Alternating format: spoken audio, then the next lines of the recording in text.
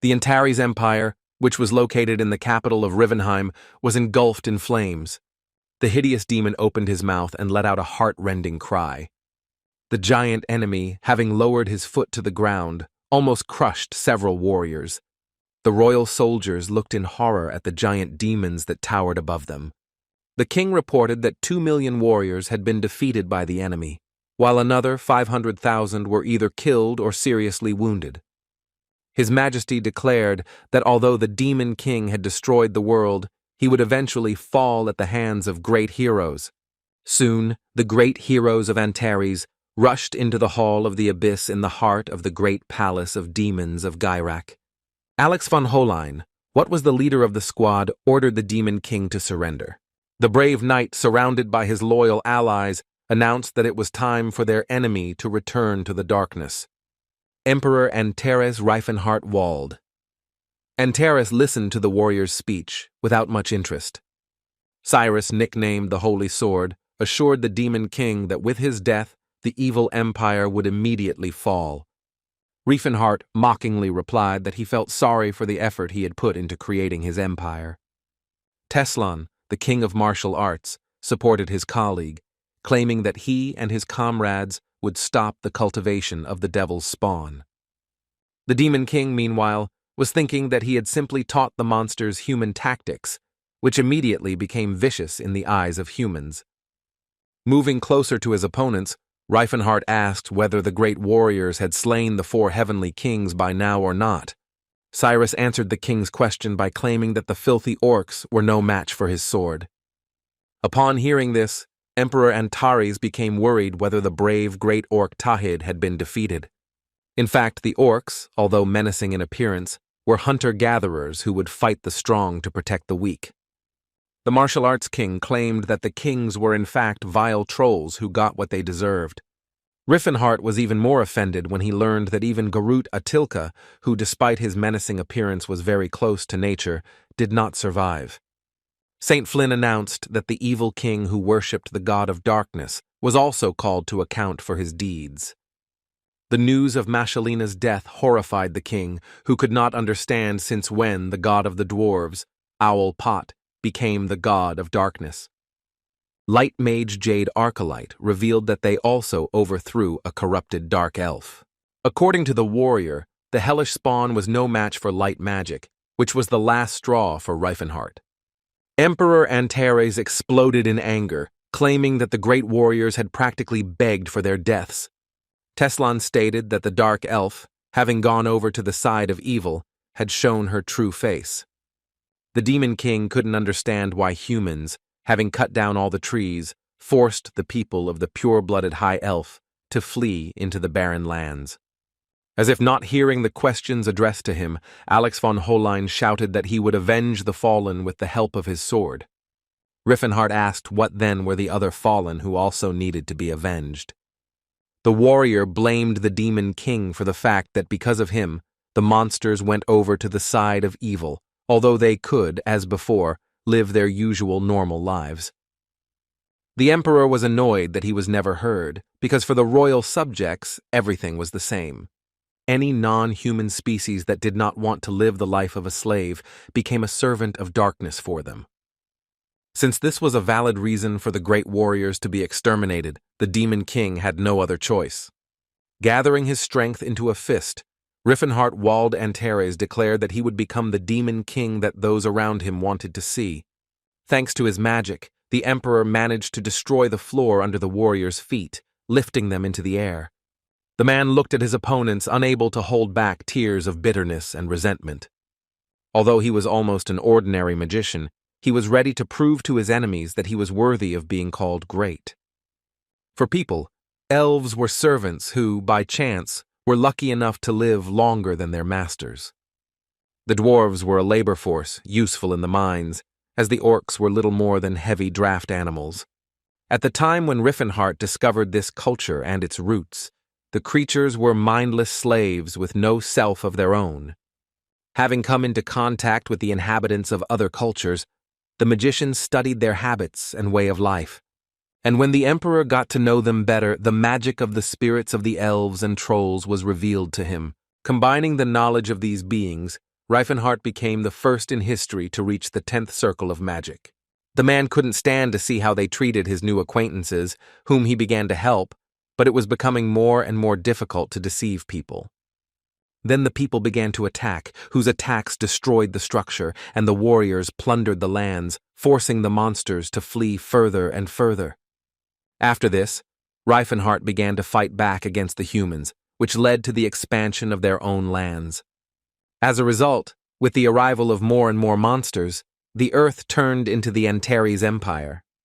The emperor did not hate humans, had no intention of oppressing them in return, and simply supported other species. But everything turned out differently, and the citizens of the empire who wanted to live in peace on their land were attacked. For people, the desires of many orcs and goblins were equated with the machinations of the devil, which they could not ignore. The Demon King was against attacks on his empire, determined to abolish the laws against senseless killings and create new ones. The first to fall at the hands of Reifenhart was Alex, whose achievements in swordsmanship were not enough.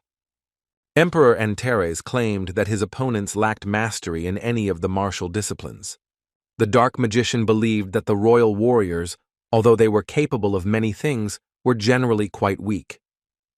The only one who posed any kind of threat was Teslan, who was known for his excellent physical strength. It was not easy for Reifenhart to fight against such an opponent, whose strength and power were visible to the naked eye. The king of martial arts unceremoniously rushed at the enemy in order to avenge his comrades. Unlike other great warriors, Teslan was one of those who only hit one point during a duel. No matter how agile the emperor was, it was difficult for him to defeat the strongest of warriors who destroyed everything he touched. And in confirmation of this, Teslan managed to break through the castle wall with just one blow. Thanks to the hole that was created, the Demon King got out of the closed room. The magician's agility was not enough, and even his opponent's attacks still somehow reached him. And now again, not allowing anyone to relax for a second, the strongest of the warriors was preparing to unleash his blow on the enemy.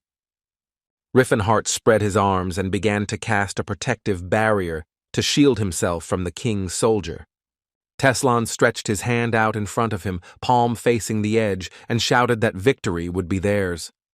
And to the dark magician's surprise, his protective barrier did not work, and he received a powerful blow to the head. Emperor Antares stated that he had blocked the warrior's attack with his magic, and he was not surprised by it. Having taken heavy damage from his opponent, the Demon King admitted to himself that he was unable to win this fight. Teslan, emitting a powerful cloud of energy, convinced him to deal with the enemy as he saw fit. Clutching his wounded head, the emperor agreed with the warrior's victory and congratulated him on it. The warrior was confident that all monsters were now free from the emperor's evil spell. This statement from the martial arts king left Reifenhart so confused that he could no longer give up. The statement that other races were under his spell made the man pull himself together. The Dark Mogu could not believe that his opponent believed that living a life of slavery was the natural order of things. Antares revealed a powerful artifact, the Eye of Space and Time, whose secret he still has not been able to fully unravel. Upon seeing the mysterious artifact, Teslan became concerned, trying to find out from the enemy what he intended to do with the eye. Without worrying about the consequences, the magician revealed that he was going to cast a regression spell that would turn back time. The emperor didn't know whether the spell would work or not, but he had no other way to defeat the king of martial arts. Teslan suddenly jumped up from his place, thereby destroying it, and rushed at his opponent with his bare fists. Having activated the Eye of Space and Time, the Dark Mage kept telling himself that he could not allow himself to die. Meanwhile, one of the royal warriors continued to attack the Demon King with force. The artifact's power was so great that Reifenhart had difficulty controlling it. And despite all this, Teslan managed to reach the eye, in an attempt to stop Antares' atrocities. Upon contact with the ancient artifact, the warrior produced a powerful shockwave that affected everything around. But even she couldn't push back the martial arts king who was so tightly stuck to the Eye of Space. And when there was no longer any strength to contain such energy, Both opponents found themselves in a huge sphere, while the castle fell apart into fragments. Smoke was coming out of the chimney of the two-story hut, which indicated that its owner was there. Warm sunlight fell through the curtained window, which, together with the chirping of birds, woke the boy up. Opening his eyes, the guy tried to understand whether he was really alive, that he didn't think that the spell would work. Rising from the bed, Riefenhardt did not notice any changes in his body, which had become muscular. Looking around, the Emperor did not understand where he was, because he did not remember this place from his past. Scratching behind his ear, the boy wondered how old he could be now. And only when he stood firmly on the floor did he notice the changes in his body. Straightening his shoulders, the Demon King noted a strong and trained body that most guys would envy. It was this moment that made Riefenhardt wonder who the man whose body he had entered was. Looking at his hands, the magician noticed the many calluses and the number of scars all over his body. The guy wondered why the magician needed all these muscles, because in his youth, when girls saw his body, their legs would give way. Instead of a pretty face, Antares found a rough face that looked more like a statue carved from stone. The guy began to think that he could have mispronounced the spell and ended up in the body of a random man, and not even in the past. Looking closely at the details of his new appearance, the Demon King tried to understand why this face was familiar to him. The guy decided to imagine the same body, but a little wider and with hair on the face. To his surprise, Riefenhardt found that in front of him was a younger version of the unstoppable martial arts king. Before the magician could pronounce the warrior's name out loud, an unfamiliar voice called out to him. The man who came into Teslan's room announced that the sun was already high in the sky. Inquiring why the student did not go outside, the master greatly frightened him with his appearance. Towering over the young martial artist, the master said that another great day awaited them. Antares, looking at the giant man with uncomprehending eyes, asked who he was. It seemed to the man that the student was looking at him as if he was seeing him for the first time. Then the big guy replied that the student wouldn't be able to use amnesia as an excuse, which certainly wouldn't work a second time. After which, the martial arts master grabbed the student with his huge hand right by the head. Gerard Kromprotaz said he and his student had to go and train. It was only after some time that the Demon King realized that the person in front of him was Teslan's mentor. Protaz was not only the current king of martial arts, but also the strongest warrior on the continent. Tied to a tree, Riefenhardt asked the master to listen to him first before doing anything. Gerard didn't like that the guy was talking too much, so he gagged him. The dark mage felt uneasy when the continent's strongest warrior took hold of the bamboo stick. The guy was seriously scared when the man announced the start of training. The next moment, the master's very own bamboo stick flew into the tied-up disciple's stomach. The blow was so strong that the warrior could not hold back both the tears and the saliva that burst through the bandage. Bruised from the blow, Riefenhardt wondered what the hell was going on here. Before the guy could catch his breath, the rest of the sticks flew at him with lightning speed. As he received multiple blows from the continent's strongest warrior, Antares asked the imaginary Cirrus if he would really die like this. Gerard Kromprotaz noticed that his student's hands were softer than usual today. But the man only claimed that the credo of their clan was that perseverance and hard work will overcome everything, and that at one time he also fell into unconsciousness during training. With a smile, the man said that since the matter was trivial, the solution was the same. Protas said that the student needed to be thoroughly pelted with sticks, since only in this way would he be able to recover. The master claimed that only the weak used weapons and hid behind armor, which greatly surprised Riefenhardt. Gerard explained that training was necessary in order to learn to overcome his weaknesses. For the first time in his life, the magician heard such nonsense that people, like steel, became stronger when they were beaten. The man who personally chose Teslan as his student convinced him that there were no limits to physical development. In fact, the master believed that not everyone was capable of becoming stronger through training, and only a select few would have a steel form. And so the strongest living warrior on the continent continued to throw bamboo sticks at the student. The man asked the boy to think about the ocean, which would swallow everything, but would still remain unchanged. The mentor made Teslan imagine that he was an ocean trying to think about it with all his might. As evening approached, Gerard told the student to go to rest, who thanked heaven for having managed to survive. Riffenhart wrapped his arms around himself and was grateful that he was such a strong guy. The Demon King looked in surprise at the petals and leaves of Geralt floating in the bath he had drawn for him. One bottle of the healing potion cost as much as 10 pieces of silver, and a whole bath of such a potion was many times better than bathing in milk like a queen. The boy asked Protaz why he needed a healing bath, to which the man replied that after forging steel always needed to be cooled. Thanks to the power of the aura and the healing potion, Teslan's body was thus quickly returned to shape. Since Antares had personally fought with the warrior, he knew how strong his body was, because the warrior had constantly gone through similar training. After that, Riffenhart no longer had any doubt that he had ended up in the past. The guy was more interested in the moment, how it felt at that time himself, as his younger version. He wondered if a young Riefenhart could have existed, since that would mean 2 identical souls lived in the same dimension. But if this could really happen, then he from the future was in the body of Teslan, coexisting with his younger version. But there was also a second version which the Demon King liked much less. In that case, the body of the young Riefenhart could have been occupied by a martial arts king from the future.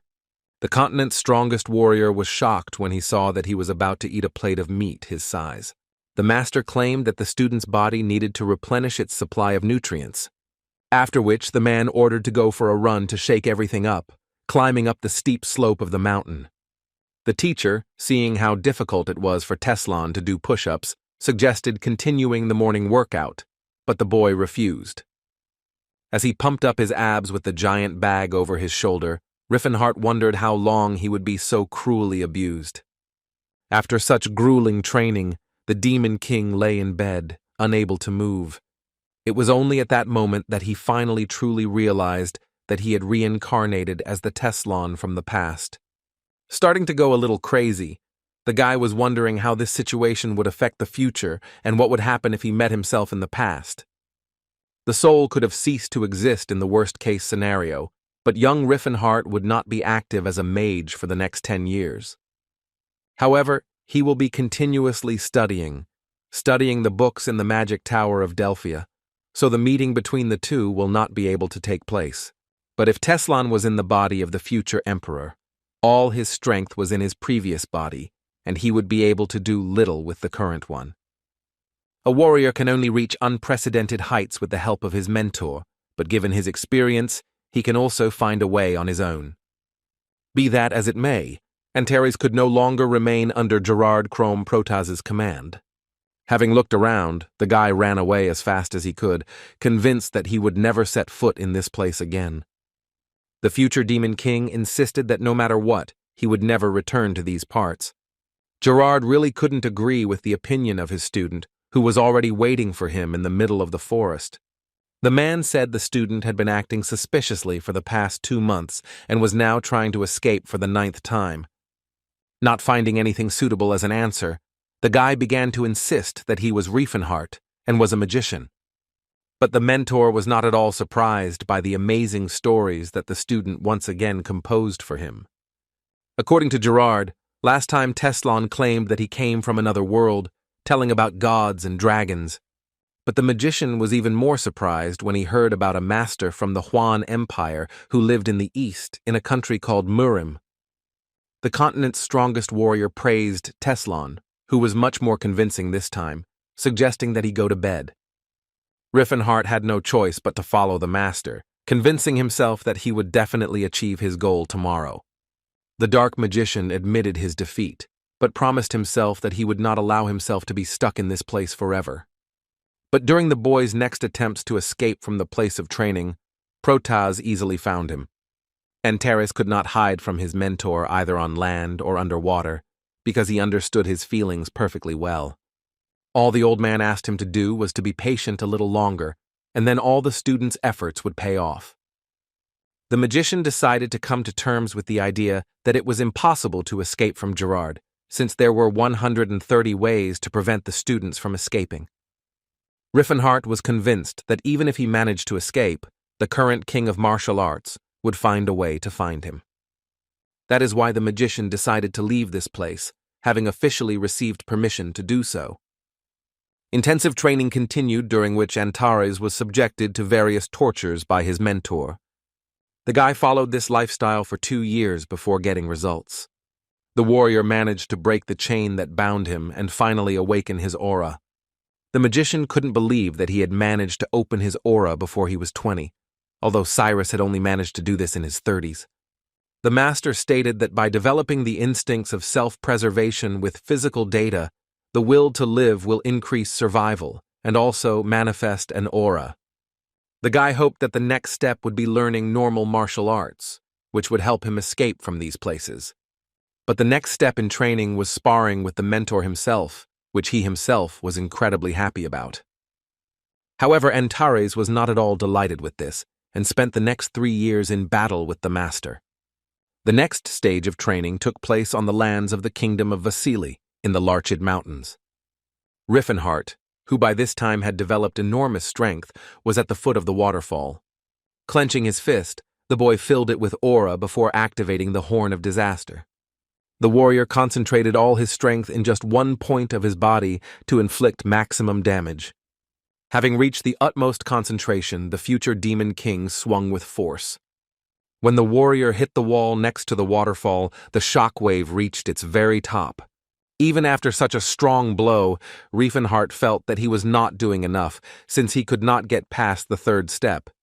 The Horn of Disaster was an explosive strike that concentrated all the force into one point of the body, but even that was not enough. The final stage of this skill was the 9th, which caused the same number of waves that could kill even God himself. Teslan had the 7th step, and Gerard himself had only reached the 8th, but in order to leave these lands, the guy needed to reach at least the 4th. While the master had descended to the nearest village, the mage had the opportunity to escape, but he had not yet completed his endurance training. By reciting the spell Delphir la Stellene, the warrior commanded the sphere to become a bullet from thin air and strike the enemy. Having prepared an air bullet, Riffenhart sent it straight into the nearest tree. But the result of the impact was very disastrous, as the sphere left a barely noticeable burn on the tree trunk. The guy felt sorry that his body resisted magic, and that he barely remembered his magical skills due to the movement. Suddenly, the dark magician felt some energy that was hovering around. Looking around, the warrior noticed that the energy he felt did not come from a person at all. An armed orc appeared from behind the tree, looking with apprehension at the representative of the human race. As Riffenhart had expected, the orc in front of him was an orc who, judging by his size, was between 3 and 4 years old. The monster asked the stranger to pretend that he didn't see him, and in exchange, he wouldn't touch him. Seeing that the orc was not hostile, the guy decided to find out who was chasing him by asking him this very question. The monster did not expect that the man was familiar with their great language, who decided that their meeting was fateful. Lowering his head, the monster regretfully confirmed that he was indeed being chased. Emperor Antares stated that he wanted to help the orc, asking if he trusted him. Since the warrior knew the great language, he gained the favor of the monster, who in turn worried about the stranger whom he could put at risk. Noting the orc's expressive speech, Riefenhart assured him that he had enough strength to help the fugitive. After these words were spoken, the guy immediately began waving his arms in the air. Having conjured a portal, the warrior pointed to it and declared that his magic would hide the monster from the hunters. The monster, looking at his savior, was surprised that he had magical skills. It turned out that the orc was not confused by the fact of having such power, but by the fact that its owner had such a pumped-up body. Entering the portal, the fugitive thanked the kind-hearted man for the help he had given him. Before the orc had even disappeared, Riefenhart heard the disgruntled voices of strangers in the distance. A group of hunters approached the warrior, who were unhappy with the many problems that arose because of a couple of silver coins. The leader of the gang asked the boy if he had seen a small orc, for information about whom he was promised 1 gold piece. The men began to argue about the reward for the stranger, but agreed that as soon as they found out everything, they would not give anything. The dark mage disappointed the party when he told them that he had not seen any monster nearby. However, one of the warriors discovered orc tracks, which caused the squad leader to order his men to move forward. Antares did not want to let the hunters go further, claiming that this was his home and he did not want to see strangers in it. Bright ordered not to stand in his way, since his detachment numbered more than 10 warriors. After which, all the members of the group began to belittle Riffenhart, claiming that he was only formidable in appearance. Remembering his mentor's words that his blows were fatal, the boy, as he was told, showed mercy to his enemies. The dark mage summoned a weapon for himself, because only it could help him in this situation. Armed with a club, the boy asked the hunters not to be afraid, since they could not die from its blow. The opponents immediately pounced on the stranger, not knowing that his training technique included handling weapons. Those who were among the first flew up like rag dolls from the blows of the metal club. The warrior could no longer remember when he had attacked anyone other than Gerard with such force and fury. The bounty hunters who remained on the sidelines joined forces to defeat the enemy with a massive attack. Although the weapon was only used for the purpose of training students, Riffenhart could not use it for its intended purpose in front of the mercenaries. The boy was surprised when he felt Bright's assistant's sword hit his back. The man was shocked to discover that not only did his weapon do no damage, but it actually bent during the attack. The guy himself felt embarrassed that the blade did not cause him any injuries when it hit his body.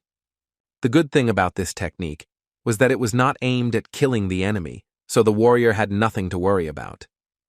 The dark mage was capable of tearing joints or breaking bones, but all his opponents would remain alive one way or another.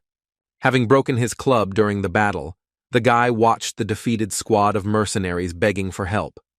Bright, sweating profusely, ordered the boy to identify himself, but he did so in a rather rude manner, which the warrior did not like. The martial artist was unhappy that while the leader remained safe and sound, his friends had already gotten it. Riffenhart ordered the mercenaries to get lost, who obediently followed his instructions, shaking with fear. Having warmed up well, the guy began to think about getting some students himself, so that he would have someone to beat up.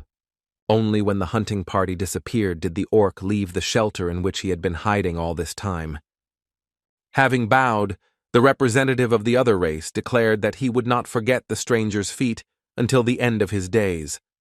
The magician asked whether it was proper for a warrior to bow his head so easily that he pledged to dedicate his sword and his life to his savior. The orc, having called the man his mentor, which in their culture was equivalent to a knight's oath, wanted to know his name. The proud guy almost answered that his name was Teslan, but he fell silent mid-sentence. For a moment, Riffenhart thought seriously about how he would introduce himself to the monster. As a result, the dark magician decided to introduce himself by his former name, namely Riffenhart Wold Antares. The monster, saved from the bounty hunters, claimed that he would definitely remember this name. The guy was interested in where the orc would go next. He wanted to find a safe place, but if that happened, he was ready to die as a free wanderer. The warrior said that a 2-week walk away there was a nameless wasteland called the Land of Trials, where the orcs were hiding. Overjoyed, the rescued monster rushed as quickly as possible to the Blue Bear tribe. Almost forgetting, Riffenhart asked the name of the debtor to whom he had sworn allegiance. Turning around, the orc replied that he was the son of the mole, the heir to the axe of Lat, who bore the name Tahed. Hearing the familiar name, Protaz's student was speechless for a while. The guy looked after the running young orc, who was his old friend. Tahed was one of the 4 heavenly kings, the head of the Blue Bear tribe, which later led the orcs of the entire continent. Doubting that the real Teslan would hardly have extended a helping hand to the orc, the mage was sure that fate was involved. Reflecting on the fateful meeting, memories of his past life arose in the warrior's mind. The dark Mogu was eager to meet his friends again, the descendants of great warriors who were like family to him. 6 months had passed since that meeting with Tahed, and by that time the earth had become covered with white snow. But unlike the metamorphoses of nature, Gerard Protaz's training remained unchanged. The man attacked his student with an air bullet move that could be compared to a crazy tornado. Antares wasn't thrilled that he had to block such a powerful blow. The student blocked Gerard's air bullet that made him move with a vortex guard. The old man, ignoring the fragments from the defense, claimed that his student's vortex guard was beyond all praise. Just recently, the guy kept insisting that he was some kind of Riffenhart, but Teslon asked his mentor not to recall the events of 6 years ago. Protaz remembered that about 10 years had passed since his training, during which his student had become much stronger than he had been at the beginning. The only thing that bothered the master was why his student was still so small. The mentor insisted that every warrior who was trained in this method had to exceed the 2-meter mark. The old man asked whether Teslon had correctly followed the breathing technique he had taught him. Riffenhart didn't want to get any bigger to be able to squeeze through the doorway, but Gerard still decided that the guy was already strong. Shifting his focus from height to strength, the teacher asked to show him everything his successor was capable of. Concentrating, the young warrior established a connection with his inner aura, after which Antares suddenly jumped up several tens of meters. To demonstrate his strength, the boy chose the Horn of Disaster, thereby absorbing all the energy into his fist. And when the student began to fall, the force of his swing only increased, increasing the power of the future blow. The student came into contact with the hard surface of the ice, affecting it with the 4th stage of the Horn of Disaster. The very next second, the ice-covered lakes cracked with a roar, splitting into pieces. The old man watched as the frozen lake became a haven for many pieces of ice crashing against each other. Gerard was so pleased with his student's achievement that he laughed out loud and madly. While Riffenhart realized that he had overcome the 4th stage, Protaz insisted that Teslon would now be difficult to defeat. Suddenly the old man announced that it was now time for the boy to go to the outside world. As hard as it was for the mentor to admit it, the young warrior had worked hard. The man insisted that now his student could live as he wanted, and he didn't care who he became, a hero or a villain. Gerard explained his actions by saying that this was Riffenhart's reward for all his efforts. The dark mage, who had become accustomed to the unbearable old man after so much training, was touched by his actions. The man claimed that 60 years ago his mentor, Rastal, the 3rd king of martial arts, told him something. The great warrior asked to remember 3 things, the first of which was the ability to earn money, but it was worth avoiding participation in dishonest affairs. Young Gerard objected, because his mentor was not against him becoming a villain, but in this case, he needed to become not just any villain, but a worthy one. The second thing was, whenever possible, to speak out on the side of those who had been treated unfairly, because it was better when those around you appreciated and praised you. But it was not only the weak who needed to be protected, because the world was already full of those who were weaker than the warrior, and it was necessary to learn to distinguish them. The third and last thing was the most important thing that Mentor Rastal told. Gerard demanded that his student carry to the masses the teaching of the power of forging an iron body, which should not be interrupted. Teslon had to find a student to whom he could pass on their great techniques. The old man insisted that finding a talented student would not be easy, and that it would take almost a lifetime to do so, throwing a small bag at the guy. Along with his clothes, Riffenhart also received 30 pieces of silver for the journey. The apprentice hoped that the master had become rich in the kingdom of Vasily, but the payment for those who completed their training had long been established by the clan itself. In addition, Heat prepared a small gift for the student, hidden in the Settlard Mountains. Well, the karate man left a mark so that the guy could look there if he was nearby. Soon after the conversation between the ward and the mentor, the young warrior had to leave his monastery. Looking back, Riffenhart couldn't believe that he would actually leave these snow-covered mountains. The dark magician, having learned martial arts, could now breathe deeply. But suddenly, the mountain where his training took place was pierced by a giant beam of powerful energy. Antares was seriously scared, and for a moment he thought he was watching a dormant volcano erupt. In fact, the reason for this was a demonstration of Gerard Protaz's strength, who mentally advised the student to be sad about their separation. The man insisted that the boy must have had a steely determination, as he was the heir to the greatest techniques of the land. However, the mentor's demonstration did not cause anything in Riffenhart except horror, with which he left this place. At the same time, some kind of scene unfolded in one of the taverns of the nearby village. While the local resident asked the elder to change his mind, the old man insisted that he was obliged to say what he had to say. The knight who was in the same room with him asked if there were any complaints against him. The elder ordered the warrior to pay for the food that the man had purchased for himself and his subjects. With a displeased expression on his face, he returned the coin to the old man, claiming that this should have been enough. When the old man received the payment of 1 ducat, a look of bewilderment appeared on his face. The knight decided that the headman was seeing such a coin for the first time, but as it turned out, it was not enough to pay for the ordered food. The man became angry, declaring that although he was an aristocrat, he was aware of market prices. The offended warrior hit the old man in the face so that he would no longer dare to deceive the knights.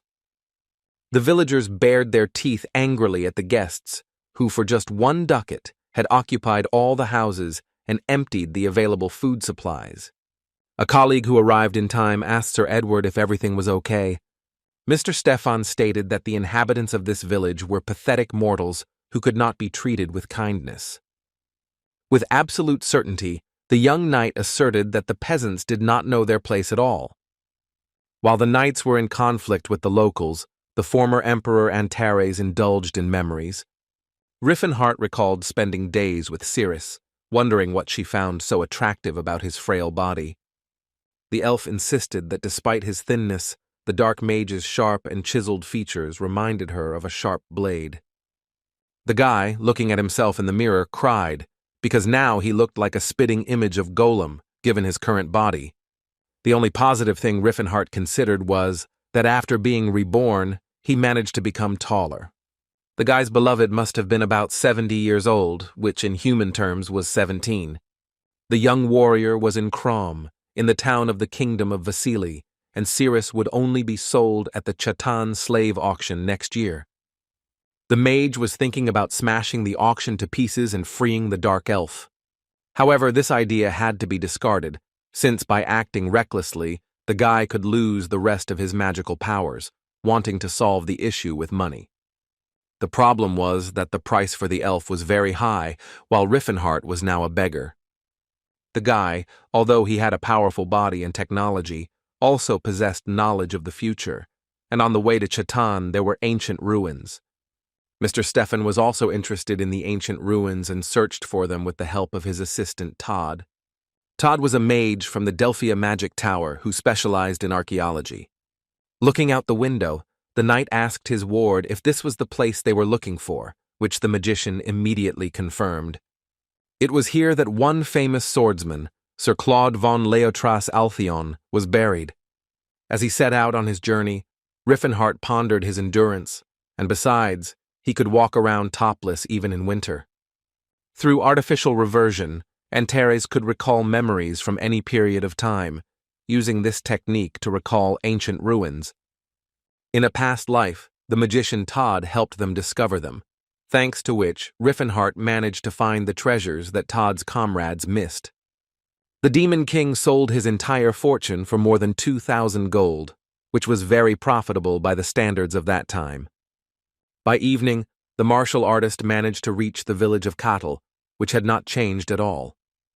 The local inhabitants were wondering what to do, since they were not allowed to approach the Valley of Death. People speculated that the knights had recruited their guide, and they were unable to refuse them. One of those gathered cursed the nobles, but his comrade immediately shouted at him so that no one would accidentally hear them. Ted, who knew the mountains better than anyone in the village, volunteered and was the most suitable candidate. The wife and daughter tried to dissuade the man from this idea, since he himself did not want to go. But after friends and acquaintances began to encourage Ted, volunteering became even more difficult for him. Suddenly, Riffenhart appeared and declared that he himself could act as a guide, which only frightened those gathered. When Ted pointed his gun at the stranger, he immediately reported that he had overheard their conversation while passing by. The locals were surprised that the guy knew the way and yet volunteered. The young warrior replied that he had already been to the Valley of Death, and that no one ever returned from there was just a rumor. The valley was a dungeon that remained after the Silver Era, and it all began 50 years ago with the appearance of the knight Claude. At the age of 45, he was able to awaken the aura, going through many adventures, and legends about him continued to circulate throughout the kingdom of Vasili for a long time. Having become arrogant, Claude decided to go to the Valley of Death and died, and the demonic sword Altion remained there. This sword was passed down from generation to generation and was sought after for 50 years. And to this day, none other than the descendant of the Altion family, Stefan von Rapanto, has been searching for him. Lelzia, who was walking next to Claude's grandson, showered him with compliments, which made the knight glow. The dark magician found it unpleasant to watch how the elf slave communicated with her master. The only saint in the squad was Cillian, who, although he looked young, knew how to use the blessing properly. However, Antares was confused by the boy's appearance, wondering if he was really a boy. The warrior wanted to talk to Tahed, but he was talking non-stop and passionately about something with Cillian. Watching the two mages converse with each other, Riffenhart was uneasy at the atmosphere that had formed around them. Seeing the blush on his old acquaintance's face, the Demon King assumed the most terrifying scenario.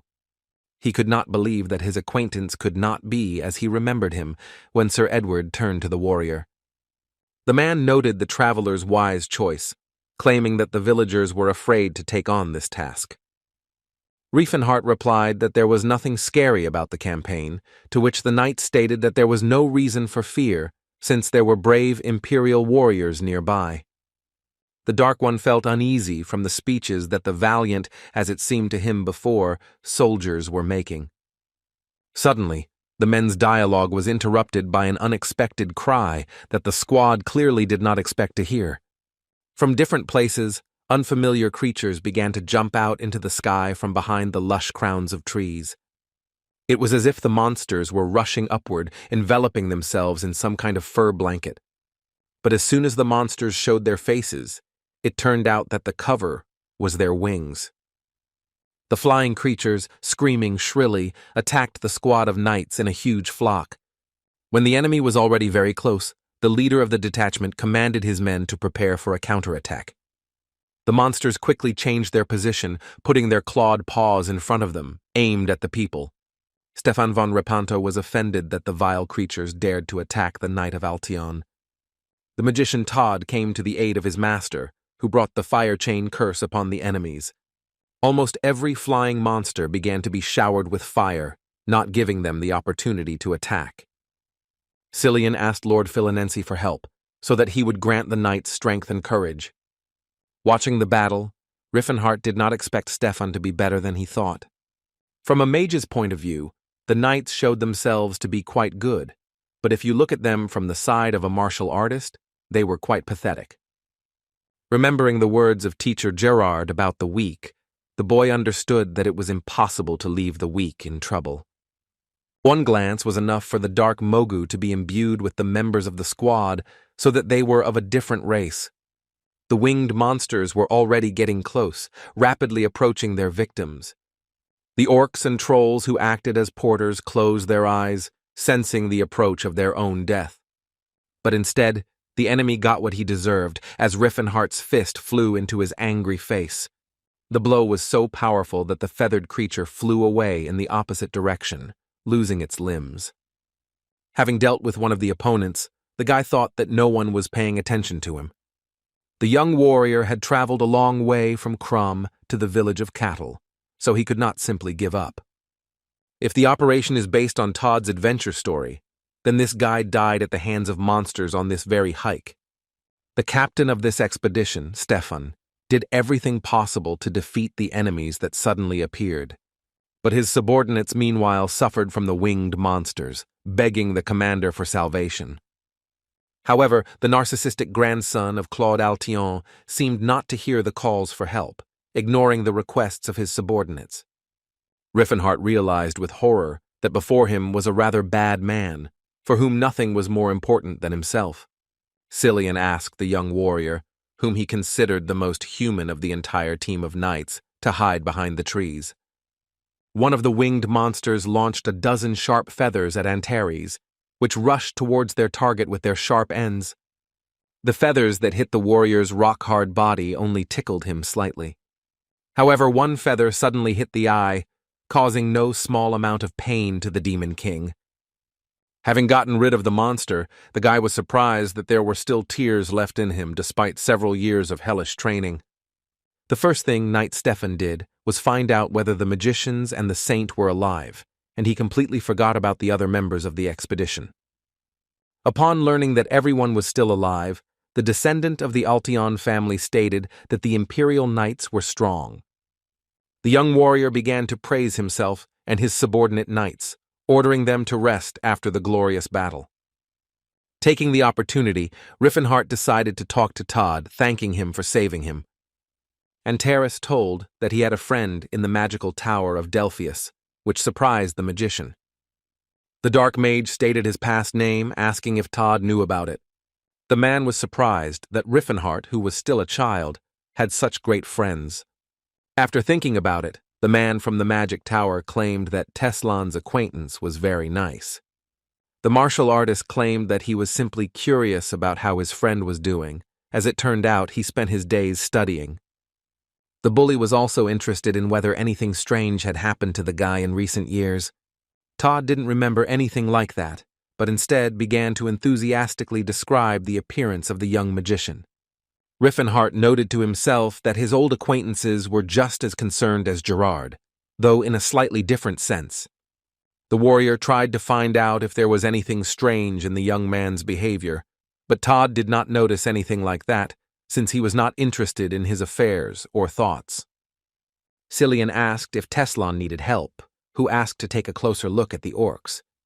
The monster slaves asked the priest not to worry, as they assured him that they were not in any pain from the injuries they had received. The knights who arrived in time claimed that their workers were able to heal their own wounds, and that it was foolish to waste energy on them.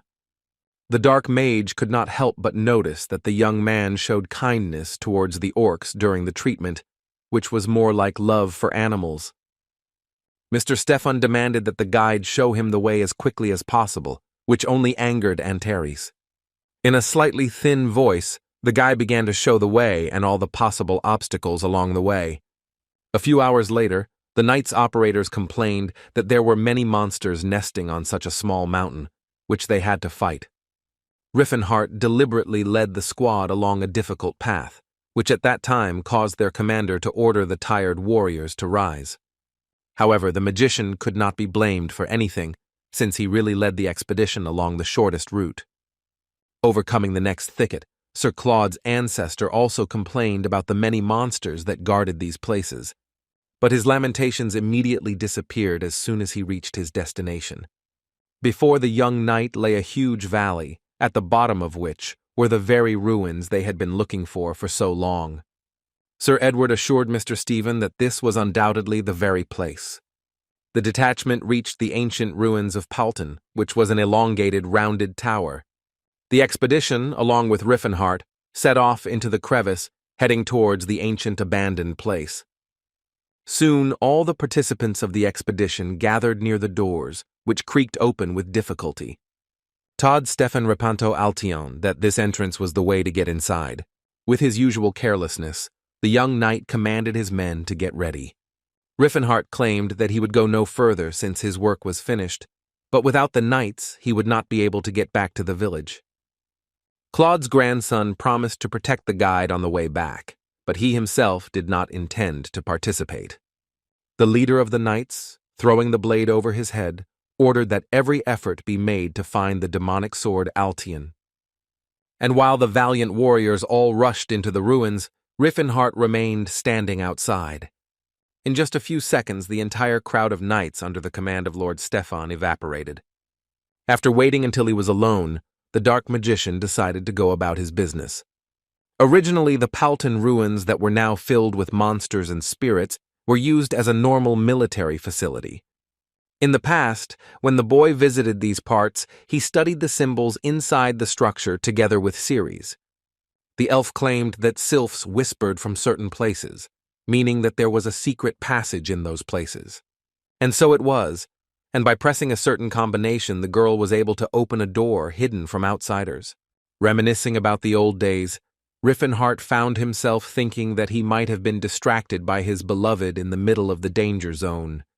Looking at the hieroglyphs on the walls, the key to entry was the balance of the water and earth seals in reverse order. The boy felt sorry that Teslan's mental activity was not so well developed, since he lacked the mana to perform the spell. But even current skills were enough to weld a secret passage. The young warrior decided to take off his outerwear for a while, but to return for it since it cost as much as 10 pieces of silver. After which, while warming up, the Demon King decided to test the physical capabilities of his new body. Before the guy had time to enter the secret room, he heard a scream coming from afar. The warrior did not understand why the screams were coming from the opposite direction from where the knights were heading. A secret passage connected the first floor with a basement, but if it were opened, the situation could become much more complicated. Marina began to remember whether this was so, and soon it dawned on him that it was a military structure. Any device of mana was transferred to the launch of traps that were intended to scare away the named guests. Since Antares and Cirrus were alone before, they weren't worried about other places, but now Altion's squad could fall into a trap. This state of affairs ran counter to the plans of the Dark Magician, who did not want to get involved with the local monsters. While the boy was gathering strength, the brave Sir Thomas safely lost his head. Shouting out the name of the fallen soldier, Stefan was worried that he was losing his men so quickly. As a chill blew around the corner, the young knight wondered what kind of enemy they had met. The first thing that appeared was the enemy's weapon, which was a giant bloody blade. A demonic head appeared behind him, its eyes flashing as it searched for a new victim. The knight, looking at such a strong opponent, was sure that none of them had the strength to defeat such a monster. As he looked at the giant four-armed demon, Stefan wondered if a human could defeat such a monster. Meanwhile, the saint healed the wounds of the knights that they received when they fell upon discovering the trap. While the warriors thanked Cillian, he in turn thanked them, thanks to whom he would be able to survive in these ruins. The priest thanked the wizard, thanks to whose magic they were able to survive the fall, but Tahed was not so happy with his fate. The man claimed that they had no idea what dangers might await them in the basement. In response to the question asked by the magician, a crowd of knights, who had remained on the upper floors until that moment, poured out of the passage.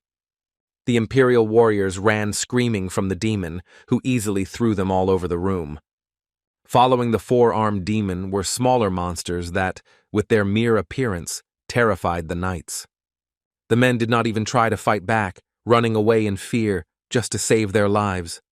The priest tried to take matters into his own hands by asking the great Philonense to crush the devilish creatures with a pillar of light. The youth's prayers were heard, and the great Philonense appeared before him, looking quite dead. The boy ordered him to grant the slaves that in this case there were knights' unwavering courage. Cillian didn't expect that the warriors of Altion would be such cowards, who had nothing but muscle. The saint once again asked his patron to send an unbridled wave of courage to the warriors. And as if by magic, every single soldier went into berserker mode, furiously screaming a war cry. Tahed was shocked by the amount of holy power the young man poured into the knights, who went absolutely crazy as they rushed at the enemy. The warriors clashed wall to wall with the monsters, wanting to show their strength to the lower creatures. Having cast the spell, the magician also did not stop in his efforts, asking the earth to pull its hands and reveal what it had given birth to. Using the iron steel technique, the wizard summoned all the weapons in the area. The demons were very surprised when the razor-sharp demonic blades disappeared from their paws. Armed with 2 swords, the elf, a subject of Lord Stefan, attacked the enemy. Lelzia's skillful use of blades easily wounded one of the crowd of demons, spilling his purple blood. But the girl immediately received a response from her opponent, spitting out a clot of blood. The monster's blow was so strong that it threw the elf into the far corner of the dungeon room. Even after such an attack, Lelsia did not lose consciousness, leaning on her intact arm. While dying, all she wanted to know was whether she had been of any use to her master. But Stefan von Rapanto Altion didn't even look at his assistant, declaring that her work was excellent. The boy charged at the horde of giant demons, swinging his sword at lightning speed. When the young knight turned around, he saw only chopped-up monsters gushing blood. His loyal assistant, Sir Edward, was delighted with the commander-in-chief's skill. Turning to the survivors, Stefan told his subjects to pull themselves together, for they were standing in the very place where Ser Claude himself had fallen. Suddenly, a fiery flash erupted over the knights' heads, frightening each of them. Following the flames, another one of the monsters that lived nearby broke through the stone floor of the dungeon. From the resulting hole emerged the largest of the demons, which not only initially produced flames, but literally burned. The hellish abomination let out a wild cry, bringing terror to the already frightened soldiers. One wave of his hand was enough to scatter several knights without much effort. Stefan insisted that his people should not disgrace the title of the Knights of Altion and follow him to the end. However, the brave speech of the commander-in-chief was nothing compared to the attack of the fire demon that emerged from almost the very underworld. But the ancestor of the great knight Claude Altion did not retreat, even when danger was right in front of his nose. The boy kept telling himself that he couldn't die like that, even if he was up against such a powerful opponent. The young knight, not wanting to lose so shamefully, rushed at the demon who appeared from the underworld. Pushing off with all his might, the last descendant of the great family of Altion flew towards the monster. The warrior naively believed that the title of Unshakable would allow him to defeat even such an enemy. Stefan used a swift strike, piercing his blade through the demon's fire-made body. But literally at that very second, he received a counterblow from his opponent in the form of a powerful slap. The commander-in-chief's subjects watched as the commander described circles in the air. Like a thrown stone, the guy bounced off the hard floor and rolled on. When the great warrior's ancestor finally stopped, he was already unconscious. In a desperate attempt, Cillian once again called upon Philinens to crush the durable creatures with his beam of light. The saint's patron immediately attacked the enemy, hitting him straight in the head. The monster gave the young man, whose mouth was filled with pitch-black blood, an evil look. The guy expected that the blow he dealt would be able to, if not defeat, then at least delay the demon. But he was wrong. All the priest managed to do was attract the attention of the fire monster to himself. The young man was at a loss, not understanding what he needed to do now. The only thing that came to Cillian's mind was to close his eyes and meekly await his fate. However, nothing happened to the healer, and a bright flash simply appeared next to him.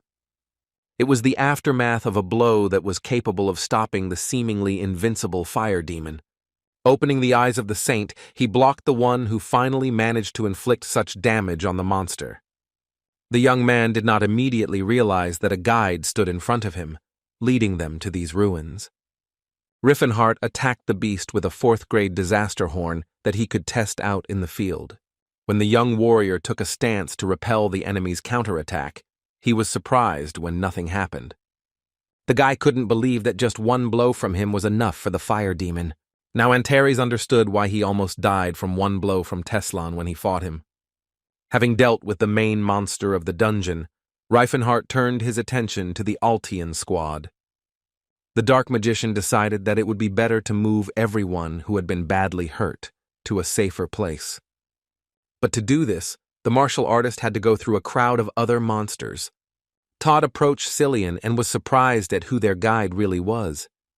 The magic users, along with the healthy members of the squad, watched as the warrior dealt with a horde of enemies. Having picked up the unconscious Lelsia, Riffenhart cleared a path for himself with his bare hands. After some time, the leader. The expedition woke up and immediately grabbed his head, which was buzzing with monstrous pain. Sir Edward was glad that his commander had finally woken up and that he was looking with frightened eyes at the many corpses of the monsters. The young gentleman demanded his assistant to explain what had just happened.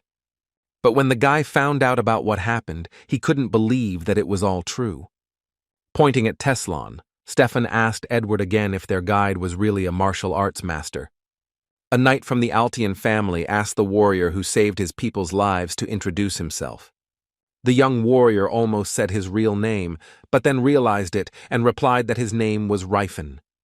While Edward was pondering the fact that he had never heard of such a powerful warrior before, Stefan wanted to know where the warrior came from. When the knight learned that the boy was not an aristocrat but an ordinary commoner, his attitude towards the savior immediately changed. Rapanto Altian claimed that the martial artist simply finished off those they had already beaten up badly, but was still grateful for the help. Not wanting to listen to such nonsense, Riffenhart answered bluntly that the knights were of no use in battle. The angry gentleman, who demanded that he be treated with respect, was tried to be calmed down by his assistant. The knights agreed that the commoners had manners unknown to them and were curious as to who had trained this warrior. The guy didn't want Gerard to know about his every move, so he replied that he had picked up various tricks from everywhere. Stefan was suspicious that Rifen had such a level of skills for a self-taught man, so he decided to change the topic of conversation from himself to the wounded. Sir Edward noted that their savior had a simple and natural manner of speech. When the martial artist spoke about the victims, the knight decided that he simply did not realize how arrogant his words sounded. The man continued his analysis, because such a maneuver of talking as if to subordinates was typical for members of the royal family. The warrior decided that he understood the nature of Rifen's arrogance, which was typical of an adult teaching younger people. Suddenly, Cillian snuck up on Riefenhart, curious about how tall the martial artist was. Having learned that the warrior was almost 2 meters tall, the saint was curious how much he weighed, but the dark magician could not answer this question.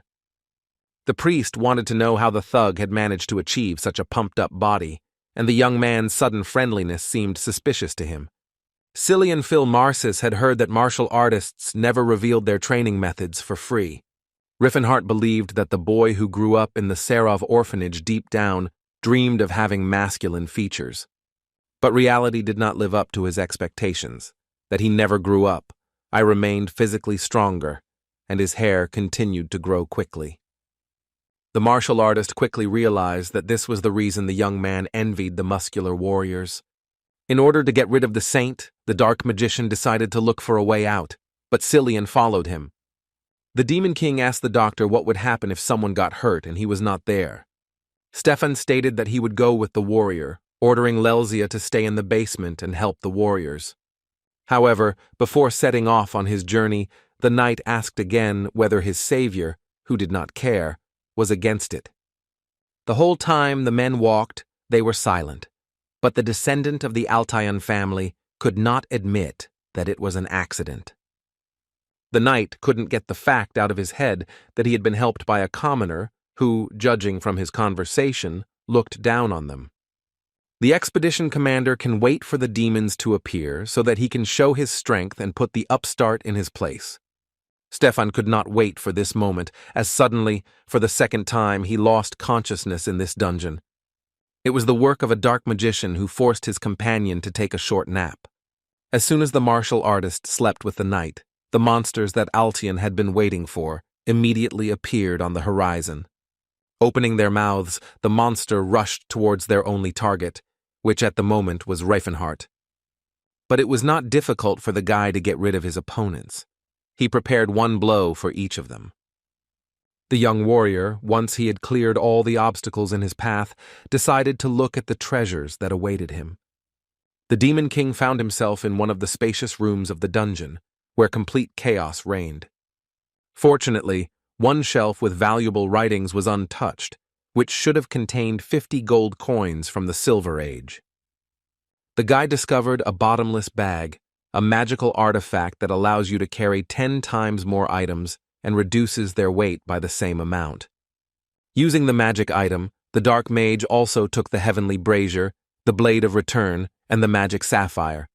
Soon came to his senses and again needed to explain what had happened while he was unconscious. The martial artist explained that the knight was hit directly in the back of the head, causing him to immediately lose consciousness. The descendant of the Altian family could not figure out why everything was going wrong for him that day. Even though they didn't want to, the warrior had to thank Rifen for another rescue, which he got no small amount of pleasure from. While Riffenhart was pocketing the artifacts, he had to hit the knight 3 more times. While Stefan decided to have some food upon his return, the martial artist filled his bag to the brim, wishing to come back for more another time. After quickly examining the rooms, the couple decided to return to the squad as soon as possible. When Antares rejoined the expedition, the saint began pestering him with questions again. Because of his abilities, the young man considered Rifen a prince, and he could not understand why ordinary people were so rarely outstanding. Cillian found it strange that the warrior allowed himself to speak condescendingly to all the knights, considering Sir Edward, who was already getting on in years. The dark mage realized that he was still young, so he decided to refer to the fact that he had forgotten his manners since he rarely met people on his way. Soon the detachment reached the treasured gates that Mr. Stefan was so eager to get to. The commander-in-chief carefully opened the door and looked inside the room. The team members who followed him were all, without exception, shocked by what they saw. In front of them was the skinny face of Grelbist, who looked angrily at the uninvited guests. The demon, who had the appearance of a horned beast, burst into a cry that filled the entire space of the room. Riffenhart asked himself what such a monster was doing in this dungeon. The only answer the dark mage could find was that no one had yet managed to take care of Grelbist. The martial arts master suggested that the squad return, since even with their combined efforts, they would not be able to cope with this monster. One of the knights drew the Lord of Stefan's attention to the sword that was in the hands of the hellish spawn. The knights couldn't believe that the thief had in his hands the very same demonic sword Altion that they had come for. Sir Edward tried to dissuade the boy from fighting the monster, but the descendant of the great warrior was adamant. The warriors began to argue about what was better to do in this situation: prepare for battle later or attack while there was such an opportunity. The descendant of the Altion family had no right to retreat, hoping to take the sword from the guard at any cost. Inspired by his thirst for justice, the knight called on his men to rush into the attack following his example. Watching with apprehension what was happening, Riffenhart believed that the squad leader was acting recklessly. In the ruins of the Silver Age was a flaw correction system that would absorb supernatural monsters when it failed. The military building used monsters that lived their lives to act as guards to protect the dungeon. Riffenhart noted that in front of them was the same demon that defeated Claude, who possessed the aura. Mr. Stefan, under the command of his men, claimed that it was not right to be afraid of a monster bound in chains. Looking at Sir Edward, the dark moss convinced him that the knights had no chance against the hellish spawn. The man insisted that the barbarian did not know the honor of a knight, for whom it was worth risking one's life for certain things. Listening to the battle cry of the assistant commander, Antares was surprised that the warriors could not defeat even the Targals, not to mention the current monster. Cillian Philmarsus, once again asking the holy Philinenses for help, bestowed the blessing of the goddess upon the knights. The inspired soldiers rushed after the enemy, attacking him with their sharp swords. But the warriors of Altion were joyful against Grelbist's wax, who defeated them with one right hand. Watching Lord Stefan's army suffer defeat only confirmed to Antares that the plan wasn't working. The martial arts master was tired. Watch as another knight in armor flew past him. Listening to the high-flown speeches about the bravery of the soldiers of Altion, the dark mage wondered if people really liked being beaten. Riffenhart described Stefan as a stubborn aristocrat, thinking that Sir Edward would be more sane and supportive.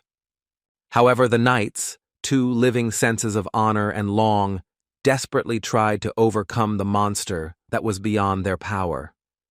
Despite all his efforts, Claude Altion's ancestor only managed to scratch Grelbist. All your addressing the patrons asked to turn their sacred staff on the evil entity with which they fought. The monsters took this statement with hostility, and clutching the demonic sword tighter, growled angrily. The summoned soul of Philinense once again appeared in the dungeon room. Cillian demanded that the spirit release the sacred staff to deal with the monster. Several giant rods instantly headed towards the guard of this room. The young master's faithful servant, the elf Lelsia, also joined the battle.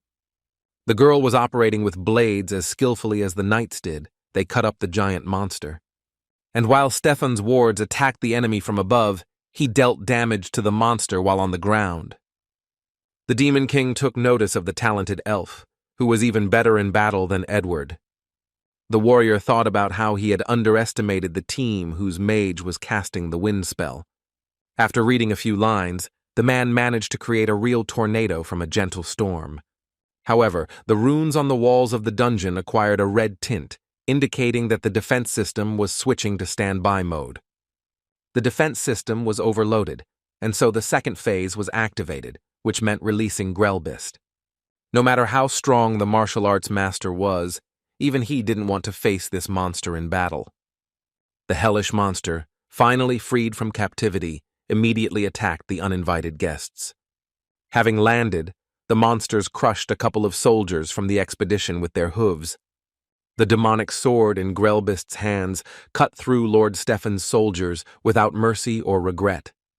Towering over the monster, the descendant of Altion raised his blade above his head in order to avenge the death of the knight Claude.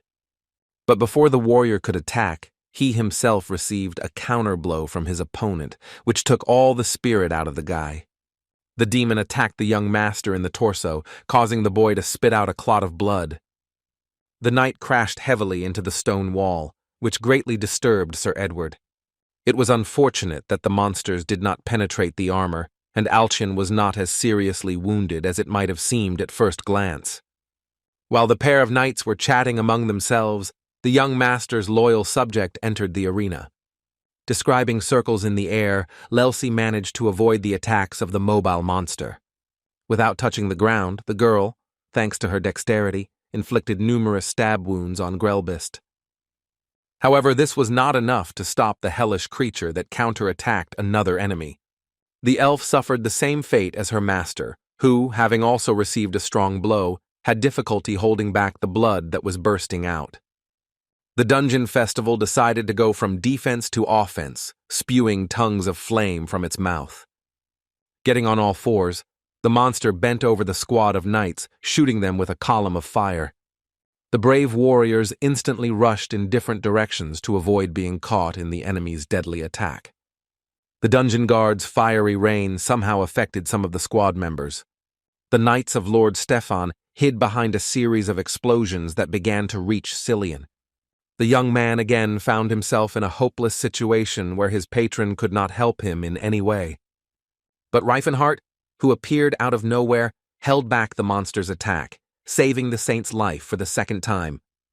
With just one wave of his hands, the martial artist managed to disperse the explosion and its shockwave. Believe me, I asked the priest for forgiveness for being late, since I was unable to react to the attack in time. As much as Riffenhart didn't want it, he had to face the dungeon feast in a one-on-one battle.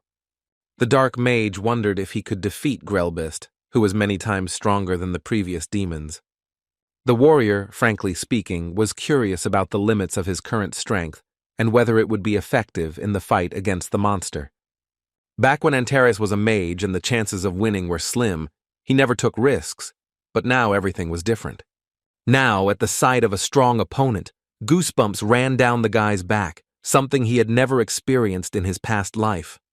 The martial artist decided to follow his mentor's advice and be the first to attack the monster with a key bullet. Although the blow was quite strong, the demon immediately came out and responded, waving his sword in front of the enemy. The boy was surprised to discover that even while dodging the demonic blade, he was still able to get a scratch from it. Vok took advantage of this moment to turn his back to Riffenhart and lift one of his legs. Grelbist kicked his opponent in the side with his hoof, making him spit blood like the others before him. The attack was so strong that the next moment the martial artist was easily thrown back. Before the saint's eyes, the young warrior flew into the wall at great speed, causing the young man to worry about Lord Rifen. The worries were in vain, as the guy, his aura blazing, declared that everything was fine with him. Cillian Philmarsis couldn't even imagine what the power of aura was capable of, looking at its capabilities. Riffenhart noted that due to his mentor's endless beatings, Evasion had become a habit for him. The monster shouted something in its own language, but without understanding what exactly it wanted from him, Riffenhart still went into battle. And the very next second, the man and the demon began to exchange a series of blows, which each of them successfully blocked. Stefan von Repanto-Altien's face showed bewilderment at everything that was happening. The boy couldn't comprehend how a commoner could master the aura when he, an aristocrat, had still not been able to awaken it to this day. The martial artist stopped and continued fighting the demon for a second. The grandson of the great knight Claude thought all this was wrong, regarding the power of the conductor as his failure. The demon was quite tired after a long, close combat with an enemy who did not want to give up. Stefan was so desperate that he involuntarily opened his mouth, unable to understand where Riffen and this guardian of the ruins came from. The warrior calculated that there was not one monster in front of him, but two. Only one was in human form. The hellish spawn lacked the strength to withstand the tenacity of the martial arts master. The monster attempted to stop the man, but missed, and the demonic sword landed straight on the stone floor of the dungeon.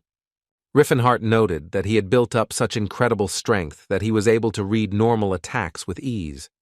The dark mage delivered another blow, aiming it to hit the monster's hand, in which he held the demonic sword. But the guy was unable to knock it out of the demon's hands because the guards did not fall even after serious injuries. The ruin's security system fed the monsters with mana, causing the recovery process to be endless. Grelbist, who had been almost defeated, was once again full of strength, ready to continue the battle. Having attacked the martial arts master, the demon surprisingly missed, and the enemy was already rushing towards him. Jumping up, Riefenhart decided to try practicing the grab in the field. After which he began to test the effectiveness of his airstrikes, inflicting significant damage on the monster. And when the dark magician began to test the strength of his fists, he already got a taste for it.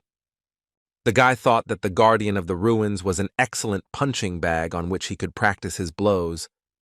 The entire squad watched in fascination as one man fought back against a giant monster. And Taris realized that he had gotten carried away, and in order to finish off the enemy in one go, he had to use the Horn of Disaster. However, this technique was extremely risky, as it could collapse the already fragile structure. The warrior was irritated by the fact that he could not fully use his strength, which caused him difficulties in battle. An old friend, Tahed, advised the master to use a sword that he could coat with his aura and the priest's blessing. Riffenhart explained that he could not coat the sword with aura, which greatly surprised the wizard Master Stefan. The warrior claimed that he could only envelop his body with aura, as that was the teaching of his martial clan. Suddenly, a priest intervened in the conversation and called out to the martial arts master. The young man was interested in how high the resilience of Riefenhart's body was, and he had an idea. The slightly busy warrior replied that the body's resilience was quite strong, which was exactly what Cillian wanted to hear from him. The saint declared that he intended to use Philinense's blessing, but not on the knights, but on their guide. When the boy asked to bestow a blessing on Riefenhart, the warrior felt an incredible force pierce his body. And at that moment, the dark magician, grabbing Grelbist by the hands, managed to throw him over himself. The monster flew into the wall of the room with force, demonstrating what the master of martial arts was capable of. Tahed was shocked to witness a divine spell called Sacred Strike. The young man managed to use it not on an object, as he usually did, but on a human body. The saint asked Riffenhart to do his best and beat the demon to death. With the acquired power of a berserker, the dark mage rushed towards the enemy to quickly end all this. The first attack the boy made was a divine kick, which hit the enemy's weak spot. Next came a divine knee strike that the opponent felt on his head. And for the next blow, the martial artist had to concentrate all his strength in his fist. The attack that was called Divine Fist cut through the chains that bound Grelbist. The blow was so powerful that it threw the hellish creature into the air, not forgetting to also inflict powerful damage. And literally a moment later, the guardian of the dungeon dissolved into space right above the hero who defeated him. Riffenhart looked brave among the remains of the monster and the remains of the chain that seemed to hang in the air. This is how Cillian saw the martial artist, and he fell in love with his image. After that, the runes gradually began to fade, plunging the room from red back into semi-darkness. The priest was surprised that the test of the ruins was over at this point, and Antares demanded that the spell be removed from him as soon as possible. The fighter who defeated Grelbist was approached by Mr. Stefan, who had come to his senses. The knight claimed that the master hid his identity well, most likely considering them all unworthy. A depressed Altian could not forgive the fact that Riefenhart had trampled on his honor as a knight, even though he had not actually intended it. The guy accused the warrior of having fun watching the squad desperately fight the monster, but in reality the Dark Mogu didn't care. The monster's slayer turned his back on the knight, which further angered the great knight's ancestor Claude. The team captain wanted to pounce on Riefenhart, but he ducked at the last moment. The Demon King picked up the sword and discovered that the narcissistic knight was struggling to maintain his balance. To prevent the young gentleman from suffering and looking stupid, the hero of the day helped him slide down. As he stood up, Stefan insisted that the guide had deliberately avoided it in order to make a laughing stock of him. Handing the guy a demonic sword, the dark magician tried to convince him that he was not mocking him at all. Sir Edward explained to his master that giving away such a precious thing meant that the warrior was devoid of greed. But hearing the knight's words, Riefenhart thought about the fact that he usually did not use second-rate weapons. The young master was bursting with anger because he had not received his ancestor's sword through battle, but as a consolation gift. The Dark Mage ordered the squad to return quickly, claiming that there was nothing else to see in the dungeon. After some time, the entire expedition returned to the village of Cattle, from where they began their journey. Cillian Philmarsis used his skills for good, helping locals with illnesses. Riefenhart noted how the young man had cemented the image of the sacred order of Philinense among the people by doing everything he could to appease those in need. Meanwhile, the knightly detachment was heading to the Altian estate, the owner of which was haunted by a warrior named Rifen. The boy wanted to find out who he was, which Sir Edward agreed with, as he had foreseen this even earlier. But the young gentleman returned home in a bad mood, convinced that he could not be weaker than some commoner. Having dealt with the ruins of Palton, Riefenhart could now meet his Ceres. However, the boy was surprised when he discovered that the saint, for some reason, continued to follow him. The young man claimed that there were priests who traveled around the world and showed the mercy of the goddess by caring for the believers. Cillian said he had considered returning to the order, but decided to try his hand as a pilgrim. The saint added that he also wanted to be in the company of the strongest of men, which greatly alarmed his companion. The Dark Mage wondered if he was cursed to have so many strange individuals around him. On the other hand, no matter how clingy the young man was, he was a saint, and therefore could heal if necessary. On his way to meet his beloved, the guy thought that she could have suffered, and a healer could be useful to her. The young man then began to ask Antares how he managed to achieve such excellent form. The Karen Trading Association's estate was filled with disgruntled cries from its owner. The servant convinced Mr. Beret that he had done everything in his power before sending the girl to him. The heir de Couronne claimed that the elves were to be completely loyal to their masters. The guy was indignant that the elf was too cheap for a slave, which is why she behaved so ignorantly. The guy was irritated by everything about the girl, even her gaze, to which the slave replied that she was born with such eyes. Beret asked for her favor to buy him a normal slave instead of the one he bought on the cheap. Ceres, who was number 148, was being returned to the slave market for the third time. From the village of Cattle, Riefenhart's route lay along the central road to the Chatan trade route. The Principality of Chatan was a nation of merchants located in the very north of the continent.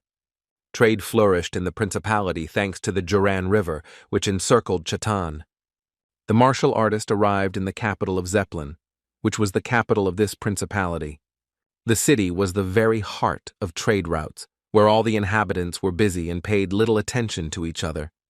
The Demon King explained to the priest that they were in a country that was founded by merchants who bought land from the kingdom of Graeme. Cillian asked his comrade to slow down a little, who was walking so quickly only because he wanted to find Cirrus as soon as possible. The traveling couple witnessed how the head of the Rolophane Trading Association punished the guilty one. Tahed accused the poor commoner of slandering the trade union. By calling the detainee a beggar, the head of the association decided to teach him a lesson. The man claimed that if he hit the beggar 30 times, he would be ready to give him the same amount of gold, throwing the coins right in his face. As soon as the people from the trading association left, the priest immediately ran to the wounded man. The young man insisted that he should have gone to the police and reported this terrible man. However, the victim had no intention of doing this, stating that this money would help him open his own business. Cillian couldn't believe that the man was willing to behave like this just for money, but Riffenhart had already spoken about people's attitudes toward money. The saint was surprised because he thought that he knew the world well. After all, he had traveled a lot, but for the first time he was in a place where money decided everything. Having received an unpleasant aftertaste after this incident, the young man was curious about what the warrior was doing in such a city. The martial artist was evasive and replied that he wanted to buy something, but his companion continued to question him. The demon king cautiously replied that he wanted to acquire the elf, guessing how the saint would take it. The boy's expression immediately changed, but Riffenhart assured him that the priest's thoughts were wrong. The warrior could not tell about his past life, so he answered that the young man should think of him as he wanted. Cillian spoke negatively about men, but the master immediately reminded him that he was also one of them. Meanwhile, the head of the Rolophane Trading Association was relaxing in one of the tea houses. The aristocrat complained to the servants that the merchants, by accusing people like him, simply wanted to get as much money as possible. Suddenly, Tahed discovered another visitor to the tea establishment in the room. The leader greeted his old friend Beret, who looked somewhat absent-minded. The man asked if everything was okay with the slave that the guy had recently bought, but he had already managed to return her back to the market by that time. Tahed laughed at the fact that Beret couldn't even tame a slave, which is why Karen couldn't enter the top trading associations. In his defense, the guy claimed that she was cheap and many people returned her, but Tahed wanted to tame that disobedient girl himself. Meanwhile, the traveling couple stopped at one of the capital's hotels. Riefenhart, feeling awkward, asked his companion what he was doing. Having taken a prone position, the young man insisted that he had been training and that push-ups were very difficult for him. The warrior told the priest not to push so hard that he would not lose it due to muscle pain. However, Cillian insisted that he would be fine, demonstrating this in practice. Having applied divine spells to himself, the young man resumed his physical form. And at that moment, it dawned on the martial artist why the guy wasn't gaining muscle mass. The treatment was comparable to turning back time, with muscles growing from micro-damage and regeneration in the future. And the saint, when he healed himself, only returned to his original state, wasting time. The demon king felt sorry for the foolish priest, who wanted to show him a more effective method over time. The warrior could not understand whether the saint's long hair was bothering him, but no matter how much the young man cut it, it quickly grew back. Riffenhart stated that he had enough money to go to the slave market, which his companion again followed. The auction featured a wide variety of slaves, but elves were the most popular. Because of their beauty, elves were valued much higher than other races, whose prices ranged from 30 to 800 gold. For orcs, they gave from 10 gold pieces to the point that they gave away a slave for next to nothing because of their tendency to harm themselves. The saint shared his knowledge that Elvenheim was a slave market for the sale of elves with a 300-year history. The demon king didn't like the name of the market, which literally translated as Elven Land. Cillian believed that the elves were treated better than the orcs, but in both cases, it was a slave contract that was clearly not to the liking of either race. The young man did not understand this, claiming that life under the care of civilized people was better than living in the wilderness. Looking at the priest, the martial arts master understood that the average person thought something like this. Riffenhart believed that he needed to found a new kind of empire, different from the one he had built in the past. When the guy was thinking about creating a full-fledged nation of intelligent races, at that moment, the merchant launched slaves into the room. The man introduced the world-famous slaves of Elfenheim to a potential buyer. The priest closed his eyes at the sight of the girls, and the merchant assumed that he was a young lady, which confused him even more. Overcoming his disgust at what was happening, Riffenhart found out if there were any dark-skinned elves for sale.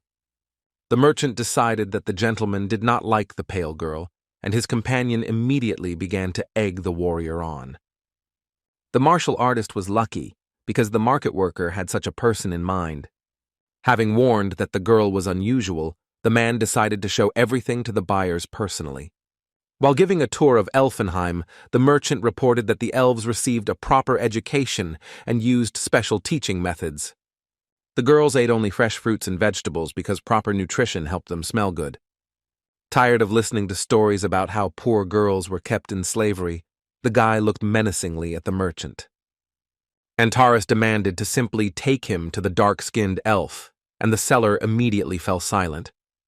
When the trio arrived at the guarded gate, the market employee informed the guard that he needed number 148. The merchant explained that there were immature candidates for the role of killers in this place. With extraordinary joy, the man repeated that the girls trained here, honing their skills. And when Riffenhart discovered the very product that interested him, tears rolled down his cheeks.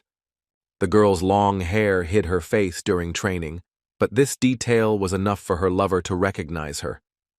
At one point, Cirrus threw back strands of golden hair, showing off his dark face.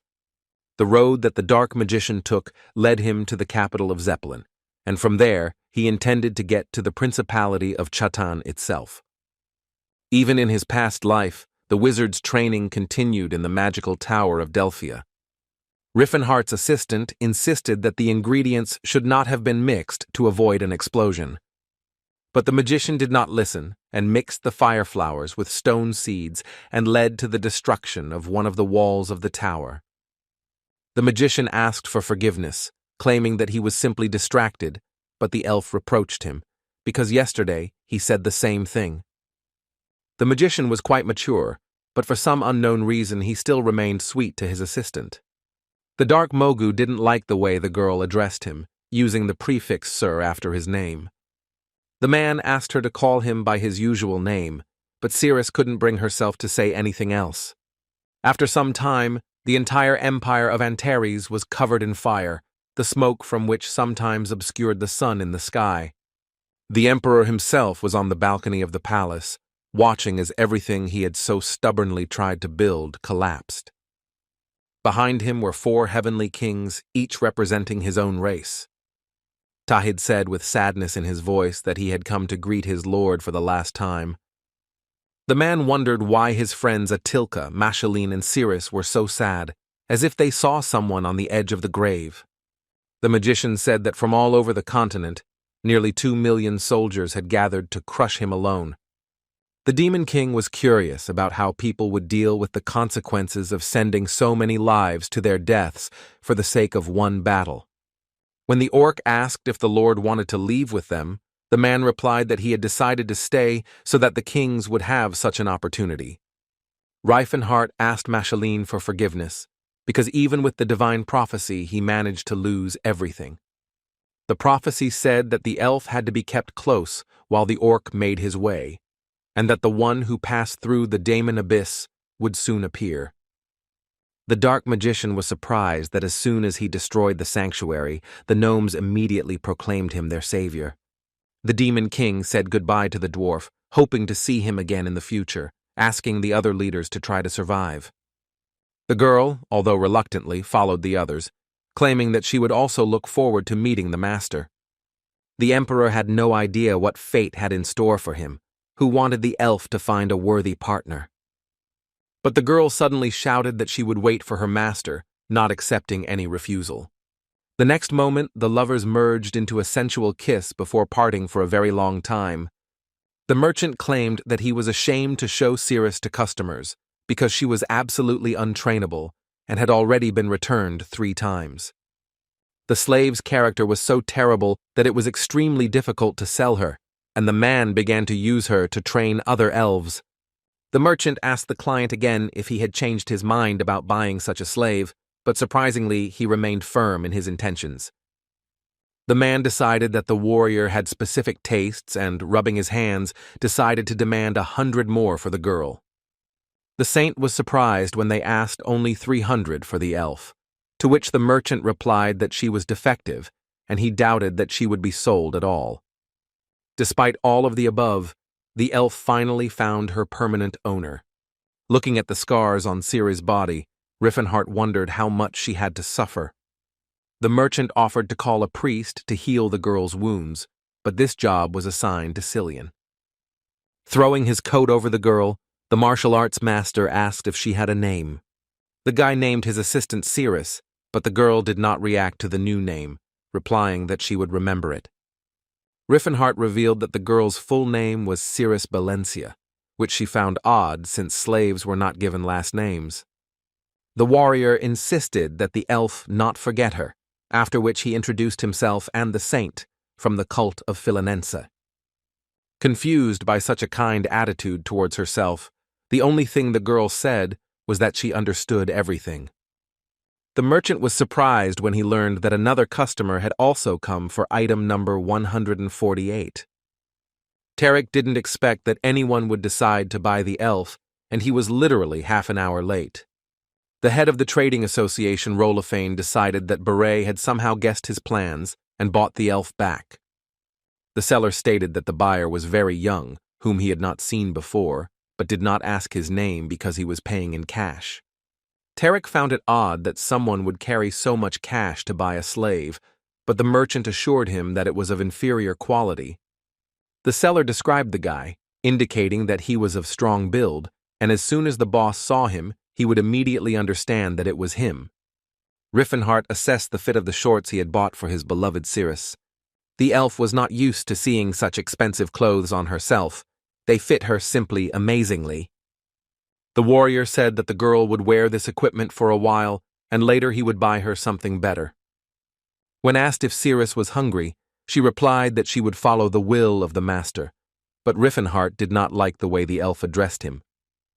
The dark mage had no intention of returning the girl back to the market, which made her unable to understand why her new master treated her like a human girl. The boy asked her to call him by his name and treat him as a comrade with whom she was traveling. Ceres took the martial artist's request as another fetish for someone who liked to imagine himself as an adventurer. Since the slave was in such comfortable conditions for the first time, she decided to play along and call the guy Riffenhart. Soon the trio dined at Mercy Redanti, the most popular restaurant in Zeppelin. Riffenhart explained that the owners of the establishment used the name of the goddess patroness of a bountiful harvest, who gave food. The magician imagined that they had taken communion with the flock, although not for free, explaining to the saint that the cult of Philanense also made money from beauty services. Cillian defended the goddess of love and beauty because it did not violate the canons of their religion, even though one service cost a mountain of gold. And while the priest continued to defend his cult, Riffenhart's gaze involuntarily slid to Cirrus. The guy found it cute how the elf greedily devoured her lunch, which puzzled her. When the elf realized that she had behaved inappropriately at the table, she immediately corrected herself.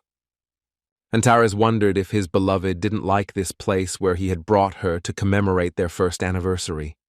However, the difference was that then he was Cirrus's savior, and now he was in the role of a buyer, so their meeting left a different impression. Wondering whether he had arrived too early, the guy decided that with time the girl would understand the meaning of his words.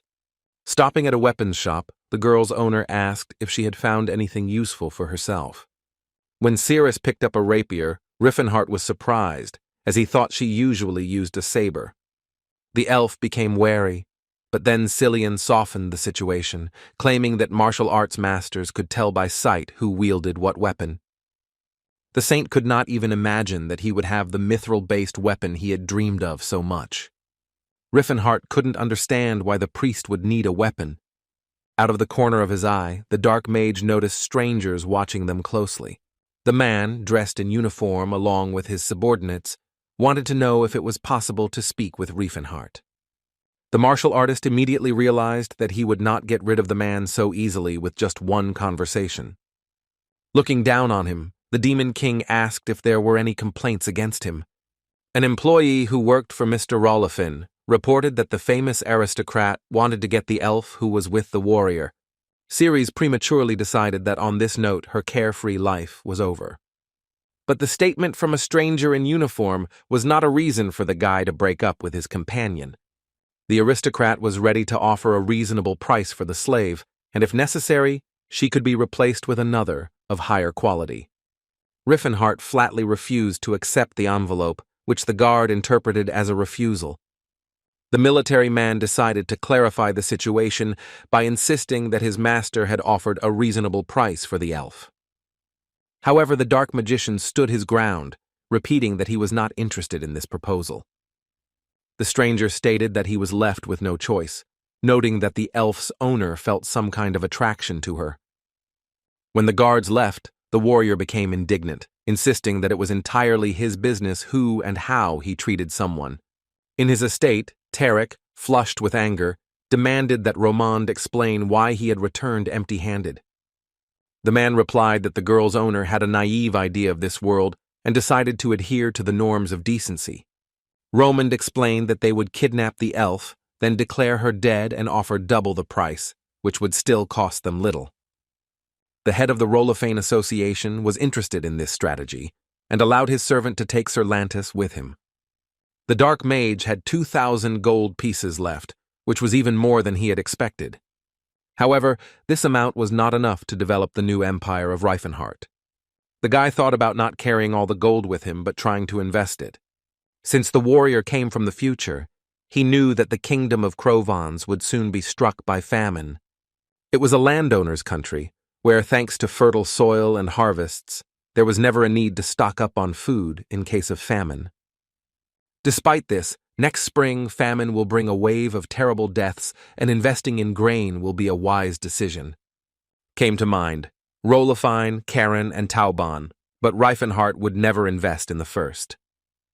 Of the remaining ones, the guy preferred Taubang, whose specialty was selling grain, and the company was Rolofine's main competitor. Sivolt Tauban was the head of the association who cursed Tarek for deciding to sell millet at half price.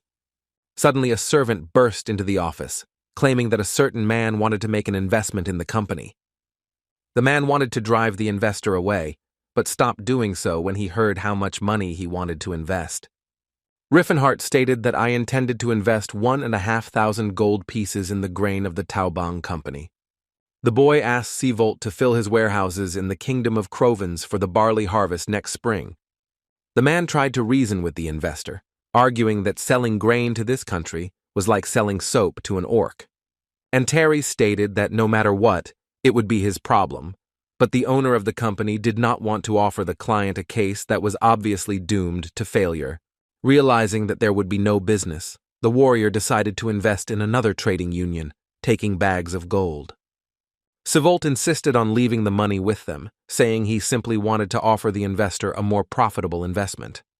The martial arts master said that he was able to decide for himself where to invest his money, asking that it be better to draw up a contract as quickly as possible. Riefenhart's only condition was that his contribution not be used for personal gain. The guy asked if there was a branch of the Tauban Trading Association in the Kingdom of Graim, to which the trade route was being built.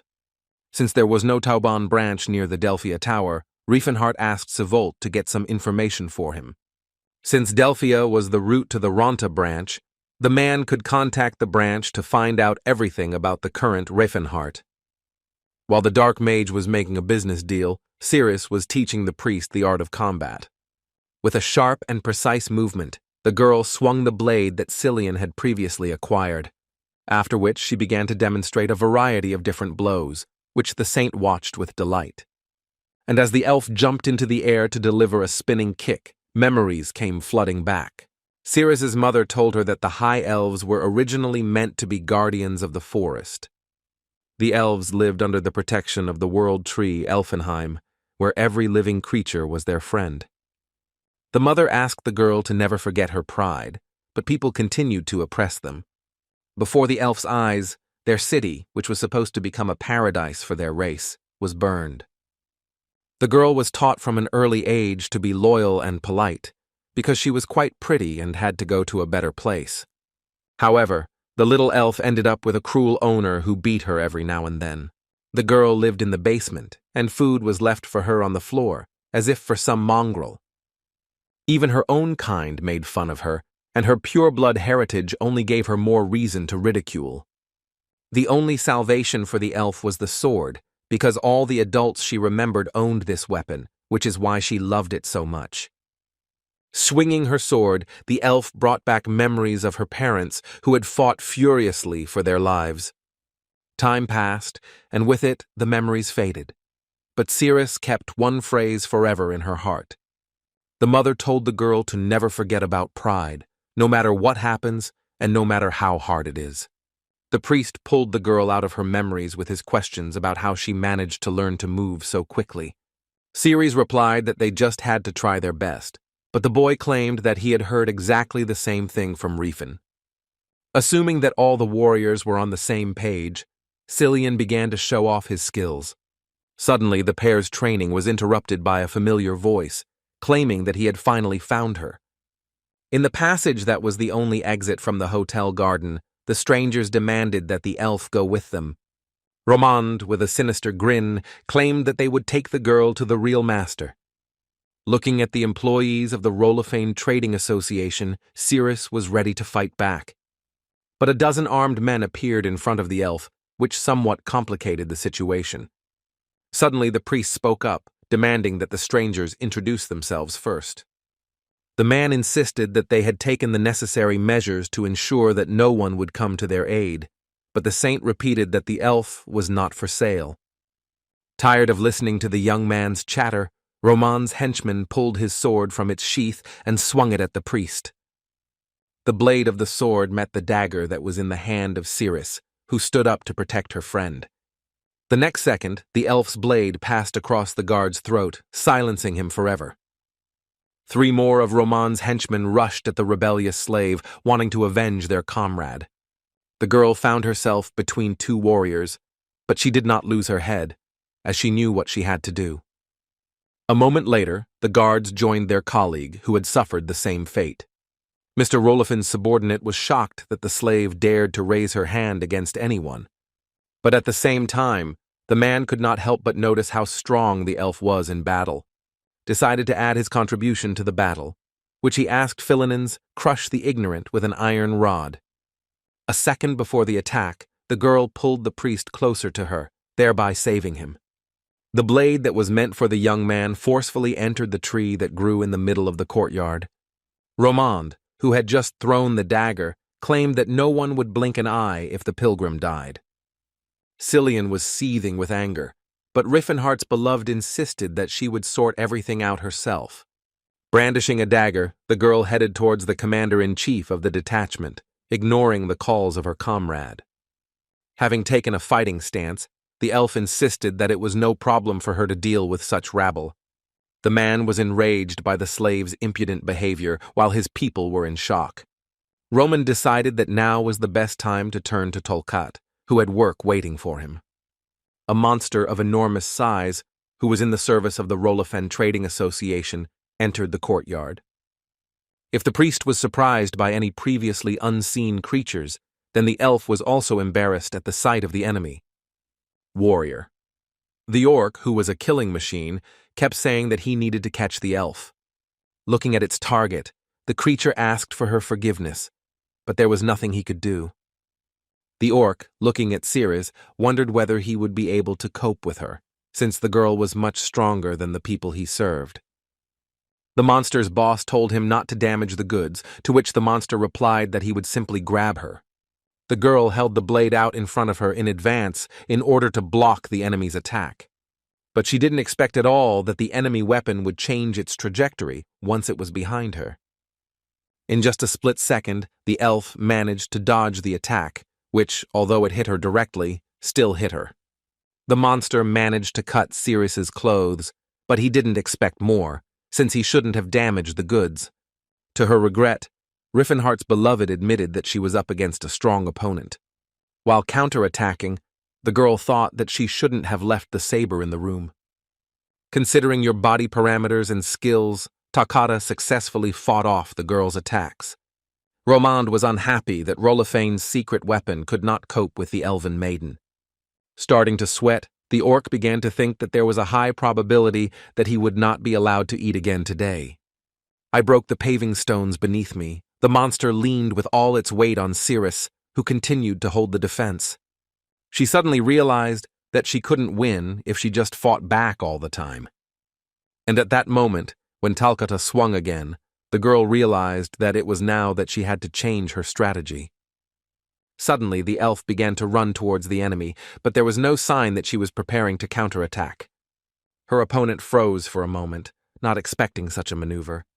But having pulled himself together, the orc continued, and so he lowered his sword straight at moving target. Ceres looked at the enemy with a stern gaze, making it clear that she would not stumble even in the face of a mortal threat. The monster felt uneasy when it realized that the girl had no intention of evading. And at the last moment, the orc was forced to move the blade to the side so as not to injure the slave. This was exactly what the elf had been looking for, her lips stretching into a smile. The orc, with his throat cut, thought about how he had almost killed Cirrus, wondering what she would have done if he hadn't changed his trajectory. But the girl believed until the very end that her opponent would have time to change his mind. The saint called out to the elf, asking if she had the strength to block the thrown blades. Saying that he believed in his friend, the young man began to ask Saint Philinense for help. Enraged that Talcat had let the girl escape, Romand grabbed his blade again. Cursing, the man ordered the priest to stand still, throwing a sharp dagger in his direction. But Cillian had no intention of breaking the spell, relying entirely on Rolophane's beloved. Thanks to her lightning-fast reaction, the elf managed to block the blade flying towards the saint. Meanwhile, the guy got help from the goddess of beauty and health, demanding that he crush the guards using her power. Ceres, seeing a glow behind her, turned around to see what it was and was shocked by what she saw. Roman sweated from the threat hanging over him, which he did not expect from the young priest. The guy managed to summon the Philinense wands, which were brought to combat readiness. The trio of living dead quickly rushed towards the detachment sent by Rolophine. There was such a loud explosion in the hotel courtyard that it attracted the attention of the birds nearby. Cillian claimed that divine power was intended to fight demons, but could also help buy time. Before the young man had time to run far, an elf suddenly grabbed him by the clothes. Holding the pilgrim with one hand, the girl threw the orc's sword into the air and kicked him. The weapon slammed into the wall at speed, going deep enough to hold. The next second, Cirrus deftly jumped onto the blade of the sword, practically without touching it. And then, pushing off from him properly, she jumped up, level with the upper floors. Standing in front of the window, the couple covered their faces from the shards and jumped into it, smashing the glass to pieces. Beside himself with anger, the commander ordered Talcata to go after the fugitives. Suddenly, a man appeared next to Romand, who was surprised by the mess that Tarek's people had made because of one elf. The bearded knight was curious if the coffin had ever fought on equal terms with an experienced orc warrior. Lantas asked the detachment commander where the fugitives, whom he had safely let go, had gone. As soon as Rolophine's subordinate pointed to the broken window on the upper floor, his colleagues disappeared without a trace. A high-level guard deftly jumped up the tree and reached the height he needed. In a matter of seconds, Lantas disappeared, as if he had never been in the hotel courtyard. Romand was amazed that a warrior like him could rise so high in just one jump. However, this moment could easily be explained by the possession of aura, which, however, did not help the man arrive on time. Although the guard had missed the elf at the moment, he advised her to hide as best she could. Meanwhile, Ceres and the saint were in a frenzy trying to find the right path. The young man suggested returning to the room for equipment, but the girl objected, confident that they were already waiting there. Cillian insisted that they would be able to deal with a couple of guards, since running around with one blade between the two of them was not an option. The elf, listening to her partner's speech, was convinced that he was not such a hired child as he seemed at the very beginning of their acquaintance. The girl turned out to be right, and one of the people from the trade association was already waiting near their room. Before the guy could react, an elf appeared in front of him, arriving in flight and preparing to strike. Having spun around, Cirrus hit the guard right in the face with her boot, which was more than enough. The priest, watching the girl preen herself, said that they didn't have time for that, and they had to grab whatever came to hand and run away. But before leaving, the young man asked the goddess of beauty to erase the traces of their presence in the room. Lanthus was a swordsman who had achieved a certain level of skill in fencing and had also mastered aura. A person who possessed an aura was able to sense the movement of all living beings within a radius of 30 meters. Knocking down the door of the room he needed, the man assumed that the priest was able to erase traces of his presence. After looking around, the guard found no one, and noted with annoyance that the couple had managed to escape. Romand immediately arrived at the scene and asked Sir Lantas did not mention that the young man and the slave girl had managed to escape. The swordsman ordered his colleague to be silent, after which he added that they could not have gone far, and that dogs should be set on their trail. Ceres asked her companion if it would not have been better for them to disappear into the crowd. However, the pilgrim argued that they needed support from the people, because no one would help slaves running away from their owners. Was unable to help them, but if the saint decides to give up and return right now, he will again find himself at the mercy of one person. The guy kept saying that if Ryfin had been here, everything would have been resolved long ago, since he didn't want to go back with his terrible body. Ceres asked if her master was really that strong, but Cillian didn't hear her question, concentrating on his search. The priest turned to the goddess and asked her to show him the thread of fate so that their painful separation would be replaced by a happy reunion. Through his prayers, the young man managed to get Philanense to give him a fork in the road that would direct them along the right path. Love was able to forge destiny from chance, because a chance meeting became a destiny at the behest of love. If a man met a woman and considered their meeting a miracle, then this was true destiny. The chances of such an accident were extremely small, but with Philanense's blessing, it became her destiny. Cillian understood perfectly well that this spell was for finding suitable matches, although they had another purpose. The young man noted the skills of the elf, who seemed to him much stronger than Lelzia, and was also praised for becoming a high-ranking saint at such an age. In a conversation with Cirrus, the guy caught himself thinking that he was talking to the slave as if she were an ordinary person, assuming that she was special. The young priest reported that the thread broke here, meaning that they were there. However, the couple immediately felt the presence of a stranger, along with his dark energy. The man who came out from around the corner and exuded an aura was not the one they were so desperately looking for. Shielding her comrade with herself, the elf insisted that it was not Mr. Riefenhart in front of them. The girl's guess was confirmed by Lantas himself, who claimed that thanks to them he was able to warm up quite well. The man advised the fugitives not to try to escape, saying that this time they would not be let go so easily. Ceres knew that if they tried to escape now, they would expose their backs, so all that was left was to fight the enemy. Swinging her blade, the girl failed to hit the knight, who, despite his age, moved as briskly as she did. Before the elf could come to her senses, the man appeared behind her, claiming that she was quite talented. While avoiding another attack, Lantas assumed that the girl had put in a lot of effort to achieve such results. Because Cirrus couldn't land any of her attacks on the enemy, she was starting to get very worried. The pilgrim, asking Philanense for courage, did not understand why such a swordsman in the world of knights would get involved in the dirty affairs of one of the trading unions.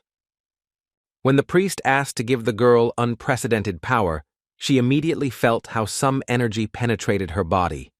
The man was surprised at how many sacred spells the pilgrim used, convinced that he could easily reach the level of the bishop himself. Cillian replied that he was well known enough in the south of Vasili, asking his partner to teach the warrior a proper lesson. Now the elf's movements had changed beyond recognition, which her opponent immediately told her about. But one fine day the luck came to an end, and the blade, endowed with divine power, cracked. Cirrus's face showed fear, as she couldn't even imagine that she could suddenly lose her weapon during the fight. Finding himself behind the elf, Lantis left a scar on her body, claiming that he had allowed the fugitives to get too carried away, having played with them too much. The saint himself did not expect such a turn of events, and his fighting spirit instantly disappeared. The swordsman was pleasantly surprised, not expecting that the slave would force him to use aura during the battle. Running up to Reifenhardt's beloved, the young man asked himself what a swordsman who possessed aura was doing here. It is unclear how the knight who had wandered here was approached by his colleagues. The young priest was very surprised when he learned that it was Lanthus himself who had heard his name before. Lanthus von Kalbenard was a famous knight in the Taken Kingdom, particularly for his notoriety. The heir of a noble family awakened the power after 30 years, and then the whole kingdom rejoiced at the appearance of a new owner of the aura. But besides this, the man kept a terrible secret that he could not share with anyone. The knight behaved terribly with the elven slaves and even spread to royalty, after which he was exposed in high society. The young man said that he had heard about the knight's bad reputation, and that having become the greatest disgrace of his kingdom, he decided to hide in the principality of Chatan. Cillian couldn't believe that the owner of the aura could do such dirty deeds, to which the man replied that he was simply working off his salary. The swordsman does not. I was ashamed of my actions, that I calmly talked about how I killed hundreds of elven girls and then decided to run away here. Romand believed that the Aura Lord brought no small benefit to the trade union, that he could handle absolutely any dirty work. Lantus, who helped Rolifine rise in the principality, pointed to the priest, wanting to suppress his divine power for a while. The man was well aware of what the high-ranking priest was capable of when he fired an aura at him. The guard asked the swordsman not to harm the slave anymore, to which he replied that he could always hire a priest and heal her. Looking at Cillian, who was shaking with fear, the man asked to take him with him, as he considered him very handsome. Rolifine's servant was unhappy that the knight had taken up his ways again, but the saint tried to reach them, claiming that he was a boy. However, this did not stop Lantus at all, who felt that this would be an unusual experience for him. The man claimed to take good care of the young man, who was drenched in cold sweat. But the guy didn't let the guard touch him, and he slashed his hand with a dagger. The swordsman was surprised that after the procedure he had performed, the boy was able to fight back. Lantus explained that the priest must have torn tendons, which is why he could not figure out how he got up without treatment. This prank prompted the enemies to cut off Cillian's little legs so that he would not accidentally run away from them. It never came to that, as one of the walls shattered into pieces, which came as a surprise to those present. The pilgrim could not believe that this was the third time that Mr. Riffin had saved him, believing that it was fate. The guy who had escaped spectacularly declared that after a long search he had finally found the scoundrels. The martial artist asked the guards how they dared to covet Cirrus. However, the workers of the Rolfane Trading Association stood silently, unable to shake off their stupor. Riffenhardt pulled off his jacket as he walked, the sight of which made him feel suddenly hot. The swordsman, confused by what was happening, looked thoughtfully at the stranger who had appeared out of nowhere. Lantus was sure that the guy wasn't just lucky with his physique, feeling how a strong aura emanated from him. Romand explained that the person in front of them was the owner of the slave, but the swordsman believed that he was an ordinary commoner. The man seemed to go crazy from the presence of Riffenhardt, whom he could in no way call ordinary. The knight was not clear how the boy at such a young age was able to master an aura whose level could not be read. Unsheathing his sword, Lanthus declared that he had not met such strong people as the martial arts master for a long time. Riffenhardt demanded that his opponent stop making chivalrous speeches, that he was a dirty, perverted old man. The warrior suggested that the swordsman attack, causing the man's eyes to shine with a mad gleam. As soon as the dark magician took off, he left behind colossal destruction. The high-level knight didn't even think about retreating as he headed towards a worthy opponent. At the moment of impact, the guy put his hand in front of him to block it with the help of aura. Lanthus, filled with anger, did not expect that his opponent would be able to block the blow of his blade. At the moment when both warriors clashed in battle, they produced a powerful explosion when two energies of similar strength collided. Once the smoke from the blow cleared, the martial artist was safe and sound, with an aura hovering around him. Riefenhart decided to respond to his opponent by gathering all the power of his strength into a single point. However, the Mad Knight had no intention of retreating, and for the first time in a long time he was amused by the course of the battle. And then both warriors began to attack each other in turn, but neither of them managed to inflict damage on their opponent. The Demon King looked with hatred into the face of the crazy swordsman, for whom the duel was akin to a holiday. Roman's subordinate suggested running away, but his superior ordered them to stay put, as they could easily die if they accidentally got hit. The young warrior pressed his opponent so hard that due to his age, he was sometimes forced to retreat. Ceres, who was being treated by the pilgrim at the time, was surprised that her master possessed an aura. The priest asked the enchanted elf again if he hadn't told her about this before. While fending off a series of powerful attacks, Lanthus noticed that there was a person in front of him who was superior in level to the one who had recently awakened the aura. Then, in order to change the course of the duel, the swordsman used his power to change the shape of the sword. The blade's edge turned into multiple branches of pure energy that resembled a whip. Antares had no choice but to resort to a key bullet in order to even the odds of winning. The man kept thinking that the guy managed to open his aura in his teens, but somehow retained his youthful appearance at 40 years old. However, the knight immediately rejected this possibility, considering it sheer madness. The sword that turned into a whip of aura still couldn't touch the martial artist. As he blocked each blow, Riefenhart asked himself why the swordsman who had attacked Cirrus could use such strength and skill. His opponent believed that he needed to give a beating to the one who believed that martial arts built the right character. After another attack, Lanthus retreated from the warrior to a safe distance for the umpteenth time during the duel. The man found it incredible that the boy was blocking his sword with just a wave of his hand, finding only one explanation for this.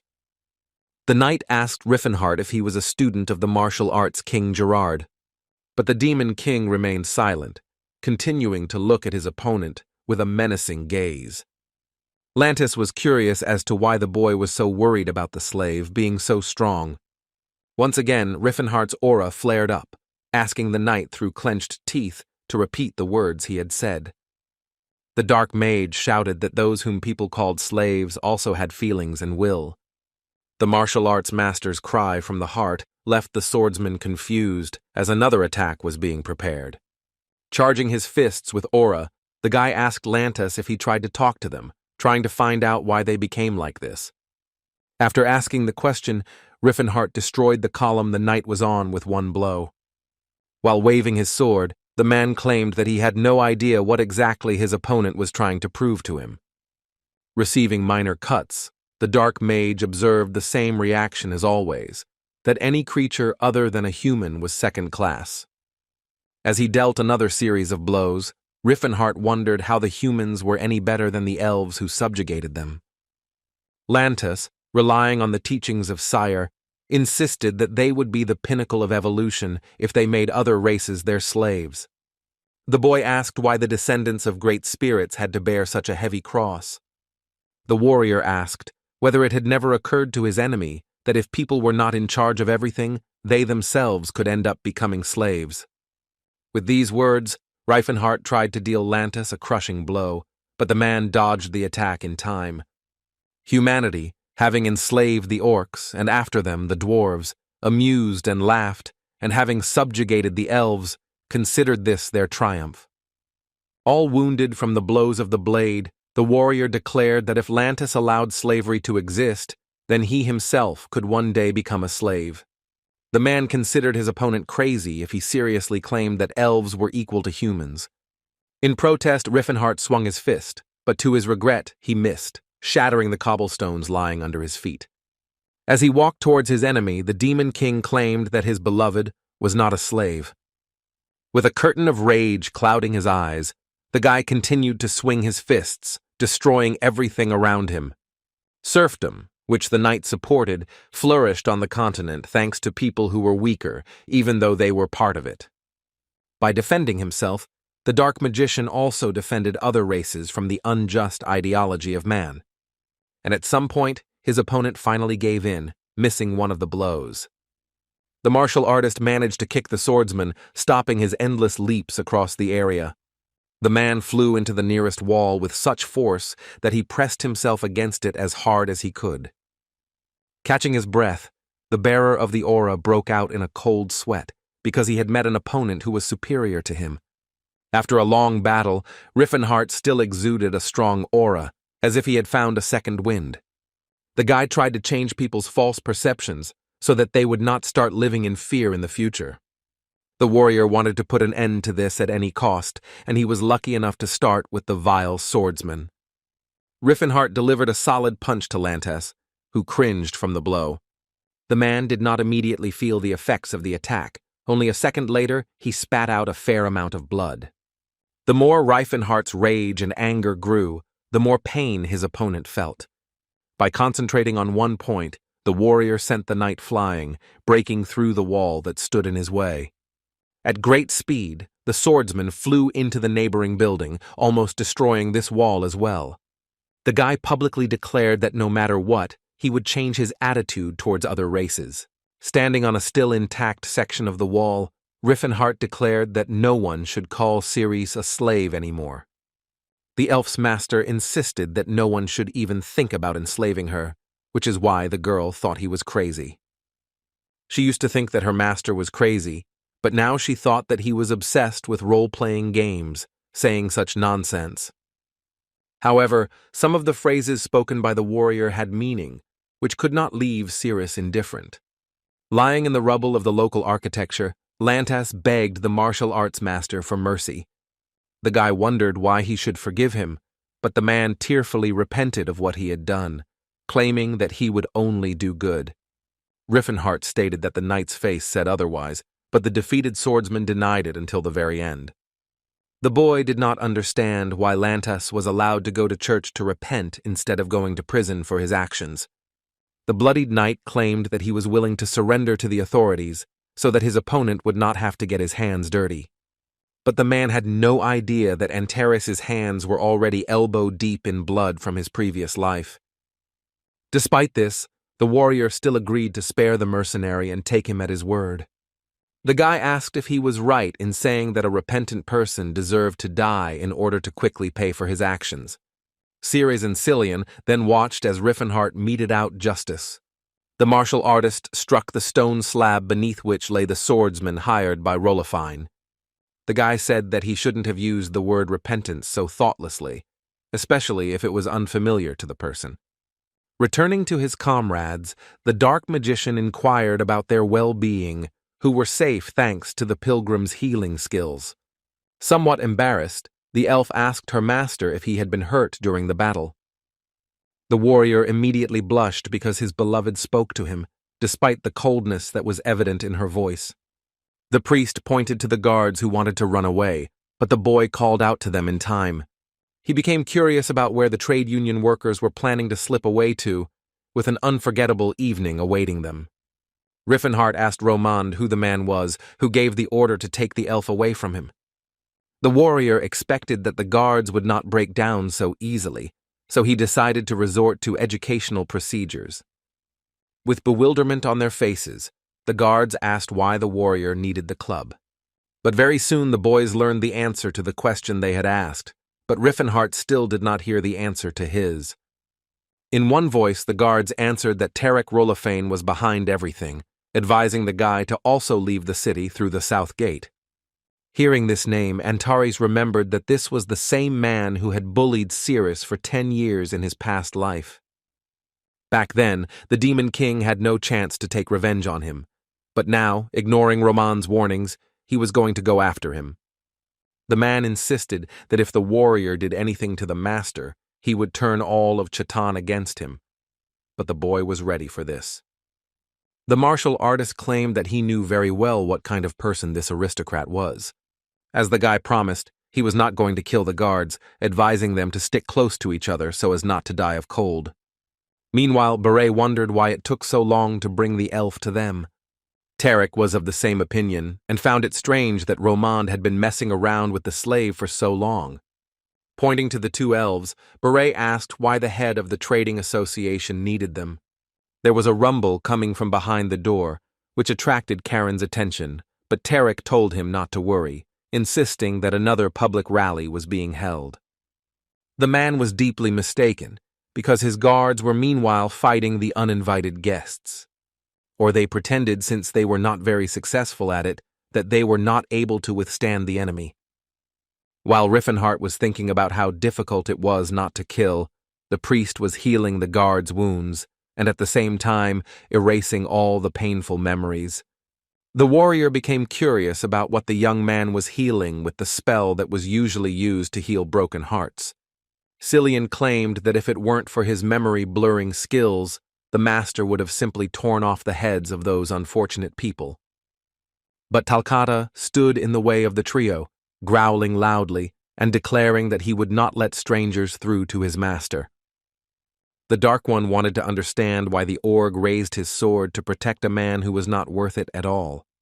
The monster explained that he had obligations, and if he was broken or damaged in any way, he would not be able to call himself a warrior. Unexpectedly, the martial arts master told the orc that he had lived in slavery all this time, causing the monster to think. Even though Aristocrat was not Talcata's mentor, he still had to see things through to the end, even under duress. As Riefenhart had expected, the orc was too naive and straightforward, surprising the saint with his knowledge of their language. The elf said that she would take on the monster, which caused concern in her master. Drawing her sword, the girl claimed that now, unlike the previous meeting, she had the necessary weapon for this. Looking at his rival, the orc complimented her, claiming that she had become stronger. The warrior asked the pilgrim to cover Cirrus, who knew without reminders what he had to do. The monster didn't like how the human ignored him, but the Demon King claimed that his opponent was an elf.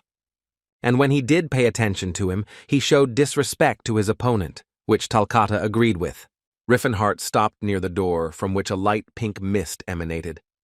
The guy immediately paid attention to it because, having smelled it, he guessed what it could be. Opening the door a crack, the warrior felt how the intoxicating potion intensified its specific smell. Looking inside the room, Riffenhart discovered the curtains were covered in blood. The men, under the influence of the intoxicating herbs, wondered who the stranger was who had come to see them. When Rolofane tried to find out the identity of the guy himself, he also called his guards for help, who did not respond. The Demon King told the two scoundrels that he had seen a lot of atrocities in his life. However, what he saw today made him so furious that he was not ready to let the men get away with it. The datura herb that was in a special container continued to fill the room with its aromas. An angry Tarek kept asking the same questions, trying to get to the bottom of it. The guy's gaze slid to what was causing him such conflicting feelings. On the floor of the room lay the lifeless bodies of elven women, with whom the vile aristocrats decided to have some fun. Tormented by both grief and rage, Antares asked himself why there were so many people in the world who were unworthy of life. The head of the trading association was indignant about the reason Talcata let a stranger in and the guards didn't raise the alarm. When the guy came closer to the man, he began to ask him if he had come for money. But Rolofane immediately thought about the place at the market, deciding that this man had been sent to him by the Tauban Trade Union. When the nobleman tried to double the amount he had promised the warrior, Riffenhart replied that Cirrus had had to endure such wretchedness for 10 years. The man did not give up trying to bribe the warrior, assuring him that they could draw up a contract right now. But there was no need for ink and papers, since Riffenhart knocked the wind out of the scoundrel with one blow. Bursting into tears and blowing bubbles through his nose, Tarek asked why he had been treated so cruelly. The dark magician was curious how such a person dared to mock his Cirrus, who in turn tearfully swore that she did not know any Cirrus. The guy began to list everything that Tarek could have done to his beloved, adding arguments in the form of fists to his words. The martial artist claimed that now the aristocrat would understand what it was like for those who died by the grace of Rolofan. Beret immediately screamed that the stranger was a murderer, which the Demon King was ready to argue with. The head of the association, Karen, insisted that he led a righteous life and did not understand what they wanted from him. Looking out from the corridor, the elf and the priest silently watched as the master dealt with the villains. Ceres, when she saw Tarek's dead body on the floor, said that it was very cruel. Riffenhart defended himself by saying that these people deserved worse, which Cillian agreed with. The pilgrim said that he had already become accustomed to such a sight, since he had been traveling for a long time. After which, the couple, praising each other, told about how they managed to defeat Talcata. Using the aura, the boy felt that the orc was still alive, although his breathing was weakened. Barrett, when he saw Cirrus, screamed in fear that in front of him was the same slave that he had returned. The girl, looking at the groups of her relatives, declared that in front of her was a child killer.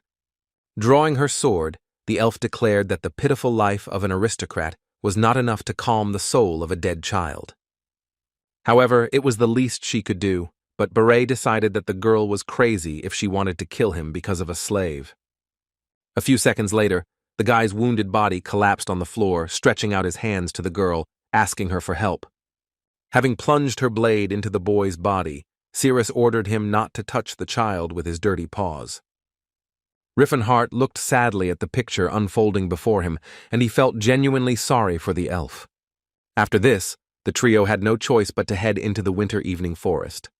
But they took with them the remaining slaves, 7 elven women and 9 orcs who were in Rolofane's power. Talika reported that they were all slaves, not accepting the girl's thanks, claiming that he was now loyal to Master Riffenhart.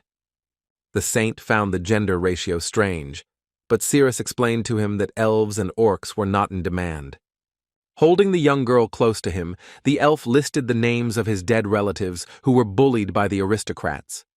Remembering the events of the past, Cirrus felt ashamed that her idea of the new master could have been wrong. Just then, Riffenhart appeared on the horizon and asked forgiveness from those present for keeping everyone waiting. The warrior said that he had obtained a slave contract, as well as the seal of the head of the Rolofai Union. When the priest asked where the guy managed to get all this, he replied that he found it in the safe when he broke through the wall of the office. The pilgrim declared that this was sheer barbarity, which angered Antares, who had not heard that phrase for 50 years. His comrades immediately asked what time the martial arts master was talking about, but he immediately decided to change the subject. The guy said that the contracts he had been looking for so long were not really what he needed. Turning to the elves and orcs, Riefenhart said that if they did not like being slaves, then he could free them right now. Everyone started whispering among themselves, not understanding what exactly the new gentleman was talking about. Cillian assumed that the warrior would resell the slaves, but he had no intention of trading them. The pilgrim wanted to know if Rifen was planning to settle down and give up the life of an adventurer. The seal on the contract meant that the representatives of the other times would no longer be slaves of Tarek, which could protect them from persecution.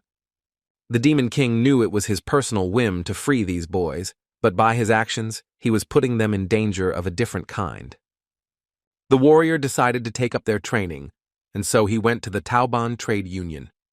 The head of the company was confused, as he had Master Tarek's slaves in his office. When asked if he had bought them all, Riefenhart replied that Sivolt himself would find out later, as he was supposed to take care of these creatures in secret. The warrior created a fog, saying that tomorrow's news would greatly surprise him, and if the secrets were revealed, he would be under suspicion. Seeing the excitement on the man's face, the client insisted that this was a normal thing for him. To begin with, the guy wanted to give Sivolt 100 gold pieces, which should be enough to cover the slave's expenses. Quickly hiding the gold in a bag, the head of the company replied that there was one place on the outskirts of Zeppelin where no one went. The dark magician also asked that no one touch these creatures and treat them like slaves. But there was something else that Antares mentioned, that he wanted the slaves to be trained, but Sivolt felt like Tarek had taught them everything they needed. The warrior wanted the creatures to know languages, numeracy, history, philosophy, and whatever else each of them would be most inclined to, in addition to slave education. The head of the Tauban company did not understand why it was necessary to go so far in order to give full lessons to the slaves. When they were told that slaves would not be able to absorb such knowledge, Riffenhart insisted that they would be of more use to their master, so it was worth a try. The man did not want to argue any further since he was not paying for the lessons out of his own pocket, but there could be problems with the teachers. Fortunately, the martial arts master knew how arrogant the mentors could be and was ready to help with that. They had to have students, among whom were commoners who needed money and who were worth paying attention to. The Demon King didn't expect anything special from the students and was quite satisfied with the basic knowledge for slaves. Tauban still didn't understand how slaves could learn anything, which was the same as teaching a dog or a cat to write. Despite Sivolt's doubts, the boy knew from experience that there was nothing wild about training slaves. High society flatly rejected this idea, citing the fact that all races except humans were insignificant. The reluctance to educate slaves was actually to prevent them from one day rebelling against their masters. Once Sivolt sees how much other races could understand, he will begin to train his own slaves. If everything goes as Riffenhart planned, then the education of slaves will become a trend that will spread across the continent. The warrior wanted to change the way people think, to achieve what he could not do in his past life. After some time at the hotel, Antares asked if the priest had money. The guy said that he suddenly gave all his savings to Sivolt because he did not take into account transportation costs. Ceres suggested returning her clothes to the store if the money situation was really bad. However, Riffenhart was terribly worried, assuring the girl that this was not necessary. The guy didn't even notice that since becoming a slave, the elf laughed for the first time in her life. The next morning, the whole town was in an uproar over what had happened at the aristocrat's estate. The heads of the Rolafane and Karen trading associations, which included Tarek and Beret, were found dead. Nobody knew who the killer was, because none of the workers could really remember anything. And 2 weeks after the incident, the trio took part in clearing one of the dungeons. The pilgrim, as before, resorted to the prayers of his patroness Philinense, so that she would sprinkle the lost souls with purifying light. The guy, with the help of the goddess, destroyed the undead, exterminating one member of the enemy squad after another.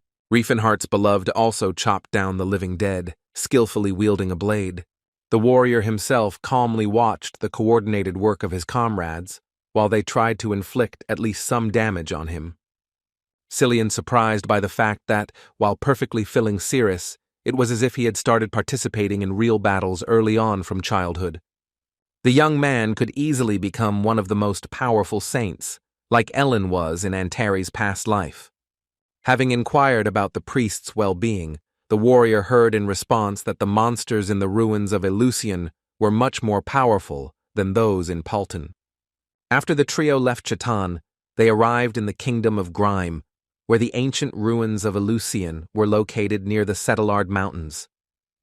When the travelers found themselves in front of a door sealed with magic, Cillian declared that they would not be able to open it by force. The young man read that it was worth hiring a magician, but Riefenhart interrupted him, saying that he was just casting a spell at that moment. The martial arts master explained to the pilgrim that he was familiar with magic and knew how to cast spells. The saint couldn't believe that, using aura during the battle, Riffen also had some kind of knowledge. The guy started screaming like he was trying his hardest, but he didn't move a single muscle the entire time. The saint asked the warrior what he was doing now, that he was accumulating mana despite the fact that the third circle magic did not require much of it. The dark magician began to recite the spell, trying to remember all the necessary words. Riffenhart commanded in the name of the ancients to open what had been forcibly locked and hidden from all.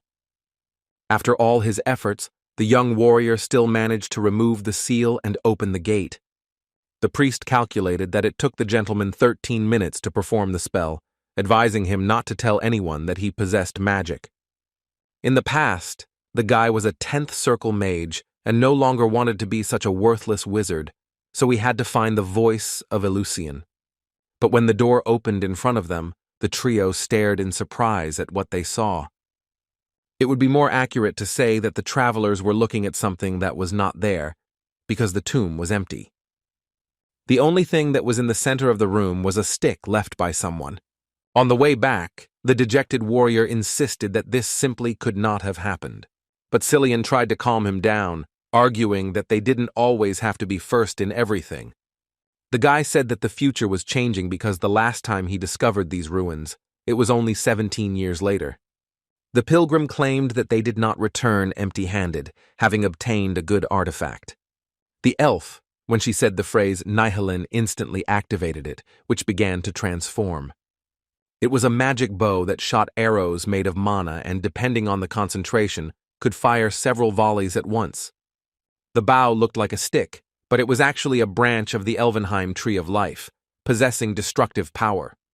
The saint asked how his friend, who was absolutely delighted with the weapon, assessed it. The young man was troubled by the fact that the master had identified the stick as an artifact, because he knew this, because the bow had been Ciri's main weapon in the past.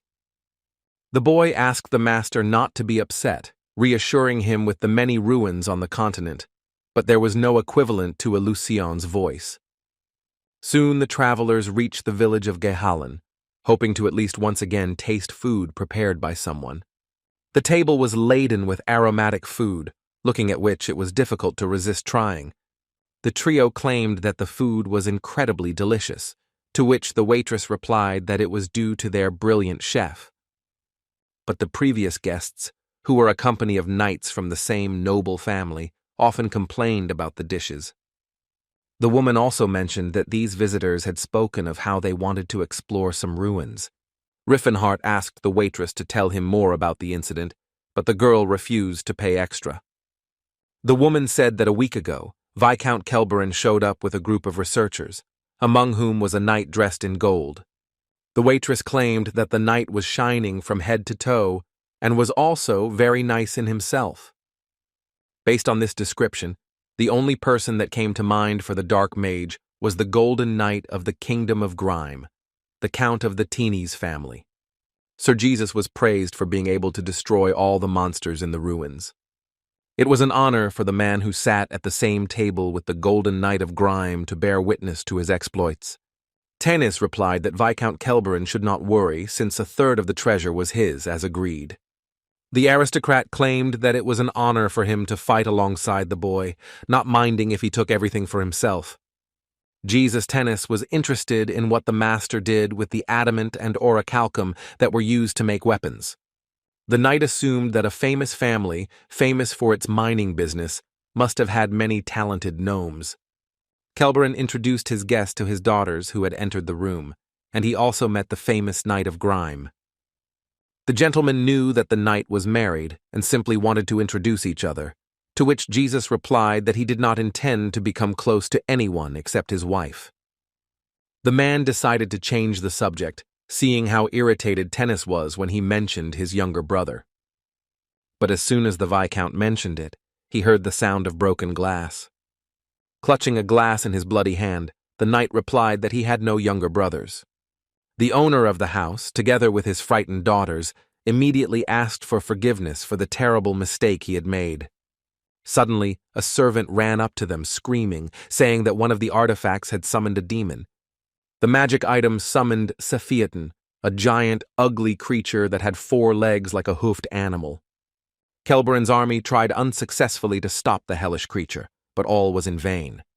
The Golden Knight, who was watching what was happening, was intrigued that among the treasures there was also a summoning artifact.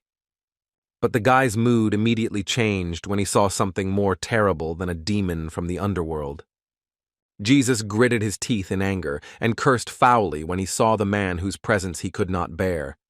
Sir Lot ordered his subordinates to remove the civilians and form a line. The deputy commander ordered the shields to be raised and the mages to stand in the rear, while another soldier came to their aid. While the wounded knights were hiding in the basement, Yesus's younger brother was walking towards the monster.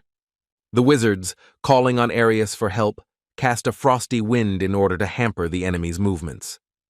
The magicians tried with all their might to stop the monster by covering it with a thick layer of ice. With their combined efforts, the sorcerers managed to freeze Sephiatan's legs, while the rest was left to the knights. Tenna's youngest son surprised the warriors, who were just waiting for further instructions from the commander. Sir Lot, seeing the guy, told Russ to leave immediately so as not to expose himself to danger. However, the younger brother of Yesus rushed to the attack, claiming that no enemy could withstand the onslaught of Tenna's sword. Leaping high, the young knight raised his blade above his head, getting closer and closer to the monster. Once at his target, the boy lowered his sword, using all his strength during the attack. The knight managed to wound Sephiatan, but the wound he inflicted was not fatal. After a successful attack, watching the demon's blood splash in all directions, Russ was already anticipating victory. As he threw his head back, the boy discovered a monster's claw descending on him. Sephiatan opened his mouth and attacked the knight with a mad look, but was unable to get rid of him. The warrior who fell to the ground escaped with only a slight fright, losing his weapon, which shattered into pieces. Pushing aside the younger of the Tenna's brothers, Sir Lot cursed his reckless behavior. Ras immediately sat up and closed his eyes from the headache that was the result of the injury he had received. Suddenly, behind the guy, a characteristic sound was heard, which he had already heard more than once. The next moment, the demon was attacked by a powerful volley of aura that also destroyed the ice that was holding him back. Brother Ras appeared and told Sir Lot not to get into trouble and to continue to support the bonds. While the knights were glad to see the commander, he looked at his relative with disdain.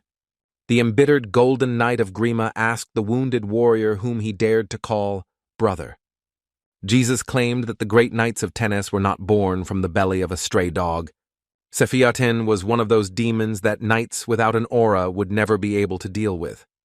When the warrior threw his giant sword off his shoulder, it fell to the ground and crushed the paving stones. The Golden Knight lifted the heavy weapon with just one hand and described a circle with it. After which, grabbing the sword with both hands, Yesus began to imbue the weapon with his aura. Leaning against the blade, the boy addressed the sword, asking Eldrad to open his eyes. The commander's words sounded like a spell on the weapon, causing it to fall apart. The metal plates that adorned the blade began to circle in the air around the warrior. At some point, the metal plates began to merge into a single structure, clinging to Jesus' leg. The same thing happened to the rest of his body, forming that same golden armor. And when the eldest son of the Tisan clan donned golden armor, he was ready to fight the demon of the lower world. At the local inn, Cillian proved to the young gentleman that the Golden Knight was Jesus. The priest was sure that the warrior was famous and everyone knew him, but Riffenhart denied this by saying that he had come down from the mountains. The pilgrim continued his story, claiming that Tennis was one of the strongest mage knights on the continent. The boy became curious whether the Golden Knight was so famous, asking Cirrus if she had heard of Jesus. Riffenhart didn't understand how a mage knight could be compared to an aura wielder, but it was all about Eldrad's magical armor. Golden Eldril was a magical metal that was rarer than silver mithril, and the armor and magic sword were made of real gold. With our armor, it was possible to activate magical power, which would make it possible to fight on equal terms, even with the owner of the aura. However, in order to defeat a powerful demon, one had to be able to correctly activate Eldrad's power with certain words. Jesus Tennis was just such a warrior that using this power he could dexterously attack any enemy. Having left deep cuts on the monster, the knight was ready to deliver a crushing blow. The warrior commanded Eldrad to awaken, so that with his power he could finish off the demonic spawn. The wounded demon had no choice but to simply await his fate. Thanks to the 8th circle spell of matter destruction, the knight dealt a colossal blow to the enemy. Antares insisted that the Tennis clan had spent a lot of time learning how to use the Force, because even such a tool did not provide an absolute advantage. The Tennis clan's armor usage techniques were much deeper than most fencing techniques. However, the warriors of this clan lost most of their fencing skills, and began to rely only on the artifact. Because even after studying close combat all his life, it was impossible to say with certainty that this person would be able to master the aura. And the chance of a golden knight appearing in each generation was significantly higher. Jesus clearly demonstrated that having a warrior in the family with strength not inferior to the owners of the aura was a huge advantage. Based on the above, the knight the mage that Eldrad used was a difficult opponent. Applying the icy snow fog that covered the whole land, the Golden Knight was preparing to finish off the enemy. Thanks to the spell, he only needed to deal the final blow to finish off Chatan. The giant monster had a hole of the same size, and the resulting wound was incompatible with life. A wounded Russ watched as his older brother once again won the battle. Grimes' Golden Knight stood atop the castle wall as the remains of the demon fell from the sky. Riffenhart and his comrades were in the lands of Viscount Kelburn, which were just near the lands of Tennis. Thinking about Jesus, the dark magician wondered if he would be able to defeat him in battle. Looking at Antara's thoughtful expression, the priest assumed that he wanted to fight the Count. The guy kept saying that he needed to take his artifact from the knight, but Cillian regarded this as theft. The young man explained that he helped the Principality of Chatan because he believed that they were acting fairly, but the Count himself explored the ruins and the artifacts were rightfully his. The pilgrim claimed that it would be wrong to interfere, since taking the magical item from him would be committing theft. The dark magician decided to tell the saint about his past life, since otherwise he would not be able to convince him to help return the artifacts. Riffenhart recalled that he was a student who inherited the will of Gerard's martial art, who had to pass a series of tests in order to complete his training. The warrior, while Cirrus was peacefully sleeping, tried to convince the young man that the mentor himself had placed the artifact in the ruins and had given the student the task of finding it. Riffenhart claimed that Eleusion was inherited by Gerard himself, and the other artifacts were rewards for his other students. Cillian believed that the warrior would not have learned about Nihilin otherwise, and would never have known about the secret paths of the ruins. The priest agreed that they had no choice, although Riffenhart did not have the courage to tell the whole truth, telling only part of it. Now the guy understood why the young gentleman desired someone else's property, who was already embarrassed by his own lies. Because the martial artist needed to find the artifact at any cost, he was worried about meeting the Golden Knight. Jesus Tennis, as luck would have it, messed up all the dark magician's plans, and the only way out was to steal the artifact. After hearing Sir Lot's praises, Tennis' eldest son declared that the rest of the work was up to the knights. Turning to Russ, the Golden Knight stated that a swordsman who could only cut from top to bottom was no longer part of Tennis. Leaning on his blade, the younger brother assured that no matter what happened, he would always remain the swordsman of the family. The next day, as soon as the sun rose, the young knight's sword was already cutting through the air. The boy swung his weapon tirelessly, honing his close combat skills. Russ lowered and raised his sword again, trying to achieve precision and sharpness in his movements. However, his training was interrupted by passing guards who were curious about what the guy had done this time yesterday. Continuing with his training, the boy replied that he simply wanted to defeat the demon, but the warriors made it clear that he should wait for the captain to arrive. Looking angrily at the bullies, the warrior he insisted that he was also a knight from the Tennis family, after which the younger brother suggested resolving the problems with a duel. As he passed by, one of the knights declared that he was looking at a dirty cur, not wanting to mess with him. Although Russ was strong, he had only mastered the technique of fencing and the downward strike, which required breathing technique. The sword was able to describe an arc in the air so quickly that the blow was barely noticeable, and true masters spared no effort for the sake of the perfect blow. Like all hereditary knights, aristocrats, Tennis had an arsenal of ball-handling techniques, but even his father could not teach him more. Since Russ was born illegitimately, his father could only pass on one technique to him that could lead him straight to aura. If the guy succeeds in mastering this technique, he will certainly awaken this forgotten power. The boy's father had high hopes for him, and he didn't want to let his parent down, so he trained hard. The boy received only a downward blow from the forgotten art, which was capable of releasing the power hidden within him. Looking at his brother's training, Yesus noted that their family would never have reached their current heights with just one fighting technique.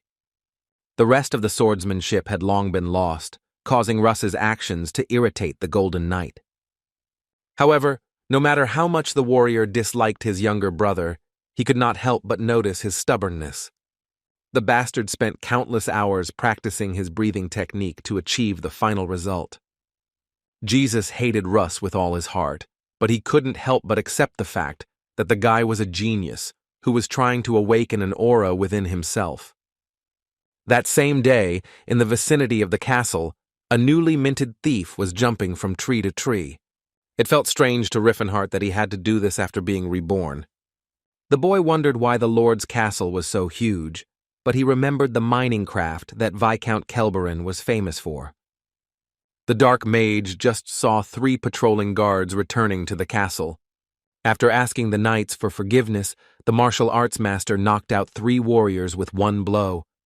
The guards walking around the castle discussed why they needed to guard the castle when they had a golden knight that no one would bother with. Suddenly, one of the knights heard some rustling in the distance, which alerted his colleague. The guards, looking around, came to the conclusion that they had simply imagined it, but the thief was right under their noses. With quick dashes, Riffenhart was almost there, deciding that he had a talent for stealing, which was not such a difficult task. Looking at the 2 warriors at the gate, the dark mage assumed that they were the Knights of Tennis. Appearing out of nowhere, the Demon King attacked one of the guards.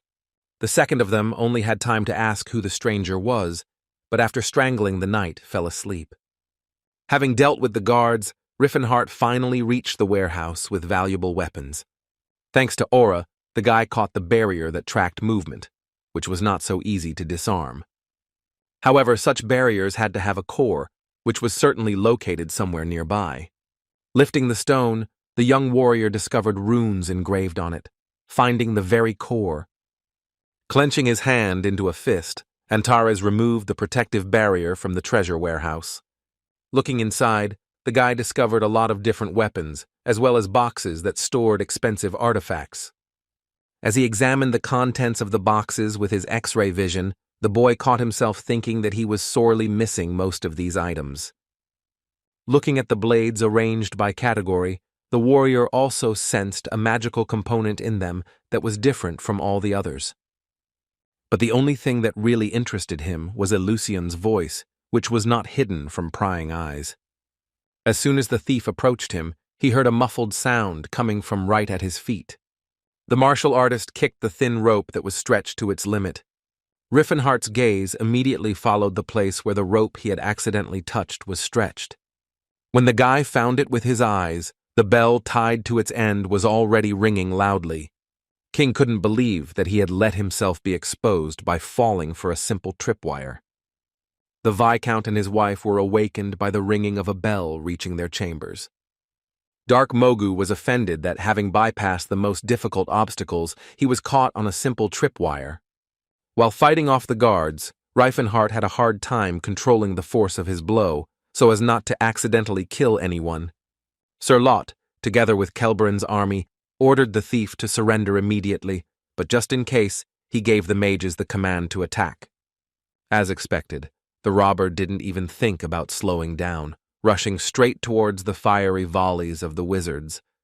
Running past one of the soldiers, Antares put his hand on his shoulder and stated that he was truly sorry. The man didn't have time to figure out what the thief meant before he used him as a human shield.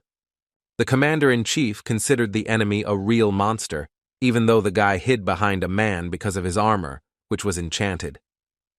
Sir Lot gave the order to the archers to open fire on the target, which sent a dozen arrows in his direction. But not a single one of the fired arrows caused any damage to the enemy, which bounced off him like feathers. Unable to move, Riffenhart looked at the chains that had magically attached themselves to his body. The martial artist became curious as the guards tried to slow him down instead of killing him.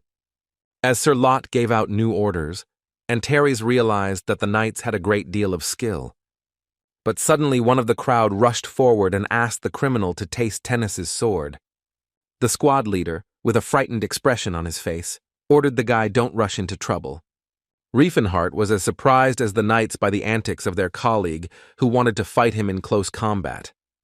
Pushing the knightly ranks aside, Russ shouted a battle cry and raised his sword over his head to deliver his signature move.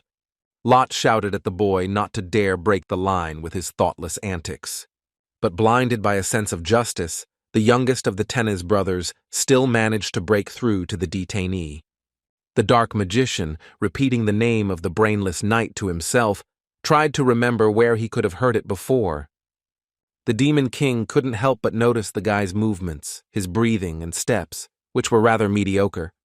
However, the blow he dealt raised many questions in him, and it felt like it had more than just any strength. Russ brought his blade down directly on the robber, who had been a prisoner of the guards just a second ago. The attack was quite powerful, but thanks to his agility, Riefenhart avoided it. But he also slipped a chain under the blow, into which the blade of the sword slammed with a creak. And only at the moment of impact did Yesus's younger brother realize what he had done, but he could not turn back time. Taking advantage of the moment, the freed Riefenhart effortlessly hit the guy in the side. The warrior was very surprised when the knight instantly rolled on the ground from the blow he received. The martial artist wondered why the guy, despite showing such a powerful blow, was unable to dodge a simple attack. Behind him, the Demon King heard the voice of the Golden Knight asking for the blade of heaven to fall from the sky. A multitude of fiery waves rained down on the thief from above, who, however, did not run away from them. All Riefenhart did was cover his face with his hands, which the attack was unable to do any serious damage to. Jesus Tennis, in full combat gear, noted that the criminal had too many outstanding skills for a rogue. The guy did not reveal his identity and simply replied that he had his reasons. The Knight of Grima stated that his opponent would tell him everything himself a little later. One of the key rules of Gerard's fighting technique was to strike first when fighting an unknown enemy. And although the knights did not have such a rule, Jesus decided not to wait for an attack and also attacked the criminal. In a split second, both warriors were as close as possible to see each other's faces. At the same time, the opponents realized that now was the ideal moment to attack. The Golden Knight swung his giant blade and missed, its blade flying a few centimeters from the warrior's head. Riefenhart in turn tried to damage Jesus with his steel fist, but also failed. The opponents, trying to balance, froze for a while in this absurd position. But the next moment, having exchanged counterattacks, they jumped back in different directions. Streams of air began to gather around the Golden Knight Grime, which looked like a warning. Sir Lot's subordinates, as well as himself, all of them did not understand what their commander was doing. Both warriors exchanged glances and came to the conclusion that one of them had failed to accomplish what he had planned. Then Jesus decided to use the technique of the roar of shadows, calling demonic bonds from the abyss. At the moment when they began to envelop Riefenhart, he did not worry, since he knew about this attack. In a split second, the guy managed to tear apart the ghostly ribbons that had failed to enslave him. Count Yesus did not expect that the enemy would know the vulnerability of the shadow roar, which skillfully resisted magic. The martial artist replied that his skill lay in close communication with this direction. Another attack by the knight in golden armor ended in failure, destroying the floor instead of his opponent. The battle continued both on the ground and in the air, as the warriors did not stand still for a second. But when Tison's eldest son lowered his huge blade, it always got stuck in the hard rock. Having guessed the moment when the enemy would lose his weapon again, the warrior managed to strike him in the body. The aristocrat was shocked when he took heavy damage despite wearing armor. The knight's response was not long in coming, this time sending arrows caught in the wind at the enemy. Jesus hoped that at least the magical spears fired at the thief would dampen his ardor. Calling for Eldrin to awaken, the boy directed a large beam of energy at his opponent. But this time, too, Riefenhart's life was saved by his speed and reaction skills, which allowed him to dodge a powerful attack in time. Having imbued the sword with the divine power that the artifact had given him, the knight was ready for the next attack. A huge whirlwind of fire was directed from his blade towards the criminal, sweeping away everything in its path. Turning around, the martial artist was surprised that the Golden Knight was capable of such a thing. As the deadly sphere approached, the Demon King came to the conclusion that he might as well die at this rate. The powerful explosion conjured by Jesus could be seen and felt throughout the entire area.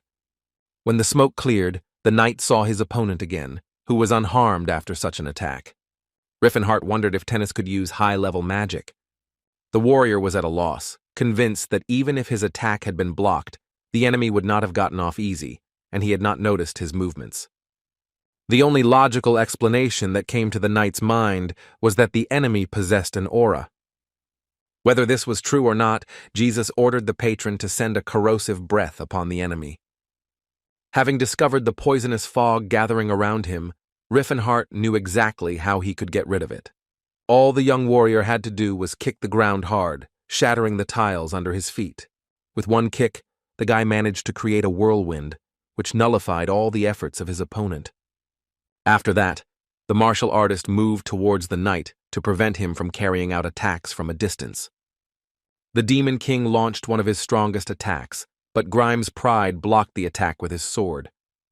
Parrying blow after blow, Jesus noted that the robber moved quickly, that even he had difficulty keeping up with him. At this moment, the aristocrat finally became convinced that his opponent possessed an aura. The knight had difficulty in the fight because he had misjudged its level, but now he decided to act differently. The warrior knew that Tennis's sword could not yield to anyone, even the owner of the aura. Dodging the Golden Knight's attacks, the Dark Mage believed that he would sweat the most when fighting against the owners of the aura. The commander's subordinates watched as deafening explosions were heard every now and then behind the wall. Running along the castle wall, the aristocrat asked why a man with such strength would stoop to the level of a pathetic thief. Riffenhart was surprised that his opponent had figured out that he had an aura, since he hadn't even released the golden one, since it was too recognizable. After a brief analysis, Jesus came to the conclusion that the owner of such muscle mass did not activate the aura as he had recently awakened it. In that case, the Golden Knight did not see the martial arts master as an equal opponent. Once again, the eldest son of the Thyssen clan called for Eldrin, as a bright light began to penetrate the holes in his sword. Looking at the transformation of the knight's weapon, Antares decided that this attack would be truly dangerous. The guy asked to grant him the power to destroy everything that was possible in this world. Armed with the light of Eldrin, Jesus charged forward, confident of his victory. But upon closer inspection, the Demon King noticed that the light emanating from the blade was golden. Then the guy covered himself with his hands in relief, thanking the Almighty that his enemy was a Golden Knight. At the moment of impact, Jesus was confused as to why the criminal did not try to escape or dodge. But the aristocrat received an answer when the blade of his sword touched the barrier that appeared. The Dark Mage used a vortex guard, which was able to withstand the Golden Knight's strongest blow. The commander's subordinate was almost blinded at that moment by the concentration of pure light. Russ Thiessen watched frozen as his brother and the mysterious thief confronted each other. The clash of the warriors resulted in another huge explosion, which raised a giant cloud of dust.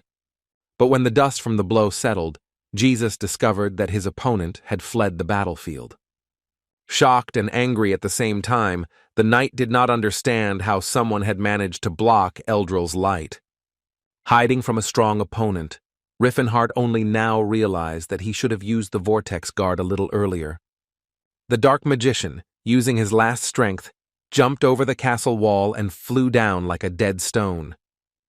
At great speed, the wounded boy flew into the frozen river, breaking through a thick layer of ice. Sir Lot asked the captain if he had been wounded, but Tenez ordered that the relics be checked and what had been stolen. The Golden Knight also asked to organize a search party to prevent the robber from getting away so easily. When asked by a subordinate whether the criminal could have survived, the aristocrat replied that he definitely would not die from such wounds. Cirrus, who had been sleeping soundly in her bed until that moment, suddenly opened her eyes. When the girl got up, Cillian woke up after her, asking what had alarmed his friend. The elf replied that she had a bad feeling. She felt that something was wrong.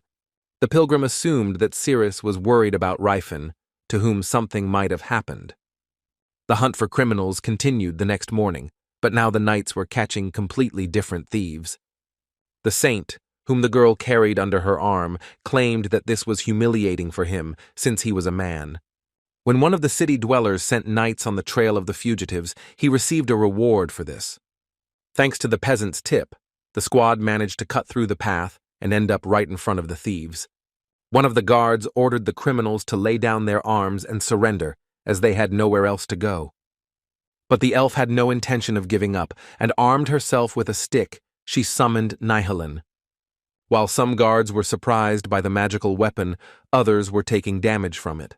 The Golden Knight, who had arrived in time to see Sir Lot, demanded an explanation of what had happened to them with the thieves. Having heard from a subordinate that these were no ordinary robbers, Jesus decided to take matters into his own hands. Having dealt with the squad, Cirrus called over the pilgrim, who dreamed of the day when Rifin would teach him how to grow muscles. Suddenly the girl heard a spell from a stranger who was calling for blades of wind. Having grabbed the priest, the elf immediately ran, miraculously dodging the enemy's attack. The Golden Knight of Grima, who appeared after the explosion, ordered the criminals not to move. Ceres didn't expect the legendary warrior to chase after them, but she was ready to fight him too. The aristocrat examining the slave's weapon noted that she had a complex blade in her hands. The boy wondered if the criminal was really giving out such a rare weapon to ordinary elves. And on top of everything else, his team had a high-ranking priest who endowed the girl with heavenly power. While reading the prayer, Cillian came to the conclusion that Rifin had been caught, which is why Cirrus had a bad feeling. In a split second, the enemy was already right in front of the elf's nose, which greatly surprised her. Rifinhart's beloved miraculously managed to block the attack, which, being so strong, instantly threw it back. Through a narrow gap in the helmet, one could see the mad look of the attacker, who had no intention of retreating. Ceres realized that even with Philinense's help, it would be extremely difficult for her to defeat such an opponent. Looking at his wounds, Rifinhart realized how badly he had been hit. The warrior felt awkward fighting the owner of the strongest armor in the world while being bound hand and foot. But despite the difficulties caused, the dark magician rejoiced at the rich catch, glancing at Eleusion's voice. As soon as the guy wondered where he was, a dwarf approached him, glad that the man had woken up. The halfling introduced himself as Hethos and inquired about the victim's well-being. Having asked Rifinhart if he could eat, the dwarf asked his assistant Tilla to bring some porridge. Tilla de Steelhammer was a dwarf warrior, but looked more like a child. The warrior was surprised that the dwarves were friendly towards him, although they had always treated people with distrust. As soon as the priest of Aulapoda, Gelfade Delphistion, arrived, all questions disappeared by themselves. The dwarf turned to the martial artist as a savior, which shocked him. The chief said that 6 years ago there was a prophecy that the great saint would receive a message from Owlpot himself. The prophecy said that the current would bring a strong man to the gnomes, and that if they helped him, he would help in return. The great holy mystery spread the message among the dwarves of the continent, and Gelfade waited for the savior every winter. The dark magician believed all this time that Owlpot had long since returned to his forefathers. The god of the dwarves periodically revealed revelations to his charges, which coincided with when he regressed into the body of Teslon. The guy noted how magnanimous God was, that he foresaw everything as soon as he moved through time. The warrior asked if the dwarves had really tried so hard for him just because of the prophecy, to which the halfling replied that their god had never been wrong. Tilla, looking at the martial arts master, stated that he was recovering quickly. The guy replied that it was all thanks to her, but the girl could not understand how exactly she had helped, since all she did was cook porridge. The gnome suggested calling a priest, but Rifinhart assured her that she was able to find him on her own. The mountain dwarves that surrounded Antares lived a life of slavery in the domain of Viscount Kelberin. Unlike the elves or orcs, they did not renounce tradition, as they were used somewhat differently than the mentioned species. The gnomes were left to their own devices because humans were unable to master their techniques, which they constantly talked about uniting with nature. The dwarves worked better in groups of their own kind, so they retained their culture and faith, and once even helped Reifenhart build a new empire. The Demon King learned from Tilla that there were about 60 gnomes, and they all belonged to the Viscount. The girl explained the absence of men by the fact that they spent most of their time in the mines of the Settlard Mountains. The warrior apologized because to avoid rebellion, people often took members of dwarven families hostage. When they arrived at Gelfades, he stated that the savior looked much better and asked to be called simply Riffenhart. With a good-natured smile, the old man said that they themselves did not yet know why the man was their savior. From the eyes of the dark mage of the creatures, it was determined that he did not perceive them as slaves, that he treated them as equals. The priest said that no one knew why Al-Pot chose a man as a savior, but everyone would help him with all their might, because the oracle was not wrong. Galfide found the boy strange, as he was not surprised when he was told about the prophecy. The old man said that the great saint wanted to talk to the boy, but the warrior did not fully understand what they wanted from him.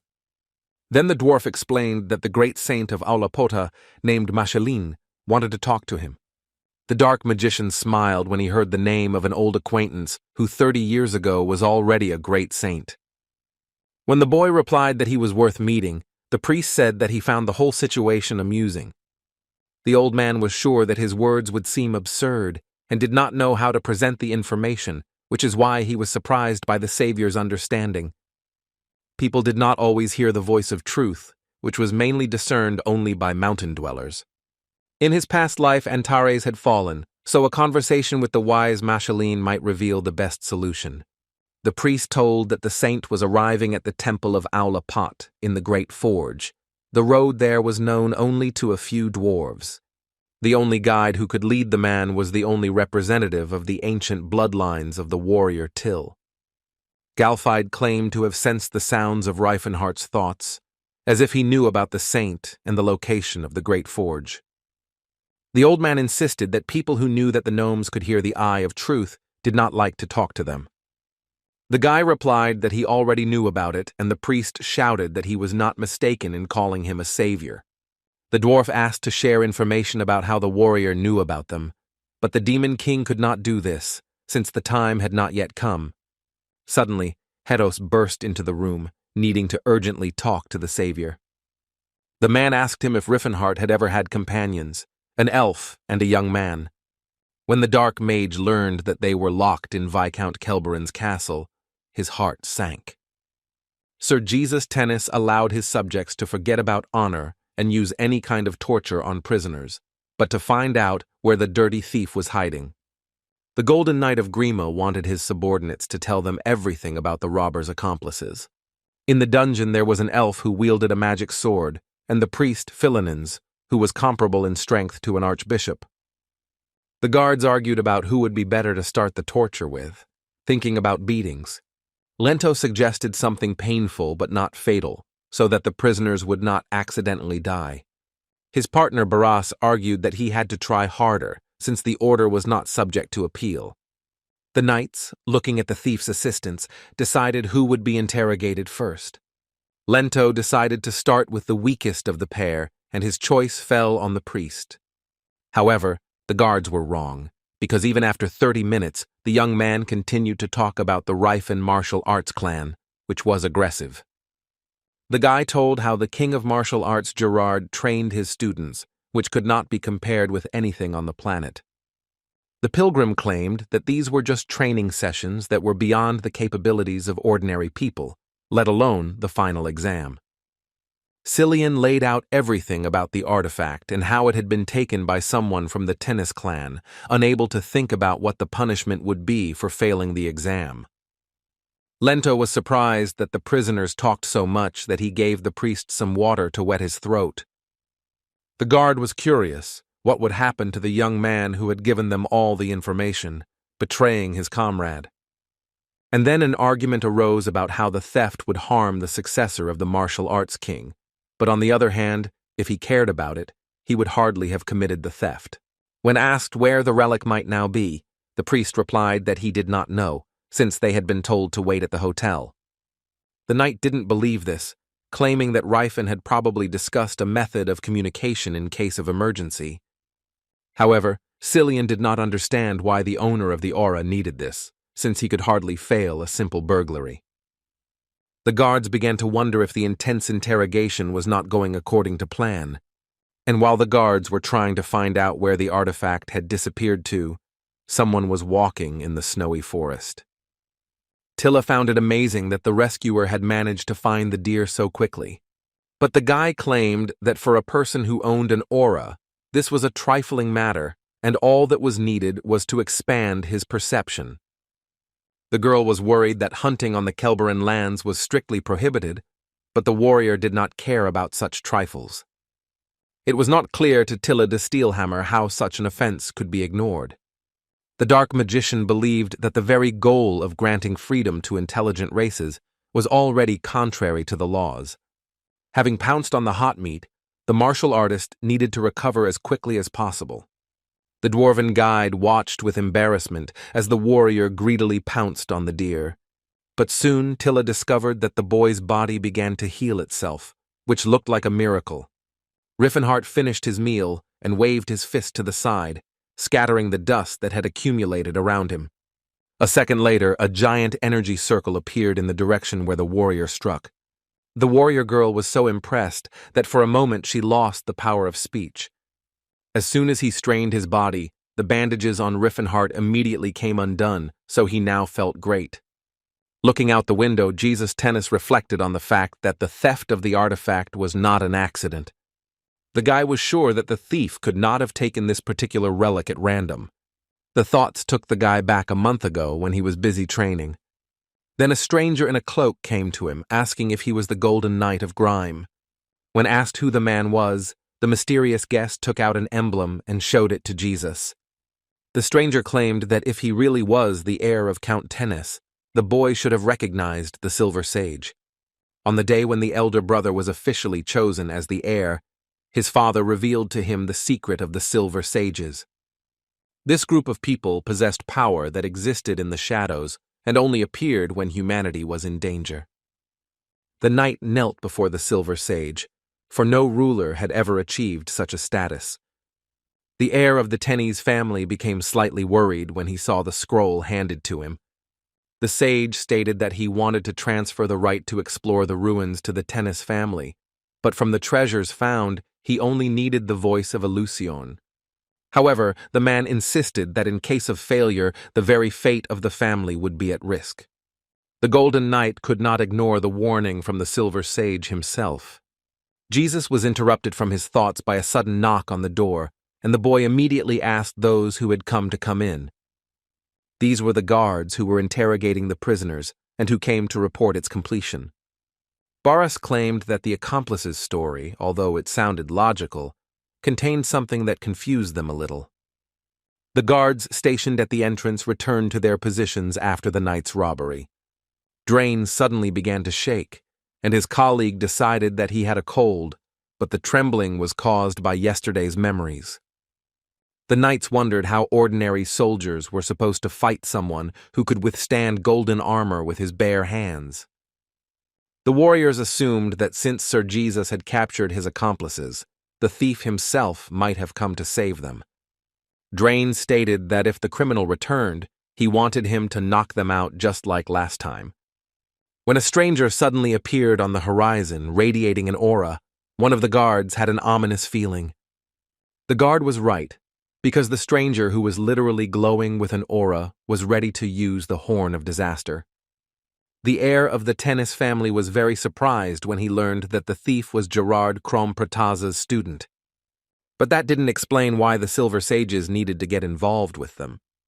The boy suggested that the prisoners might be lying, but Cillian was a believer and hardly knew how to weave intrigues.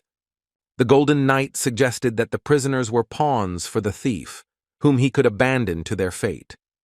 The aristocrat wondered how they would catch the thief in that case, and even if they did, they would hardly be able to return Eleusion's voice. The warrior froze for a moment when he noticed with his peripheral vision that something was shining brightly outside the window.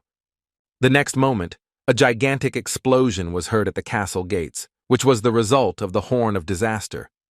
Jesus initially thought that they were being attacked by some army, but soon he saw that very energy. Its owner, having penetrated the walls of the palace, shared knowledge that his friends were here. Columns of thick smoke from the fires that had broken out began to rise into the sky from the castle grounds. Lento ordered the Knights of Tahed to show the enemy all the power they were capable of. The soldiers said that now everything would be different than last night, but Reifenhart had also changed, and not for the better for the soldiers. Sir Lot ordered the guards Lento and Braz to go into battle, who, without hesitation, rushed at the dark magician. But the brave warriors were unable to reach the enemy, who eliminated the daredevils with one blow. The martial artist claimed that shields were powerless against the owner of the aura. The deputy commander demanded that the priests bless them for their defense, who immediately turned to the great Arius. Under the protection of one of the gods, the knights attacked the thief who stole Elichion's voice. The Demon King had no trouble dealing with a bunch of soldiers who weren't even close to his strength. Suddenly, Riffenhart stomped his foot on the ground, sending out a shockwave from his leg. But after that, he hit the same place with his fist, causing the entire army to fly into the air. The wizards called upon blades of permafrost to attack, also conjuring an icy blast. Some, on the contrary, called for flames, shooting fiery arrows at the enemy. And some even resorted to the power of storms and thunderstorms, conjuring a lightning storm. Having heard about the number of spells that were being prepared against him, the warrior decided that he needed to deal with the magicians first. Gathering all his power into one point, Riffenhart released a rapid burst of chi bullets at the sorcerers. The emission contained so many bullets that each of the wizards got hit.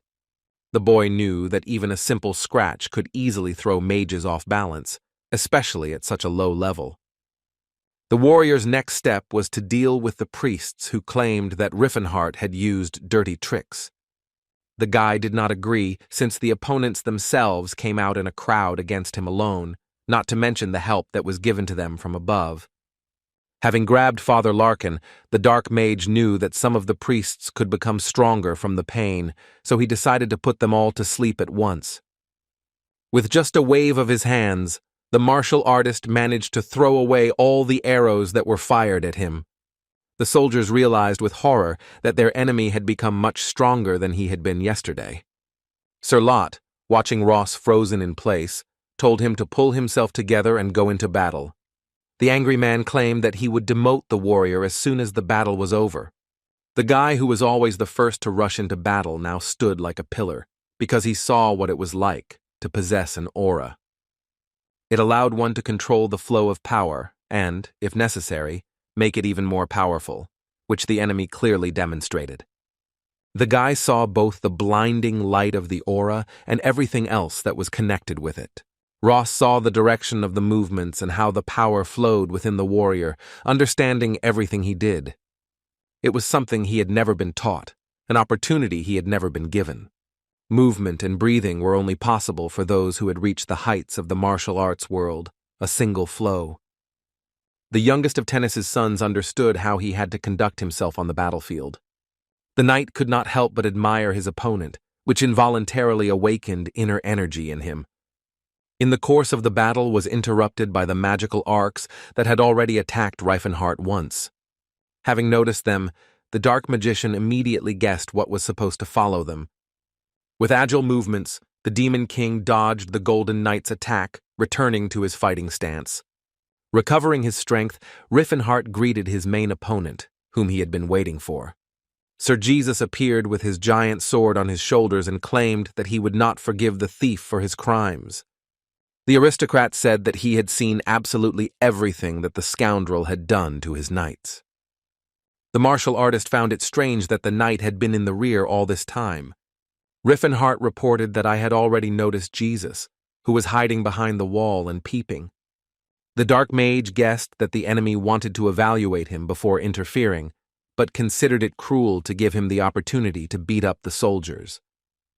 Riffenhart's words that the rumors about the knight, where he was fair and honest, were deceptive, made the soldiers doubt the commander. Then the dark magician began to egg his opponent on, claiming that he could have gotten here much faster, calling him not a golden knight, but a sleeping knight. Enraged, Jesus ordered his rival to shut his mouth, ready to make him pay for his slander against the Tenez family. The sword began to disintegrate again into metal plates that were supposed to form a single armor.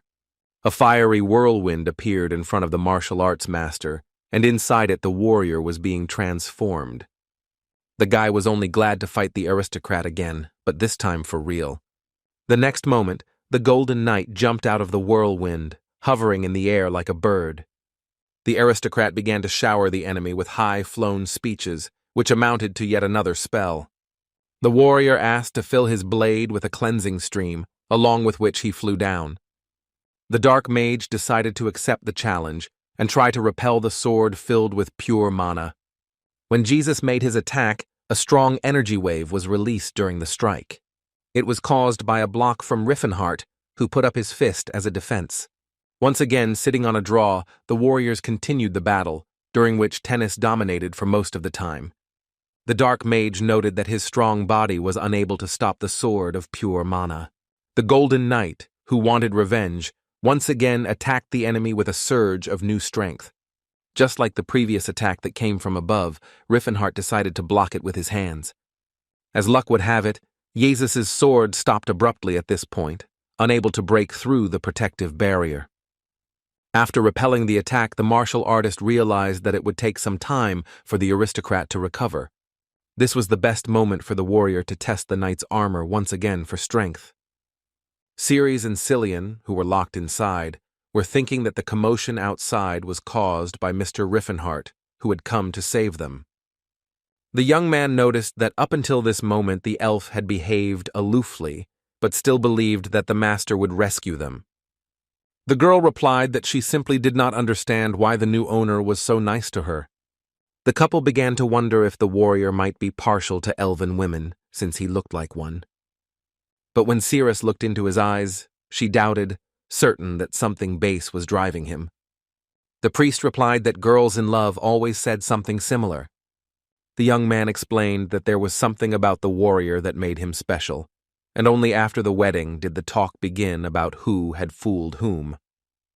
Cillian complained that they were in this situation because of Ryfin, but it was his own fault because he didn't stop him in time. Cirrus noticed how maturely the saint reasoned when he said that he would be turning 20 next year. The elf was shocked to learn that Riffenhart was only 3 years younger than the saint. Suddenly the door of the dungeon opened and a short girl appeared in the doorway. Tilla introduced herself to the prisoners, explaining that she was in league with their comrade. The girl stated that there was no time for talking, and that first it was necessary to get the couple out of here. Cillian, looking at the gnome, noted her resemblance to a human, who was similar in everything except for her ears. The elf was surprised when the priest noticed only this difference, considering the mature guy now naive. As the trio passed by, they inadvertently caught the eye of the guards who were standing in the corridors of the dungeon. Without ceremony, the elf immediately attacked one of the guards, hitting him in the head with her knee. His partner was preparing to attack the fugitive, already raising his weapon above his head. At that moment, Tilla blocked the guard with her axe, surprising Riffenhart's comrades. The next moment, the girl grabbed the knight's weapon and easily threw it over herself, fell heavily to the ground and crashed into the stone floor, breaking both it and his face. The pilgrim was surprised that the dwarf was so strong, to which she replied that for their race this was quite normal. Rushing to the window with a lit saber, the girl asked the couple to hurry up as quickly as possible. The lit grenade flew out of the window like a bullet, but was not used as a weapon. The next second, a bright flash of light was heard in the sky, which fell on the entire territory of the castle. The signal fire meant that Tilla had successfully completed the task assigned to her. Noticing that the light was coming from the direction of the underground prison, Jesus wondered if his fight with the thief had been a distraction. Riffenhart could now fight at full strength and have the opportunity to let off steam. For Knight Grime, the realization that the enemy was fighting half-heartedly sounded arrogant. However, anger was like a curtain covering the knight's eyes, and because of it, he could not hit his enemy. while the Dark Mage, taking advantage of the opportunity, calmly dealt damage to Jesus. A second before the unexpected, Tison's eldest sons blocked the QE bullet with his blade. Holding back a series of powerful attacks, the warrior thought about how he could turn the tide of the battle. The martial artist pressed on the Golden Knight, not giving him the opportunity to counterattack. Riffenhart decided that he had worn down his opponent enough by concentrating all his strength in one point. But like his opponent, the Demon King also missed the mark, underestimating the aristocrat. Describing circles in the air, Jesus swung his sword, calling on Eldrin for help. However, the patron's magical power was not enough to aim directly at Riffenhart. The martial artist waited for the best moment in flight and caught the knight, aiming his fist at him. But during the blow, the guy did not feel any effect, which made him wary.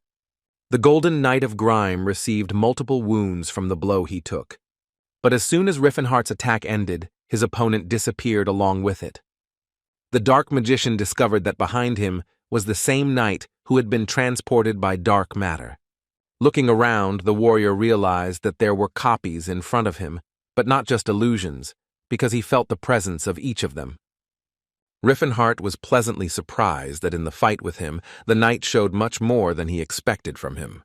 Raising their swords to the sky, the clones unanimously asked Eldrin to illuminate everything with the light of destruction, calling for the destruction of matter. But a second later, the martial arts master walked towards one of the knights, which greatly surprised him. When the real Jesus revealed himself, Riffenhart punched him right in the stomach. The aristocrat's breath caught from the blow, and he couldn't understand how the enemy knew which of them was the real one. In reality, it was all quite simple, and since the Demon King was a mage first and foremost, he could track the flow of mana. The Knight of Grima claimed that despite the enemy's cunning, Tennes's sword was invincible. The warrior turned to the magical fires for help, so that when they came together, they would strike the thief. However, no fire was scary to the Dark Magician who opposed him with a vortex guard. Without giving up on his attempts to defeat his opponent, the heir of the Tennis family tried snow fog as an attack. But even the frost that was in the air, which literally turned into ice, immediately shattered against the same protective barrier of Antares. The aristocrat, being at the limit of despair, this time turned to the wind to become his arrows. The young warrior's vortex guard continued to protect him from this attack of the Golden Knight. Whatever Jesus came up with, poisonous breath, the summoning of the Lord of Winter, but Riffenhart's protective barrier could not be broken. Jesus wondered what kind of skill it was that could dispel all types of magical attacks regardless of their attribute.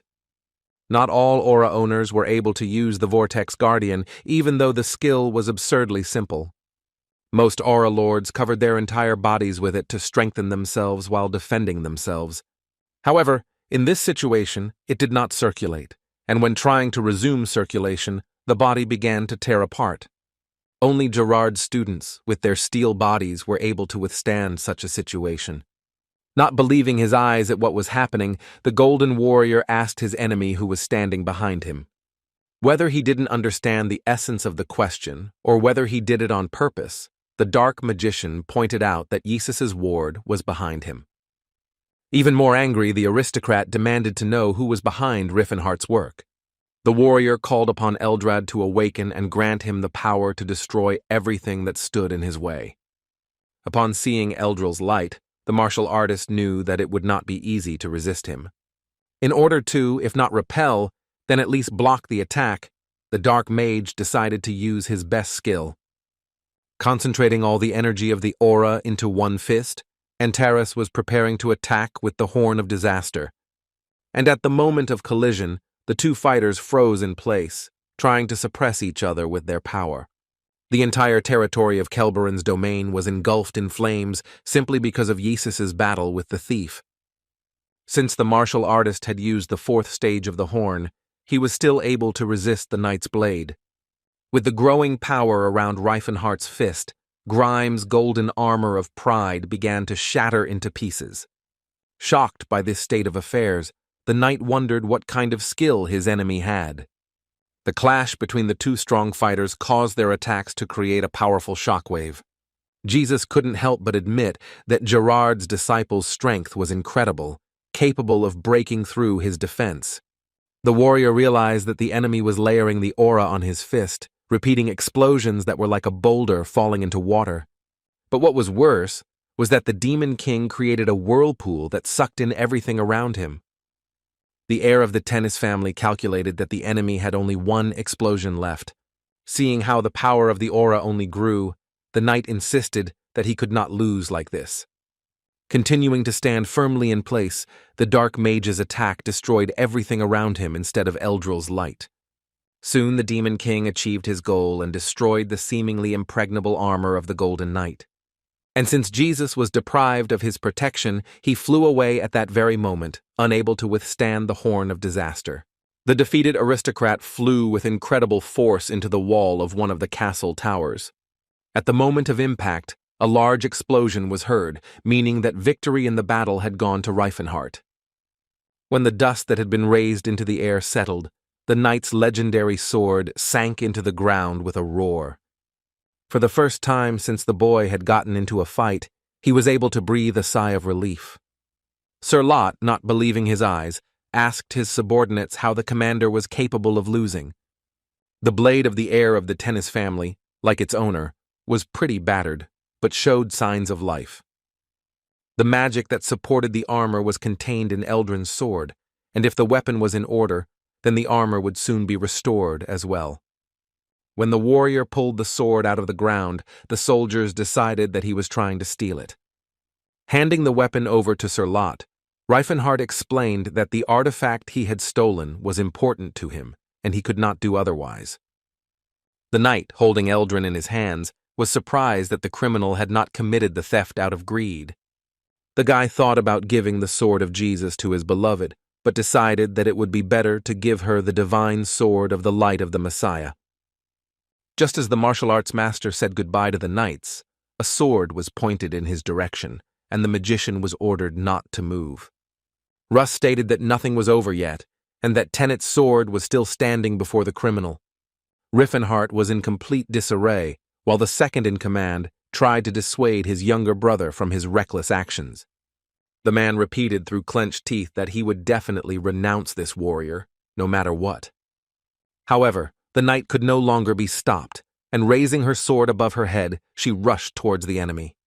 Assessing his opponent, Antares came to the conclusion that the guy was only trained in a downward strike. The young warrior thought that he shouldn't pay attention to Russ, when suddenly his sword glowed bright blue.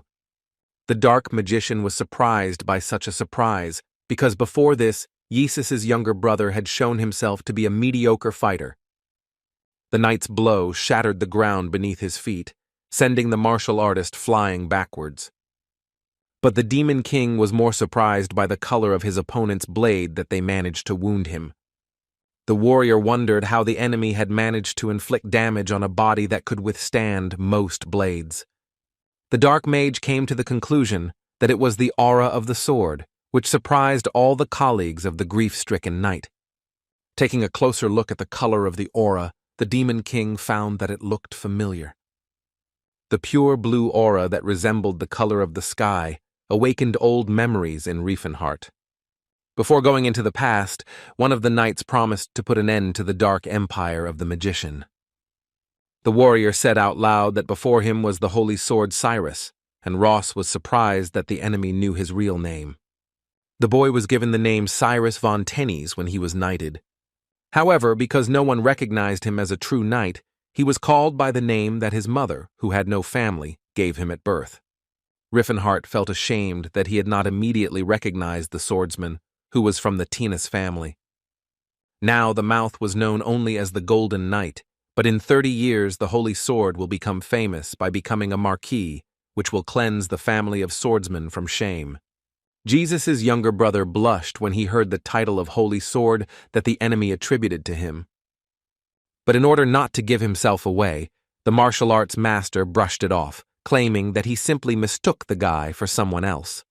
Upon hearing this, disappointment immediately appeared on Ross's face, and his emotions were easy to read. The Cyrus in Riffenhardt's past life had been a heartless man, but now he understood that people were capable of change. Casting aside the doubts of a moment of weakness, the guy pulled himself together to show what he was worth. Swinging his holy sword blade again, Cirrus prepared to strike again. Fortunately, the Dark Mage had already fought with the owners of the aura, so he was not worried about the battle.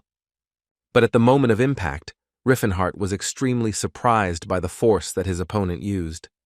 Although Ross didn't break through Antari's defense, the shockwave from the collision with the thief's defense destroyed everything nearby.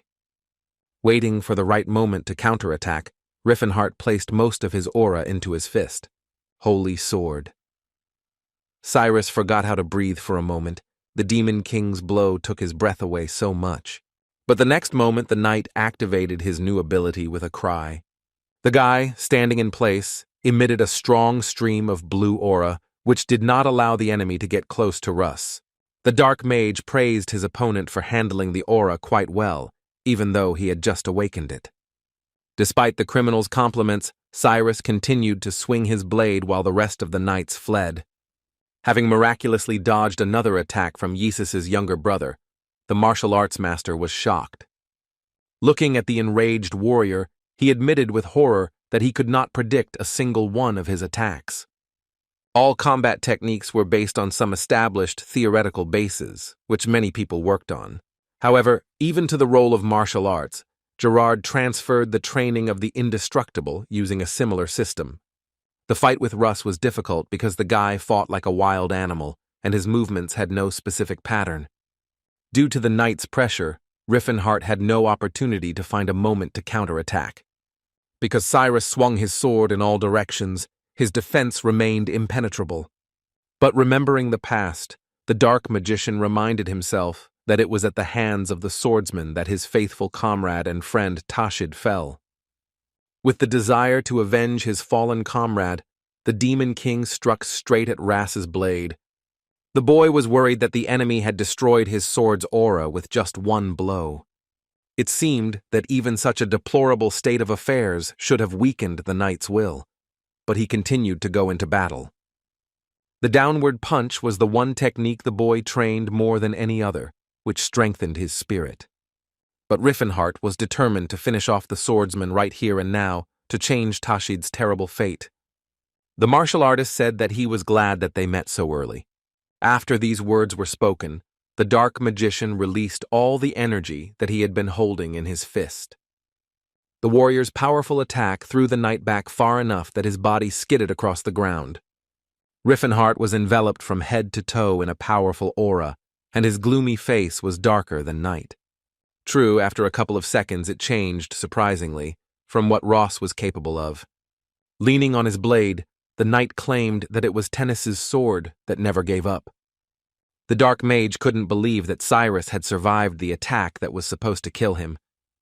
Looking at his fists, the warrior noted that, unlike the fight with Yesus and the others, he actually wanted the swordsman dead. Despite the powerful attack, Ross managed to survive and was still able to stand on his own 2 feet. Riffenhart really wanted to finish the guy off, but an inner voice insisted against it. This was not due to the fact that the knight did not have time to commit a crime, although there was still a possibility that in the future he would kill a person close to the magician. Tashid was an orc with the soul of a great warrior, who would be furious if he dared to take away his chance to fight the swordsman. The Demon King stated that such a decision would definitely not please his comrade. The martial artist believed that he had to create a suitable arena for the duel between these two fighters. Riffenhart declared that he would spare the warrior this time so that he could become much stronger in the future. But the Dark Magician decided to take this step not for Cirrus, but for his friend Tashid. In the past of Antares, Tashid had fought the swordsman countless times, and such battles only made both warriors stronger. Perhaps it was thanks to Cirrus that the orc was able to obtain the power of the great warrior, and therefore it was Tashid who had to kill this man. The martial artist left the battlefield, leaving his opponent in confusion. Rass did not know how to react to the words spoken by the criminal, which caused him mixed feelings. The guy gritted his teeth in anger since he could not influence the current situation, after which he suddenly shouted, which frightened Sir Lot, who was standing nearby. Using the power of his aura, the knight began to hit the ground with his sword in order to somehow vent his anger. Exhausted, Ross fell to his knees and began to sob bitterly from the hopelessness of his situation. Tilla de Steelhammer was delighted when the savior finally returned from Kelberin Castle. The warrior was glad that his friends were okay, but Cillian was not thrilled with the experience he had while in prison. The priest reminded the gentleman that Cirrus was an elf and something irreparable could have happened to her. Frightened, Antares asked the girl if everything was okay with her, who did not expect that they would be treated in a friendly manner. The dark mage promised himself that he would be much more careful in the future, telling his friends that he had found what he was hunting for. Examining Eleusian's voice, the saint asked if the thing was related to martial arts, but the warrior lied that he did not know its purpose. After the battle between the Tennis brothers and the kidnapper, all the knights who had the opportunity cleared up the resulting mess. The soldiers were busy cleaning the area and were discussing the feat of the unremarkable Ross. Rumors that an aura owner had appeared in the Order of the Knights of Tennis quickly reached the Golden Knight. The warrior couldn't get his head around the fact that everyone around him was talking only about his younger brother. The guy wondered how such a good-for-nothing knight managed to become the owner of the aura. Jesus wondered how the bastard had managed to gain such power that was beyond his control. Father always loved Ross and openly stated this, and the elders, although they praised Jesus, said behind his back that he was not inclined towards aura. Everyone was eager for the appearance of a knight who could possess an aura, because this could radically increase the status of the family. But considering all this, the eldest son always wanted the same attention to himself. Looking at his armor, the boy noted that he had done much more for the Tennes family than his younger brother. Despite the state of the armor, the magic blade was gradually restored. Grabbing his weapon, Jesus assured himself that it was Tennis's only sword. Ross stood on the edge of the cliff, breathing in the frosty freshness of this momentous day for him. The guy couldn't help but laugh, glad that he had finally awakened his aura. The warrior was not strong enough, but it was only a matter of time, which he was ready to do very soon. Ross hoped that he would soon become Tennis's real sword, not noticing how Jesus came to him. The elder brother claimed that the warrior was too cheerful for a loser. The Golden Knight knew that his brother had awakened his aura by asking him to demonstrate a new skill. Concentrating, Ross ignited his blade with blue aura flames. When the energy dissipated, Jesus, mesmerized, looking at its remains, said how beautiful it looked. The younger brother was finally happy that Tennis' sword itself finally recognized him. However, the very next moment, Jesus' sword suddenly pierced the knight's stomach. The heir of the Tennis family looked with disdain at the bastard who had somehow surpassed him. Ross's gaze silently asked why he deserved to be treated like that. Jesus seemed to read the question in his brother's gaze and replied that his sword should have shuddered from the blood of his enemies. Cyrus couldn't believe that the Golden Knight actually wanted to finish him off after he gained power. At that very moment, a gigantic explosion was heard on the ledge, lifting the huge, delicate wall into the air. Grimes' pride insisted that there was only room in this world for one sword, Tennis, and he could not accept any bastard's sword as one. Despite being seriously wounded, Ross successfully fought off his older brother's attack. In the distance, the voices of soldiers could be heard, who, upon hearing the explosion, decided that another attack had taken place. And while Jesus was distracted, Ross took advantage of the opportunity to escape. The knight cursed foully as the owner of the aura managed to escape by jumping off the cliff.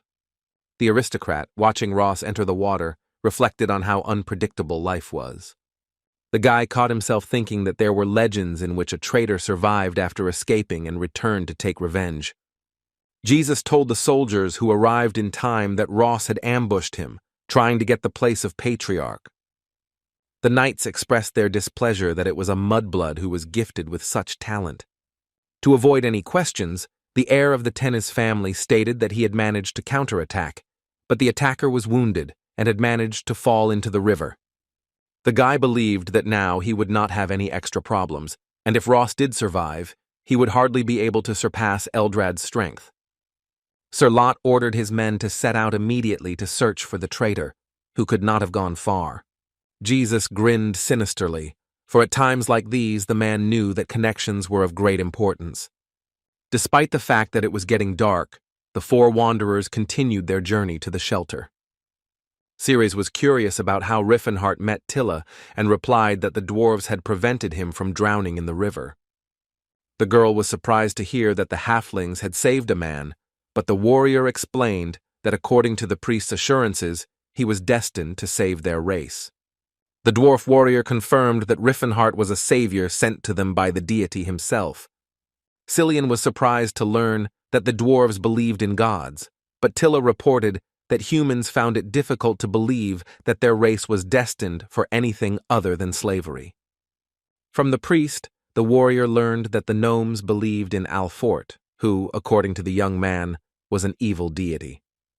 The pilgrim explained that among the 12 gods there were 2 little-known ones, the elf goddess Eldia and the dwarf god Alfort. Riffenhart was ready to argue with the thoughtful youth that even he did not know why Alfort was known as the evil god. Suddenly, Cirrus interrupted the boy's conversation, drawing her master's attention to something strange. The elf reported that, although she could be mistaken, she claimed to have seen a man in the water. When the travelers looked closely, they actually discovered a warrior in the river. When the man was pulled ashore, they found out that he was the younger brother of the Tenez clan. Seeing the guy, the martial arts master wondered what made the doctor think that these two might be acquainted. The dark magician wondered whether this incident was a continuation of the voiced prophecy. The boy woke up because of the creaking of the wheels of the cart in which he somehow found himself. When the knight stood up, he had many questions about how he ended up in the carriage and where his wound had disappeared to. Remembering the wound, the scene of Jesus' betrayal immediately surfaced in Ross's memories. The warrior did everything possible not to disgrace his brother and thought that if he gained experience, Tennis's sword would recognize him. But despite all his efforts, the Golden Knight did not even think of doing this, obsessed only with his lava. Once the holy sword Cirrus realized what he had been aiming for all this time, he laughed loudly. Riffenhart asked the awakened knight how he felt after what happened. Ross clarified whether he had been saved by his enemy, that he and his comrades had found him half dead floating down the river. The martial artist said that they were in Wade Barony, and 3 days had passed since the incident at Kelburn Castle. According to Cillian, if the knight did not have an aura, he would not have been able to heal him. The young man stated that it was the aura that helped the warrior avoid death, and that at that moment he was only thinking about his brother. Riffenhart asked Ross if they didn't deserve any gratitude for saving him, but the boy immediately began to bow. The dark magician added that it was the priest who should have been thanked for the rescue, since he paid for the bandage and was the one who did the actual treatment. The Demon King considered it advantageous for the swordsman saint to be in their debt, asking him if he needed money to return back. But as soon as the guy heard about his house, he immediately became gloomy, realizing that he needed to clarify the situation. The knight finished his story with the words that the way home was closed to him, and most likely he had already been exposed as a traitor for attacking the heir. Upon reflection, Riefenhart realized that history had changed because of him. As in the past, the warrior had fought an official duel for the title of heir. The dark mage asked what the holy sword Cirrus was planning to do now, which only now seriously thought about this question. The boy realized that if he returned back to Tennis, everyone would consider him a traitor. The bastard asked to join the Demon King's party, causing him to almost choke on his food. Ross explained that he had to somehow repay his savior, which was quite logical, since he could only repay with the help of his body. The master asked not to take this so seriously, but the knight continued, telling that it was the savior who helped him awaken his aura. The bastard claimed that he wanted to become even stronger by learning from the great warrior, who was satisfied with the fact that he was the heir of the Battle King Gerard. Riffenhart knew that Cirrus wouldn't be able to wander the world looking for other aura owners like he had in his past life. The boy swore allegiance to his savior until he considered himself a strong enough fighter. The Dark Mage was torn between accepting this swordsman into his team or giving him the opportunity to adapt on his own. But the prospect of making an enemy of one's allies sounded good, however. Among all the warriors, the only one who had already been born was the light mage Jade. But Riffenhart didn't want to take it, because of the guy's cunning, who, in addition to everything else, killed Cirrus in the past, which did not leave the magician's head. The warrior felt there was no need to bow to him, stating that he had no objection to Ross joining them. The knight was delighted with this statement, asking whether he could call his savior his older brother. On bended knee, Jesus asked the Silver Sage to accept his apology. The sage, in the form of an astral projection, replied that he was disappointed in the knight. The sage insisted that the boy had all the necessary information, and his request was not as impossible as it turned out to be for the warrior. The man assumed that the whole thing was because the Golden Knight of the Kingdom of Grime was simply incapable of anything. The guy had no alternative, and he simply listened in silence to all the insults directed at him. Jesus admitted his guilt and asked for mercy for his family, who had nothing to do with it. The sage continued to claim that with his actions, the warrior had put the future of the Tenney's family at risk. The aristocrat begged for forgiveness, but the member of the secret order, without accepting the apology, disappeared. The sage realized too late that he should not have relied on the immature swordsman mage, who was eclipsed in strength by his brother. A servant came to the man and informed him that Duke Ilinard wished to see him in his chambers. As soon as the magician appeared before the Duke, the man greeted Reston, whom he wanted to meet.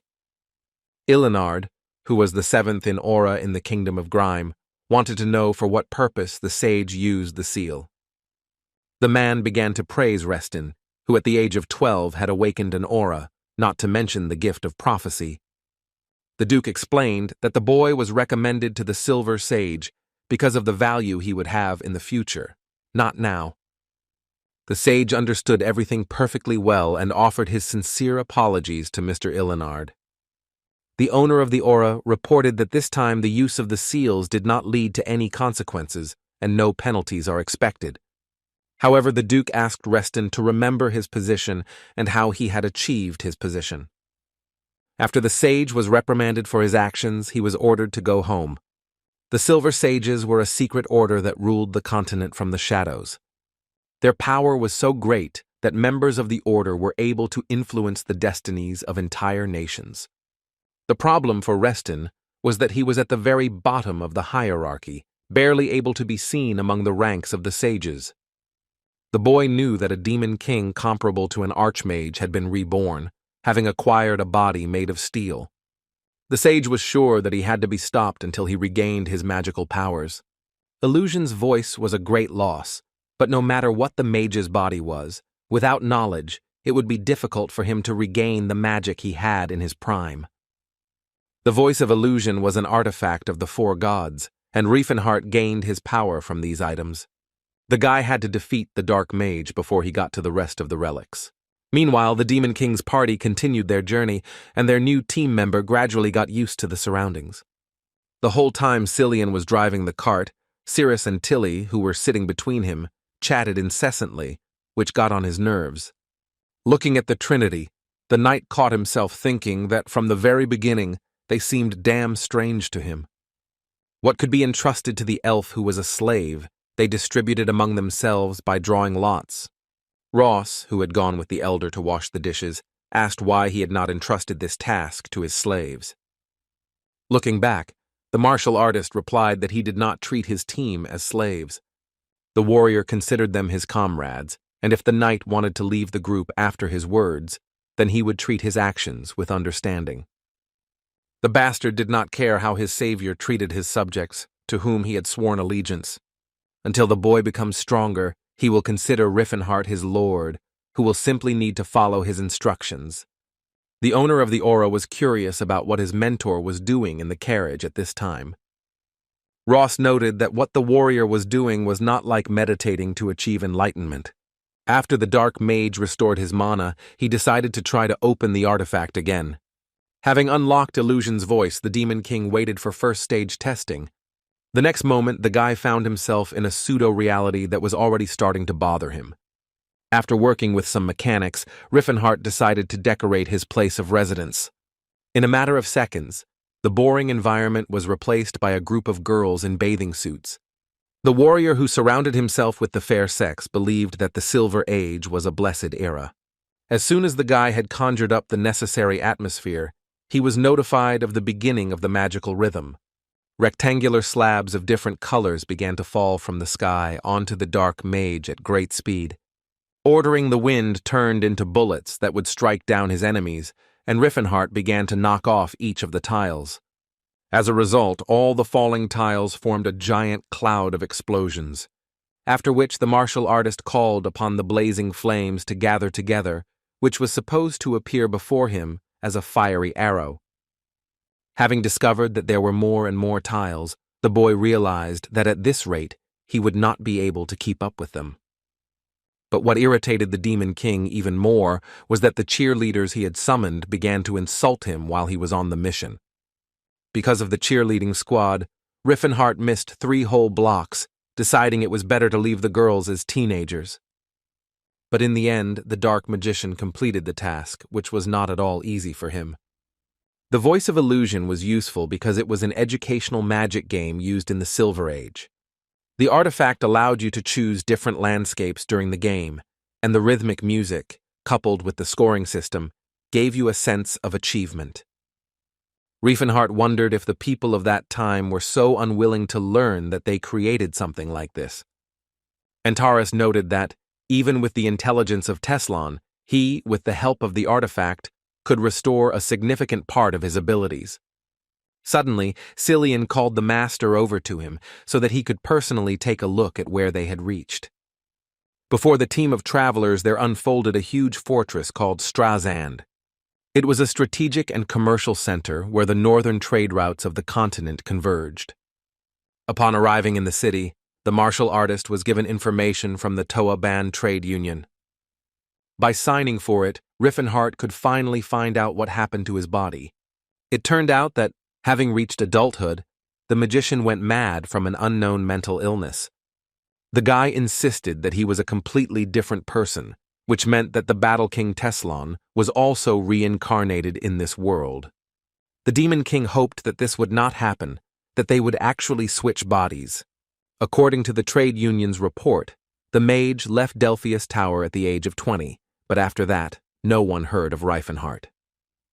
In his past life, Riefenhart discovered his aura at almost 30 years old, but all because the upper crust of magical society did not allow him to leave Delphia. Having burned the information forgotten by Taoban, the Dark Mage reported that they were leaving Strazand, hoping to find the bounty hunter. Looking at Ross, the warrior considered telling his team about their true destination. The pilgrim told the knight how tough Rifen was, that he finished off the demon with his bare hands. Cillian stated, "I don't know why, but the martial artist must have had a reason to hide his powers." Looking at the priest, Riffenhart wondered if he could take him and the knight to the Great Forge. Since they were all friends now, the Demon King decided to have a serious talk with everyone. The guy said that they weren't actually heading for a Silver Age relic. The youngest of the Tinnis clan decided that their path did not lie in the Settlard Mountains, but his mentor declared otherwise. Before revealing the information, the Dark Mage wanted to share his goal and dream with his comrades. Riefenhart repeated once again that he did not consider elves, dwarves, and orcs slaves. The martial arts master also wanted everyone present to share the same opinion. His dream and lifelong goal was to create a world where all races would be free from slavery. Everyone except Tilla de Steelhammer was skeptical about the big guy's statement. The knight decided to clarify the situation, asking whether the master wanted to release the elves and dwarves to freedom. Riffenhart replied that they were no different from humans, who also had reason and feelings. The owner of the aura had no answer to such an argument, but the idea itself continued to bother him greatly. Cillian discovered that the young master wanted to change the world, not just by freeing all the slaves. The Demon King wanted to achieve his goal even if the entire world turned against him, so he wanted to know if the party would go on this journey with him. Without a moment's hesitation, the young man replied that he was ready to join Riffenhart's team. He did not fully agree with the warrior's goal because, in his opinion, this goal was barely achievable. But at the same time, he also didn't understand why everyone treated other races like slaves, because he considered them talented guys. The saint also wanted to go down in history as the first person to convert another race to his faith, and at the same time instill in them the love of Philinensa. To Antares' surprise, the young man was ready to close his eyes if he had to attack noble persons. Ross was confused, but he swore allegiance to him and was ready to follow the path that his mentor would choose. The most important thing was to keep the plan secret, since the subject of further discussion would be confidential. The squad was to head to the Great Forge, where the Alfort Temple was located. Ask the earth to share its power. Tilla, armed with an axe, attacked the enemy that had appeared. The small gnome managed to slay a huge ogre that the team encountered in the mountains. The vile monster was also confronted by the swordsman, blessed by Sayer himself. Noting the strength of his teammates, Riffenhart knew that the opponents they met along the way were no match for them. The winged harpies, along with the ogres, suffered from the remaining fists of the martial artist. And even the dragons, who had several heads, did not have time to watch as they lost them in battle. But in addition to this, the squad was attacked by direwolves, which did not pose any threat to Riefenhart. Cillian noted that there were far more monsters in the mountains than in the ancient ruins, which is why no one was able to reach the dwarven temple. Ross, although he trusted the elder, doubted that the halflings were capable of surviving in such conditions.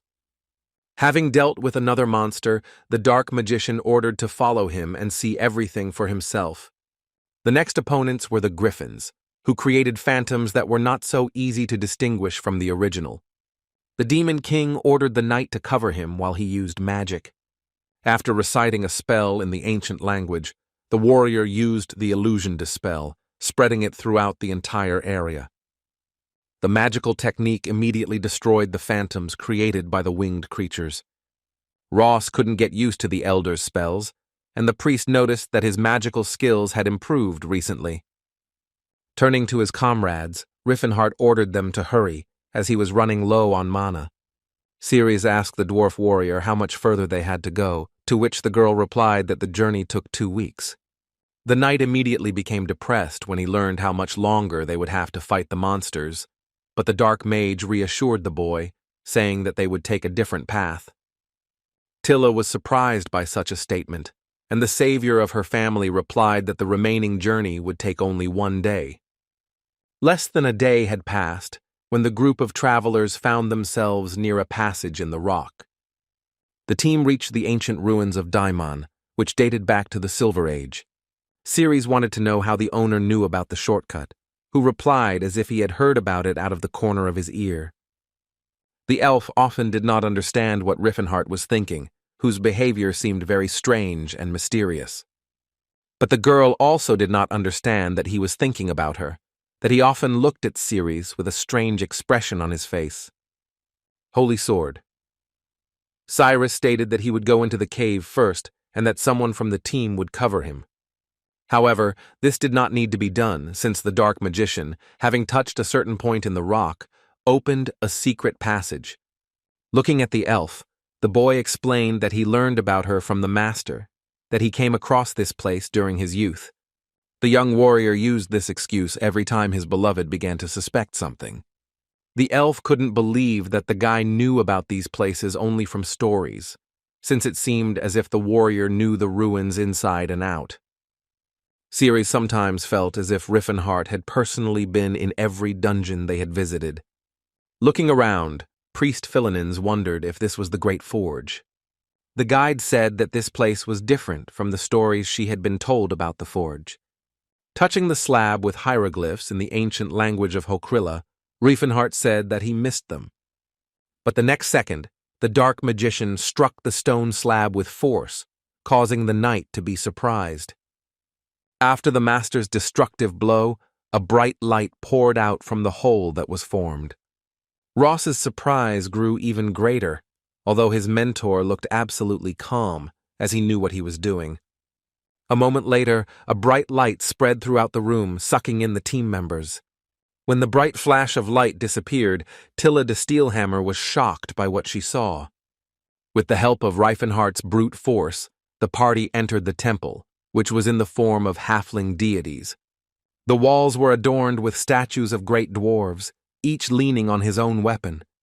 The travelers could not believe that they really found themselves in the great kitchen, which amazed with its architecture. Upon discovering the ruins inside the Al Fort, Cillian asked if there would be any problems for them breaking the structure. But the dark magician assured the priest that everything was fine and it was acceptable for them. However, the next second the guy thought about the fact that he came to the forge relying on memories from a past life. The time when part of the temple was damaged, they had no problem with it, but at that time, Al Fort had already announced his prophecy. The now revealed dwarven guards claimed that the strangers, having destroyed the temple, attacked them. Because the prophecy changed so dramatically, the dwarves took everything the wrong way. The Demon King felt uneasy when he heard from the temple guards that they were going to be killed. Having loaded his crossbows, the commander ordered his subordinates to aim at the intruders. Squad Eye wondered why the gnomes were always so quick to jump to conclusions as soon as they saw them. The warrior explained that, in addition to invading the dwarf's temple, they also inadvertently tore down the wall. The guards looked very furious as the strangers dared to destroy part of their temple. Ross Tennis appeared on the battlefield and asked the halflings how they dared to attack people. Despite the knight's objection, his master ordered him to stop immediately. Raising his hands up, the Demon King declared that they had come to this temple in peace.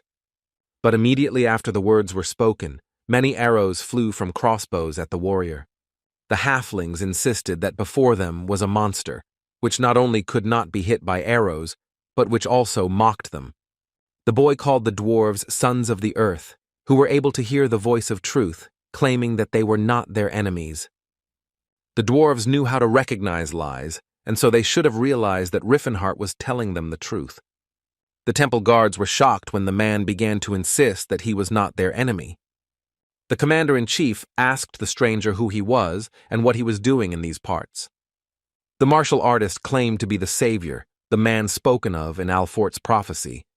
Cillian felt ashamed that the gentleman confidently said such things, and he also felt awkward about it.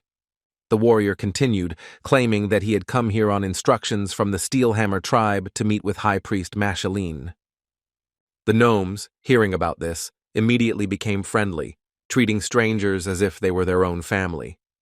The pilgrim who had not believed in Rifen's plan was now surprised at how drastically the dwarves' attitude towards them had changed. The Great Forge was a city located 30 meters below Mount Satellard.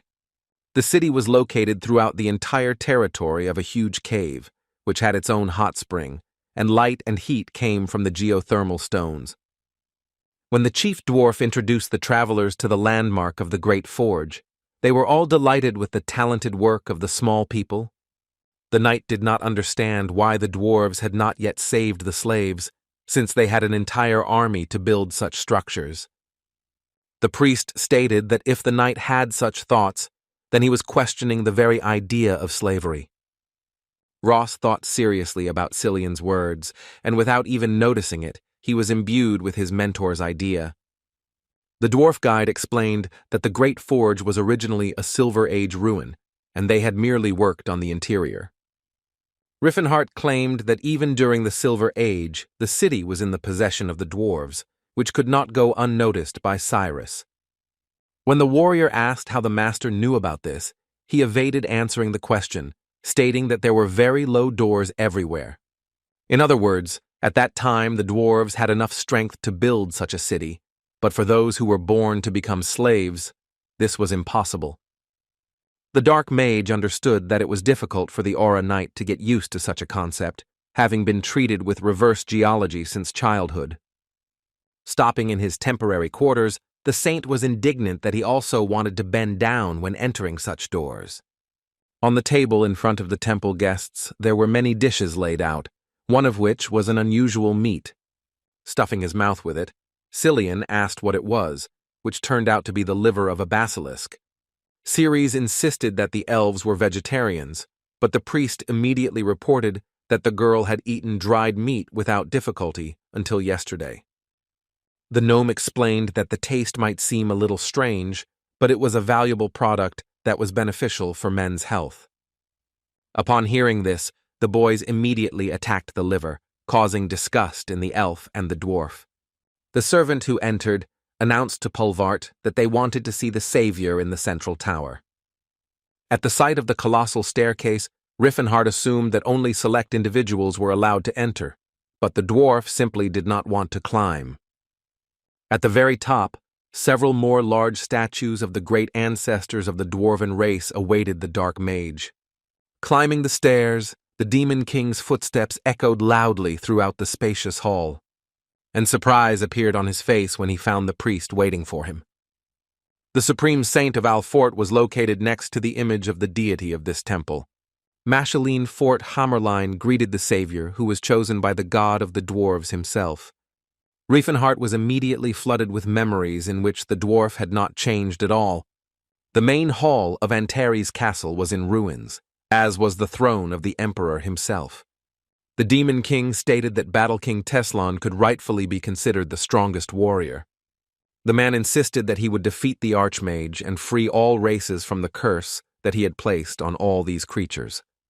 The King of Martial Arts walked towards his opponent, who at that moment was trying to cheat fate itself. Riffenhart claimed that contrary to heavenly laws, he would become the one who would be able to bend space and time. At this point, Teslan was already very close, ready to deliver his signature blow to the enemy, called the Horn of Disaster. And then the guy woke up, never having seen how it all ended, although he had dreamed about this meeting more than once. The sage was surprised that he had again fallen into a dream that only wanted to rest a little. For 6 years, Teslan, who now bore the name Reston, was very busy and his efforts were still not enough. Even with such a frail body, he managed to awaken his aura at an early age, in order to use this power to intimidate the magic tower and formally obtain the right of a magician. The sage contacted the one who was destined to become a great warrior and also joined the order, but he was never able to defeat the Demon King.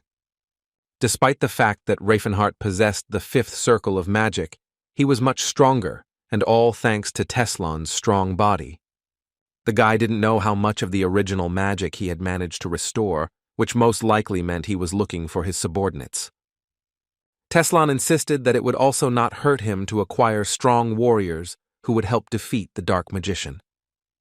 Meanwhile, the martial arts master, having met his faithful friend, said that he and the high priest had not seen each other for a long time. The gnome understood that although the man was not lying, he did not remember them meeting before, since he had not left this place for half a century. It was difficult for the warrior to explain this to the priest, but they were destined to meet in 10 years. Machelan decided that their savior was not all there, but the boy asked to hear him out to the end. Gathering his courage, Riefenhart revealed that he had come here from another time. And then the warrior told him everything about how he wandered the continent, not being a great magician, when he reached the 10th circle and made friends with other races. And also about how he was nicknamed the Demon King of the Antares Empire, and about the beginning of a war with an entire continent not long before his death. The Dark Magician understood that everything said above was difficult to accept, but whether to believe the dwarf or not, he had to decide for himself. If Hammerline had not been an oracle, he would have considered the warrior to have gone mad, because such a story was hard to believe. But to make sure that the magician came to this world from another time, the dwarf wanted to test him. If Riefenhart had truly become close to the priest, becoming best friends with him, he had one question he wanted to ask. Machelina was interested in whether the warrior knew what color his beard really was. Riefenhart smiled at this test, since he could easily answer any questions. The martial artist answered without hesitation that the oracle did not have a beard. The guy kept saying that in a few decades the dwarf would be wearing this fake beard, which he was always ashamed of. The dwarf was also curious if the magician knew the secret of this beard, which was that it was blessed by the Alfort himself. In the world of gnomes, a huge beard was a symbol of masculinity, but despite having divine strength and leadership qualities, Machelin was never able to grow one. The dwarves could not distinguish the Supreme's beard from the real one, so the stranger earned Hamerline's trust. The gnome wanted to meet to give some advice to the savior, but there was no need for that anymore, since he already knew everything. Kneeling before the warrior, Machelin Fort Hamerline swore allegiance to Riffenhart and Terrace. The Demon King believed that perhaps in this life he could repay his comrades for their loyalty. The boy insisted that the dwarf was wrong, because Riefenhart needed his advice more than ever before. One day, a dark magician let his comrades down by trying to solve everything with force, which is why he became an enemy of humanity. Along with him, other races also became enemies for people, so the magician did not want to make the same mistake twice. Riefenhart said that he had taken the slaves under the guardianship of the kingdom of Chatan and ordered them to be trained, and soon the rest should follow, were to begin training their slaves. The dwarf praised the warrior for the idea, but it would take at least 100 years for noticeable changes to occur, and unlike other races, the mage would become a decrepit old man by that time. The martial artist agreed that this was the main problem with his plan. Riefenhart tried to get his magic back, but he also gained some physical strength, which made it easy to become a terrifying king. But in this way, the guy will repeat the mistakes of the past and will become a symbol of fear for all of humanity, and the continent will drown in a sea of blood. When Machelin heard the dark magician's concerns, everything became much clearer to him. The high priest, with a gloomy expression on his face, declared that the savior had underestimated this world. Antares was greatly surprised when he learned that the reason for his defeat was not in his strength, but in the fact that he used nothing but it. And if brute force didn't work, it meant it was time to try something else. The dwarf asked the boy if he hated people, but he answered no, but he didn't really like them. The Supreme Saint knew everything. In his past life, the Dark Mage had no friends among ordinary people. Hamerline also suggested that the guy treated them badly precisely because of his respect for other races. The dwarf asked Riefenhart why, among his numerous armies, there was not room for even one person. The guy began to justify himself by saying that he couldn't trust them, that they were unreliable, and that elves and dwarves had never been known to be corrupt. Well, it seemed like a good idea to have gnomes around who could sense lies and were therefore better suited for the job. The priest continued, claiming that the Demon King had left them no place even in politics, that although they were recognized as citizens of the empire, they had no rights.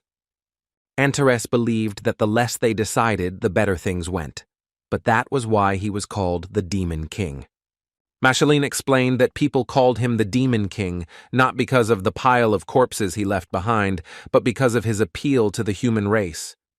It was not surprising that, listening only to the voices of those close to him, the emperor did not care at all about his surroundings. It was then, by directing the world in the direction that only he needed, that he received the nickname of the Demon King. The gnome concluded that despite his good intentions, Mr. Riefenhart deserved the nickname that his people had given him. Machelin became curious. Hadn't he said something similar in his past life? But when the dwarf began to serve the Mogu, the people were exterminating the dwarves with all their might.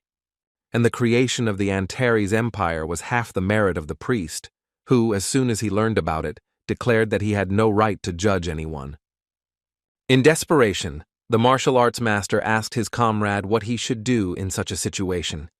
According to the oracle, Riefenhart's biggest mistake was the idea that the war was between other races and humans. People were perfectly capable of exterminating each other without magical creatures, and the intervention of other races was not required for this. Hamerline's only advice was that greed never led to anything good.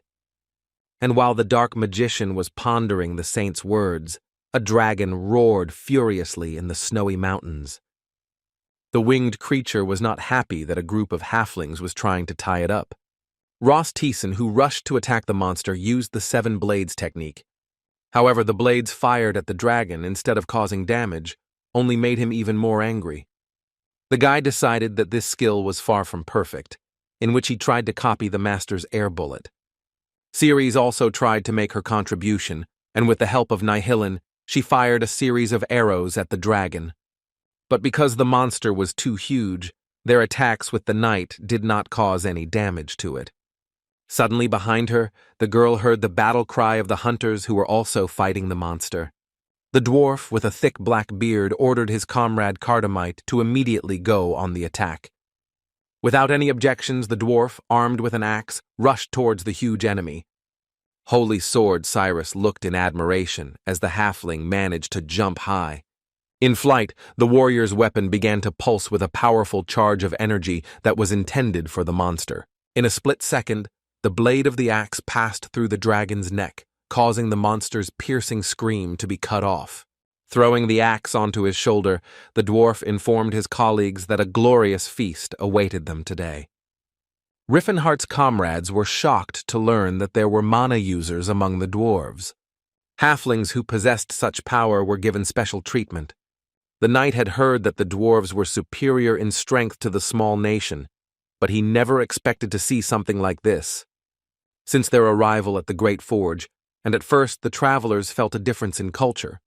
But what was amazing was that the gnomes had as many as 3 aura owners from whom Ross could learn something. But the snowstorm that covered the Great Forge only grew stronger all this time. Cillian told his friends that during all this time he had grown a whole centimeter, for whom this was a great achievement. Ross and Cirrus began to congratulate the young man, saying that they were sincerely happy for him. Watching the humans, the dwarves wondered what was good about being tall, believing that it was a way for them to prove their strength. However, the travelers were more interested in where the master was at that time. Cillian assumed that he was, as usual, in the center of the Great Forge, but what he was doing there was unclear. The huge steel tower was the source of energy that fed the geothermal rocks. It was the sun, the core of the Great Forge, which was called Magrim, having a spherical shape. Looking at Magrim, Antares understood why other races, turned into slaves, did not preserve their traditions. Much of the dwarves' magical knowledge was lost during the slavery period, and the doctrines of Alfort, along with its relic, were forgotten. The warrior reasoned that due to the decline of the dwarves' authority, the only thing their deity could do was awaken Magrim. Teslan's body had been devoid of magic for a long time, and no matter how hard the Demon King tried to increase his mana reserves, he remained the same. In his past life, Riffenhart managed to subjugate Magrim and even invented a nuclear explosion with a 10th circle spell. Magrim was a concentration of purest mana, and in order to change one's body, one had to get rid of the obstacles between its bearer and the relic. Having undressed, the boy jumped into the core of the Great Forge, hoping that no one would see him like this. However, the martial arts master had no idea that the dwarves had their own video surveillance system. The women who were behind the observation post began to examine the dark magician, admiring his body. The dwarves looked like sweet girls on the outside, but in reality they were wives with many years of experience. More than a month has passed since the Savior and his team appeared at the Great Forge. During this time, Riefenhart managed to become much stronger, so much so that he called upon the son of the cold snows to obey his will. By summoning frost and snow to himself, the martial artist has mastered the frost elemental technique. After the boy managed to create a 5th circle summoning spell, all that was left was to increase his mana. Antares was thinking about going after the relic of the 4 symbols, but if he followed Machelin's advice, he would first have to go to the kingdom of Crovens. Meanwhile, the priest of the Order of St. Philinins, shaking all over, was pulling himself up on the horizontal bar. Having witnessed Cillian's training, the dark mage noticed how the young man's muscles began to grow on his body. Pleased that he was finally getting stronger, the boy showed off his biceps, which made Antares feel awkward. The pilgrim was interested in why the master had arrived so early, but the fact was that he had already finished his business. The Demon King asked if Cillian had gotten used to this place, and was more worried about whether he could convert the dwarves to his faith. Ross felt something in these places and decided to retire, immersing himself in training that if he reaches the heights, he will not return soon. At the same time, the dwarf children played with miniature weapons, imagining how they would defeat the dragon. Cirrus watched as the children began to argue among themselves, deciding how best to play the game. The elf, without taking her eyes off the playing children, did not notice how she remembered her childhood. Then she and the other elves looked for everything they could get their hands on, from a lizard to the roots of a self-ad. The girl believed that she had forgotten everything and would never remember those carefree times again. The dark magician, having met his beloved, asked what she was doing, that she was simply watching the guys. The elf claimed that the children here were free, unlike most places on the continent. However, Cirrus was sure that a hard fate awaited them as well, since some would not live to adulthood. The girl asked not to pay attention, as she simply remembered her native places. The martial artist thought about the homeland of the girl who was in the Svelat Desert. It was far from the kingdom of Grime, a barren land where no human foot should have set foot. Cirrus Donheim's family lived in that place, and Riffenhart had the idea for his beloved to visit her hometown. The girl assured that to get to her city it would take at least 2 months, but the warrior knew shorter routes. With a good-natured smile, the guy suggested that the elf go there, just the two of them. The barren land was a desert where there was nothing but stone and sand. In one of the rocks, created with the help of a magic spell, Cirrus was surprised when they actually found themselves on the Land of Tears, shortening the path to it. Thanks to the diamond portal, the desert could be reached in a couple of seconds, which was only possible for high-level mages. Antares claimed that if you knew how to handle the portal, even a 6th circle mage could handle it. When asked if the warrior had been taught this technique by his teacher, he replied that one of his mentor's friends was a magician. However, the Svelat Desert was not so deserted, inhabited by local reptiles.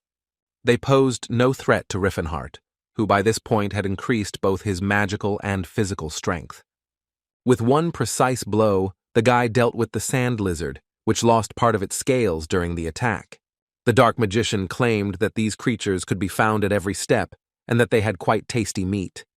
To begin with, Antares had to create a shadow by summoning a barrier of darkness. After that, light a fire to fry the meat thanks to the fire field on the ground. Next, by absorbing water, it was necessary to separate the water from the blood of the sand lizard in order to avoid unforeseen situations. The warrior could not believe that he had not previously enjoyed all the privileges that magic gave him. Having skinned the carcass, the elf asked her master to try the resulting meat. Even though Riffenhart already knew the answer, he asked for the sake of decency where Cirrus's hometown was. The girl replied that there was about half a day left to go, but she doubted that anyone had managed to survive, but the guy had a different opinion. The martial arts master insisted that one could never know what to expect from life. Puzzled the elf. The next day, the couple arrived in her hometown of Cirrus, where she once grew up. Looking at her native buildings, the girl remembered how her mother claimed that her daughter would grow up and protect their clan. The fires that were never lit reminded Cirrus of how firmly she had held the sword in her hands. The girl said to herself that now she would be able to help her father, although there was no one else to protect. The elf wondered why she had come home at all, where there was not a single soul. The memories of her parents' faces and her friends' voices, along with the smell and breath of her brothers and sisters, made Cirrus feel sad. Well, what was most terrible was that the elf could not remember the name they called her by. Riffenhart looks at the sad face of his beloved, feeling guilty about it. Looking at the deserted city, the warrior asked himself what had happened here, because in his past life, everything had been fine with the Danheim clan. I think about the fact that the past could have changed again, the dark magician of bees, who did nothing so global. Antares asked the girl if the village seemed strange, but for her there was nothing unusual in the ruined settlement. The guy reminded that Cirrus herself said that her clan was destroyed half a century ago, and during this time no one had settled in this village. Judging by the traces that Riffenhart managed to find, someone had been in charge of this village for about 2 weeks. The master's words made the elf feel someone's presence, someone who had been here before. Turning back, Cirrus clearly heard the phrase that was spoken by the girl asking for help. Under the scorching sun of the desert, a caravan moved, which included those very elves from the village. Shaylin's older sister asked Natina to pull herself together and not show her weakness to the slave traders. Bright complained that after so much effort, their catch was so meager, because considering all the expenses they were still in the red. The man, as before, claimed that such work paid too little, and they had already missed out on many good opportunities to get here. The bounty hunter believed that after meeting the commoner who covered for the orc, everything went wrong. The knight asked Clont if he had any cooling magic, who was confused by such a statement. Having spent everything he had on the magician, Bright was outraged that no matter how hard he tried, everything was going downhill. But his assistant insisted that they did not return empty-handed, having caught 3 elves. However, the chief objected, since it was impossible to get much for the children, one of whom was only a boy.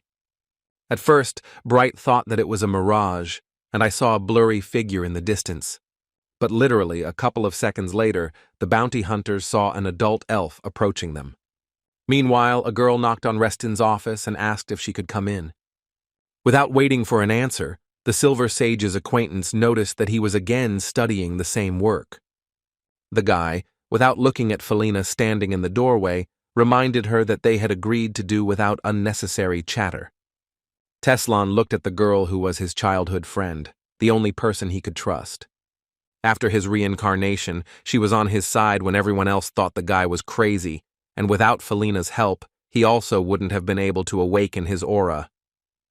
Feline was originally destined to be the girlfriend of the demon king Riffenhart, but now everything was different. When the boy smiled, the girl remembered the past, when the sage was called by the old name of Riffenhart. Teslan felt strange that his assistant had brought this up, so he decided to find out how her mission had gone. Handing the boy a scroll, the girl replied that the reputation of the fighting King Riffenhart preceded him. Feline found it strange that the warrior had the same name as the sage had in childhood, but everything was somewhat different. The Golden Knight was defeated by the new owner of the aura, which was the work of a family that was jealous of Count Tennis's success. While examining the scroll, the sage asked if his assistant had seen Sir Jesus. After Teslan's letter, the aristocrat immediately agreed to a meeting, thus gaining a powerful ally into his team. Felina reported that she also managed to find another suitable candidate. She turned out to be Stefan von Eltian, the second son of Marquis Eltian, originally from the kingdom of Vasily. This name was unfamiliar to the sage, but if the knight turned out to be useless, he could always find a proper use for him. Hugging his only friend, Teslan thanked Felina for the work she had done, which embarrassed her. Since the Demon King had taken away from the warrior what was once his, he wanted to do the same to him. However, being not the least bit angry at Riffenhart, the sage wanted to take everything else from him as well. The bounty hunters were already preparing to grab the elf, feeling their hands growing heavy from the bag of gold. But the first of the squad, who wanted to pounce on the girl with an axe, did not notice the moment when his face split into 2. And after Cirrus found himself behind the warrior, his entire body was cut into pieces. The mercenaries urged each other to pull themselves together because in front of them was an ordinary elf. True, the bounty hunters thought so at first, because in the fight with them the girl showed worthy skills. With sparkling eyes, Riffenhart's beloved decided on her future victims. The 3 mercenaries, like their colleague, froze in bewilderment, missing the moment when the blade of the enemy's sword flew over their heads. The next moment, the 3 heads of the hunters shot up, separating from their bodies. With a menacing look, keeping an eye on no one, Cirrus landed on the ground. Captain Bright was shocked by the appearance of the mysterious elf, asking himself where she came from in these parts. Clonto called upon his patron to fill his palms with heat so that he could use the flame to slay his enemy. The mage, who was part of the mercenary squad, managed to fire a volley of fire projectiles at the elf. Riffenhart, who arrived in time to his beloved, asked her not to run away alone anymore. The martial artist addressed the mercenaries, ordering them to kill them if anyone moved. Once the dust from the impact settled, Antares recognized the captain as the bounty hunter he had met before. Bright began to sweat profusely as soon as he saw the warrior, the meeting with whom he could not forget. Even years later, the man remembered that day, but he never thought that the warrior would remember it as well. The dark mage stated that it was unpleasant for him to keep memories of such a worthless person in his head. However, the Demon King's brain worked in such a way that he couldn't forget about it, so he decided to ask the merchant a couple of questions. Riffenhart asked the mercenary if the three elves were all the prisoners he had. The warrior's questions, but he clarified the situation because his life would depend on what answers Bright gave. The mercenary was silent for a moment. He was starting to get scared, but then he pulled himself together and replied that there was no one else. Then the dark mage asked how many the headhunters had killed, but the merchant seemed not to understand the question asked of him. Riffenhart repeated his question, asking if the number of elves killed had reached 40. But without hearing anything from the squad captain, the martial arts master took this as some sort of answer. The guy said that in that case the bounty hunters would have to pay for the blood they spilled. Klonto stood up to Bright's defense, casting a magic seal and attacking the enemy. However, Antares used a magical radiation shield that blocked the wizard's attack. The man was surprised that the young warrior's mana power was similar to his own, which spoke of his strength. In turn, Riffenhart began to call upon the heavens to collide with the earth and merge into one. The dark mage summoned chain lightning, which descended from the heavens and struck all the mercenaries present. The magician asked the guy if he really started all this because of the elves, whom he was ready to give away completely free of charge. Antares found it strange that the man didn't turn to dust from his blow, citing a lack of mana. But the wizard repeated that the slaves now belonged to the warrior, but he was no longer going to stop. Just as the master was about to hit Klonto, he asked him not to do it, and before his death he wanted to know why they wanted to take his life. The Demon King, not understanding the mage's claim, repeated that he had to pay for the spilled blood of the elves. Not understanding what he had done wrong, the man assumed that there was a human among the slaves. The martial artist froze in indecision at the words spoken by the mercenary. Then Klonto asked again. Perhaps the elves belonged to the warrior, but they did not know about it and decided to kill the wild creatures. The boy claimed that his opponent was wrong, which angered the mercenary, who saw nothing unnatural in killing elves. With difficulty containing his anger, the dark magician claimed that elves were no different from people, the murder of whom was equated to the murder of animals. The wizard decided that his opponent was out of his mind if he started all this because of the elves. Riffenhart argued that the magician had to know the answer to this question: what was the difference between a man and an animal? The man replied that people had intelligence and their actions were rational, that they did not obey only instincts. Then Antares clarified why the elves did not fit the description given by the magician. Klonto countered that even a human who did not meet the requirements could be considered a slave, but elves, unlike humans, were born slaves. The wizard believed that the warrior imagined himself to be the wisest man who denied the system of slavery as such. The words of his comrade Maschellen came to mind when he claimed that Riffenhart had underestimated this world. The boy said that he would not like to spend his whole life as a slave. He was sure that if such thoughts visited him, then others could think the same thing. Klonto asked the warrior to stop trying to force his way of thinking on him, calling him arrogant. With a gloomy look, the martial arts master said that he was forced to adhere to the logic of the current society. And so, Antares grabbed the magician by the throat and declared that in that case he would prefer to be arrogant. The wizard tried to fight for his life for a while, but soon went to fetch his fallen comrades. The slaves that the dark magician saved were shocked by what they saw, not knowing what they were supposed to do now. Ceres ran up to the elves and used a dagger to cut the rope on their hands. In the girl she freed, Riffenhart's lover recognized her friend Shaylin. The girl asked again if it was her, that she looked detached, trying to remember something. Finally, looking up at Ceres, the elf asked again if it was Serendi in front of her. And then the name spoken by the slave pierced Serendi's memories like thunder. This is what her friends called the still very young girl, with whom she was going to catch a whole bunch of scorpions. When the elf remembered her real name, Serendi al-Arelfiana, tears appeared in her eyes. Serendi asked her old friend if she had really been alive all this time.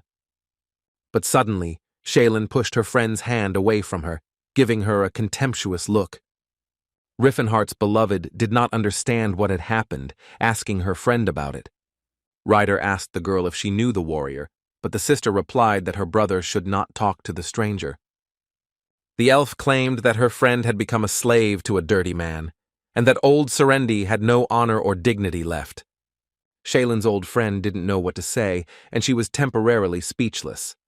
Riffenhart approached her, claiming that Cirrus was not a slave, but his comrade. The elf was surprised that the man knew their language, but the warrior, even if the girl was a member of the Cirrus family, did not allow her to call her relative a slave. He said that he should have told the girl about this from the very beginning, and repeated that she was not a slave. Looking up at her master, Cirrus asked again if that was really the case. The martial artist asked the elf if he had ever treated her like a slave. And after they found out that Antares treated her with respect, the dark magician asked why the girl continued to belittle herself. To which Cirrus replied that the gentleman had never directly stated that she was not his property. At this moment, the Demon King felt awkward, because he had never really done this. And the very next moment, he officially announced that the elf did not belong to him. The master claimed that they were equal with him, and she was absolutely free. That there was is free to do whatever she wants. Riefenhart's beloved replied that she already knew this, knowing full well that the master did not consider the elves slaves. The girl understood that the warrior sincerely treated other races as equals, of which she had no doubt. However, there was one thing that the elf was unable to understand, although she was completely sure of it. The girl was convinced that when the young gentleman looked at her, he saw someone else. And then it dawned on Antares that he had been trying to save Cirrus from the fate that was prepared for her, but it had been only an illusion. Previously, these words would have meant nothing to the elf, but since she was not a slave, she wanted her master to treat her like a servant. Cirrus asked the dark mage not to say such things with such sincerity again. The guy actually saved Cirrus from a past life, and now he acted like an ordinary person who bought an elf. He was a stranger who tried to gain her favor with money, who surrounded her with care, suggesting that she was not a servant. Cirrus was grateful to the young master, but she could not accept the sincerity that was intended for someone else. The guy said he understood everything, and that now Cirrus, being free, could make her own decisions. But he immediately corrected himself, claiming that Serendi al-Arelfiana was now free. The warrior offered to stay or leave, and no matter what choice the elf made, he would treat him with respect. The girl asked Riffenhart if he wanted her to leave, who, on the contrary, wanted her to stay. But at the same time, Antares never wanted to limit the elf in anything again. This whole situation confused Serendi so much that she asked the gentleman to give her some time to think. The martial artist asked her friend if she would help Shaylin find her family. The boy repeated that the elf was not his slave, and he would not reveal the location of the village to anyone. The warrior wanted to wait for them nearby, but Shaylin asked him to go with them, as he wanted to repay his savior. Riffenhart asked if the elf was sure, and she replied that the warrior would have found their hiding place anyway. The martial artist noted that this sounded quite rational, but all elven people were like that. And then a company of 5 people mounted camels and headed towards the place where the elves lived. Shaylin asked Serendi for forgiveness, assuring her that her friend had done exactly the same thing in her place. Looking at Antares, who was following behind, the girl said that the elf had met a kind man. With a small smile, the elf replied that the gentleman had been truly kind. Shaylin assumed that was why her friend had revealed her real name to him. Seeing surprise on Serendi's face, the girl asked again if she was right, since the warrior called her by her real name. Remembering Riffenhart's monologue, the girl realized that the gentleman had called her by the name she had been given at birth. She couldn't understand how the dark magician knew a name that even she couldn't remember. The camp of the elves who were hiding from the attacks of people was located high in the local ruins. Having come to Relhard, the girl reported that they were running out of water supplies, which should have been enough for a maximum of 1 day. From the scout's report, it became clear that people had abandoned the search for survivors, but the desert sands became a refuge for the dead warriors. The elder of the Danheim clan hoped that the souls of the dead would be laid to rest by the merciful Rhaegal. Relhard's assistant insisted that they needed to return to the village before the water supply ran out. The elf ordered to get ready immediately so that they could set off on their journey before sunset. Realizing that returning to the village threatened another visit from the merchants, the elder asked Eldiu to show them the way.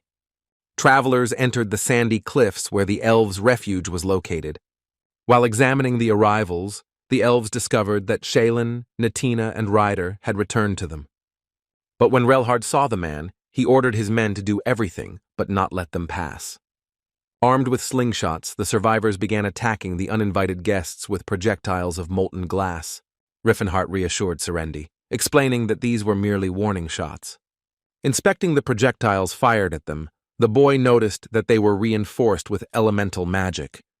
The dark mage explained that this is how the elves achieved the temperature of melting sand, but due to the lack of a world tree, they were not able to summon spirits for battle. Antares continued, telling that the clan had lived in these parts for hundreds of years, learning about the spirits of fire, which is why Serendi had not become paler in all this time. Asked if the warrior had learned about this from the master, he replied that the mentor's friend had extensive knowledge about elves and dwarves. The first thing that needed to be done when meeting was to show that they came in peace. However, after the first word, the Demon King was bombarded from head to toe with sand projectiles. Like the dwarves, the elves confirmed that their attacks did not work on the human, which could have been a monster altogether. Then the boy spoke in Elvish, asking the descendants of the great spirits to let the man in, was knowledgeable in history, and asked for a sign of friendship. The elder was surprised at how the boy knew their language, and on top of that, had knowledge of their etiquette. The man said that although the words sounded convincing, it was still not enough. The martial artist predicted that the elves would respond in a similar manner, so he began to accumulate aura. Having witnessed such a strong energy, the creatures became worried, expecting that they would now be attacked. Riffenhart's beloved thought about this too, trying to dissuade the master from his plan. The dark mage unleashed the fourfold doom of disaster, not on the elves, but into the sky, showing what he was capable of. The warrior understood that, unlike humans, such an act by a superior race would not be seen as a threat. The elder stated that the boy should have shown himself from the very beginning, that he was convinced of the good intentions with which the stranger arrived. Opening the passage for them, Riffenhart welcomed Serendi to her true home. But soon the elf was introduced to Relhard, who was told that the new arrival was the daughter of Arl and Piana. The elder replied that before him was a child lost during the days of nightmares, and today not only the lost family members, but also old relatives had returned to them. The man replied that Antares was their benefactor, but instead of basking in the glory, the warrior wanted to prepare for his return. That same evening, thanks to the efforts of Riffenhart, the elves arrived in their village of Derive Eld. In honor of their return, the elves lit a fire and then began to sing and dance. For the first time in a long time, the residents of this village felt safe and could relax. Serendi's old acquaintances began to approach her, wondering if the girl remembered them. And while the elf was happily spending time in the company of her compatriots, the dark magician sat alone. The boy watched as Serendi happily interacted with her fellows, as if she had once again plunged into a carefree childhood. The Demon King caught himself thinking that his beloved was happy here, that she could change her mind and not go with him. Rising from his seat, the martial arts master walked towards the village elder. The warrior came here for a reason and asked the man for one small favor for him. Riefenhart wanted his beloved to experience the power of the elves. Relhard asked the dark mage if he meant spiritual magic by power. The guy replied that he himself knew a couple of spiritual spells, but that only concerned summoning, with which elven magic could not compare. The elder said that teaching Serendi spiritual magic was the duty of their clan. However, after the loss of the World Tree, all they were capable of was replacing a regular fire, which was not useful in battle. The man thought that it would be better for the girl to learn magic from the master, who was sad that the elf did not have the opportunity to communicate with spirits. The elder didn't expect the man to really understand their culture well. He insisted that if the elf decided to stay in the village, then the Danheim clan would have no choice but to consider Antares one of them. Therefore, the elder declared that the martial arts master could henceforth be called their brother. From that moment on, the dark magician stayed in Derive Eld for another 4 days, waiting for Cirrus to make a decision. Shaylin said that if her friend wanted to practice spiritual magic, then soon can even communicate with the spirits of wind and water. It took the villager 3 years to do this, so she was not surprised that after a couple of days, her friend still felt nothing. Suddenly, Serendi felt the presence of many shining dots around her, which were the spirits. Shaylin was very surprised that someone could have such a connection with the spirits, because few of them were able to master magic in such a short time. The whole point was that Cirrus had undergone various trainings since childhood, and this experience gave her a learning speed comparable to that of a human. Riffenhart came to the girls and asked if his friend had enjoyed learning the basics of spiritual magic. Since the elf began feeling the energy of the ancestors, the warrior decided to find out if she had made a residual decision. After a short pause, Serendi stated that she wanted to stay in the village and help the people there. The news that his beloved wanted to change the lives of her people greatly upset the dark magician. However, Cirrus supplemented her answer by suggesting that it was by following the young master that she would be able to fundamentally change the life of her people. The elf swore that although she would not stay in the village, she would certainly help everyone in need. That is why, for the well-being of her clan, the girl decided to continue her journey with Riffenhart. Overjoyed, the guy couldn't contain his emotions and started laughing loudly, after which he released a volley of aura into the sky, which similarly expressed his feelings. The martial arts master said that he would show Ceres the future of her clan right now. He, his beloved, and the elder found themselves back where they had come from a couple of days ago. Relhard asked the warrior why he had brought them to the temporary shelter. The dark mage assured the elf that this place would now be the new village of the Dunheim clan. The man insisted that there was no water here, after which Riffenhart asked his companion to borrow Nihilin. The guy asked the girl again if she was interested in how she had awakened a connection with the spirits in such a short period of time. All this was because Cirrus was the rightful owner of Nihilin, who, having chosen the elf as his mistress, granted the power to call upon his name.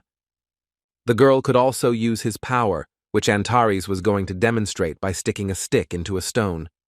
The dark mage began to cast a spell, asking for the protector of this world to awaken in order to inseminate these lands. After the spell was cast, green and juicy stems began to sprout from Nihilin. Ceres and Relhard couldn't believe their eyes that something like this was possible. A pleased Riffenhart watched as a huge tree grew from a small stick, and after the transformation was complete, the elder completely lost the power of speech. Before them was the very same world tree that the elves considered lost. Well, that wasn't all, because water began to flow from the place where the tree sprouted. The man could not even imagine that the ancestral tree was capable of filling these places with water. Looking at the elder, the Demon King stated that he already understood everything without his explanation. Without taking his eyes off the tree, the elf's body was enveloped in warmth, and he was filled with integrity, as if his soul itself was awakening from sleep. Relhard burst into tears, as for the first time he felt feelings that were described only in legends, and which not every elf was able to recognize. It is unknown how exactly the benefactor managed to do this, but he revived the Tree of Elfenheim. Nihilin was a lost branch of the Tree of Life, and Riffenhart awakened it from its slumber, which sent its roots into the earth and strengthened the flows of mana. The elf was at a loss as to who their savior was, who was most likely sent by Eldia herself, but the warrior replied that he was simply their friend.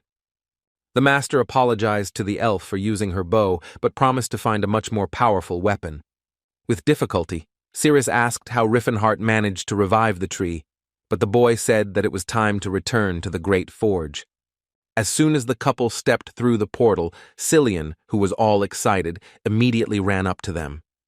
The warrior complimented the priest, claiming that he had managed to bulk up during this time, which was of course not true.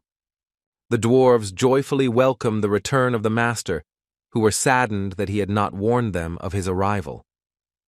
The boy asked if the dwarves had managed to make any progress during his absence. Without a single mistake, the halflings reproduced Riffenhart's air bullet, which the other mages wanted to demonstrate. The dark magician selected 20 talented gnomes from whom he made magicians, teaching them the basics of the skill. Glad to meet his mentor, who, before his departure, was on the verge of some kind of discovery. Looking at the warrior, the knight stated that he had not noticed one detail before, but now he saw it clearly, which made Antares begin to worry. Holy Sword Cirrus claimed that his mentor had a huge soul, and it was hard to believe that he was only 23 years old. Without fully understanding how, the boy felt like the martial arts master had lived 3 times longer. The priest suggested that they should now go to some ancient ruins to replenish their monetary reserves. The path that the travelers would take lay in the kingdom of Croans, where Riffenhart had a man who could help him. While the Demon King was finishing his business in the Great Forge, something happened in the frozen lands. They were located northeast of the Kingdom of Grime, where the treasure hunting expedition was located. When asked if the fire could have been made bigger, Aaron replied that it was necessary to save mana, since the fire had to last throughout the night. Although most of the squad died, he managed to get a good catch in the ruins of Shalkarn.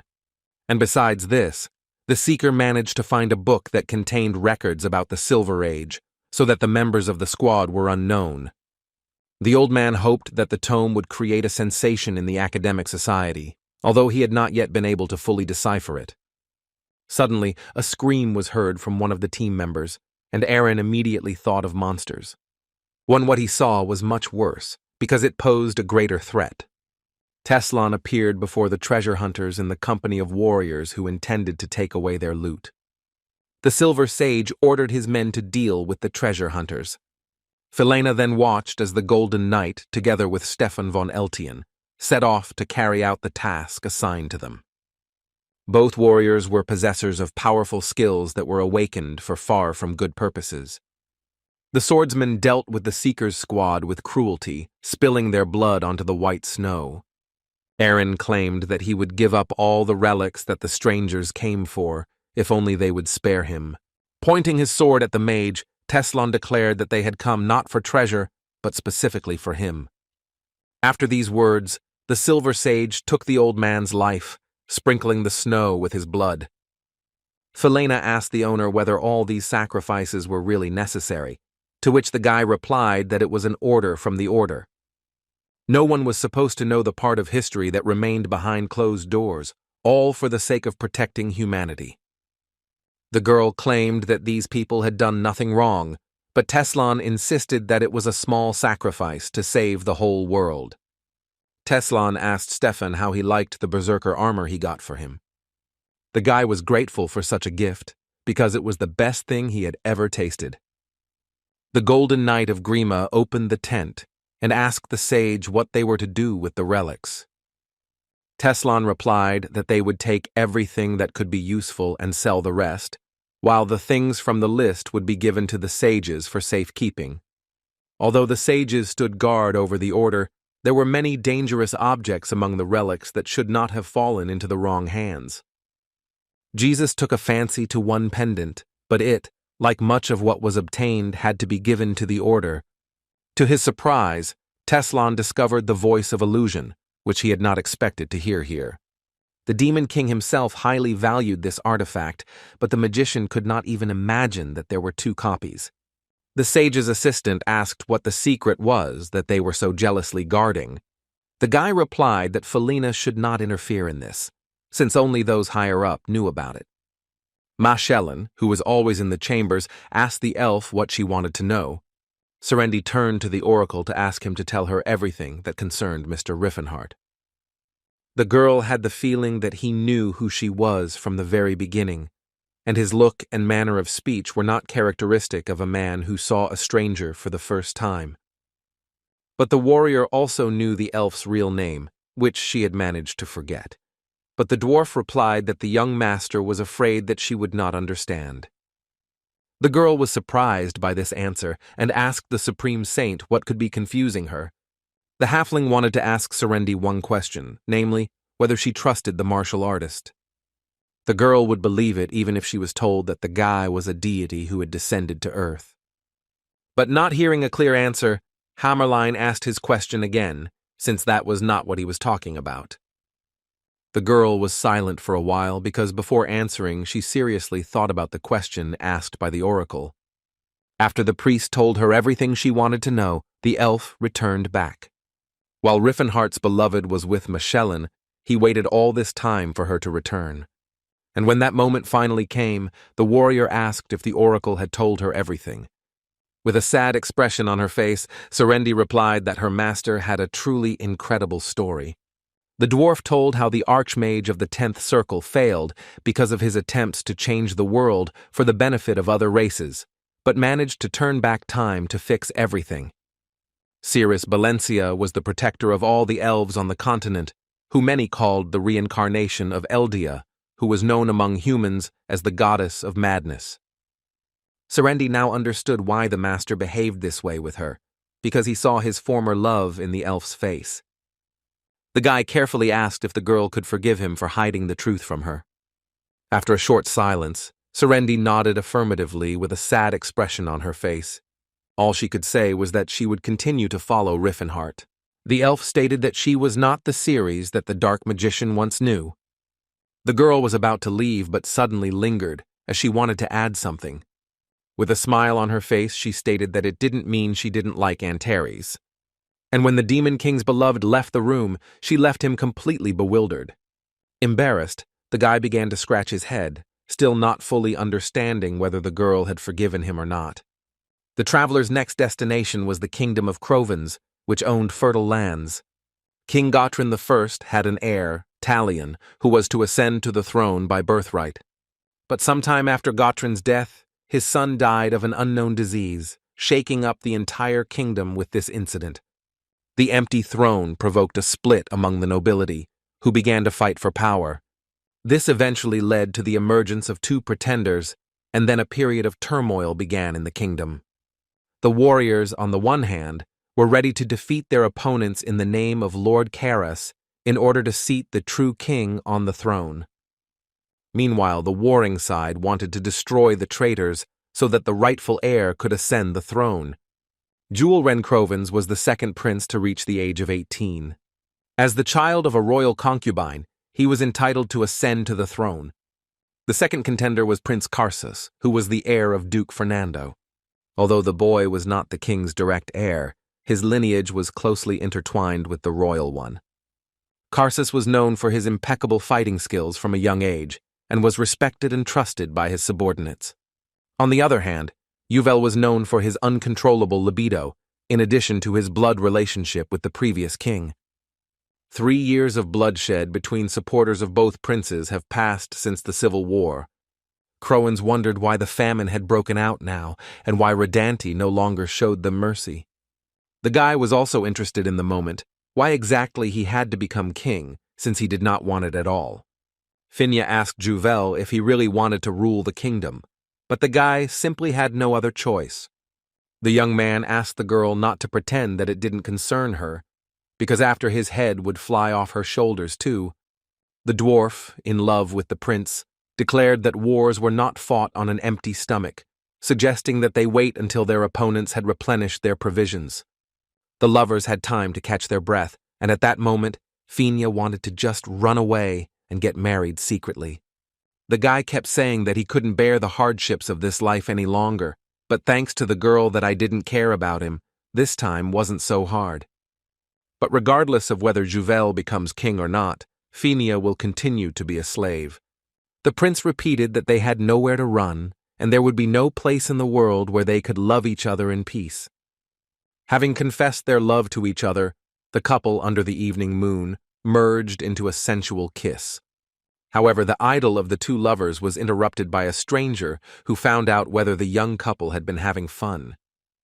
Wondering who could be there, the girl grabbed the axe of one of the statues in the room. Holding the weapon out in front of her, the dwarf ordered the stranger to show himself immediately.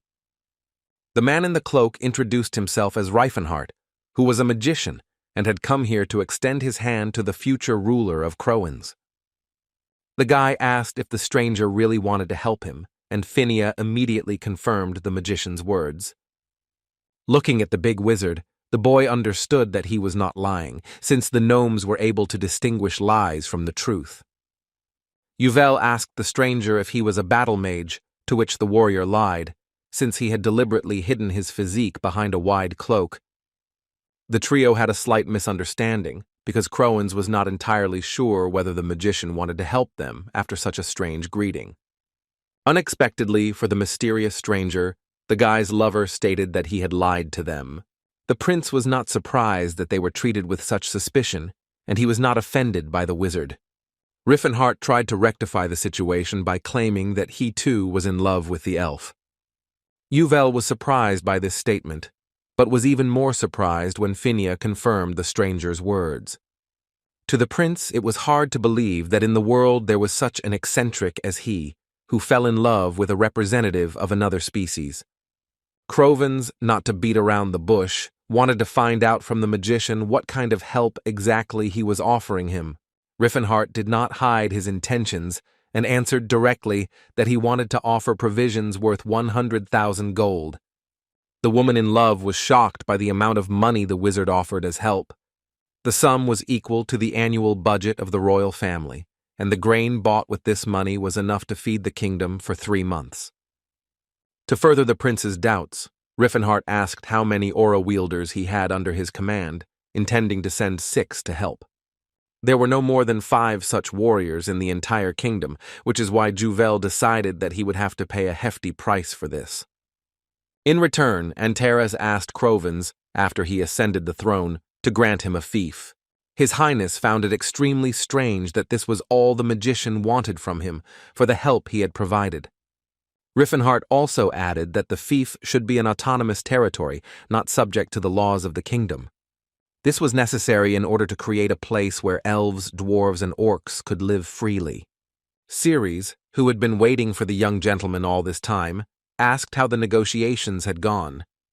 The dark mage replied that everything had gone smoothly, claiming that all that remained was to watch how the situation would develop further. He should not under any circumstances repeat the mistakes of his past life and make the feud absolutely legal, even if it took a long time. The elf asked if Riefenhart had known Prince Jewel in a past life, but this was their first meeting. In his past life, Karsus became king, while Crovens was immediately executed.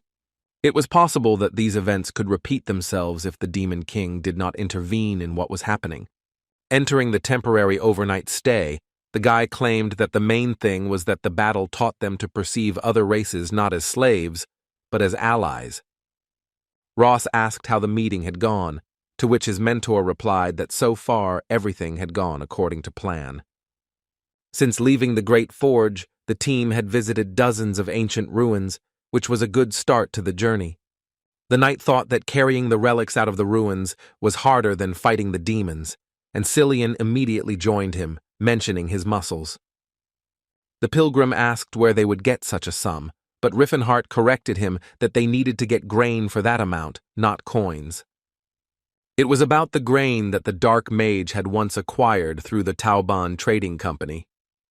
If it weren't for the famine and war, grain would have cost only 4,000, which seemed like a scam to Tilla, although from a technical point of view, the soldier wasn't lying. Ross was curious as to where the young master would get 3 more aura wielders besides those on his team. The martial artist replied that he had not taken himself into account, which also excluded the elves, with whom the prince had a strained relationship. Reifenhart stated that they would turn to the great orc champions, Kalkin and Stella, who were the bearers of the aura. To the southeast of the Larchid Mountains were the lands of Testing, where a tribe of orcs lived, who honored ancient traditions. These orcs were not like those who had become slaves, and they were not like the swordsmen of their own race, who, although fierce, retained their common sense. The tribe was called the Blue Bears, and the dark magician's acquaintance Tashid was also supposed to be among them. The knight managed to meet a couple of skilled orc swordsmen, but he didn't think they were so strong. According to Antares, these were the strongest warriors he knew, who could give a head start to both people and elves with dwarves. On the outskirts of space and time, small stone islands floated in the air. Seals appeared on 2 of them, with the help of which both sages teleported. The old man with a long beard thanked his companion for the work he had done. It turned out to be Teslan, who was immensely grateful to the defender of Daos for the praise addressed to him. The old man argued that dangerous information should be in the right hands, since that was how they protected humanity. Remind them that they acted only for the good. The Taoist left the mysterious place. The magician was outraged that the old man had called him for such a trifle, who needed to occupy a high position, and along with it, gain more power. Teslan wanted to give a speech about the danger that came from the Demon King, but in that case he could be considered crazy. Thanks to the light mage Yaga Arclight, Teslan learned that Duke Iranad was a member of the Council of Silver Sages. The main characters of the Silver Age were not people, but elves with their Tree of Life, and also the dwarves who were so powerful that they already had their own names 1,000 years ago. They were called the people of Eldrath and Alhatron, which in ancient times meant the blessing of Eldia and Alfort, respectively. The civilizations were named after the gods, but the Silver Sages hid this information from the people by inventing plausible lies. In the warrior's opinion, the Order invented stories about the Silver Age of radio protection of humanity, but in doing so, they only made themselves look like fools. Meanwhile, Riefenhardt's team traveled to the eastern Fatland grasslands to lands of the dead Destrand. The warrior said that he had heard stories of how in the orc villages they got rid of weak babies and decrepit old people. Therefore, it was considered an honor for monsters to leave the village on their own, because this is how they adapted to life in harsh conditions. Ceres began to argue with Tilla about whether such cruel traditions on the part of the orcs were right, since, unlike the dwarves, they could not save their heritage. And while the girls were feuding with each other on an ideological level, the priest was curious about how the master was going to convince the orcs to help them.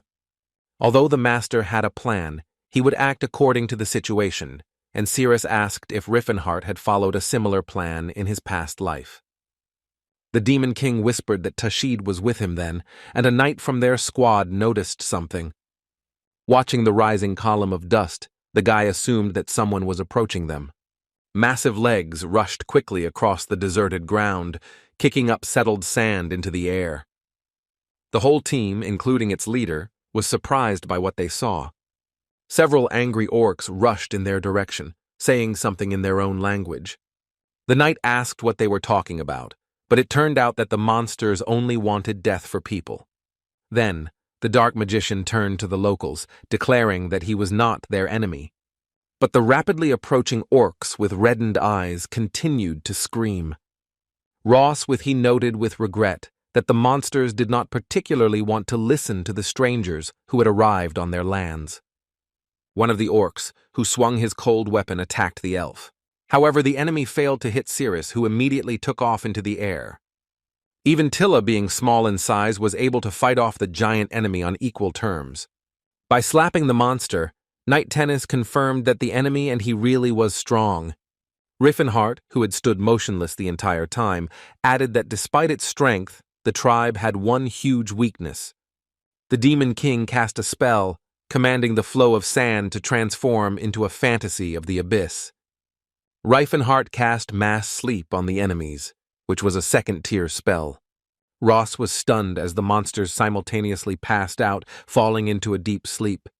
Cillian had considered the spell to be completely useless in battle, but this was how the orcs lost to the humans. The priest was sure that even the strongest warrior was incapable of anything if he was unable to resist magic. Antares asked what would happen if the creatures were protected from magic, but these weren't even warriors. The real warriors of the tribe hunted monsters, so they patrolled the surrounding area, thereby gaining experience. Holy Sword. Cyrus was dumbfounded when he realized that the people in front of him were just immature fighters. But as soon as the guys started talking about the members of the Blue Bears, the shadow of the representatives of this clan hung over the travelers. The team was looked at by large and angry orcs who were dressed in massive armor. The elder began to speak with the uninvited guests, claiming that people were forbidden from entering these lands. Despite the orcs' claims, Riffenhart insisted that they came in peace to the valiant warriors. The chief could not trust people since they were almost the best liars. Realizing this, the warrior wanted to demonstrate that his words were absolutely true. The martial arts master offered to fight in a ritual battle in which he would prove the truth of his words. Through this ritual, the orcs formed friendly bonds and thus gained trust, because for them, the most important thing was strength. The main problem was whether the monsters would want to participate in the ritual with a human.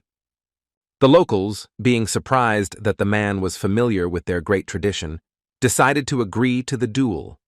As expected, the orcs readily agreed, as they believed that conversation could only be conducted with swords.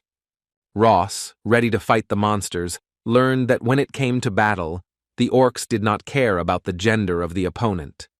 Riffenhart reassured Cillian, who did not need to fight, because he was not a warrior, who could also be perceived by the tribe as a child. When the elder announced the beginning of the ritual fight, he asked the one who wanted to prove his strength to step forward. The elf stepped forward, drawing her sword, introducing herself as Cirrus Balencia of the Danheim clan. Her opponent was a huge orc named Zalkatar, who was the son of Darethar, ready to begin the fight. But when the rival did not understand a single word, the warrior repeated everything said above, switching to a language understandable to Riefenhart's group. The priest and the knight were surprised to learn that the orcs spoke their language, and that, unlike them, they were not polyglots. Deciding not to delay the process, the girl instantly pounced on the monster with a battle cry. Her attack was so sharp and unexpected that it managed to make her opponent scream in pain. Quickly pulling himself together, Zalkatar began to block the elf's subsequent attacks.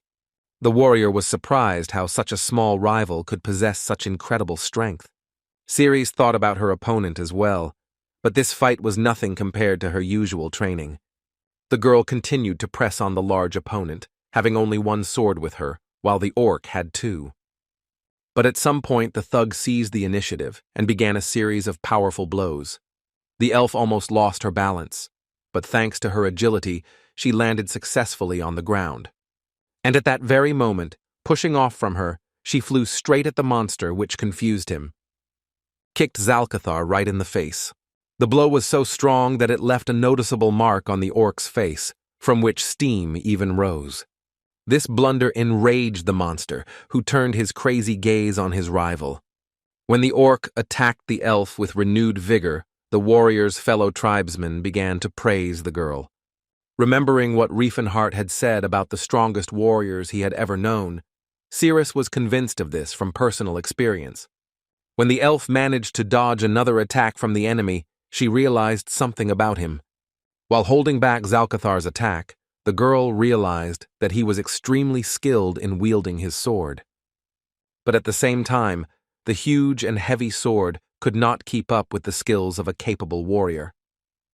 Having dodged the sharp blades, Riefenhart's beloved prepared to deliver the decisive blow. The girl, having chosen the most advantageous moment, swung at her opponent with all her might. Then the orc shouted two names, Skaven and Satarar, which turned out to belong to his blades. The next second, the brute's swords clashed just before Cirrus could strike, blocking her attack. Falling to the ground, the elf was shocked that the monster's blades had an aura.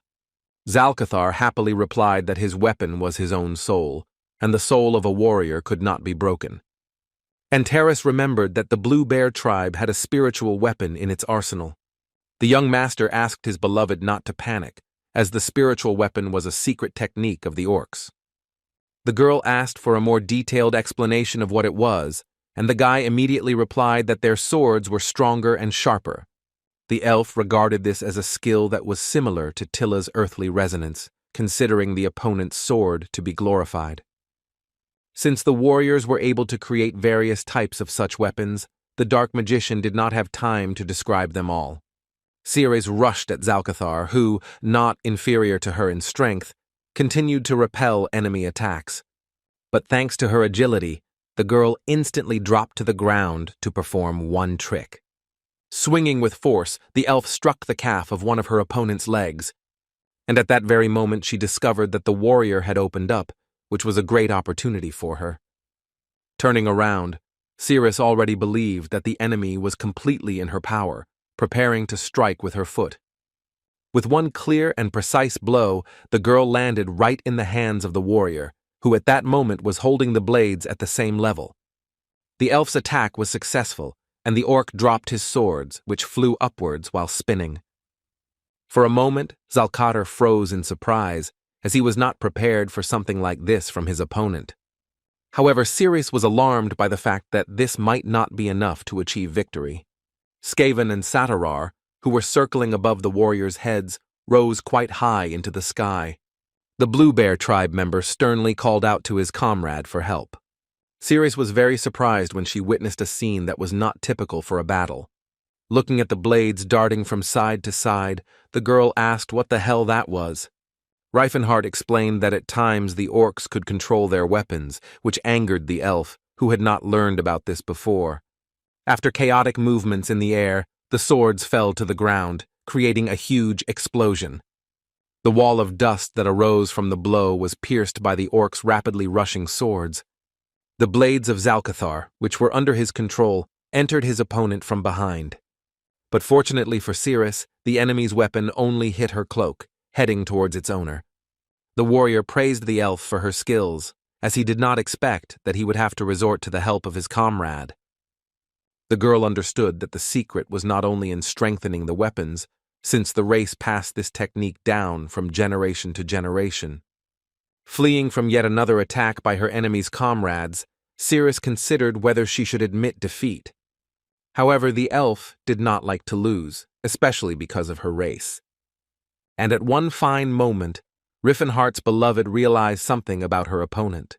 Zalkatar used a technique that only an orc could do, wondering if the elves had their own techniques. Valencia was suddenly visited by her friend Sarana, whom she began to call out to during the fight. The dark mage was surprised that even though the girl was feeding on Nihilon's energy, her growth rate was astonishing. But the elf used the wind spirit in a not entirely correct way, standing on her head. After which Ceres, pushing off from Sarana, managed to jump up a great distance. The orc didn't expect his rival to rise so high, watching her actions with interest. Following the warrior into the sky, the faithful blades of Zalkathar, which were subject to his will, followed. This time Cirrus deftly parried the swords rushing towards her, having by this time begun to descend downwards. Literally a second later, the girl found herself behind the monster, successfully landing on the ground. Zalkathar turned to face his opponent, apprehensive about how the battle would proceed. And at the moment when the orc wanted to turn his head, his chin hit the blade of Cirrus's sword. The elder announced that the outsiders had won the sacred ritual, and the crowd of spectators exploded with enthusiastic cries. Cillian asked his friend if she was injured, but fortunately everything was okay. And when Riffenhardt himself praised the girl, she happily accepted the praise, slightly embarrassed. The priest began to discuss with the warrior whether the spirit was offended by the act committed by Cirrus, but as it turned out, the spirits were not vindictive. Antares underestimated the elf, who did not stand on ceremony with her close ancestors. When the second fight was announced, Tilla de Steelhammer entered the fray. However, the dwarf was unable to win the battle, which made her a little upset. The elder stated that the warrior had shown disrespect to her opponent by not fighting at full strength, and she needed to hone her skills. Tilla lacked the skills to assess the level of his opponent, and the dwarf needed to train to be able to defeat the orc warrior. The girl asked the master to translate what the elder had said, who had condensed the monster's speech into a few words, answering that the girl should have restrained herself on the battlefield.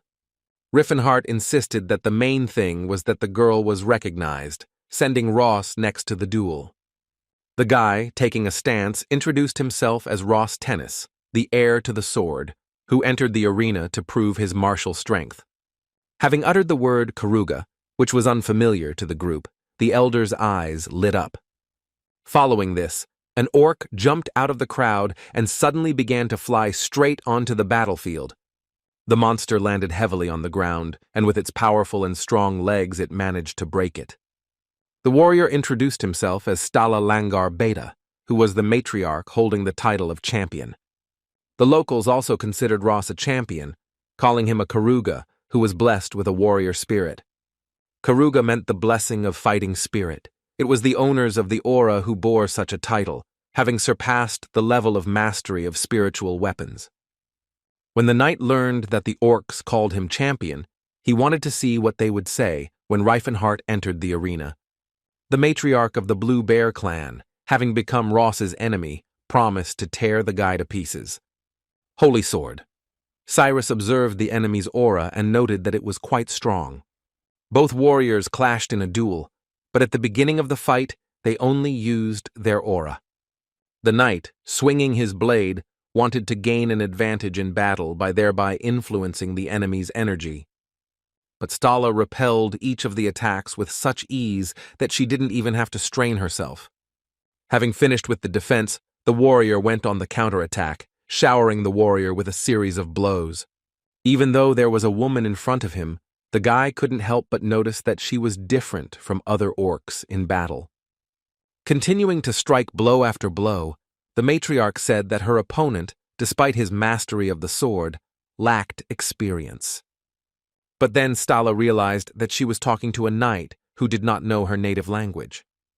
Then, switching to Ross's language, the woman said that the guy was strong, but she was older and more experienced.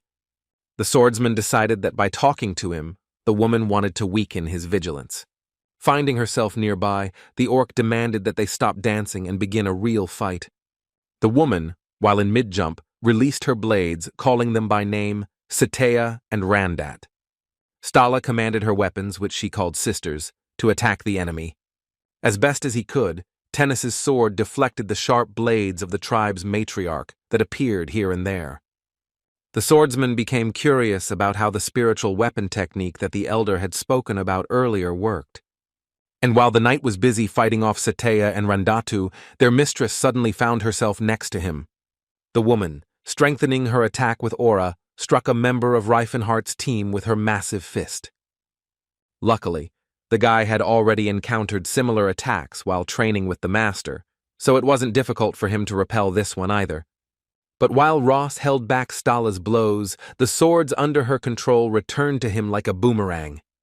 Antares knew that Ross was a good fighter in single combat, but due to the marriage of experience with the owners of the aura, he could not focus on only one orc. The Demon King was curious until the very end about what Ross would do in this situation. Stala Langar Beta declared that victory in this battle was hers, but the knight disagreed. The guy didn't really have time to test the new equipment in the field, but he had no other choice. The dark magician, watching his student, was pleasantly surprised by the skill he demonstrated. The female warrior watched in bewilderment as Tennis's sword continued to move. Surrounding himself with multiple copies of his own blade, the knight used phantom division. The next moment, the guy, along with a dozen swords, rushed at his enemy. Using her aura, Stala, who was familiar with the phantom sword technique, was ready to repel the attack. The woman struck the copies with a beam of energy, as she knew which ones were real and which were illusions. Inspired by this trick, the matriarch told the boy that he had a great future. But while delivering her speech, the warrior from the Blue Bear tribe did not notice how she was wounded. The warrior somehow managed to get close enough to the enemy to inflict damage on her. The dark mage, who had already begun to worry about his student, was pleased with his strategy during the duel. Stala saw through the knight who hid his presence, though she said that this was a good attack and wouldn't work on her twice. A joyful Ross asked the matriarch if he had made a mistake and missed. Without answering his question, Stala, leaving deep footprints in the ground, rushed towards the guy. Tennis's sword once again activated phantom division, launching a series of blades at the enemy. It was quite easy for the warrior to distinguish the illusory sword from the real one. Along with this, Stala should have also easily dodged attacks, but at one point everything went completely differently. The knight who was attacking the orc suddenly began to dissolve into thin air, along with his phantom blades. But as soon as the illusion dissipated, the real Ross appeared, who at that moment was already attacking the enemy from below. The warrior's blow landed on the matriarch's leg, which caused her to lose her balance more from surprise than from the injury itself. The woman couldn't believe that the guy had managed to switch places with the illusion. Riffenhart, watching the duel, was also shocked, not expecting that Cirrus had managed to comprehend the Sword of Emptiness. Division was a technique to go beyond the laws of space and create illusions with the aura, so it was difficult to resist. The true purpose of the technique was to move the aura to strike the enemy, which was the main technique of Cyrus's holy sword. The sight he saw awakened a strange feeling inside the dark mage, deciding that the guy had honed his skill while meditating in the great forge. Looking at Riffenhart, Stahl noted that he was also blessed with a warrior spirit, wanting to later engage him in battle. The woman announced to her opponent that no matter how much fun she had fighting him, it was time to finish. The orc commanded each of her 12 sisters, who were blades, to fly like a bird. Tennis's sword was shocked by the sudden appearance of so many weapons in the matriarch's possession. Having launched a dozen sharp swords at the warrior, Stala rejoiced, anticipating her victory. The enemy's weapons surprisingly did not reach the knight himself, which in turn only chopped up the ground. Before the boy could even blink, the area around him was covered in sharp blades. Immediately losing his fighting spirit, Ross, casting aside his pride, threw down his sword and announced that he surrendered. Stala Langar Beta solemnly announced to those present her victory in the third ritual battle. The martial artist asked the warrior to show off his technique sometime, but Ross replied that it was useless against him. The knight claimed that the master did not dodge, but even so, it would not be difficult for him to overcome this technique. Throwing off his cloak, the dark mage announced that it was his turn to test himself in battle. But once the orcs saw his body, they began to admire Antares, claiming that he had no need to go through ritual combat. But unfortunately, the monsters could not ignore traditions, and therefore had to fight with Riffenhart-walled Antares. The elder, who suddenly appeared behind his wife, asked her for the opportunity to deal with this warrior.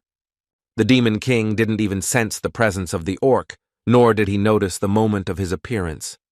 The orc said that he had been watching from afar from a distant rock, but when he saw that they were having fun here, he decided to join in. The wife asked what would happen to the Snake King in that case, but her husband had already managed to chop him into pieces before he arrived here.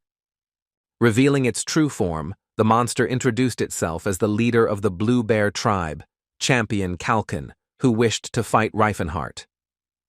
Riffenhart noticed that his opponent was as big as the master, and that he expected to fight just such an opponent. Kalkin assessed the martial artist's mood and immediately rushed to attack. The first thing the dark magician decided to do was to use the Dream Veil spell, and just a second later his formidable opponent collapsed to the ground, lost in a sweet sleep. Cillian was somewhat disappointed by this battle, and for Ross, this method of fighting was not entirely fair. Stala was of the same opinion, arguing that it was not proper for a warrior to fight in such a manner, but in his defense he replied that he wanted to show that he was also a magician. Kalkin was puzzled by what had happened, but Riffenhart explained his actions, because if he had not fought at full strength, he would have shown disrespect to the orc. The monster decided that it would be unfair to give up magic, and thanked the human champion for his attention. The tribe members began to argue about whether it was appropriate to use magic in the ritual duel. Unlike his past life, Antares was able to gain the respect of another race much faster due to his trained body. The warrior asked to continue the fight, and a moment later, both fighters collided. At this very time, in another part of the land, one of the monsters that lived in these parts was defeated. The warrior who finished him off believed that now the tribe would have no need for food for the near future. A black king appeared next to the orc, looking at him mysteriously with satisfied eyes. The pet's owner guessed that the animal wanted a treat, because a second later it was holding a large piece of meat in its teeth. The orc and the animal witnessed a strange green glow, but the origin of which was unknown to them.